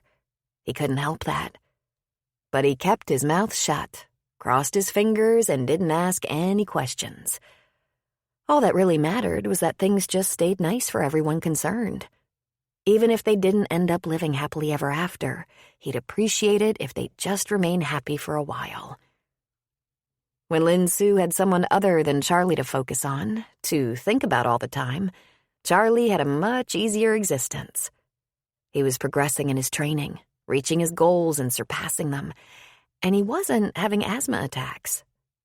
He'd started doing some exercising without using his inhaler first, and he didn't have to always use it afterward. On a couple of cool, sunny days, Blake loaned him a bike and helmet, and they went out for a long ride together. Lin Sue hadn't even told him to be careful or asked him if he had his inhaler and EpiPen. The whole town was getting ready for the long Thanksgiving weekend. Predictably, Lin Sue, Charlie, and Blake would be sharing Winnie's table. Lin Sue and Grace would work on the cooking of a robust turkey and all the trimmings. This might be Grace's last big event. She was having her baby in about 3 weeks or so, and her new employee at the shop, a Ronaldo, was delighted to be taking over for the Christmas holidays. She planned to work when she could, helping with arrangements, wreaths, and other decorations. But after Thanksgiving, she was going to be around the house a lot. Charlie had a little something going on in his life that no one knew about, and pretty soon, like any second, it was going to come out. He'd been communicating with his Aunt Lee. She'd answered his email, asking about Lin Sue, of course. He was cautious. He told her that his mother didn't know Charlie had been searching out his roots and was sure she'd try to talk him out of it if she knew. She might even forbid it. That aside, he had a lot of questions. So they exchanged emails, and she answered what questions she could. Yes, as far as she knew, his biological father was alive. He'd been a high school student with Lin Sue. When Lin Sue left the Simmons family, Jake went to Princeton. He was an attorney like his father, like Lee and Lin Sue's father. Lee's mother and father divorced almost immediately after Lin Sue left. Then their mother passed away from cancer soon after at a very young age, 55, and her father Gordon had remarried in less than 6 months to a woman only a few years older than Lee, a woman her sister Karen's age. The family relationship was somewhat strained. After about 10 emails, Lee wanted to speak to Charlie. He warned her that he'd have to find a time when he was alone because he hadn't yet told Lin Sue what he'd been doing. "You just tell me when you're available, Charlie, and I'll make the time," Lee sent back. When Charlie found a private moment to call his aunt, Lee said, "You really must tell your mother right away. This is her family. She deserves to know." "That's why I haven't told her," he said. "Because I asked, and she made up stuff, like my biological father was dead and wouldn't talk about any of it." "You still have to tell her," Lee said. "Maybe once it's out, she'll actually be relieved. Pleased. I've wanted to find her for years. It seemed like she was so briefly part of my life." "But then why didn't you look for us? We weren't hiding." "Oregon was the last place on earth I expected you to turn up, for one thing. For another, my mother said that when they discouraged her from having a baby while unmarried, she went back to her Vietnamese family on the East Coast. I looked for Huang Chao. I admit I didn't do an exhaustive search, but I looked. I spoke to a couple of people who'd also been immigrants at the same time, and they made no connection. But now that I know she's alive and well and that I'm an aunt, I want to see you both. Maybe help you put the pieces back together." "Why didn't her adoptive father want to know where we were?" "It's very hard to explain him. He's a selfish man, unemotional and self-centered and busy with his life. He saw Lin Sue as my mother's idea, someone in the past. You have to understand Gordon. He was hardly ever around. When he was around, he was on his phone or in his office. He attended our graduations and Karen's weddings. He presides over family holidays as if we're all close. But I don't believe he's ever phoned me just to chat. He's just not much of a father." "I found him first," Charlie said. "But I couldn't find a working email address or anything." "He's a retired partner now, consulting, traveling, playing a lot of golf. He has an email address. It's one of the ways we communicate, through texts and emails. Very likely he just ignored your emails." Charlie laughed. "Like me and my mom.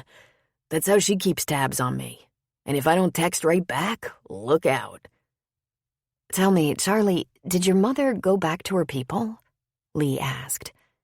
"In a way. She worked for a Vietnamese family in their shop. We lived with a lot of different people I don't even remember while she worked and went to school to be a nurse. But I had a lot of colds and bronchitis and allergies, so she learned the best climates. She couldn't take the East Coast, and I couldn't take the winters or allergens, she said. We've been living in Oregon since I was about 4. And she did all that with no help from her adoptive family," Lee said, a sadness in her voice. "I want you to tell your mother that I'd like to see you both. Please, Charlie." "Let me think about it. You don't know her. She gets upset if I even ask." "Then be brave, but do it. No more living in the shadows. You have family. Your biological grandmother might be alive for all I know. I've read that many immigrating Vietnamese were separated from their families for many years, always searching. Have you ever noticed the number of websites dedicated to finding your Vietnamese family?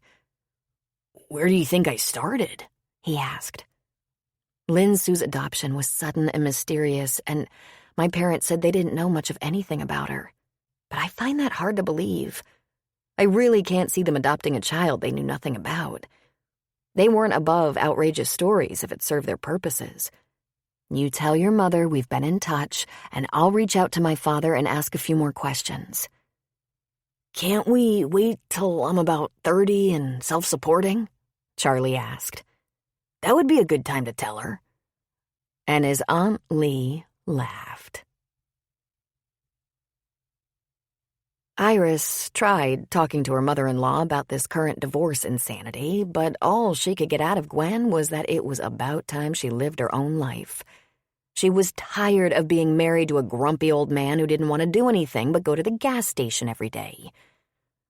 But Gwen, he took you on a cruise, Iris said. For all the fun that was, he hardly spent a minute with me. Is this about those women? Iris asked. He asked the same question.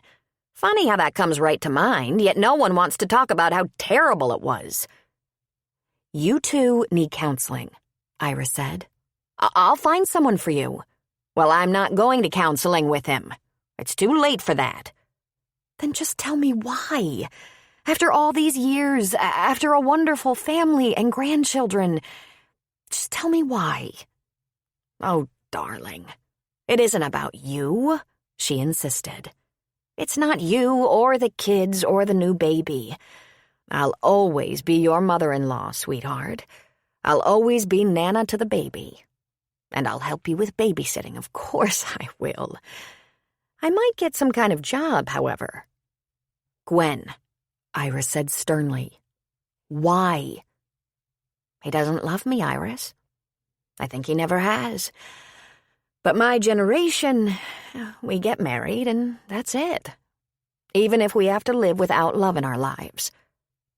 Gwen, Norm is a little grumpy, but he... A little grumpy? She asked, laughing outright. He didn't talk to his youngest son for how many years? I can't get him to wear a clean shirt to the table. He doesn't care about me. I'm setting him free. I'll be going on my next cruise alone. It's the cruise, Iris told Seth. This is all about the cruise. Norm was delightful on the cruise. He had a wonderful time. He was very social. There were those widows who flirted with him, and he loved it. Gwen's feelings are very hurt.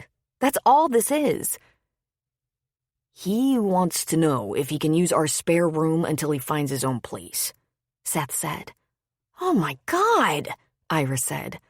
I think my life just flashed before my eyes. Maybe he'll be delightful, Seth said. No. Tell him to make up with his wife. Iris, when was the last time anyone told Norm anything? Oh, God, you told him yes. You told him he could have the spare room. I'm gonna have to kill you. Just for a few days, Seth said. It won't take him any time at all to hate it. His dinner won't be what he likes, won't be on time. He'll have to do his own laundry, like I do, he added, lifting one of those handsome, expressive brows. He can't make it here, and in no time at all there will be a screaming baby keeping him up all night. Your days are numbered, Iris said. I'll talk to him, Seth promised. Seth took a slightly different approach than Iris had. He drove his patrol car to the station, wearing his uniform. Feeling tired? Let's take 60 seconds to unwind with a song. This free audiobook is here for your relaxation. Thank you for being here with us.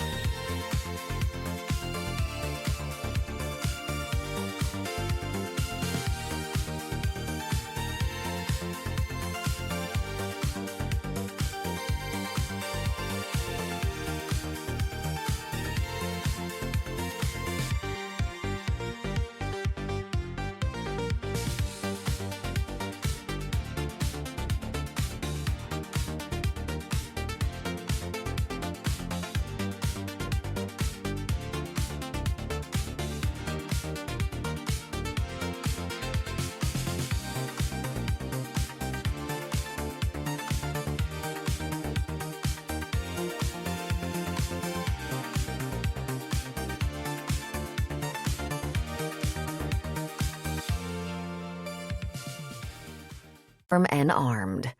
He parked on the side of the building rather than at the pump, went to find Norm, and pulled him away from the other men so they could talk privately. What in the holy hell is going on with you and Mom?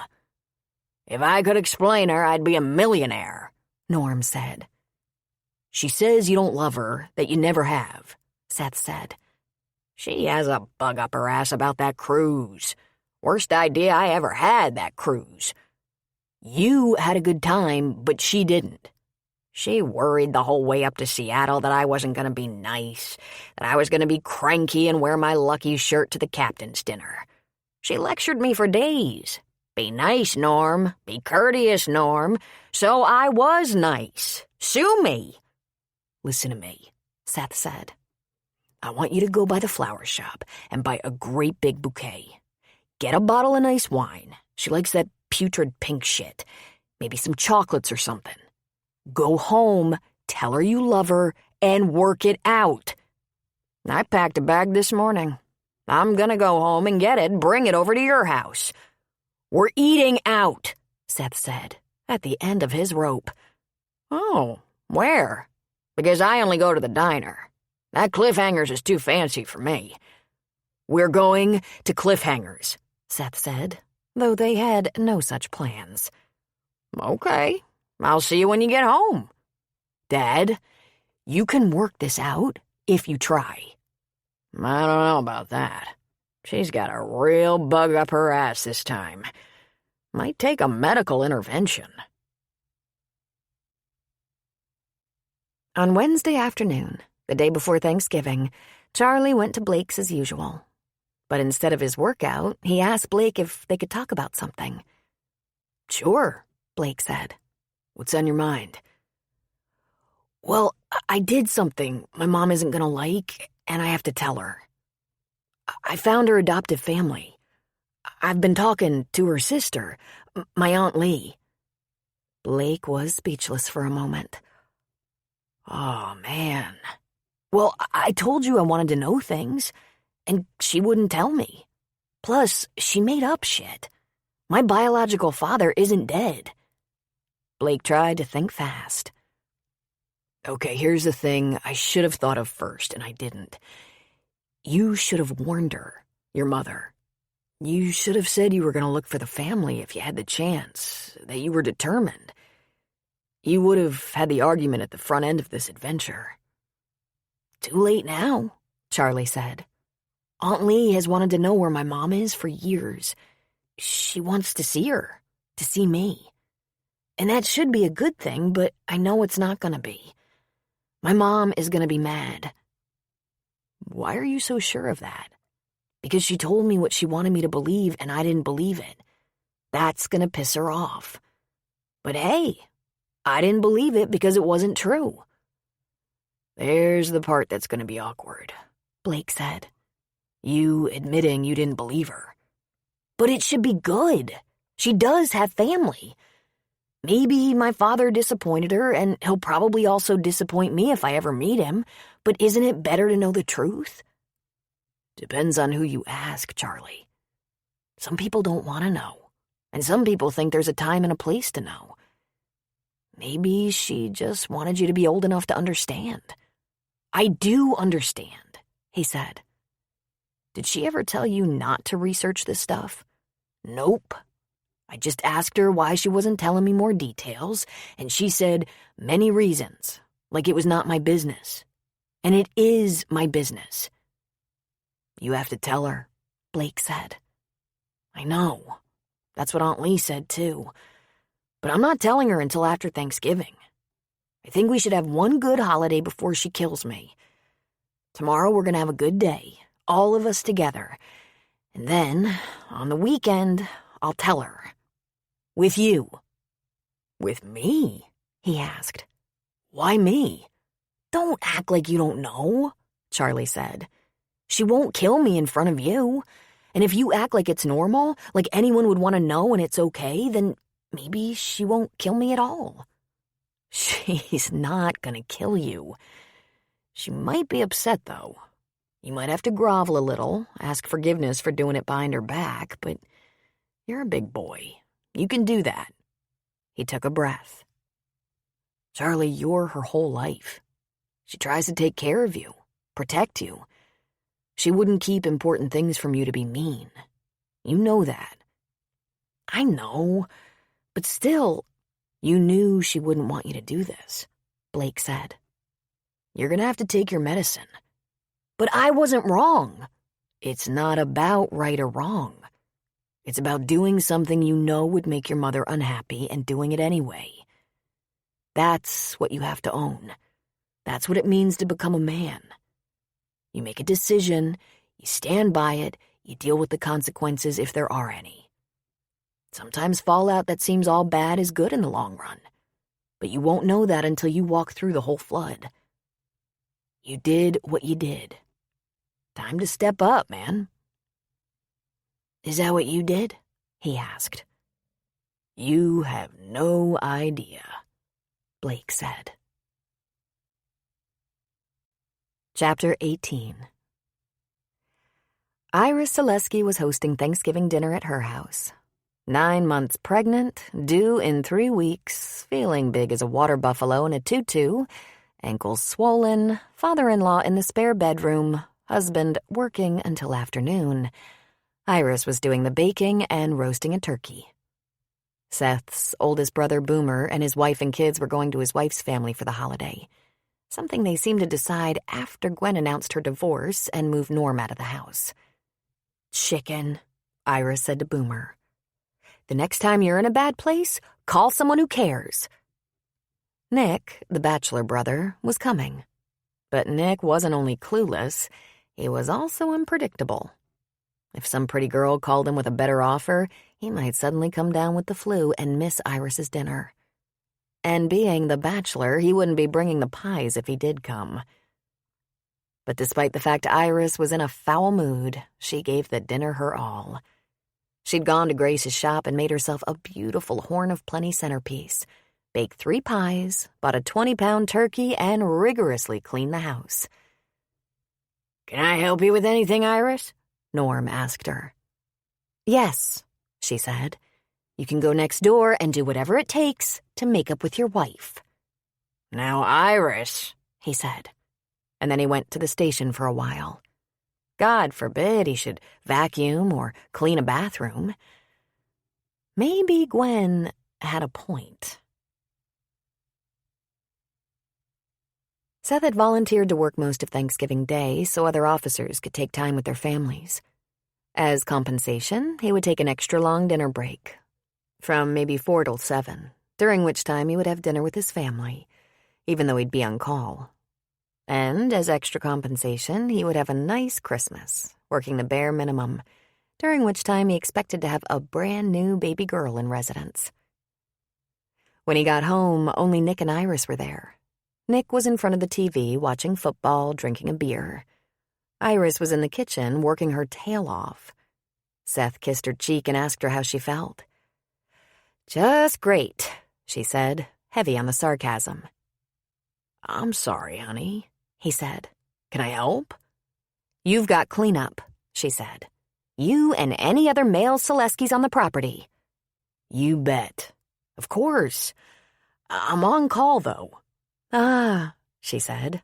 "Have you scheduled the call yet?" "Huh? Never mind," she said. "Just relax. It's almost ready." "Where's Norm?" "At the station, of course. I imagine he'll be here the second the dinner bell rings." And sure enough, he was. Iris said 5 o'clock, and Norm came wandering in at 10 minutes to, just enough time to wash his hands. He got a little sidetracked, though. He grabbed a beer and sat down with his boys in the living room watching the game. The table was set, the bird was resting, the potatoes mashed, the gravy perfect, the green beans under a pat of butter, and the rolls buried in a linen wrap in a wicker basket. Napkins were rolled into holiday rings, and the ice water had been poured. There was a cheer from the living room, followed by a lot of male laughter. This wasn't a sound alien to other Thanksgivings in the Selesky family, but usually there would be Boomer's wife, Sandy, in the kitchen to help Gwen put out the food. Iris walked right through the living room to the baby's room, and even though she was roughly the size of an RV, she went completely unnoticed. She stood at the end of the crib, looking around at her baby's room. It was so precious. She rubbed her tummy. It was getting hard and solid because there was no more room in there. She really didn't know where she was going to put another 3 weeks or more. She wanted to hold this baby so dearly. This was supposed to be the best Thanksgiving of her life. Married to the love of her life for 11 months, 9 months pregnant, at peace with the family, everyone anxiously awaiting the birth. Instead, what did she have? A day of back-breaking labor that no one really noticed, followed by a feast they would all take for granted. And fat ankles.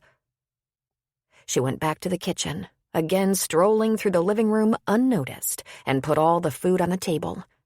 She began carving the turkey, and even the noise from the electric knife only made the men louder.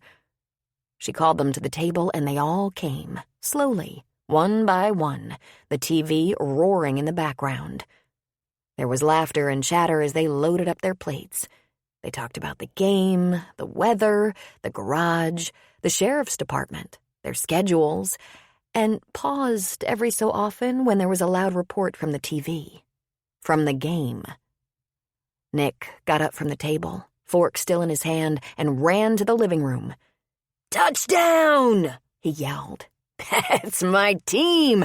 Seth owes me $2 so far, but I plan to leave here a rich man." Then, remarkably, Nick came back to the dining room and picked up his plate, taking it to the living room, balancing it on his knee to watch the game and report. Within 60 seconds, Norm was following his son, leaving Seth alone at the table with Iris. He looked at her pleadingly. She jerked her head in the direction of the living room, and before she could even reconsider, Seth packed up his dinner and followed his dad and brother. No one mentioned the glaring absence of Gwen. Iris had only talked to her a couple of times during the week, passing chit-chat, because, frankly, she was furious with them both. Gwen and Norm. She wasn't thrilled with Boomer, Nick, or Seth either. She sat there picking at her dinner. Seth came in, kissed her on the cheek, and asked her if she was okay. "Fine," she said. So he took seconds of dressing, potatoes, and gravy. Right behind him came Nick, reloading. "Outstanding, Iris. Thank you." She answered that it was a pleasure. Iris sat there for a while, and then she began packing up a hot picnic. If any of the men in the living room bothered to look into the kitchen, they would assume she was cleaning up. She had a large pan into which she scooped a generous turkey dinner, enough for 2. She poured gravy into a handy glass measuring bowl with a cover. She covered the whole thing with foil, carried the gravy, stuck napkins under her arm, and slipped out into the cold night. Assholes. She knocked on Gwen's door with her foot. She was actually delighted to see that Gwen was sniffling. "Have you eaten?" Iris asked. "I'm not very hungry, but please come in. I might have a little glass of wine. I know you can't, but I think I will." And then she blew her nose. "Maybe you can stuff down a little because I haven't really had a full dinner yet. I brought enough for both of us. The men are more focused on the ball game, and I missed having you at my table." But no one else did. "Get the plates out," Iris said, and she said it sternly. When Gwen had set the table, Iris served their dinner. The gravy needed a little nuking, but everything else had held up just fine. When they were seated before their plates and Gwen had her wine, she dipped her fork into her dinner. Iris took a few bites before she spoke. "I want you to stop feeling sorry for yourself right now. Because this was your decision. You sent Norm to our house, and don't expect me to thank you for that either. If I can't feel sorry for myself, 17 months pregnant and having slaved over a big holiday meal, then you don't get a pass either. Besides, not only did no one mention your absence, they didn't notice that I left. You know why? Because they're idiots who can't think past their stomachs. That's why. And they take us for granted. And maybe you're right. Maybe we should just divorce the hell out of all of them. But you signed on for this, and so did I. And if we're a little lonely right now, it's because we allowed this to happen. And look what it got us. I shouldn't have let Norm move in. I'm too pregnant and touchy for him right now. But instead of saying so, I asked Seth to do it. If Seth had done it, I wouldn't be here and they wouldn't all be sitting in the living room in front of the television with their plates on their laps. I hate them. Gwen just stared at her while Iris shoveled a few more bites into her mouth. "Iris, you're crying," Gwen finally said. Iris wiped at her cheeks. "Small wonder," she muttered. "Honey, you're exhausted," Gwen said. "You're not going back there. When we're done with this beautiful dinner, you're going to put your feet up in the living room while I clean up and make you a nice cup of tea. You're not going back to your house until the TV is off and the kitchen is spotless. I'll see to that." Iris realized something. She should have realized it before. It was a special holiday, and she was about to have a baby. Without her own mother. For the past several years since her mother died, Gwen had been her surrogate mother. And she'd been counting on Gwen to preside over the dinner and also be with her when the baby came. Seth would be her coach and partner, but Gwen would be her stand-in mother.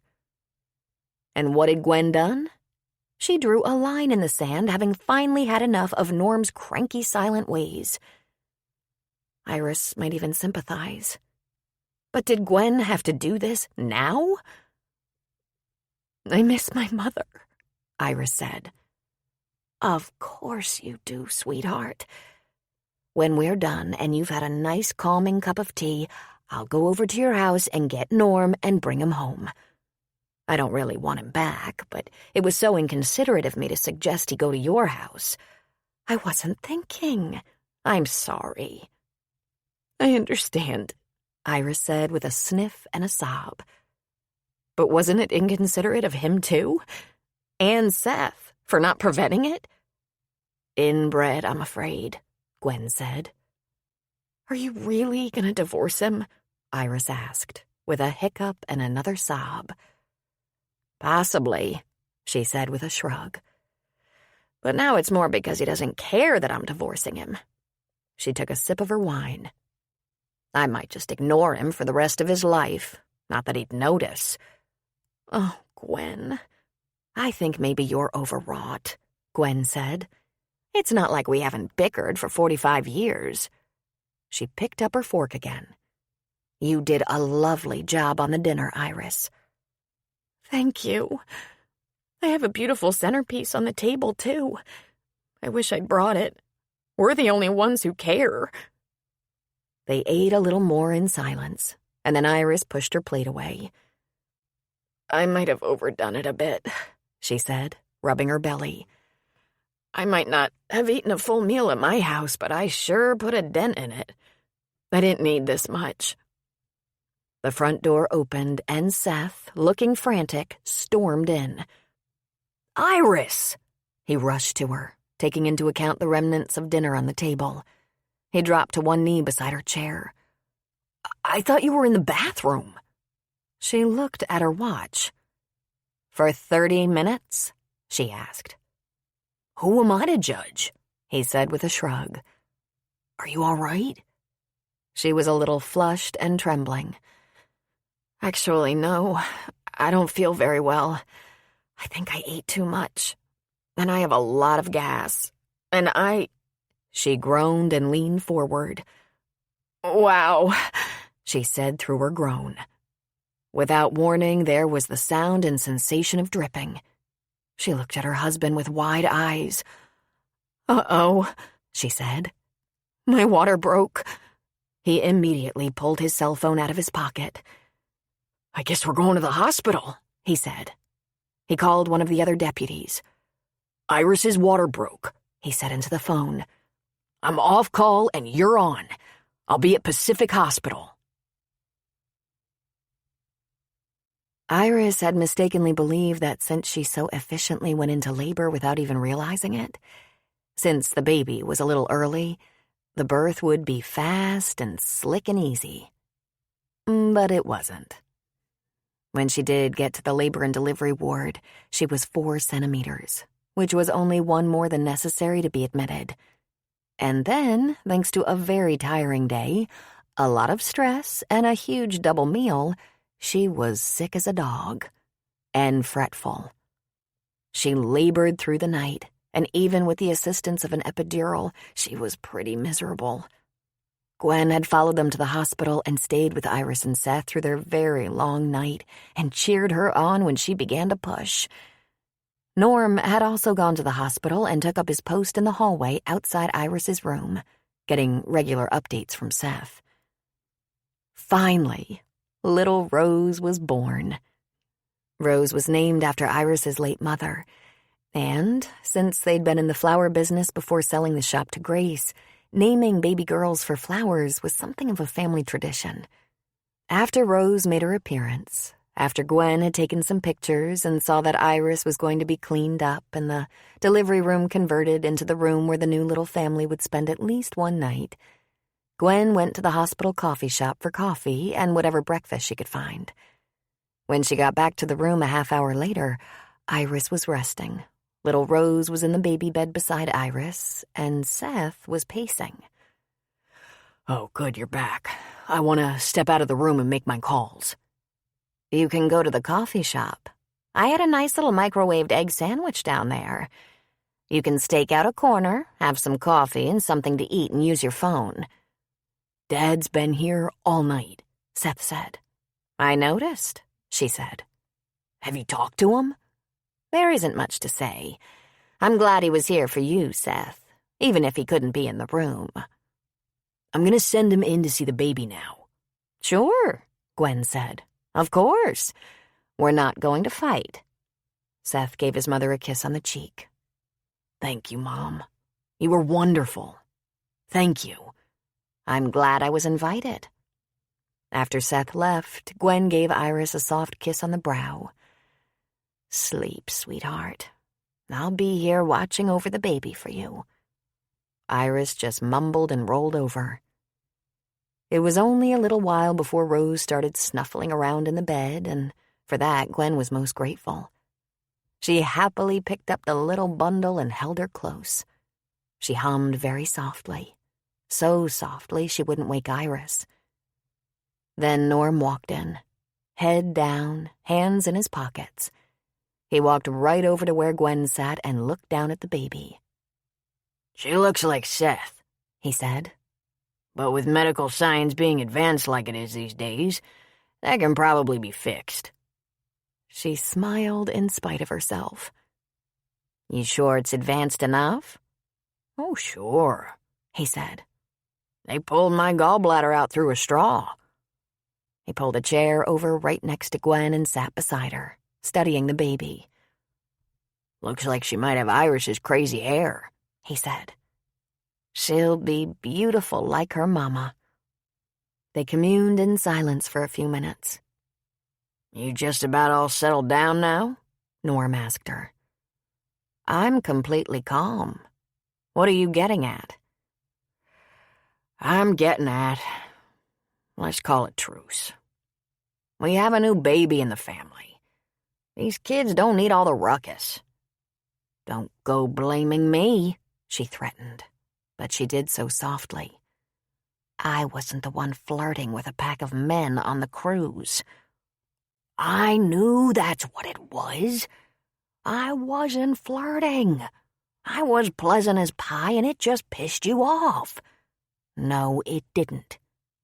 It hurt my feelings. It hurt my feelings very much. I thought that's how you wanted me to be, he said. You worried and harped about it all the way to Seattle.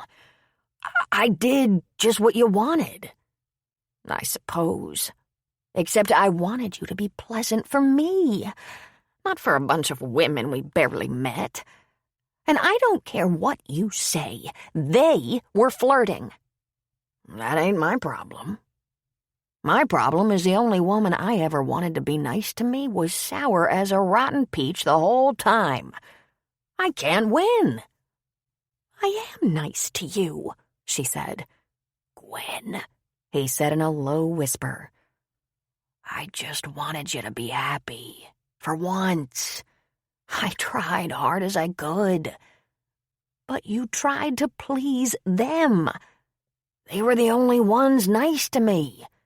If you could be half so nice, I'd sure be grateful. You're the only woman I ever wanted to fuss over me.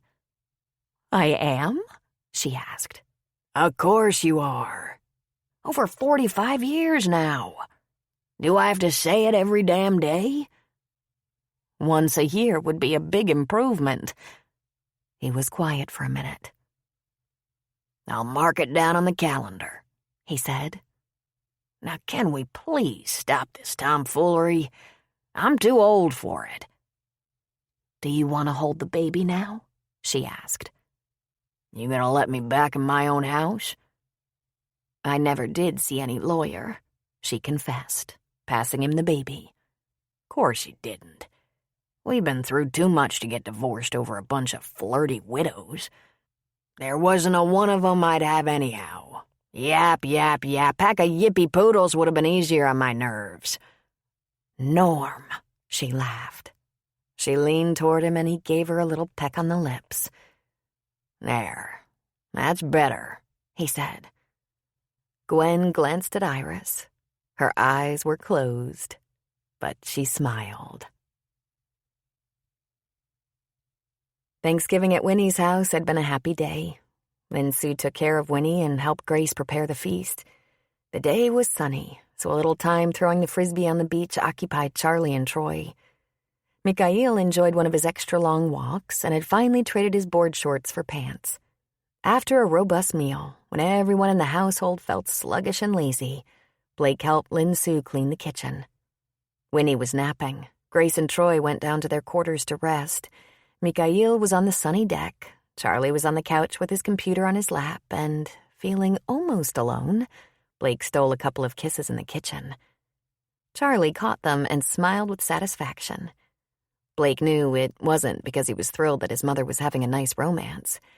It was because he was counting on his mother being in love with Blake and therefore would go easy on Charlie when she found out about his family research.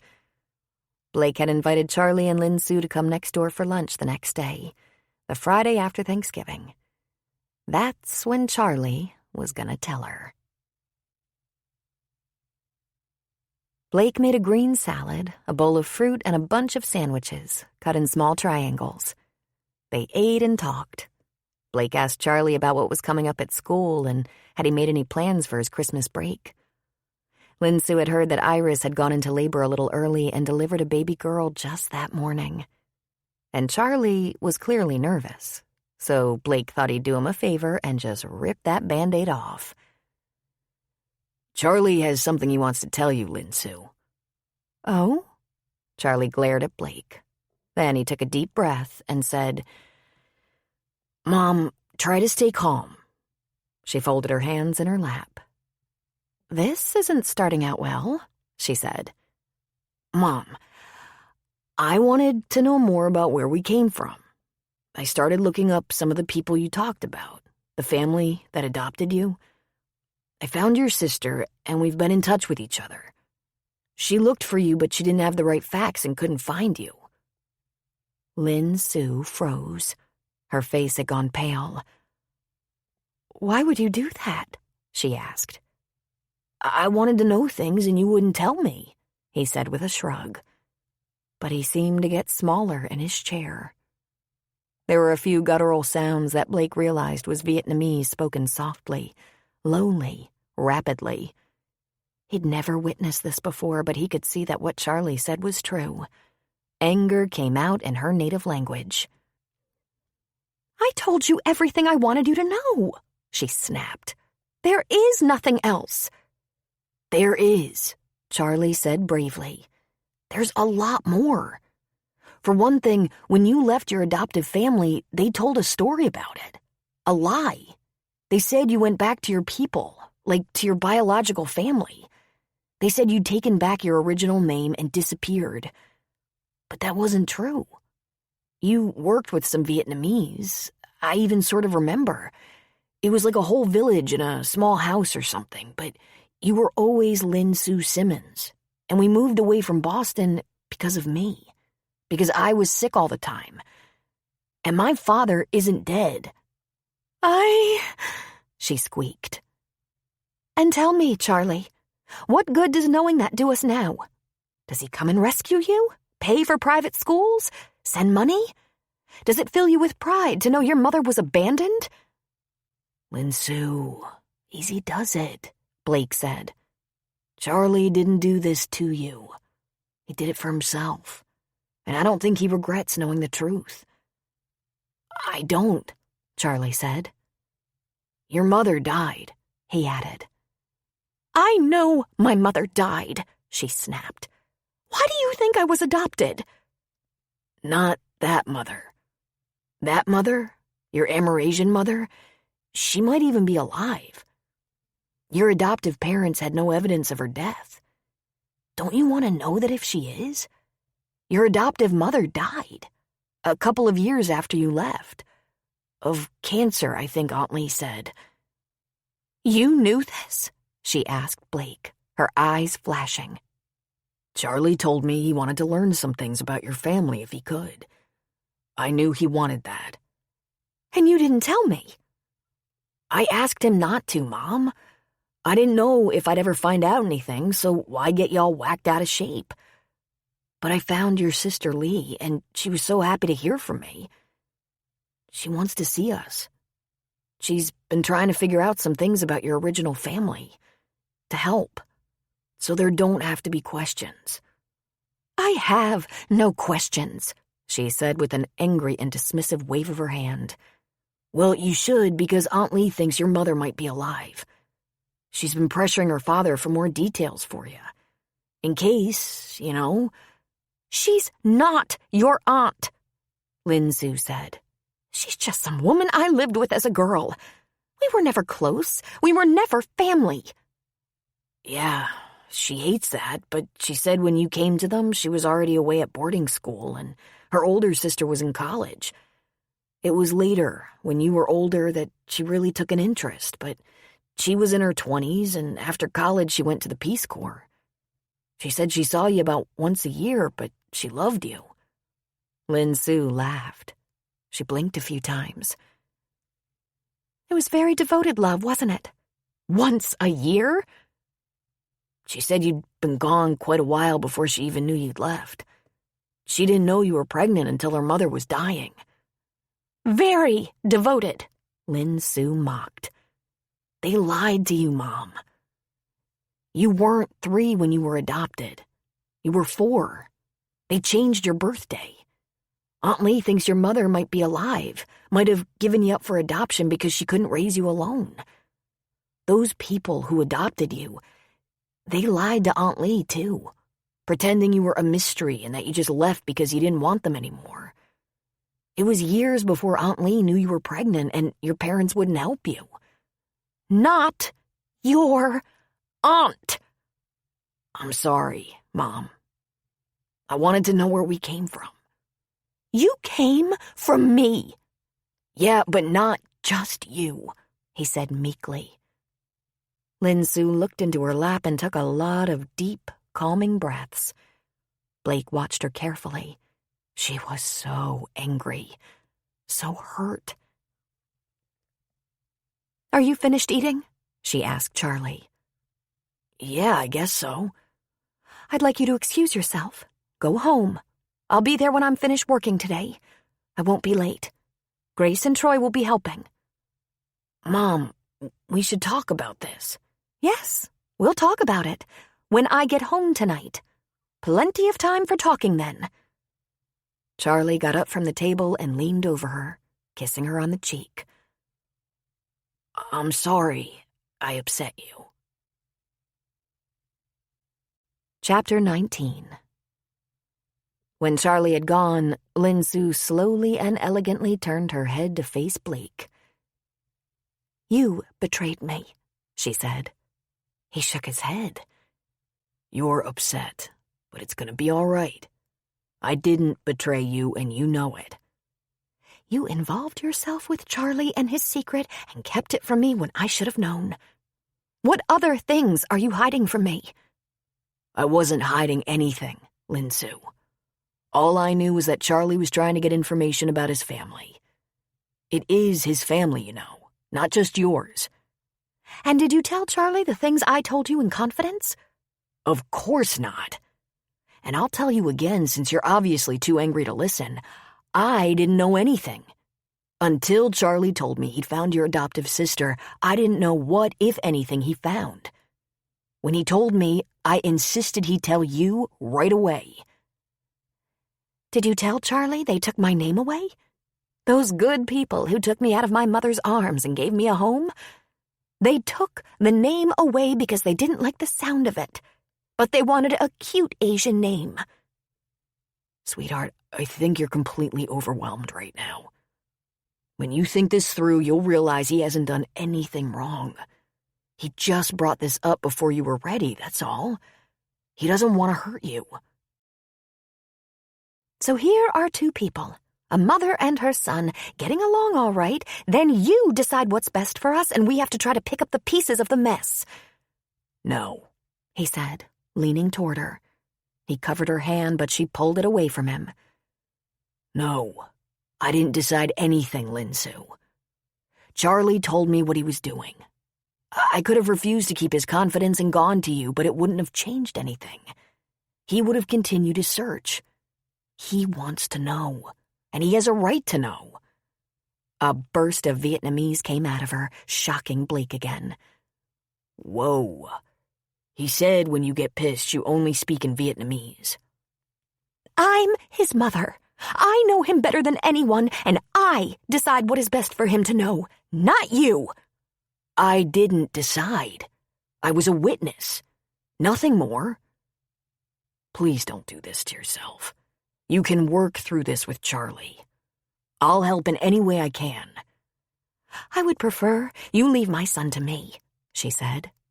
I can see I made an error in judgment, confiding in you. That won't happen again.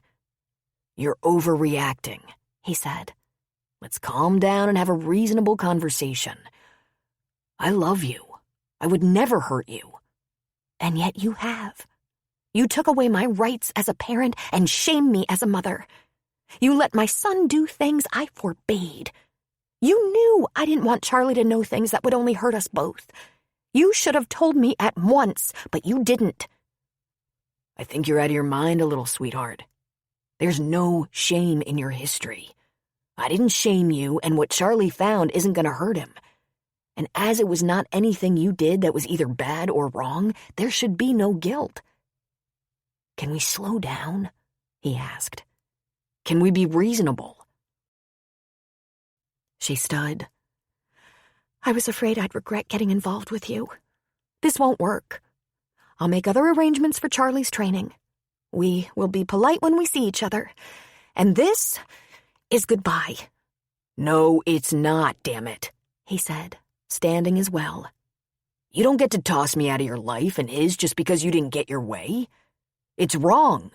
It's far more shameful than anything Charlie might have learned. You should have thought of that, she said.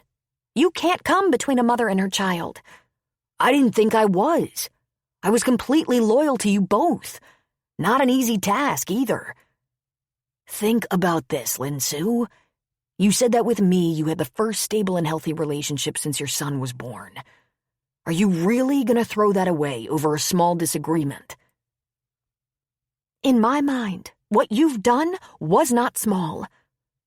You're going to throw us away over something like this? A misunderstanding? She raised a slim brow. Are you having trouble understanding this? She asked. I would be grateful if we could keep all of this private. I don't want my personal business broadcast to my employer and the town. He shook his head. You're going to think about this and realize you've gone completely crazy. Just think it through, he said. I'm here for you. I'd like to help you pick up the pieces. I love you and you love me. We have a chance, you and me and Charlie, to make a family out of our crazy pasts.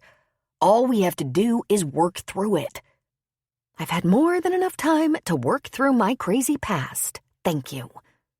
She walked serenely out of his house and went back to her job. God, He said, rubbing a hand around the back of his neck. did I think I wouldn't mind helping her untangle her complicated life?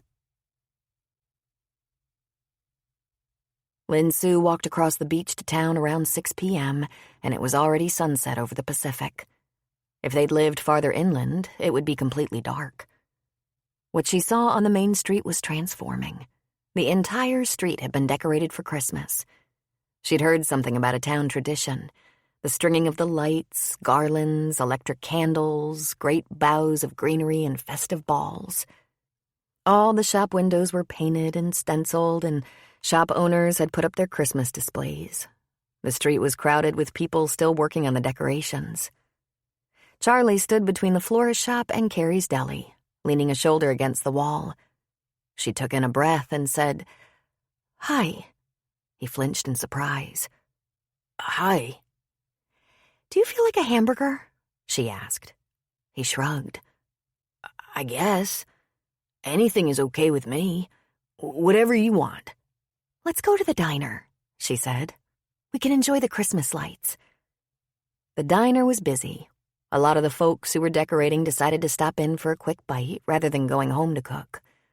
Lin Su said hello to about 10 people and answered positively when asked how Winnie was getting along. She marveled for at least the 100th time about how easily she was drawn into the community. This was something she would hate to give up. And yet, when it was time for her to be a friend, she resisted. She didn't like that about herself, but she had her reasons. Charlie visibly relaxed when they were in the diner.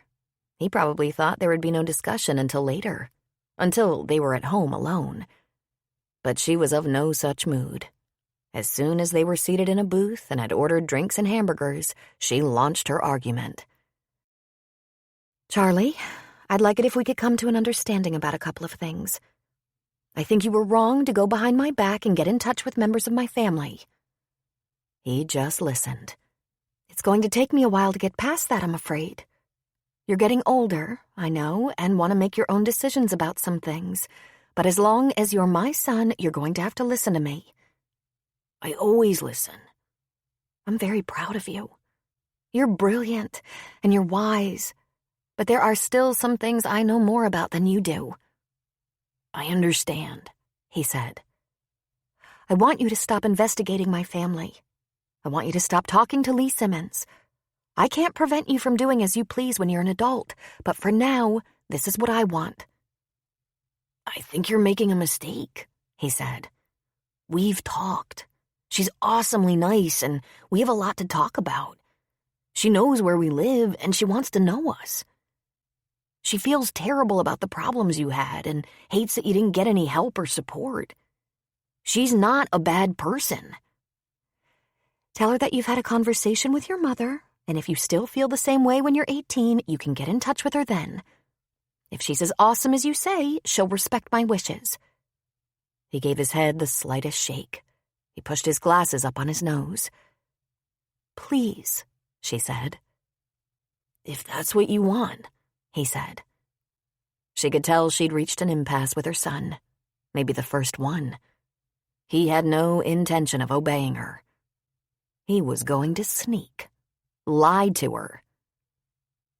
"Charlie, if you defy me, we're going to have trouble on this issue. If it's in your best interest, I won't hesitate to quit my job and find us another place to live." He was stunned. "Because I got in touch with my aunt? Mom, since we've been here, everything good has happened for us. We have good friends, a good place to live. I'm in a good school. No one's chasing me to see if I have money in my pockets. You have a great job, and I know you love Winnie. It would be a big mistake to move us away just because you're mad.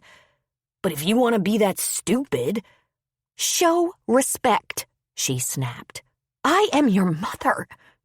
"If you mess up this whole thing we've got here just because you're mad at me, just because I did something I've been wanting to do for a long time..."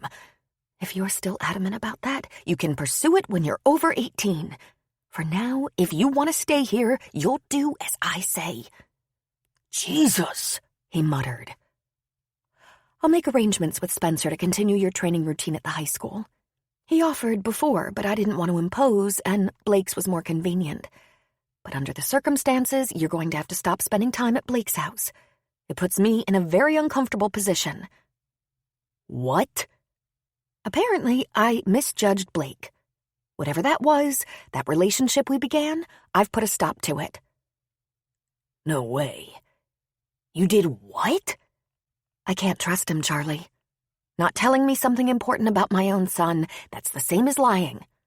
No, it's not, he protested. It just turns out that Blake understood. You don't. You think my history belongs only to you, and I think it belongs to both of us. If you don't want to know about it, that's your choice, but I do. And that's not Blake's fault. It wasn't his idea. She gritted her teeth. He looked right at her, grim-faced, pushed up his glasses again. "No, ma'am," he said. "As long as Blake will let me, I'm going to work out with him. He's an expert, and he's my friend. Taking that away from me is not just unfair, it's mean. I'm sorry you're uncomfortable, but I'm not doing it. I listen to you all the time, but you don't listen to me. I need things too. I need to know where I came from, who I am. I need my friends. I can show you respect without agreeing with everything you say." "You're really testing me," she warned. "Ground me," he said. "What are you thinking, Charlie?" she said angrily. "I'm thinking we're having a fight," he said. "If you want me to say yes to everything you tell me to do, I will. But I'm not shunning Blake because you're stubborn and pissed off.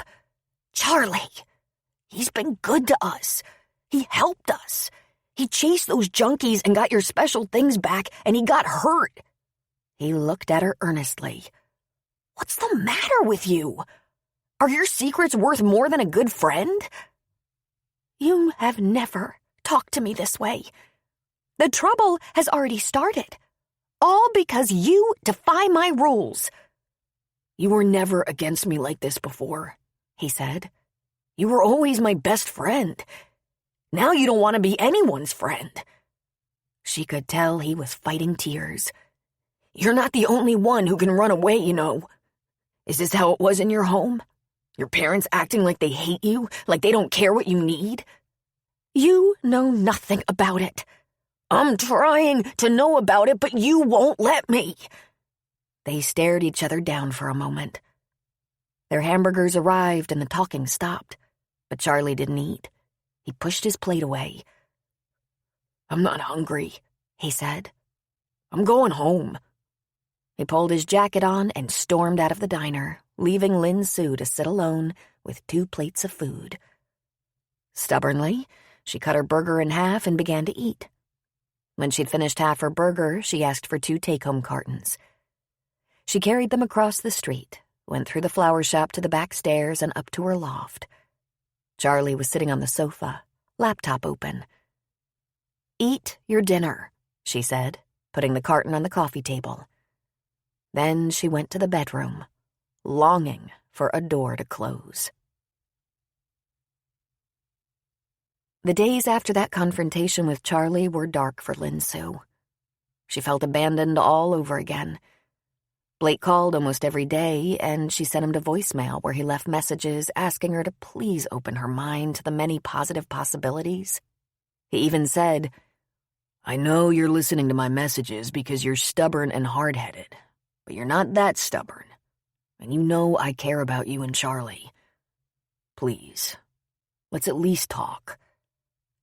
She tried to stop listening to his messages, but since he would never really know, she listened, and she longed for him. But he was causing her to lose control of Charlie, and she couldn't allow it. Charlie had defied her. He continued to be Blake's friend and student, working out there. They probably talked about what a fool she was behind her back, and with a heavy heart, she checked around for another job, relieved that none materialized. "I know there's a problem," Winnie said. I just don't know what it is. There's no problem that I'm aware of. Charlie is troubled. You're troubled. Blake doesn't stay for dinner with us anymore. Ah, that. Well, that didn't work out for me, Winnie. That's all. I'm afraid I just don't want to date Blake, and there's no way to find a happy medium. Charlie is understandably disappointed, she said, trying to back Winnie off the trail. I was afraid of exactly that, afraid that in seeing Blake, Charlie might have expectations. We'll get through this. Charlie and Blake seem to remain friends at least. Winnie stared at her for a long moment. You really underestimate me. My body is deteriorating, but my mind is as sharp as it ever was. Remember that when you spin me a tale. I have no idea what you mean, Lin Su said. And there you go again. Somewhere in the second week of December, Peyton went into labor. There was some excitement as her OBGYN had been concerned about the baby's position, and when labor was well underway, he hadn't yet turned.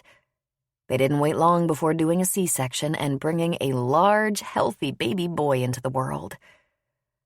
I'm the last one left, Grace complained. They all went early, and I'll probably be 2 weeks late. Lin Su was remembering how terrified she was when Charlie was due to be born. Not of giving birth, but about how she would live, how they would survive. She'd even called Marilyn twice. Please, don't turn your back on me now. I have a son coming any time, and I don't know how we'll make it. We gave you everything, Marilyn had said. We gave you a luxurious lifestyle, a fabulous education, everything a child could want. If you put him up for adoption, I might reconsider, but I won't have you take further advantage of us.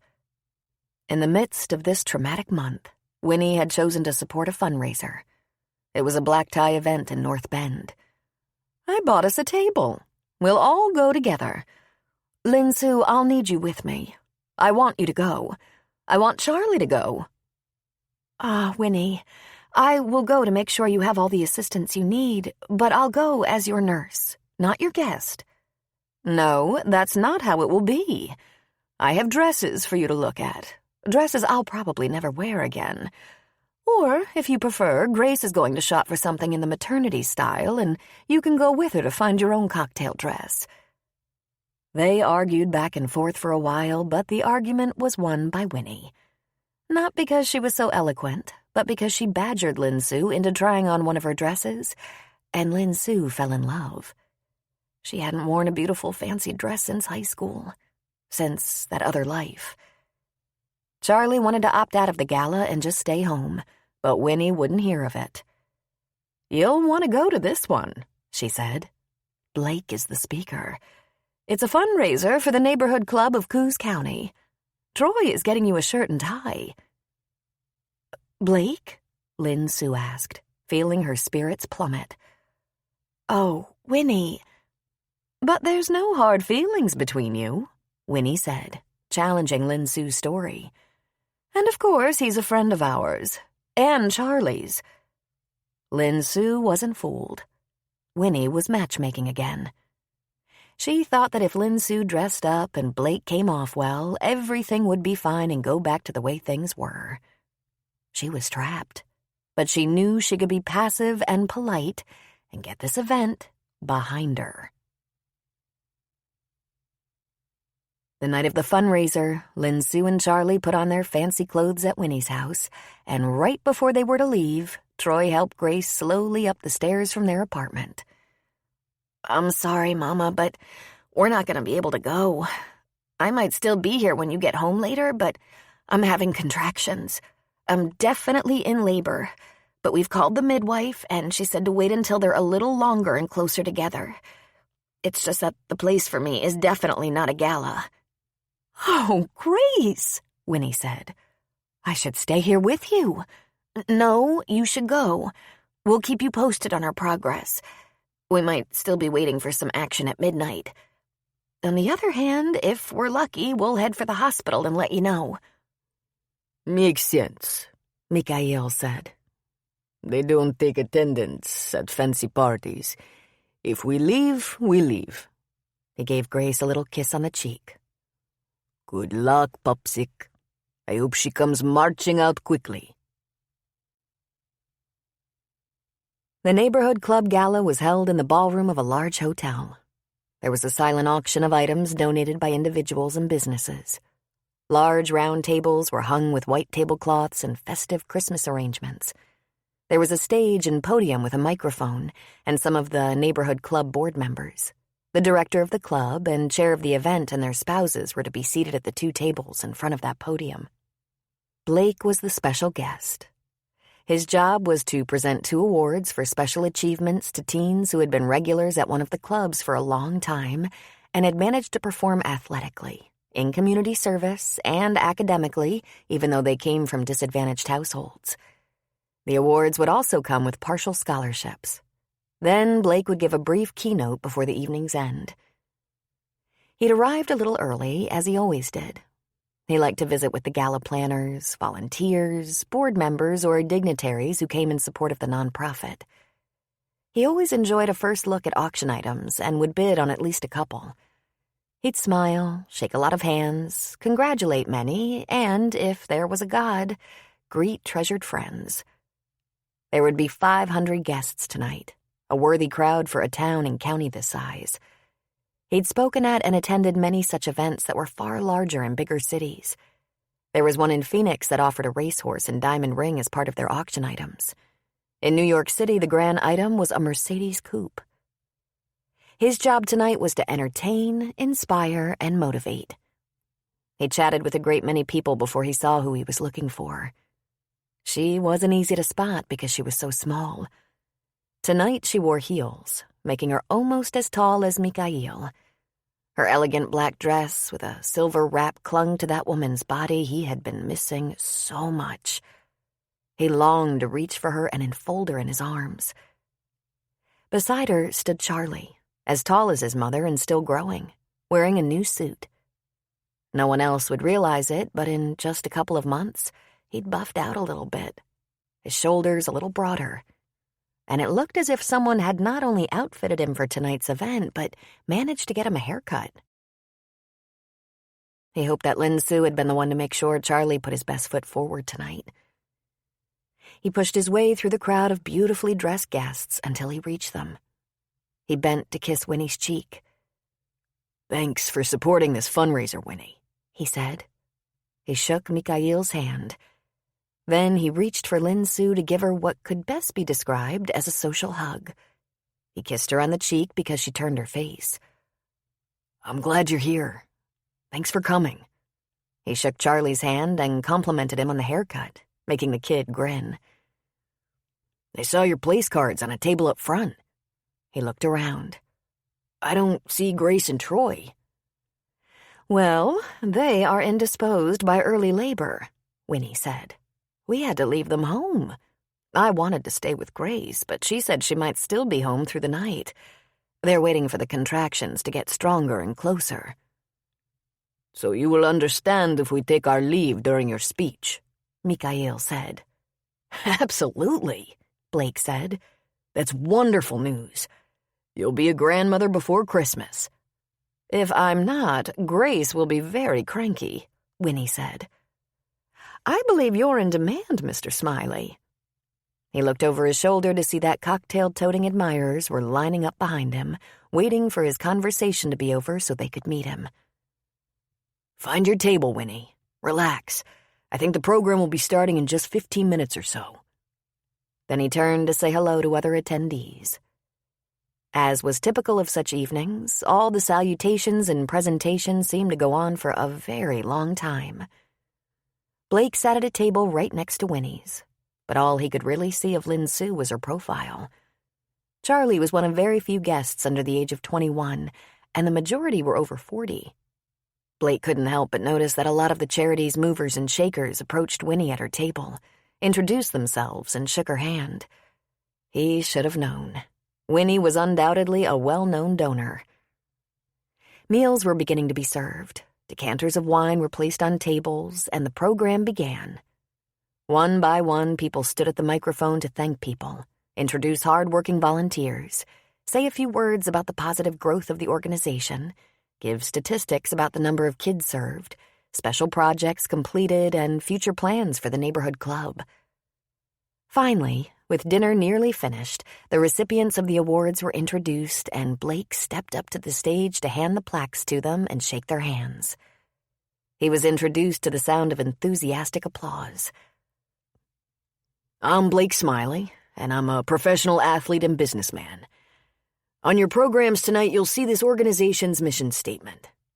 We endeavor to meet the needs of kids from the ages of 7 to 17 who need a place of refuge, encouragement, guidance, and companionship.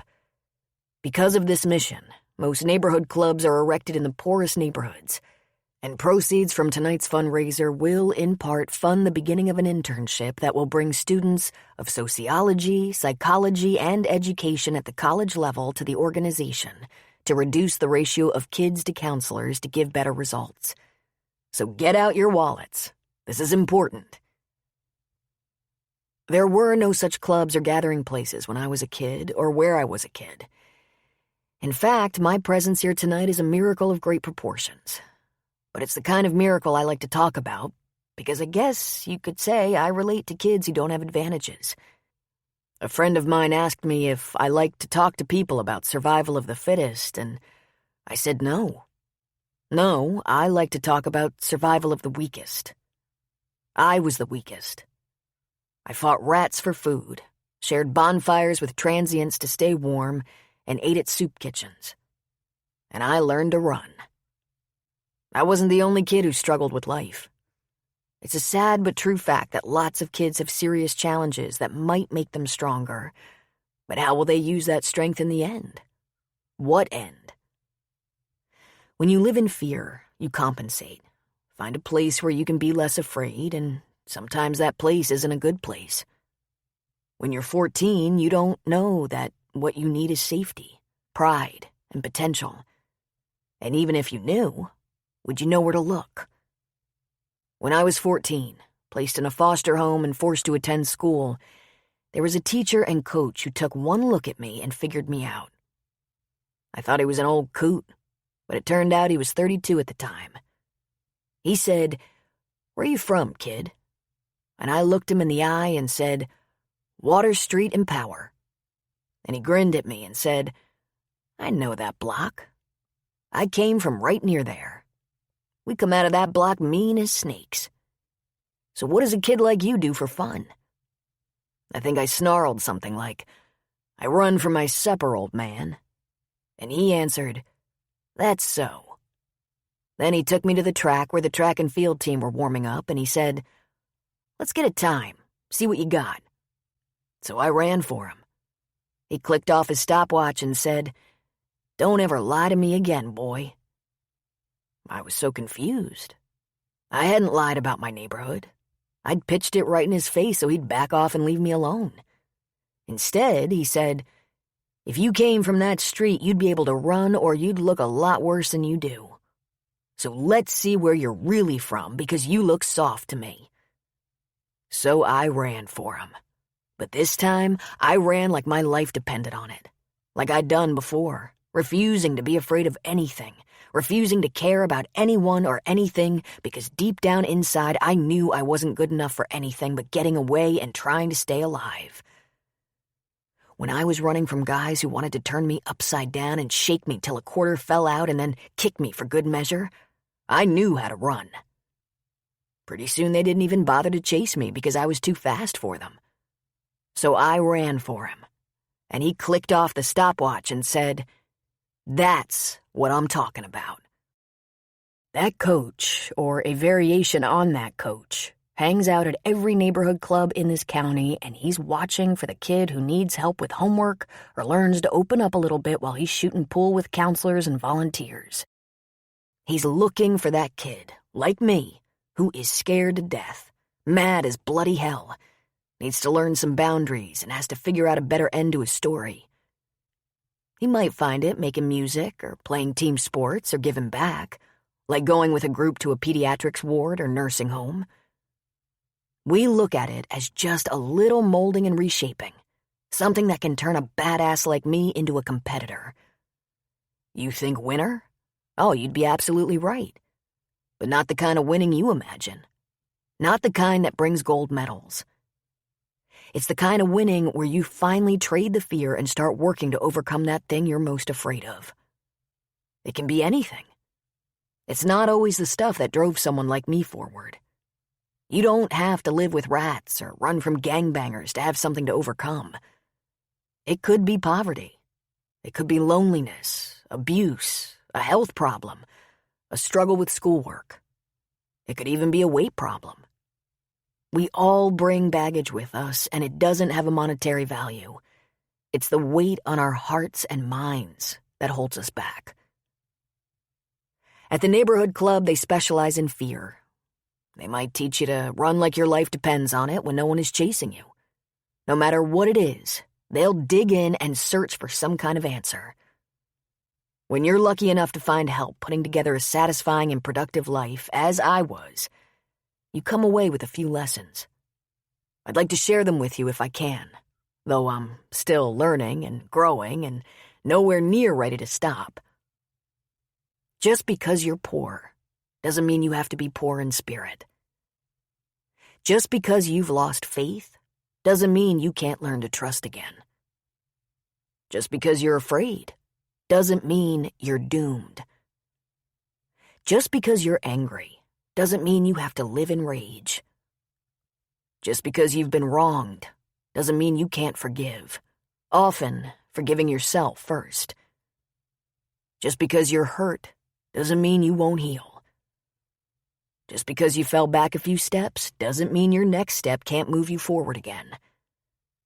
Just because it's very dark doesn't mean there is no light ahead. And just because you've been let down and disappointed doesn't mean you won't find love. The kind of love that is safe, enduring, and powerful. Lin Su listened to Blake's words. She knew she would be impressed. She'd been impressed since the moment they first met. She loved him. While he spoke about the struggle of his life and the powerful forces that seemed to plot against his success, she was examining her own baggage. Every single point he listed applied to her directly. She'd resented her adoptive family not caring about her, and now that one did, she resisted. She'd been poor and bereft, and now that she lived well, she threatened to throw it all away and move, just to have her way. She'd hated Charlie's father for his lack of committed love, so refused to yield to love and trust offered by a better man. There was a standing ovation for Blake, and Lin Su was the very first to her feet. The only person in the room who didn't stand was Winnie. Blake shook hands with the director, then turned to exit the platform and walk back to his table.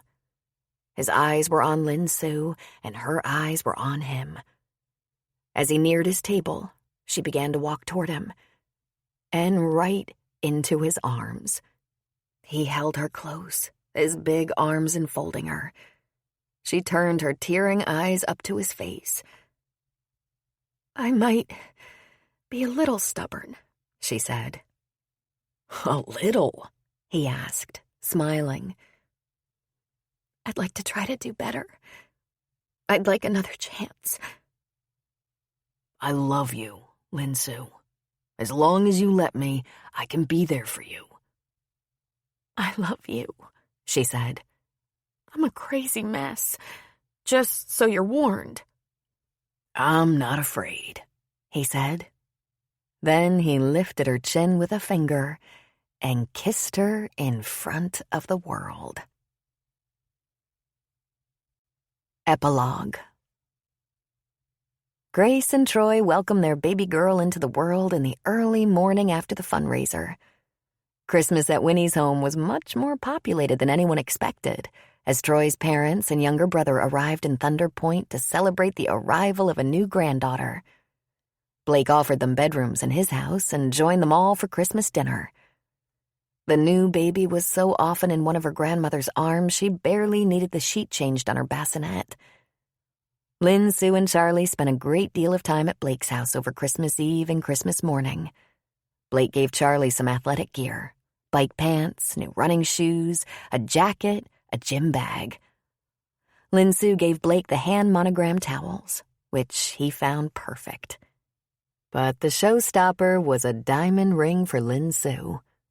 When she opened it and saw what it was, she shot a nervous glance at Charlie. "Don't sweat it, Mom. He asked my permission." When Christmas and New Year's had passed, Lynn Sue made contact with her adoptive sister, Lee. They had several long talks, and she could see that what Charlie said was true. She was awesomely nice. She also had a lot of information that helped Lynn Sue fit together the pieces of her life. According to Lee, Gordon Simmons had never been an involved father to any of his daughters, so in that, Lynn Sue wasn't alone.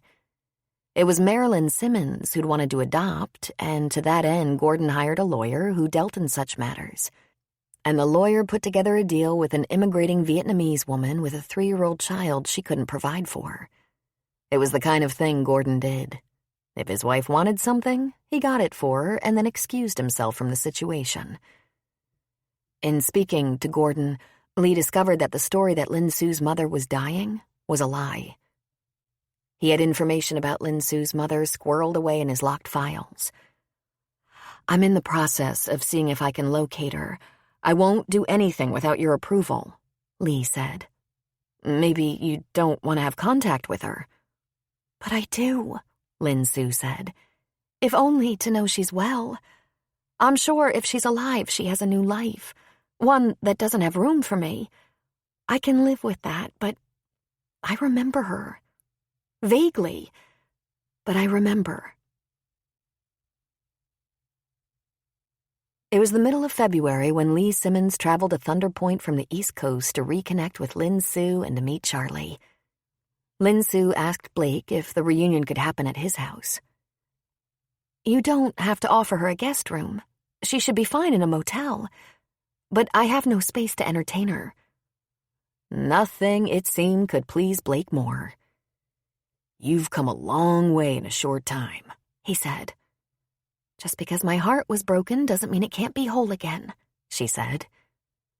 When the day came, Lynn Sue was so jittery and nervous she was forced to take a day off on the promise that, when her sister arrived, Lynn Sue would take her next door to meet Winnie. When a car door was finally heard in front of Blake's house, Lynn Sue froze. Charlie didn't. "She's here," he said, jumping to his feet and running out the front door. "It's gonna be all right, you know," Blake said. "She's here to make amends. You've already become friends." Then Charlie shouted from the front door, Mom, you are not gonna believe this." Lynn Sue stood on shaky legs, ready to accept her estranged sister. When Lee entered, she let out her breath. She was 42 and yet had hardly changed.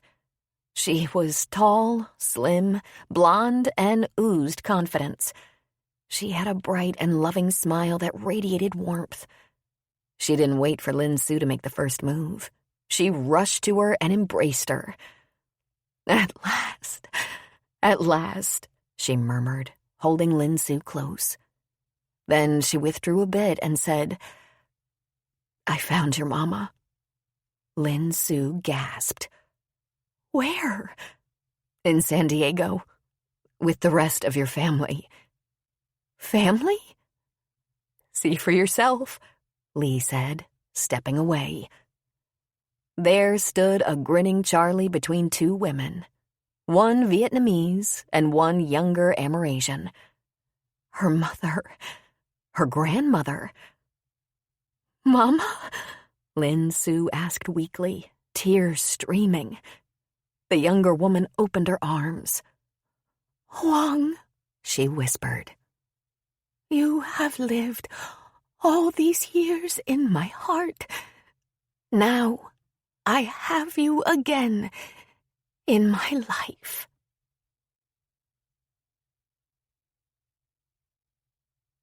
The end. This is Therese Plummer. We hope you've enjoyed this production of Wildest Dreams by Robin Carr. Recorded Books offers a wide selection of bestsellers, mysteries, classics, histories, and more. So look for us at your public library or on download sites online. And thank you for being a Recorded Books reader.